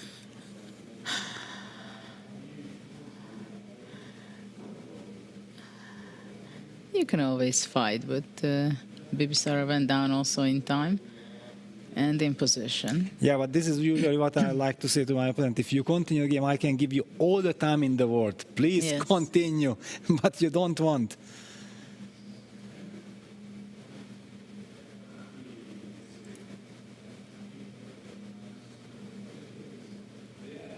King G4. And that's it. H3, last trick. Don't take that pawn. Don't. So Rook F5 check, King G6, Rook E5. For example. Or Rook D2 back, yeah. Rook D2. And then King G6, F4. Slowly, this H1 will fall. A resignation. She resigns, and Magnus guarantees himself a tiebreak. Lives another day. He will play. And look at the relief. The relief on his face. He cannot believe this, that he survived. A tiebreak against Levan Aronian. So we will see more chess, but we still a total El Clasico, by the way. Yes. Magnus Carlsen against Levan Aronian. We have one more game still going between Dominguez and Sam Sevian, but it is not. Well, it would be fitting if Lanier finally wins his first game, when it already does not matter. Yeah, it's. And Sevian, what a fighter he was! It was really tremendous play by Sam. Yeah, he played crazy games. That save against Fabiano was insane. That was that was a key moment for him to keep his chances on. Yeah, but then he lost the next game to Arjun. And how difficult it was for Fabiano to qualify. He was struggling during the whole event. Of course, because if you don't run away with the tournament, then it will be always nerve-wracking. Yeah, these 7 for games. Magnus, it was even nerve-wracking. And it still is. Yes. King and A2. It still is. Nice absolutely. prophylactic move. Rook G7, Queen H7 coming in. That H6 pawn is hurting. And also white is a pawn up. It also does not. Some tricks in there with some D4. Doesn't harm, yes. So Queen E6, Queen takes H7. Black will have to play D4, otherwise there was no reason. But wait a second. Yeah, D4, let's go. Yes. But C4, but okay, just shutting C4. the door.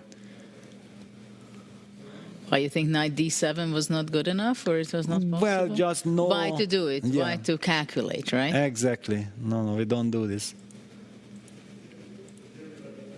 And Rook G7, then Knight C5. Let's not get carried away. We should still win the game. Queen G7 and then H7, yeah. Very professional. Yeah, hard to see a saving opportunity for black.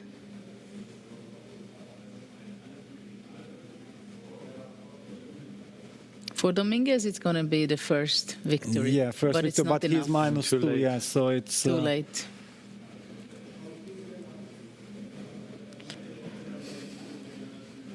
Queen G8? Queen G8, yes.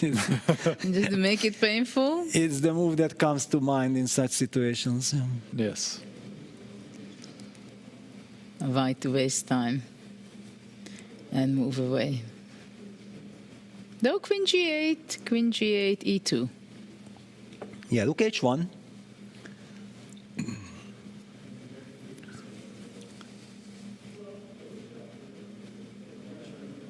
I think we will have a very special guest shortly.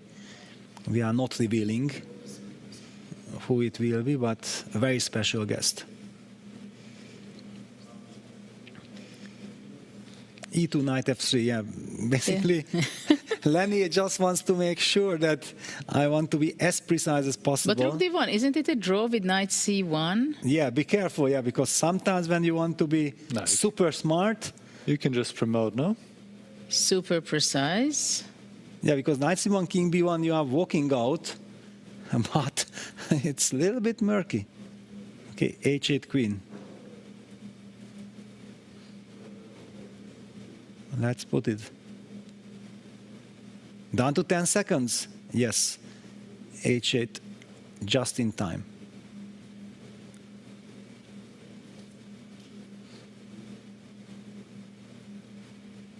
Knight c1 check will be tried. Well, the queen is pinned, otherwise queen f5. Exactly.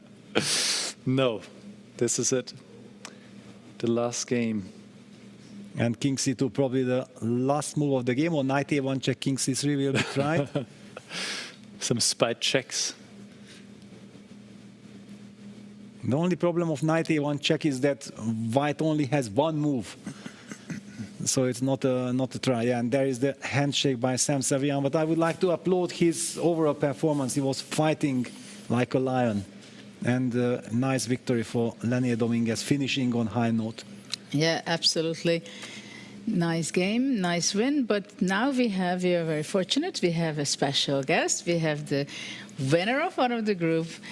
Hikaru, congratulations. It was an amazing performance. Game 2 against Savian. You had a very special, unique, fantastic defensive moves you did. Yeah, I mean, I think the tournament got off to a shaky start, certainly. The first game, I forget who I played, but I didn't like my position. Actually, no, the first game was against Dominguez in a game where it was very drawish, and I think by the end I was actually worse. I haven't looked at it yet, but it felt quite shaky. And then, yeah, the second game, Savian played very aggressively. I think I responded a little bit imprecisely. This e6 move was probably just bad at the start. But then somewhere towards time pressure, it got very complicated. I was able to keep the two bishops on the board, and once I did that, it seemed pretty smooth. But that second game was very critical. I think if I hadn't won that second game, the whole day could have been completely different. When you played d5, what was going on in your mind? Did you feel desperate, or you thought that? Yeah, I mean, basically, for some reason, I thought this whole idea with e4, whether it's the way that I played it or even earlier, I didn't think it was okay for him, but I couldn't come up with anything. And then once he played bishop f3 and I took, it was really desperation. I didn't see any better setups.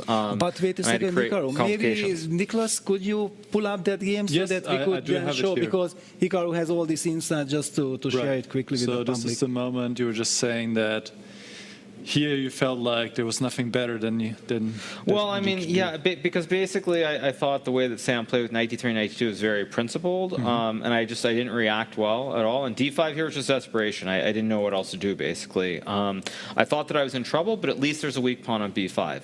So that was my intention, just to play against it. And I think I was much worse somewhere around here. But I found bishop f8 the only move. Yes, Peter was very impressed with bishop f8. I'm the ambassador of bishop f8 move of the day. Yeah, it's a very, very important move. Without that, I can just resign pretty much. So once I found that, I mean, I still think it's very, very complicated, but I was up on time, and Savian simply just didn't find the right response. And yeah, once I got h6 and I got into this endgame, I mean, I knew that I was not in danger anymore. So yeah, that was probably the biggest moment of the day for me, because after that, it seemed really, really smooth, actually. Yeah, it was only round 2, but it seemed like a very key moment of the game. How was your game with Hans? Yeah, I mean, I think that was a game where neither of us knew exactly what we were doing. I think Hans was trying to hang on to the first spot, and so we were sort of doing, I wouldn't say repetitions, we were playing a little bit aimlessly, but then at the critical moment, when he played b5 and I went for c5, this moment, I mean, I think white's much better, but it's very, very chaotic, and he tried to use the time here, and he simply didn't find the right response. And, I mean, I think I was much worse, but it seemed to work out. The big moment, I think, was he missed this f5 move. This was probably the very critical moment when he took. So I think he missed f5. I don't know if f5 is the best move. No, f5 is, I think, the best move. Yes. But it stops all the tricks with knight e4, and after that with queen f6, it's just very hard to play. He's already lost time advantage, so it kind of went downhill very quickly for him. So that was a nice one as well.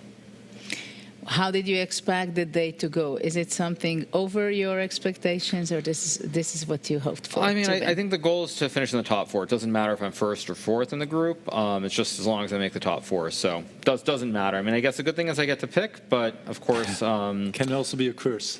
No, I mean it's not a curse because Vincent decided to be a complete idiot for no reason and win his game against Levon. Otherwise, I mean, it would be interesting, But yeah, he decided to go and win for who knows what reason, and so now my pick will be very obvious. So right.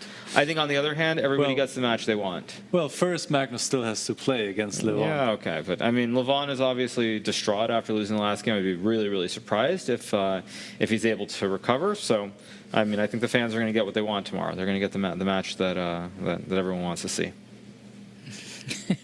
I mean, we know what that match is. I don't have to say it.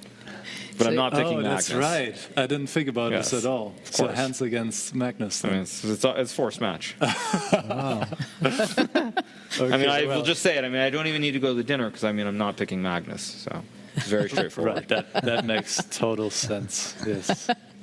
Yeah. So what are you expecting for the next round? Yeah, so I mean, if Magnus is fourth, I don't know how it works, but whoever is, of course, above him, it's a very easy pick for me. I assume it's a three-way tie, so I don't know who I will pick, but I'll pick whoever is third in Group 1. And mostly I'm just happy that we get to play slower chess, because I do feel that this time control is very tricky to navigate. I think I was a little bit lucky that in my group there was only one, I mean, I guess Hans also, but like Hans and Sam Sevian were the only two people who were younger, per se, who I think have the ability to move very quickly and put pressure on the clock. I didn't really get the sense that anyone else had that ability, so I was a little bit lucky that I was never really under massive time pressure against anyone else. But I think, with that being said, now that we get to move to the 30-minute games, I'm much happier because now you have time to think and try to figure out some real plans versus just moving quickly.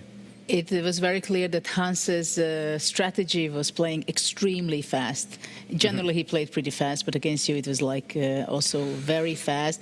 Yeah. What is your take on that? Is it disturbing, or you're hoping that he plays fast and not so good? Well, I mean, he made quite a few mistakes, so obviously it worked out. I mean, I think it doesn't really matter whether it's Hans or anyone for that matter. It's the important thing is doing it at the right moment. And I was never like super low on time, so I think he was just trying to move too quickly before it was critical. I think if he used his time a little bit better and then maybe started moving in like 3-4 seconds when we were down to 2 minutes or less, it might have worked out, but he was doing it when I had 3 minutes. And that's obviously in the moment, everyone's going to do things differently, but I had a little bit too much time when he tried to do it. So yeah, it's all good. Do you work a lot on your time management? Because I think you're maybe the best out there who makes the best time management. It's funny you should say that after what happened in Germany against Sindarov. But, I think the main thing is trying to avoid getting low on time. But that being said, I'm definitely a little bit slower than I used to be. So I just try to move quicker and hope that bad things don't happen. And definitely the game against Sevian, I think, was an important one where I was moving relatively quickly because it would have been very easy around the time that I played D5 to think for 1-2 minutes, get low on time, and just completely collapse. So I try, but it's not like I'm doing anything consciously to move quicker or manage the time. Do you have any questions? Well, congratulations for this very smooth qualification, because we have seen that if something goes wrong, it gets nerve-wracking and crazy. So I feel really, as we highlighted, that this game against Sam Sevian, the second game, that set the tone, then you could just, and the same applied to Vincent. The first game against Magnus Carlsen, he could have repeated the moves at the end in the Queen's endgame, and he decided to play on, and it destroyed his tournament afterwards, and then he helps Magnus to come back. Yes, I understand. But what do you feel like? My people ask that, what is the secret of Hikaru? Knowing that I know you from the very early ages and so on, to me it looks like you are now already the classical guy. Do you also feel like, compared to young players, you have this big experience, also this knowledge, and you play positionally also very nicely? Yeah, I mean, I think it's a catch-22 from the standpoint that I, of course, prefer slower games. There's no doubt about it. But when it comes to regular chess, that you also have to put in a lot more time, which is very difficult to do at this stage of my career. So, I think I do like slower games much more than I like Blitz or Rapid. It's not even close now. I think the main thing is my brain, I think I can reach the right conclusions if I have the time. But I think when I get low on time, there are moments where the brain just turns off. I'm just moving on autopilot and everything spirals out of control. So the longer the game is, the happier I'm always going to be. Wonderful. Just a final question for me. I'm absolutely amazed what you're doing in the last years being a streamer. And after such a day, you play 7-8 hours, very stressful, a lot of ups and downs, everything, so many things. And now, again, probably you will go back to your room and make your summary for your fans. Where do you find that energy? And does it give you clearing that day and finish that day so you can move on to the next day? Well, I mean, there are a couple of things, which is the first thing is that maybe 2-3 years ago, I could very easily do a recap. So, like, for example, right now, I could probably go eat dinner and then go do it. Actually, it's much harder now for me, and I pretty much have to do the recap right away because if I don't do it, then I'm not going to do it later. So it's like the energy levels are not great, certainly, and it doesn't just apply to today, just in general. Even in Norway chess, as soon as the game ended, like, immediately I had to do it because otherwise I would just, like, lose my mind. So that's the first thing. The second bit is certainly it's what I do. I think I've said it many times, but it's, this tournament has a great prize fund, but generally, making recaps, making content, some people would say fortunately, others would say unfortunately, it's better than playing chess professionally. And so it's become very much second nature for me at this point. I also think, if I were to contrast myself to Magnus, I get the sense that all these little things that are happening in his life, I feel like they're destabilizing for him. And for me, it's the exact opposite. And I think the reason is because I'm so used to just showing up and playing chess for fun, essentially, that I don't really worry about the result. It doesn't have this big negative impact, whereas I feel like Magnus is playing with a lot of pressure at all times these days. So everything's going very, very well. Okay, super. Congratulations. It was great to commentate and watch your games. Good luck for the upcoming days. Thank you. And we have a live audience who were waiting, of course, for their fans, Hikaru, to have signatures. So that's what's going on here. Actually, we do have quite a special atmosphere here at the Win Hotel, where this whole event is taking place in the playing hall for the first time. It is live audience and also in the VIP, and everywhere you see fans and looking after the players, even after us when we have just a few minutes break. So it's great to see that there is such a huge interest in this game, and we're just going to be within seconds see what is going to be the final position, or actually the playoff position between Aronyan and Magnus Carlsen. Magnus Carlsen had fought it out. He won his final game against Bibisara, and Levon Aronyan, he lost his game because I would say he lost, so I drop it there and see what position we're going to have. 7 of the quarterfinal spots have been filled already. 1 spot remains. It will go either to Magnus Carlsen or Levon Aronyan, who will play a blitz playoff. They will play 2 games of 5+2. If they are tied after that, they will go to Armageddon. We'll cross that bridge if we get there.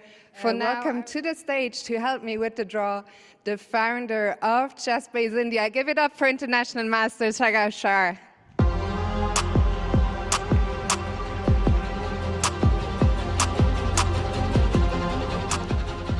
Sagar, you ready?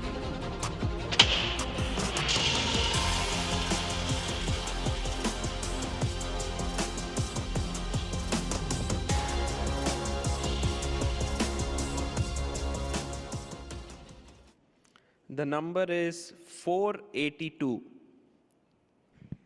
482. Sagar, thank you so much.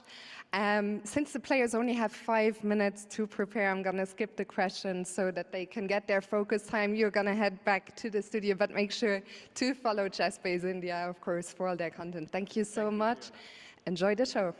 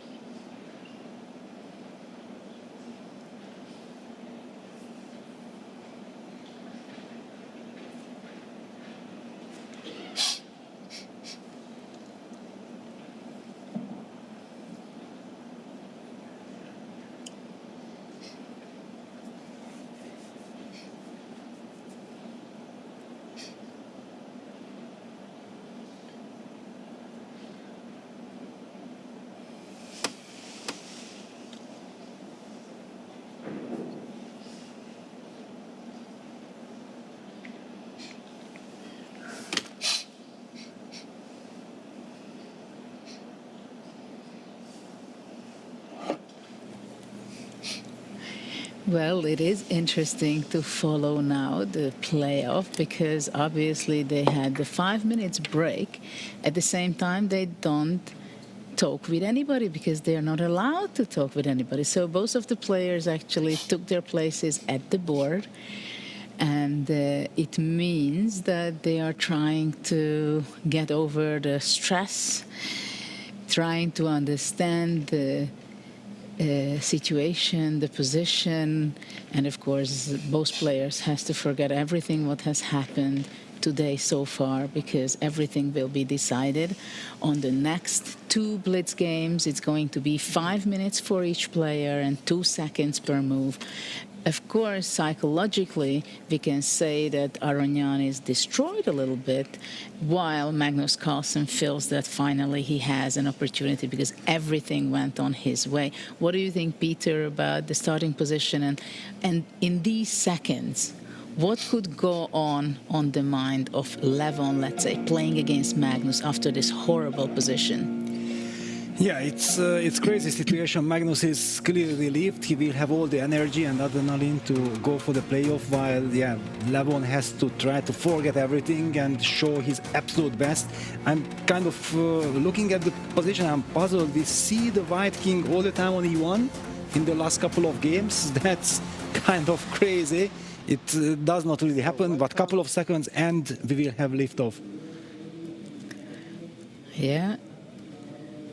There is only one game going to be happening right now, but the tension is not less than when 8 pairs were playing.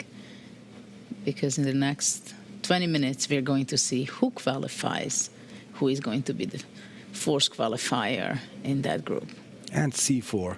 Nice little C4, exactly. That's what needs for the nerves to calm down. Yes, just a positional play. C4, C5, E3, old school. And it's a funny position because if you look at it, the right side of the board, you play the classical chess position. If you look at it on the left side of the board, that's a freestyle. So this is kind of a funny situation. Also, it can be very natural. Yeah, if, for example, White plays B3, Knight C3, Knight F3, Bishop E2, then all of a sudden, it's a very healthy setup. I'm not even sure that Magnus is so happy about this, because it will be not so easy to put pressure. If Black will be able also to play E6, Bishop E7, just get castle B6.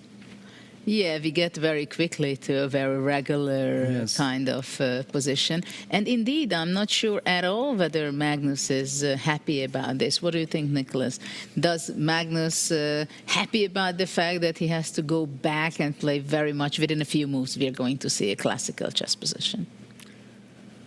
I'm not sure. I think he's fine with the starting position. He's playing white. It's the first game. He will be a tiny bit better. He likes to play these English position, let's call him like this, with 1c4. He has had great results, I think, in the past. In Paris, I remember some games. So we see castle happening now. And as Peter said, this will be a very normal position. Soon the knight finds a beautiful square on c3. b3 makes sense to open up the bishop. Or maybe even you can go b4 right away because the queen is supporting. But can knight g4? Yes. Knight g4.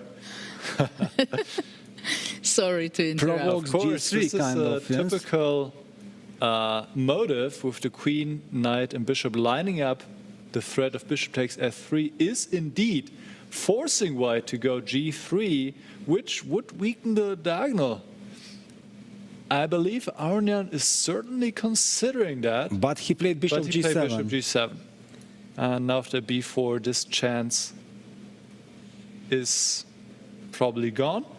b4, but it might be still in the air in some situations, it seems to me. For example, if now takes on b4 and queen takes, can I play it now? Knight g4?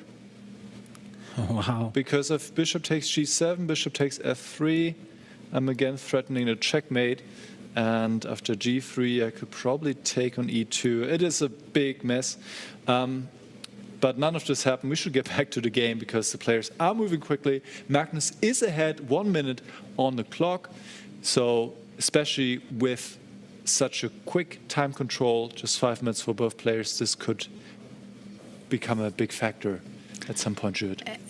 Yeah, I mean, I'm looking this position and I'm wondering really how much Levon is happy about it to play this position, because it seems to me that after 7 moves, White has a great initiative. I mean, generally B4 is something that White is playing for in this position, no? Yeah, normally, but on the other hand, now with knight c6, Levon is provoking b5 and black can play knight a5 and then we'll set up the break with d7, d5. And I would not be surprised if Magnus just plays a move like a3, keeping the tension, because he certainly does not want to take on c5, that would be premature.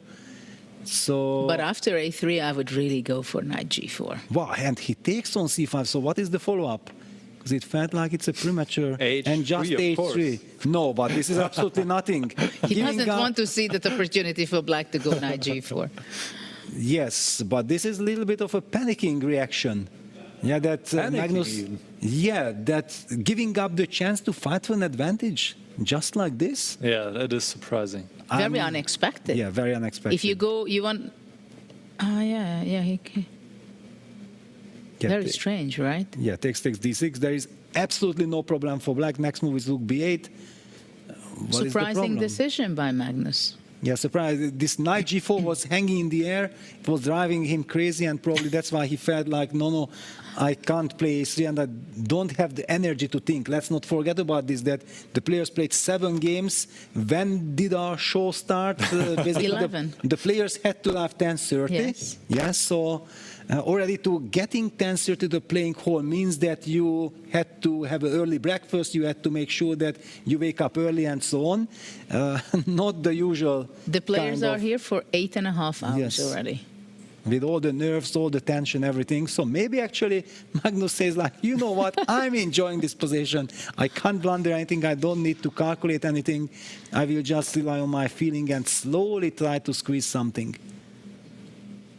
So Magnus played this simplification, not to make it raw, but to play very solid and give opportunity for black to go wrong, which I don't think Levon did. He can go e6 and knight e5, and it's a pretty equalish position. Yes. So Magnus wants to provoke Levon. But okay, after e6 at least the d6 pawn is a little bit weak. White has this idea of rook f1 to b1. Okay, he goes rook a, b1, then some knight b5. There are tactics. Knight b5, knight takes a6. I mean, knight takes a7, pardon me. Yeah? This is hanging in the air. So this pawn a7, knight b6 construction is not so stable as it looks. Let me just highlight this idea. Capture, and then the knight on b6 will be hanging. And this will be a returning theme in this endgame. And this is a blitz game. I'm pretty sure that if it would be a rapid game, it would not really matter. Black will find the way. But in a blitz game, this is always annoying when you have to pay But while attention. Levon really played a horrible game in the last match, it was very interesting to listen Hikaru, his comment on that game. Well, actually, I understood what Hikaru meant, because when you know that this is a whole tour, it's about standings and everything, then Vincent should have never given Magnus the chance to fight for the top place. Here comes the experience of Hikaru. Why are you doing this, Vincent? Why are you crazy enough to do this? Yes, but you know, when you're young anyway, and you respect the sport, and you're a fair play player, you look at the game, you want to fight it out honestly. He wants to learn from each game, and probably also, I think Vincent feels like, thanks to this win now, he's absolutely looking forward for tomorrow. Yeah, because he feels like he came back, he finally settled on his play, and like this is super important. But yeah, it was very interesting to hear Hikaru's take on this. Yeah, and so while Levon played an awful game, in this game, he's just playing completely normal, like if nothing would have happened, so we can't say that it's hunting. He didn't have a problem in the opening. Yeah, there he was trying to be extravagant and got punished. True, very quickly. But he goes down very much in time. Yes, and that can become a big factor. This is not a good sign. But it also shows that it's much more tricky, this position, than it looks. Yeah, Magnus will also have this chance of going f4, king f2, just the typical Ulf Andersson type of play, improving the position. from every angle, then maybe you will play g4 later on. Actually, if it would be black to move, I would go g5 maybe. Just to grab some space, yeah? I came to this idea of g5. I asked myself, if black would be Magnus, yes. What would you think? Would he play for a win, also play on? With black, yes? Yes. Of course, he's Magnus. No, Magnus is taking some time. Yeah, because there is no concrete action. Yeah, all these knight b5 ideas disappeared. So that's why it would make sense for him to play f4, king f3, I believe. I mean f4, king f2. Yes, absolutely. f4, g4. But after f4, probably I would go h5. So if you go okay, h4, g3. one No, day, g3. h5, you go g3. g3. Next king f2. Don't want to be provoked. But why should I be afraid? I can also go f5. And No, king you don't have to f6. be afraid. And It's he goes d4. d4. He goes for this direct action. Playing in the center. Well, takes d5. Levon had anticipated this. He was looking forward to it. Mm-hmm. But it's interesting reaction. This is what he had to do? Yes, and it's very interesting because c5, knight c4. And actually, who is better than rook db7? The pawn on d4 is weak. Very Black is interesting. better now. Black is clearly C5 better. was a mistake. Black is clearly better now. Magnus in a lot of trouble suddenly.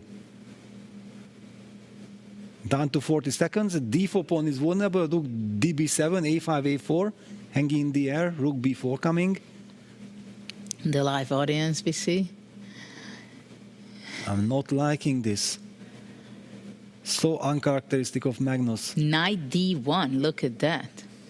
Not a happy move. e5 will show up on the board, I Well, believe. black can double on the b file. Yeah, rook But- db7 still. Yeah, What about bishop takes c4 twice? yeah, that's the question. But yeah, okay, rook b4 first. Yeah, and then rook db7. Rook b4, powerful move. Magnus in a lot of trouble. He cannot believe himself what he has done. Yeah, d4 was not necessary. And there He is no brought this on stability. He himself. lost the stability of the position. The clock is ticking down. Down to 6 seconds. Wow, 4, 3. Knight b2. Well, now he's losing the But d4 what is pawn. this? Takes and knight d4. Total collapse. Oof. Knight a3, knight d4, all options. Well, just Look take, at take that. on d4. Bishop has to retreat to f1 or... Well, this Bishop is just d1. a healthy pawn. And the winning structure kind of for black. This is the first prize we see on the screen. Unbelievable. What a position. I don't think Aronian will mess this one up. Well, it's such a quiet position, right? You just have You're to holding all the improve. trumps. a5, a4. Of course, yeah. White has no counterplay. Everything is protected. I mean, really, after a5, no. Bishop b7. Rook c3, threatening or planning with a3. I don't know. I'm not sure because rook a4 then. Okay, the good news for Magnus is that also Levon went down on the clock. But the position is just too good. Yeah, it's too good and too solid. Rook takes, another pawn is falling. And You Levon is cannot even happy. take on a7. Rook No, a5. knight c3, cement. He will try to set up this cement. Two pawns down. Pawns down. Yes. Well, cement here, cement there. 2 pawns down is a problem. It's a problem, yes. Levon. No, but the game is not winning by itself. That's the No, point. Rook because he's a5. going down on time, but yeah, f5. Rook Rook b8, he gets chance. Well, he Rook can even a5, take this a4. pawn, no? Yeah, just take it. He takes Well, it. the only risk then can be It's the time. knight. The knight somehow tricking Levon. And time. And time. Yeah, it's just 2 seconds. It's just 2 seconds increment. That's not a lot. Yeah, players were used to the 10 seconds increment. Yeah, This I is also always thought tricky. we still have 10 seconds, and it's not, it's only 2 seconds. And look at that 7 seconds. Check. Oh, he's going for a G2 pawn. But you have to make short moves. King F8. You can't go. Oh. H4. Magnus He's going is down fighting. in time. 8, 9 seconds again. Rook Bring the A4. king. Yeah, it's a very sad move, Rook A4. Well, But only what the to do? time can make miracles for Magnus. F2. Bishop G4, really? Wow. That's bold. Wow. That is what bold. a what And a move. G5, and G5 from white. Still not so easy. Rook to D4. The rook But- comes to G4 and then black brings the king. King is coming. What a nerve-wracking seconds going on. Can he win rook his winning B4. position? B7, B8. With only seconds on your clock, it's not easy to do. Rook E8. F6. F6. There you go, he breaks. Rook F7 takes and Rook F5. Rook right? E6. Ooh, check. King G2, you have to take Rook D5. Or E4. But this is already 5 not easy. seconds. This is not easy. King No, it's F7, not rook going to be F6 easy. doesn't help you. But it helps F6, because 2 check more back. seconds. What happened? And now what? How can he make progress? Draw? No, it is still winning. Wait, what happened? They are standing up. Wait, what happened? What happened? What? No, he he lost. Did he lose on time? How did he lose?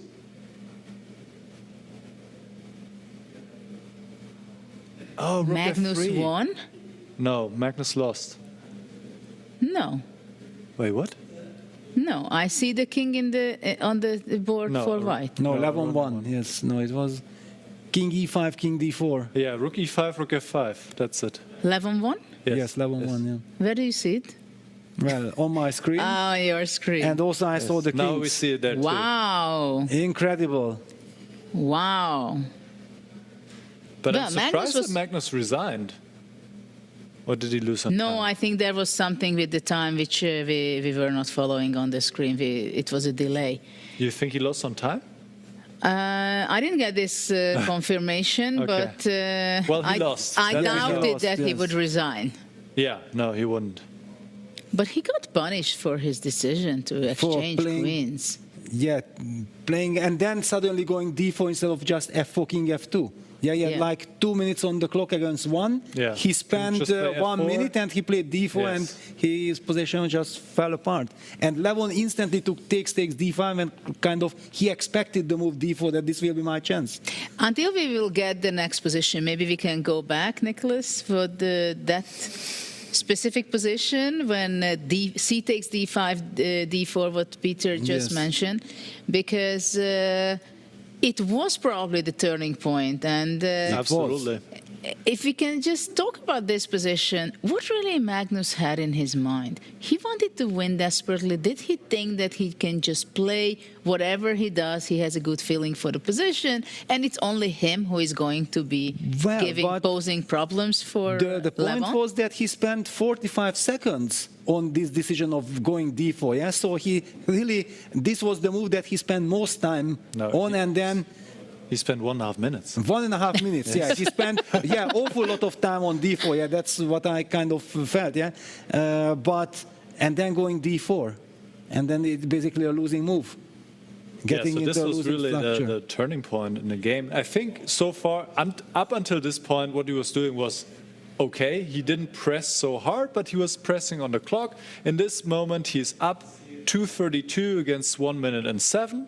And if he plays a move like, let's say, F4, maybe G4, something like this, tries to slowly play the position, try to keep the advantage on the clock, maybe he would get a chance.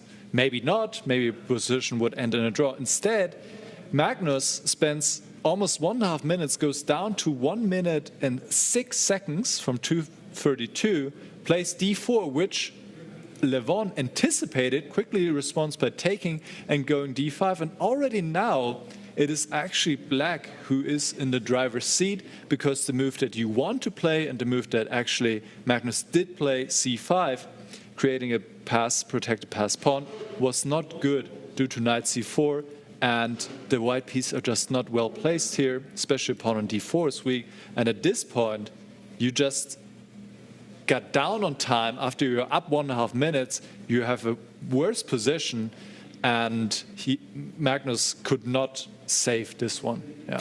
But d4 was an active move, right? So we can say that Magnus, after game 2, in game 3, when he saved his game against Sindarov, that was a crucial game, right? After that, things were very much going on a downhill for him. And he's not getting back to himself. His intuition is lost.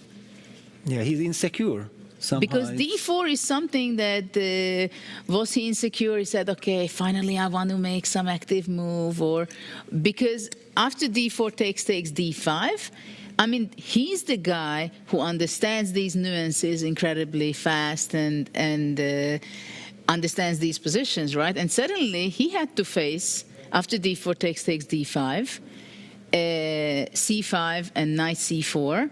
So this is something very interesting. I think I wouldn't like to be around Magnus right now, how he feels.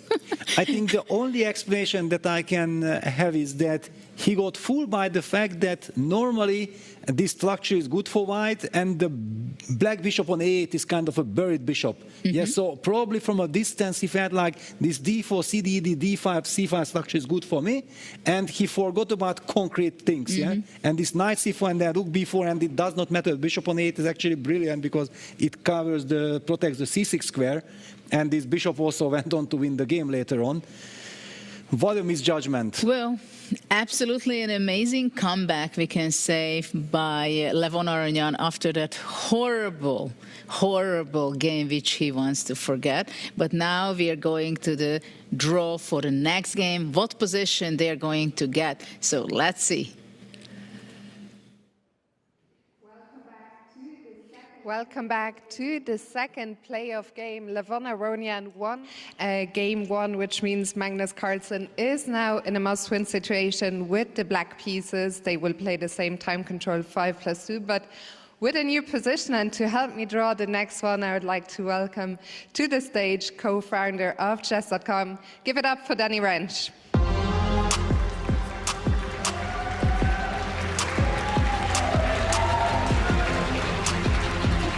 Warm welcome, Danny. Are you ready?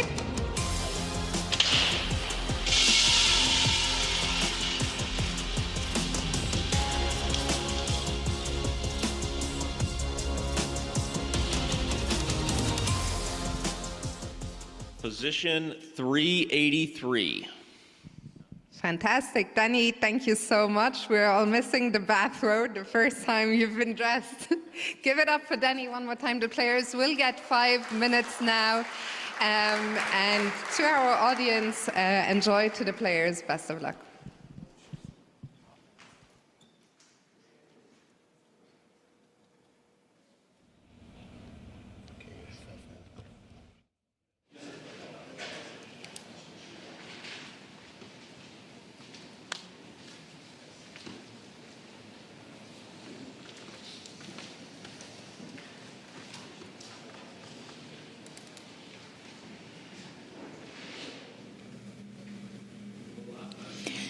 Now in the hole there has to be tension, more tension between these two players than the whole day altogether, I believe. I mean, Peter, probably you had similar tension when you played your World Championship match. Probably it's, well, this is not a World Championship match, but still, I mean, something when it's very important. Yeah, you're so much at stake. Winning on demand. And actually, even if Magnus wins, even then, the luck will be part of it, not because we are in Las Vegas, but because it's going to be an Armageddon game.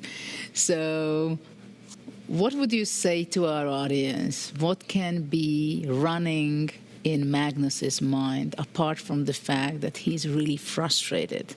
Well, I think he needs to calm down. Super important to calm down. Now the players are actually thinking about the position. They still have 3 minutes, 45 seconds to do so. He has to keep calm because if he lets his emotions take over, and we already know that he's also very exhausted, then this is a very bad and dangerous combination. Yeah, I believe that the best way to fight back, and also when you look at Vincent's tournament in today, then as long as he was under pressure that he wants to catch up and like this, his play never was really working. And at the moment when he lost the chance to qualify, then finally he started to play like he can. Yeah, this is the point, and this is, I think, what Magnus also has to do. Forget about everything that happened today and somehow get that energy that Magnus is famous for, that no matter how is the situation, you think like it's impossible to go on, and then from somewhere he gets this energy. But he feels it that things are not working on his way. He made misjudgments. He made mistakes. He cannot rely on his intuition. Yes, this is a problem. And is he a person who can be afraid of himself? Well, and the other question also, how Levon reacts to this situation, right? Because previously, okay, he had the black piece against Vincent, but the way how he lost, yeah, the game made a very bad impression. Yeah, like the nerves took over. Now, how nervous he will get? Will he try to be super solid, or will he try to play a normal game? Yeah, we are talking about a blitz game. You don't have a chance to decide during the game which strategy you will have. What do you think Levon is thinking now? Because now we have a real shuffle chess, yeah? Yes. Freestyle chess on the board. We have the long side castling, left side castling, kind of, but you have a b1 rook. Do you think Levon is really thinking about what he's going to play in the first move, or generally he has more strategy than that? Well, he's certainly thinking very much what is the right strategy. I believe that having this position, the crazy kind of position, it might be helpful for Magnus. Yeah, because he needs to win, he needs to create unbalance, and this position gives probably more chances. But on the other hand, the bishops on g1 and h1 are lined up, so white can maybe just play f4, g3, very natural kind of play, and then forget about the king on c1 being a little bit awkward between the rooks. White has everything under control. Well, it's basically in the previous tournaments I've experienced it, that when there is an unprotected pawn on a7, Nicholas, tell me, is f4 the best move again? F4 is the best move indeed. We had a similar position today already, and this is actually, I believe, the best position for white we've had all day. So this is good news for Levon. F4 should be played, and then black can either protect the pawn by going knight b6 would be a typical way to respond, or playing mirror chess going f5 or f6 maybe, but I don't think Magnus wants to mirror, so after f4 I would definitely expect knight b6, and then, well, white has different choice for sure, but the action is going to start in 10 seconds. Levon Aronian, one draw away from qualifying to the upper bracket. Magnus Carlsen needs a win. Let's see it.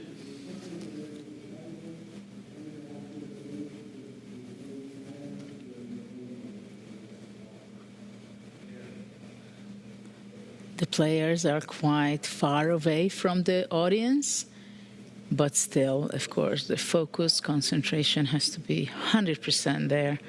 Levon Aronian needs to make a draw. Magnus Carlsen is in a must-win situation again, because in the last round, in the group qualification part, he had to win his last game.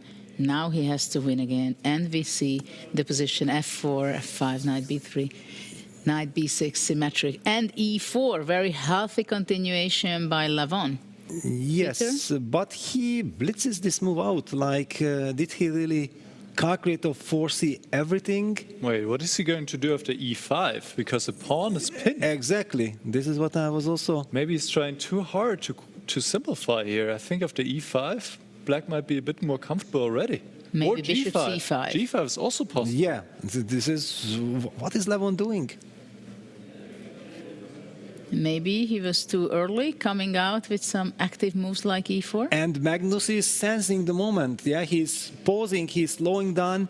He has to make up his mind, g5 or e5, but certainly he feels that, wait a second, I have a chance to unbalance things. e5. e5 played. Now there's d5 already looming in the air. Can white go bishop c5? No, knight d3 flashed out. Well, look at the eagle Levon is bar. playing very fast. Yeah, very fast, but I'm not liking his choices.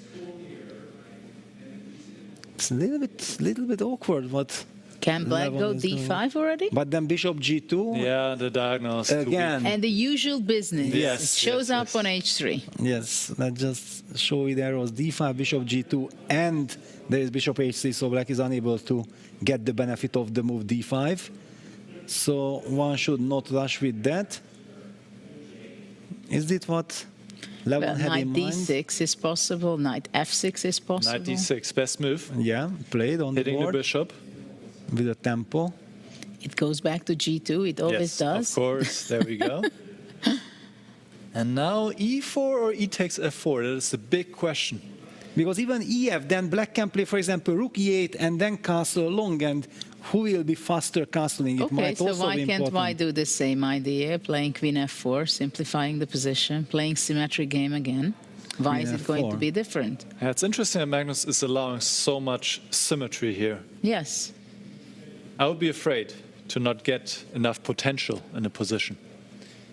Yeah, one of the problems keeping the queens with queen g7 would run into bishop d4. That would be a horrible blunder. So he's going for bishop c4. He's relying on this. He wants to provoke Levon to take on f8, get the rook from d8 to f8, and then castle as quickly as possible, activate the rooks. Very white smart move. Does not have to cooperate. Okay, but bishop c4, ask a question. Bishop takes this is a strategically, at least in a must-win situation, a positional threat, I believe. Yeah, it kind of seems to be a smart move. At Very least smart. Making your opponent think. Maybe knight b3 to c5. I think Levon is very unhappy. This move, bishop c4, is a little bit of a cold shower. And he's spending time. I think we can zoom in on the players. We're not doing a lot of analysis anyway. Yes. So let's see the players close up. And Levon, how can he respond to bishop c4? What about just knight c5? Yeah, Judith also mentioned yeah, Right. knight bc5. Knight bc5 looks logical. Yeah, because after bishop a2, rook a1, and then That helps white. Yes, the clearly. a7 is grabbed back. But if it would be so easy, then Levon would have already played it. What bothers him? But also you don't want to play so fast. I mean, he burned himself. But wait a second. If knight bc5, I can play queen g7. You don't have bishop d4 anymore, so I can sidestep. And then the queen on f4 will be vulnerable. So he takes, but this is helping Magnus. Going into Magnus's exactly direction. And knight dc5 was apparently not the best move. Is bishop g7 going to be the next move? So the white pawn push d3, then bishop h6 can show up there. Now he first castles. Because So rook e1 will happen, and then white can castle too. yeah, rook e1 probably will happen. Getting ready for castles. Now the big question Doesn't seem is so bad for white. no, not at all. It's quite solid. But is, for example, the idea of bishop d5 trading the light square Yes, bishop d5 a should good be idea? I played. think it should be played. Yes. So that we can also play on the light squares and try to claim that the bishop on g1 is actually a long-term problem for white. Bishop d5, here we go. On the board. I think the only reason why Magnus is not so happy is that he knows that he's in a must-win situation. Otherwise, he would be so happy. Right. He's not running any risk here, but yes, he needs to win this game to force an Armageddon against Levon. Now let's see, Levon, will he play, for example, c3, king c2 instead of castles? Because c3, king c2 might be also helpful in the long run. No, he castles anyway. Does castle. Well, he planned this out some time ago, so he just goes and continues the plan. So Magnus has to work his endgame magic once again. B6. B6, yeah. Making sure that that knight on B3 should be somehow kept out of the game. That would be key. Knight E4. Maybe he wants to go take an A4 and C5, keeping that knight out. Yes, he does. He does, but But will it trading be more enough? pieces, I don't like Yes. it. I don't like it. But Trading okay, more. it makes sense, yeah, trying to play against... You see, finally C3 is played. Okay, C3 had to be played. And that's why I wasn't sure if long castle or C3, king C2 is Well, better. after king C2, knight C1, he'll come back with the knight. Yeah. The white position is looking quite solid. Just the problem with the knight on B3. Yeah, king C2. Not for long. King C6. Time for knight C1. Yes, knight C1 played. Knight D3, B3, rook E1. Yeah. Black has to pose some problems. Levon also up on the clock. But how? Well, basically what Magnus is saying that with b6, c5 construction, I made sure that the bishop on g1 is shut out of the game, so I have something to rely on. Yeah, this is psychologically very important. 1:30, clock is ticking. He has to decide how to proceed. Rook f7. He wants to double. He's behind in time. Knight d3.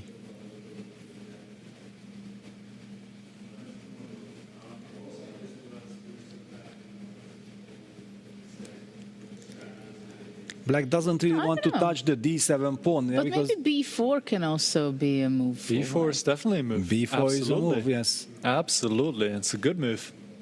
Every piece is kind of lined up for this. Trying to open up the bishop. Trying to find Black's pawn structure.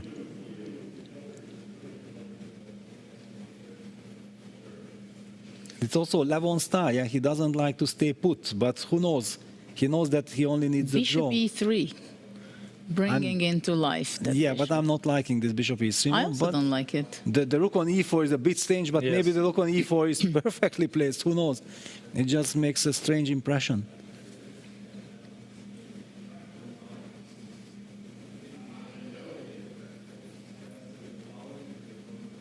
It's all about the nerves. Definitely. B4 still a very decent move. Rook e1, bishop f4. Yeah, but if he wanted to play b4, he would have done it before Yes. bishop e3, and now he proceeds with the so-called logical play. Bishop f4 provokes d6 on the board. He does not want to take the bishop. No, of course, yeah, he wants to keep some more. This is king d7. Okay, rook e6 would be a problem to knight f4 and bishop e5 kind of things, possibly. What about c4? Knight e7 and knight f5. Probably. Yeah. Yes. A4. You don't I want like to A4. weaken. Improving Stay the flexible, yeah. Probably Black should trade one pair of rooks, I don't know, because this whole rook f7, rook f8 operation was not bringing any fruits. Well, rook e7 is possible if you want to exchange. But it's a very sad move, yeah, when you are in a must-win situation. That's the problem. That's why he played But you rook just f7. said you want to exchange a pair of rooks. Exactly. I gave you the I'm desperate also. idea. Need to do something, right? What Yes. is Black going to do? And there you go. Finally, Knight rook e7, yes. Now Magnus is kicking himself why he did not play rook e8 at the beginning. I'm not so comfortable with the bishop on f4. Yeah, it looks solid at the moment, but long term it will be kicked away. And I like once we trade one pair of rooks, then the knight will start to shuffle, and maybe it will be transferred to e6. Yeah, knight c6, knight d8, knight e6, and then supporting g5 break and so on. There will be something, and Levon's clock is also ticking down. Oh man, this is gonna be a scramble, guys. 29 seconds. He goes down only Can 2 Levon seconds. keep his nerves? And make good moves. And make good moves. Yeah. No, but now he's in a tough spot because black has a plan. This knight c6, knight d8, knight d6, Magnus would be so and happy. It's easy to play. Exactly. So the bishop moves immediately back. So Levon woke up. But allowing rook f3, knight f5. I guess you can handle that. I don't know.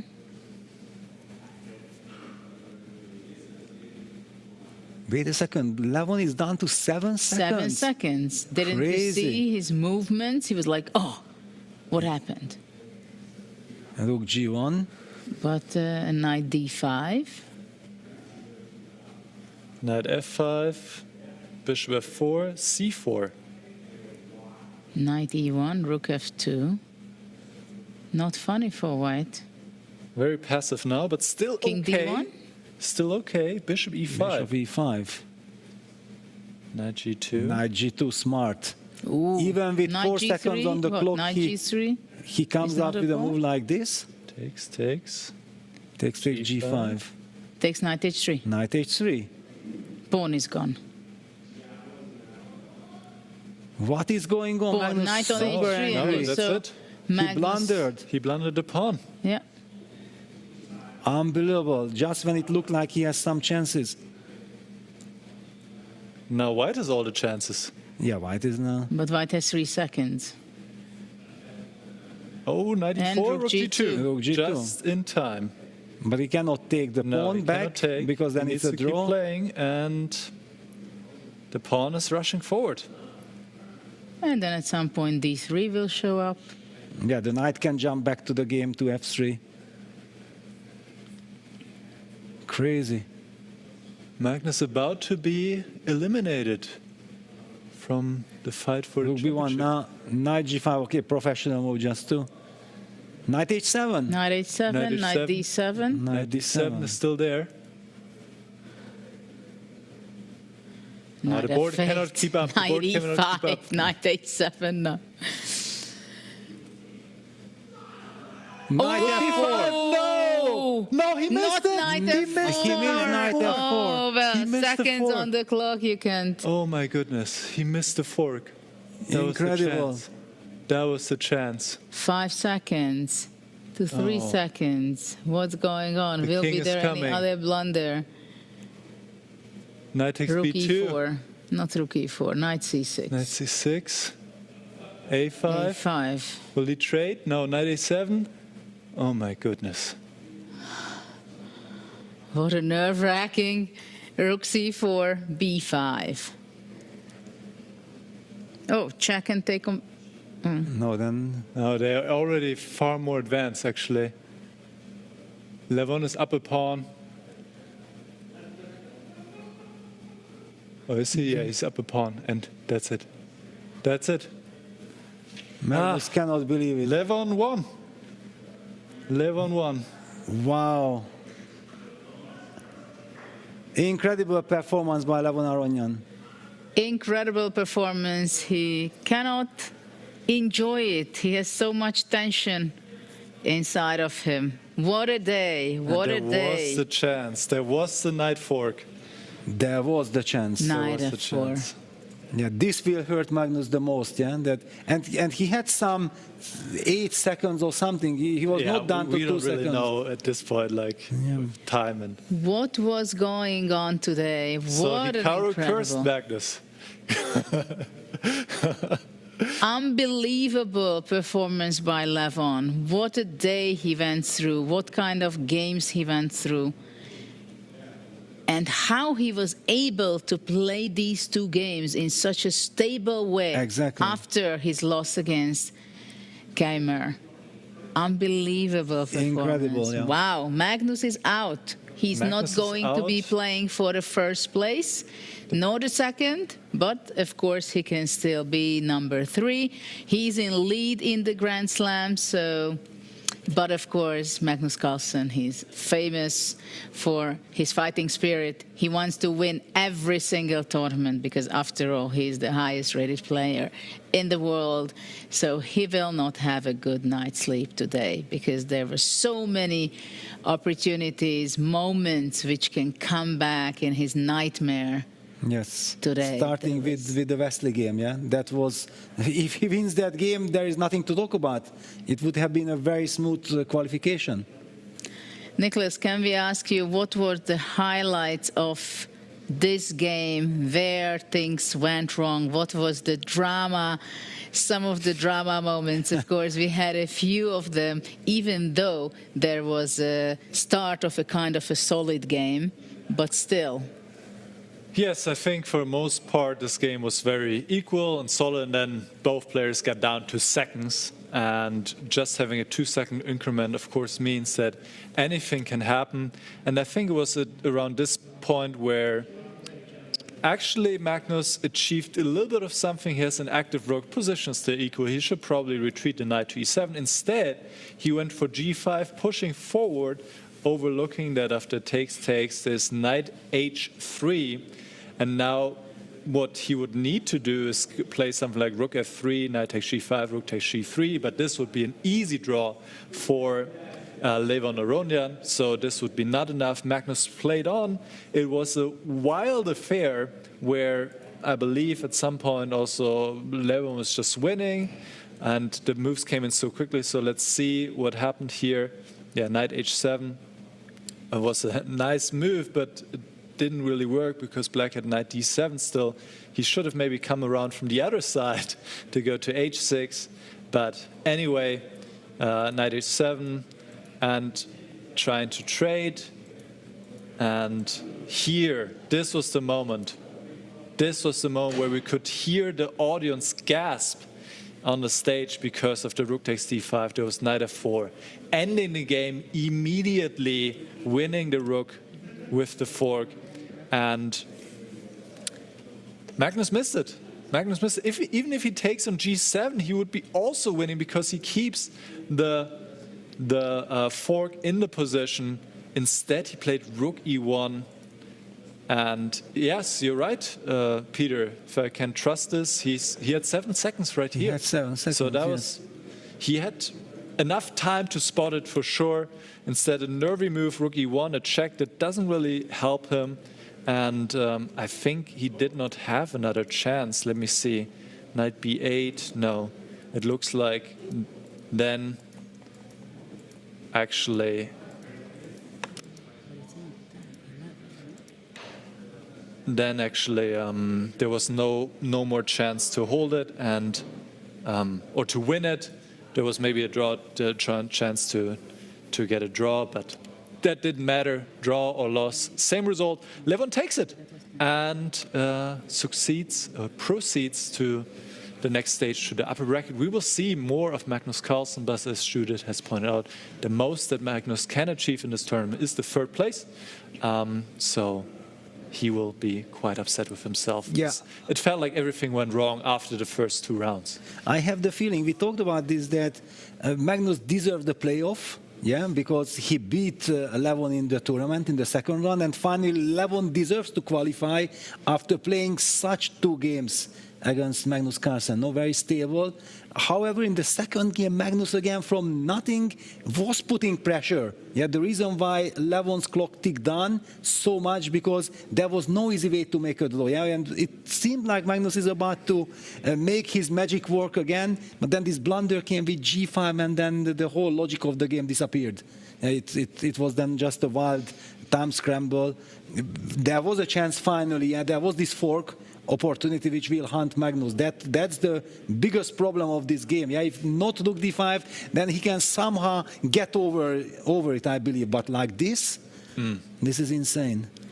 Well, absolutely. I think we can say we had a fascinating day. Before we say goodbye and we wrap it up, I would like to bring up on the screen the final standings for both groups, so we know who qualified for the fight to become the champion of the Grand Slam here in Las Vegas on Strip at Hotel Wynn. So we have Praggnanandhaa. He was basically the most convincing player because he collected a lot of points. And in the final rounds, he got a little bit tired, it seemed, or it didn't go so much on his way, though he tied for first, second, and third together with Abdusattorov, the Uzbek kids. Sindarov and Aronyan fought it out so hard in this group, and this is so unbelievable. When someone sees this cross table, might say, no, there is a misprint, what Magnus Carlsen is doing on the 5th place. But that was a huge drama which we just witnessed. Well, there was one very interesting remark by Hikaru also, that he felt like he was lucky that in his group there are not so many youngsters. Yeah, when we look at the standings, look at this Praggnanandhaa, Abdusattorov, Sindarov. Yeah, the youngsters, and we know them, Abdusattorov and Sindarov, they are also playing very fast, putting pressure on the clock. Praggnanandhaa, with his tremendous success this year, is basically the man to beat at the moment. Yeah, 2025 is his year. And yeah, Levon Aronyan kicking out Magnus Carlsen, the El Clasico playoff, finally won by Levon, and yeah, that's it. Heartbreak for Magnus fans. But the tournament is such that we might be seeing plenty of Magnus in action. Absolutely. Let's see Group B, who qualified, because there also we've seen a lot of actions, and at the end, Hikaru Nakamura beat Hans Niemann, because Hans Niemann was the leader basically all the way up to round 6, I think they played against each other. So that was the game when Niemann was playing very well, leading the tournament, but at the end, in the confrontation between each other in that game, Nakamura won, and this way Hans became only second, but I think no complaints for him, because all the players wanted to get in the top 4 to be able to fight it out for the title of the Grand Slam. And we see here Eric Gaisi, who did not have a great start in the beginning, right? And we see Fabiano, who finally only in the very last round in Game 7, he was able to score a full point. Yeah, but he shows his tremendous class, yeah, that it did not go his way. The whole tournament, he never really showed his best. We haven't seen the last game. Maybe it was a very smooth game at the end. But finally, his class prevailed, and he managed to qualify. If you look at the cross table, then you get the feeling, Fabi qualified smoothly, right? Because there is a 1-point gap. Knowing what was happening in the tournament, with Sam Sevian, Ray Robson also having chance till the very last moment, till the last round, they put up tremendous fight. And yeah, Arjun Erigaisi caught fire, and he will be bringing that tailwind with him to the knockout stages. Nicholas, what are your final thoughts of this very short day of about 9 hours? What are your favorite moments? It was a tremendous day. I mean, we had so much action. We had spectacular moves. We had blunders, drama. We couldn't have asked for more than this finale here with Levon against Magnus. And we'll have much more action with all of the players to come. Tomorrow, there's the next day with the upper bracket, the lower bracket. We'll see all of the players in action once again. And this was just the beginning. Yeah. Judith. Peter, your final thoughts? Yeah, well, my final thoughts, one question. What about move of the day? What happened? Sure. Let's do it, Peter. Yes. Let's do it. So Magnus is queen sack against Levon? No, I will. No? In spirit of the best performing player of the day. Exactly. There we I go. will pick. And as Hikaru also highlighted himself, you know, if this game had gone differently, if he had lost that game, we're talking about the second round game between Sam Sevian and Hikaru Nakamura, his whole tournament could have gone differently. And Hikaru said himself, you know, this was, if he doesn't play this move, he's losing. And it was right in this moment White was attacking. So let's see the move of the day. White was attacking the pawn on g7. And, you know, a lot of players would say, all right, let me just go g6. But g6 would allow white to trade the bishops, and then you're left with a horrible bishop on g8, which doesn't have any perspective. White has a beautiful square on c5, and it's just strategically probably close to winning.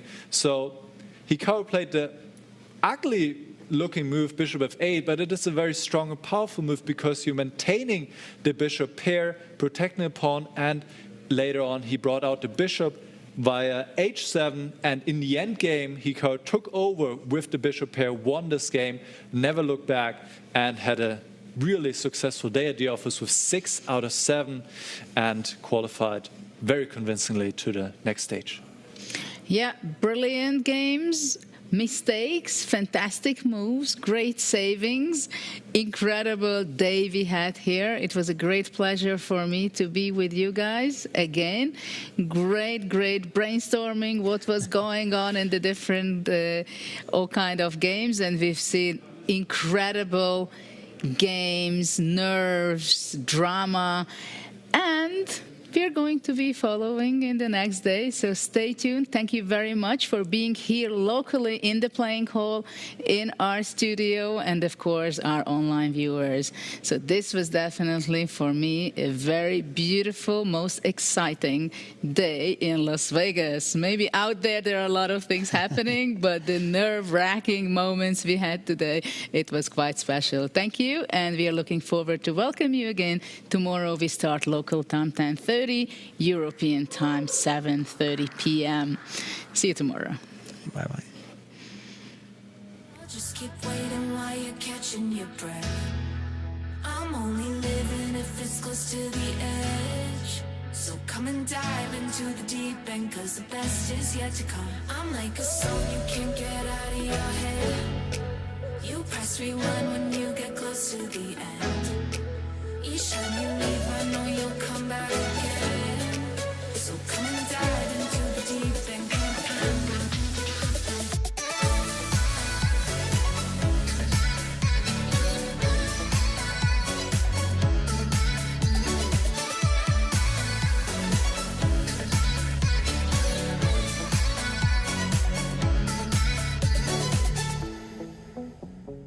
You think I'm done, but I just started. The fire that lights the darkness. Don't get strong, confused with heartless. Do what I gotta do.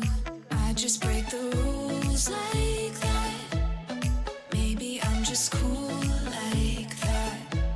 Staying focused, don't sidetrack. Always when I don't come last.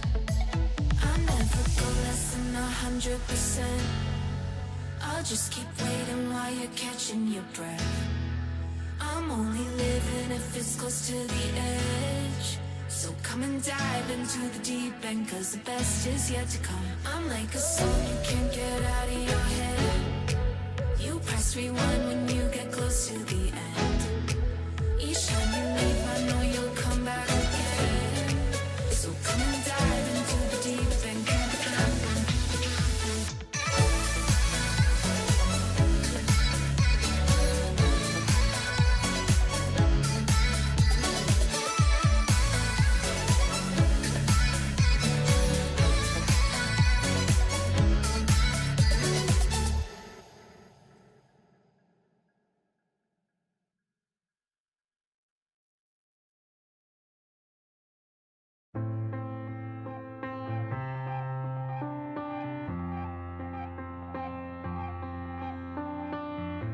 Frustrations keep swelling, I'm spiraling out. My mind's overthinking, I can't hear a sound. Stop looking past me, putting me down.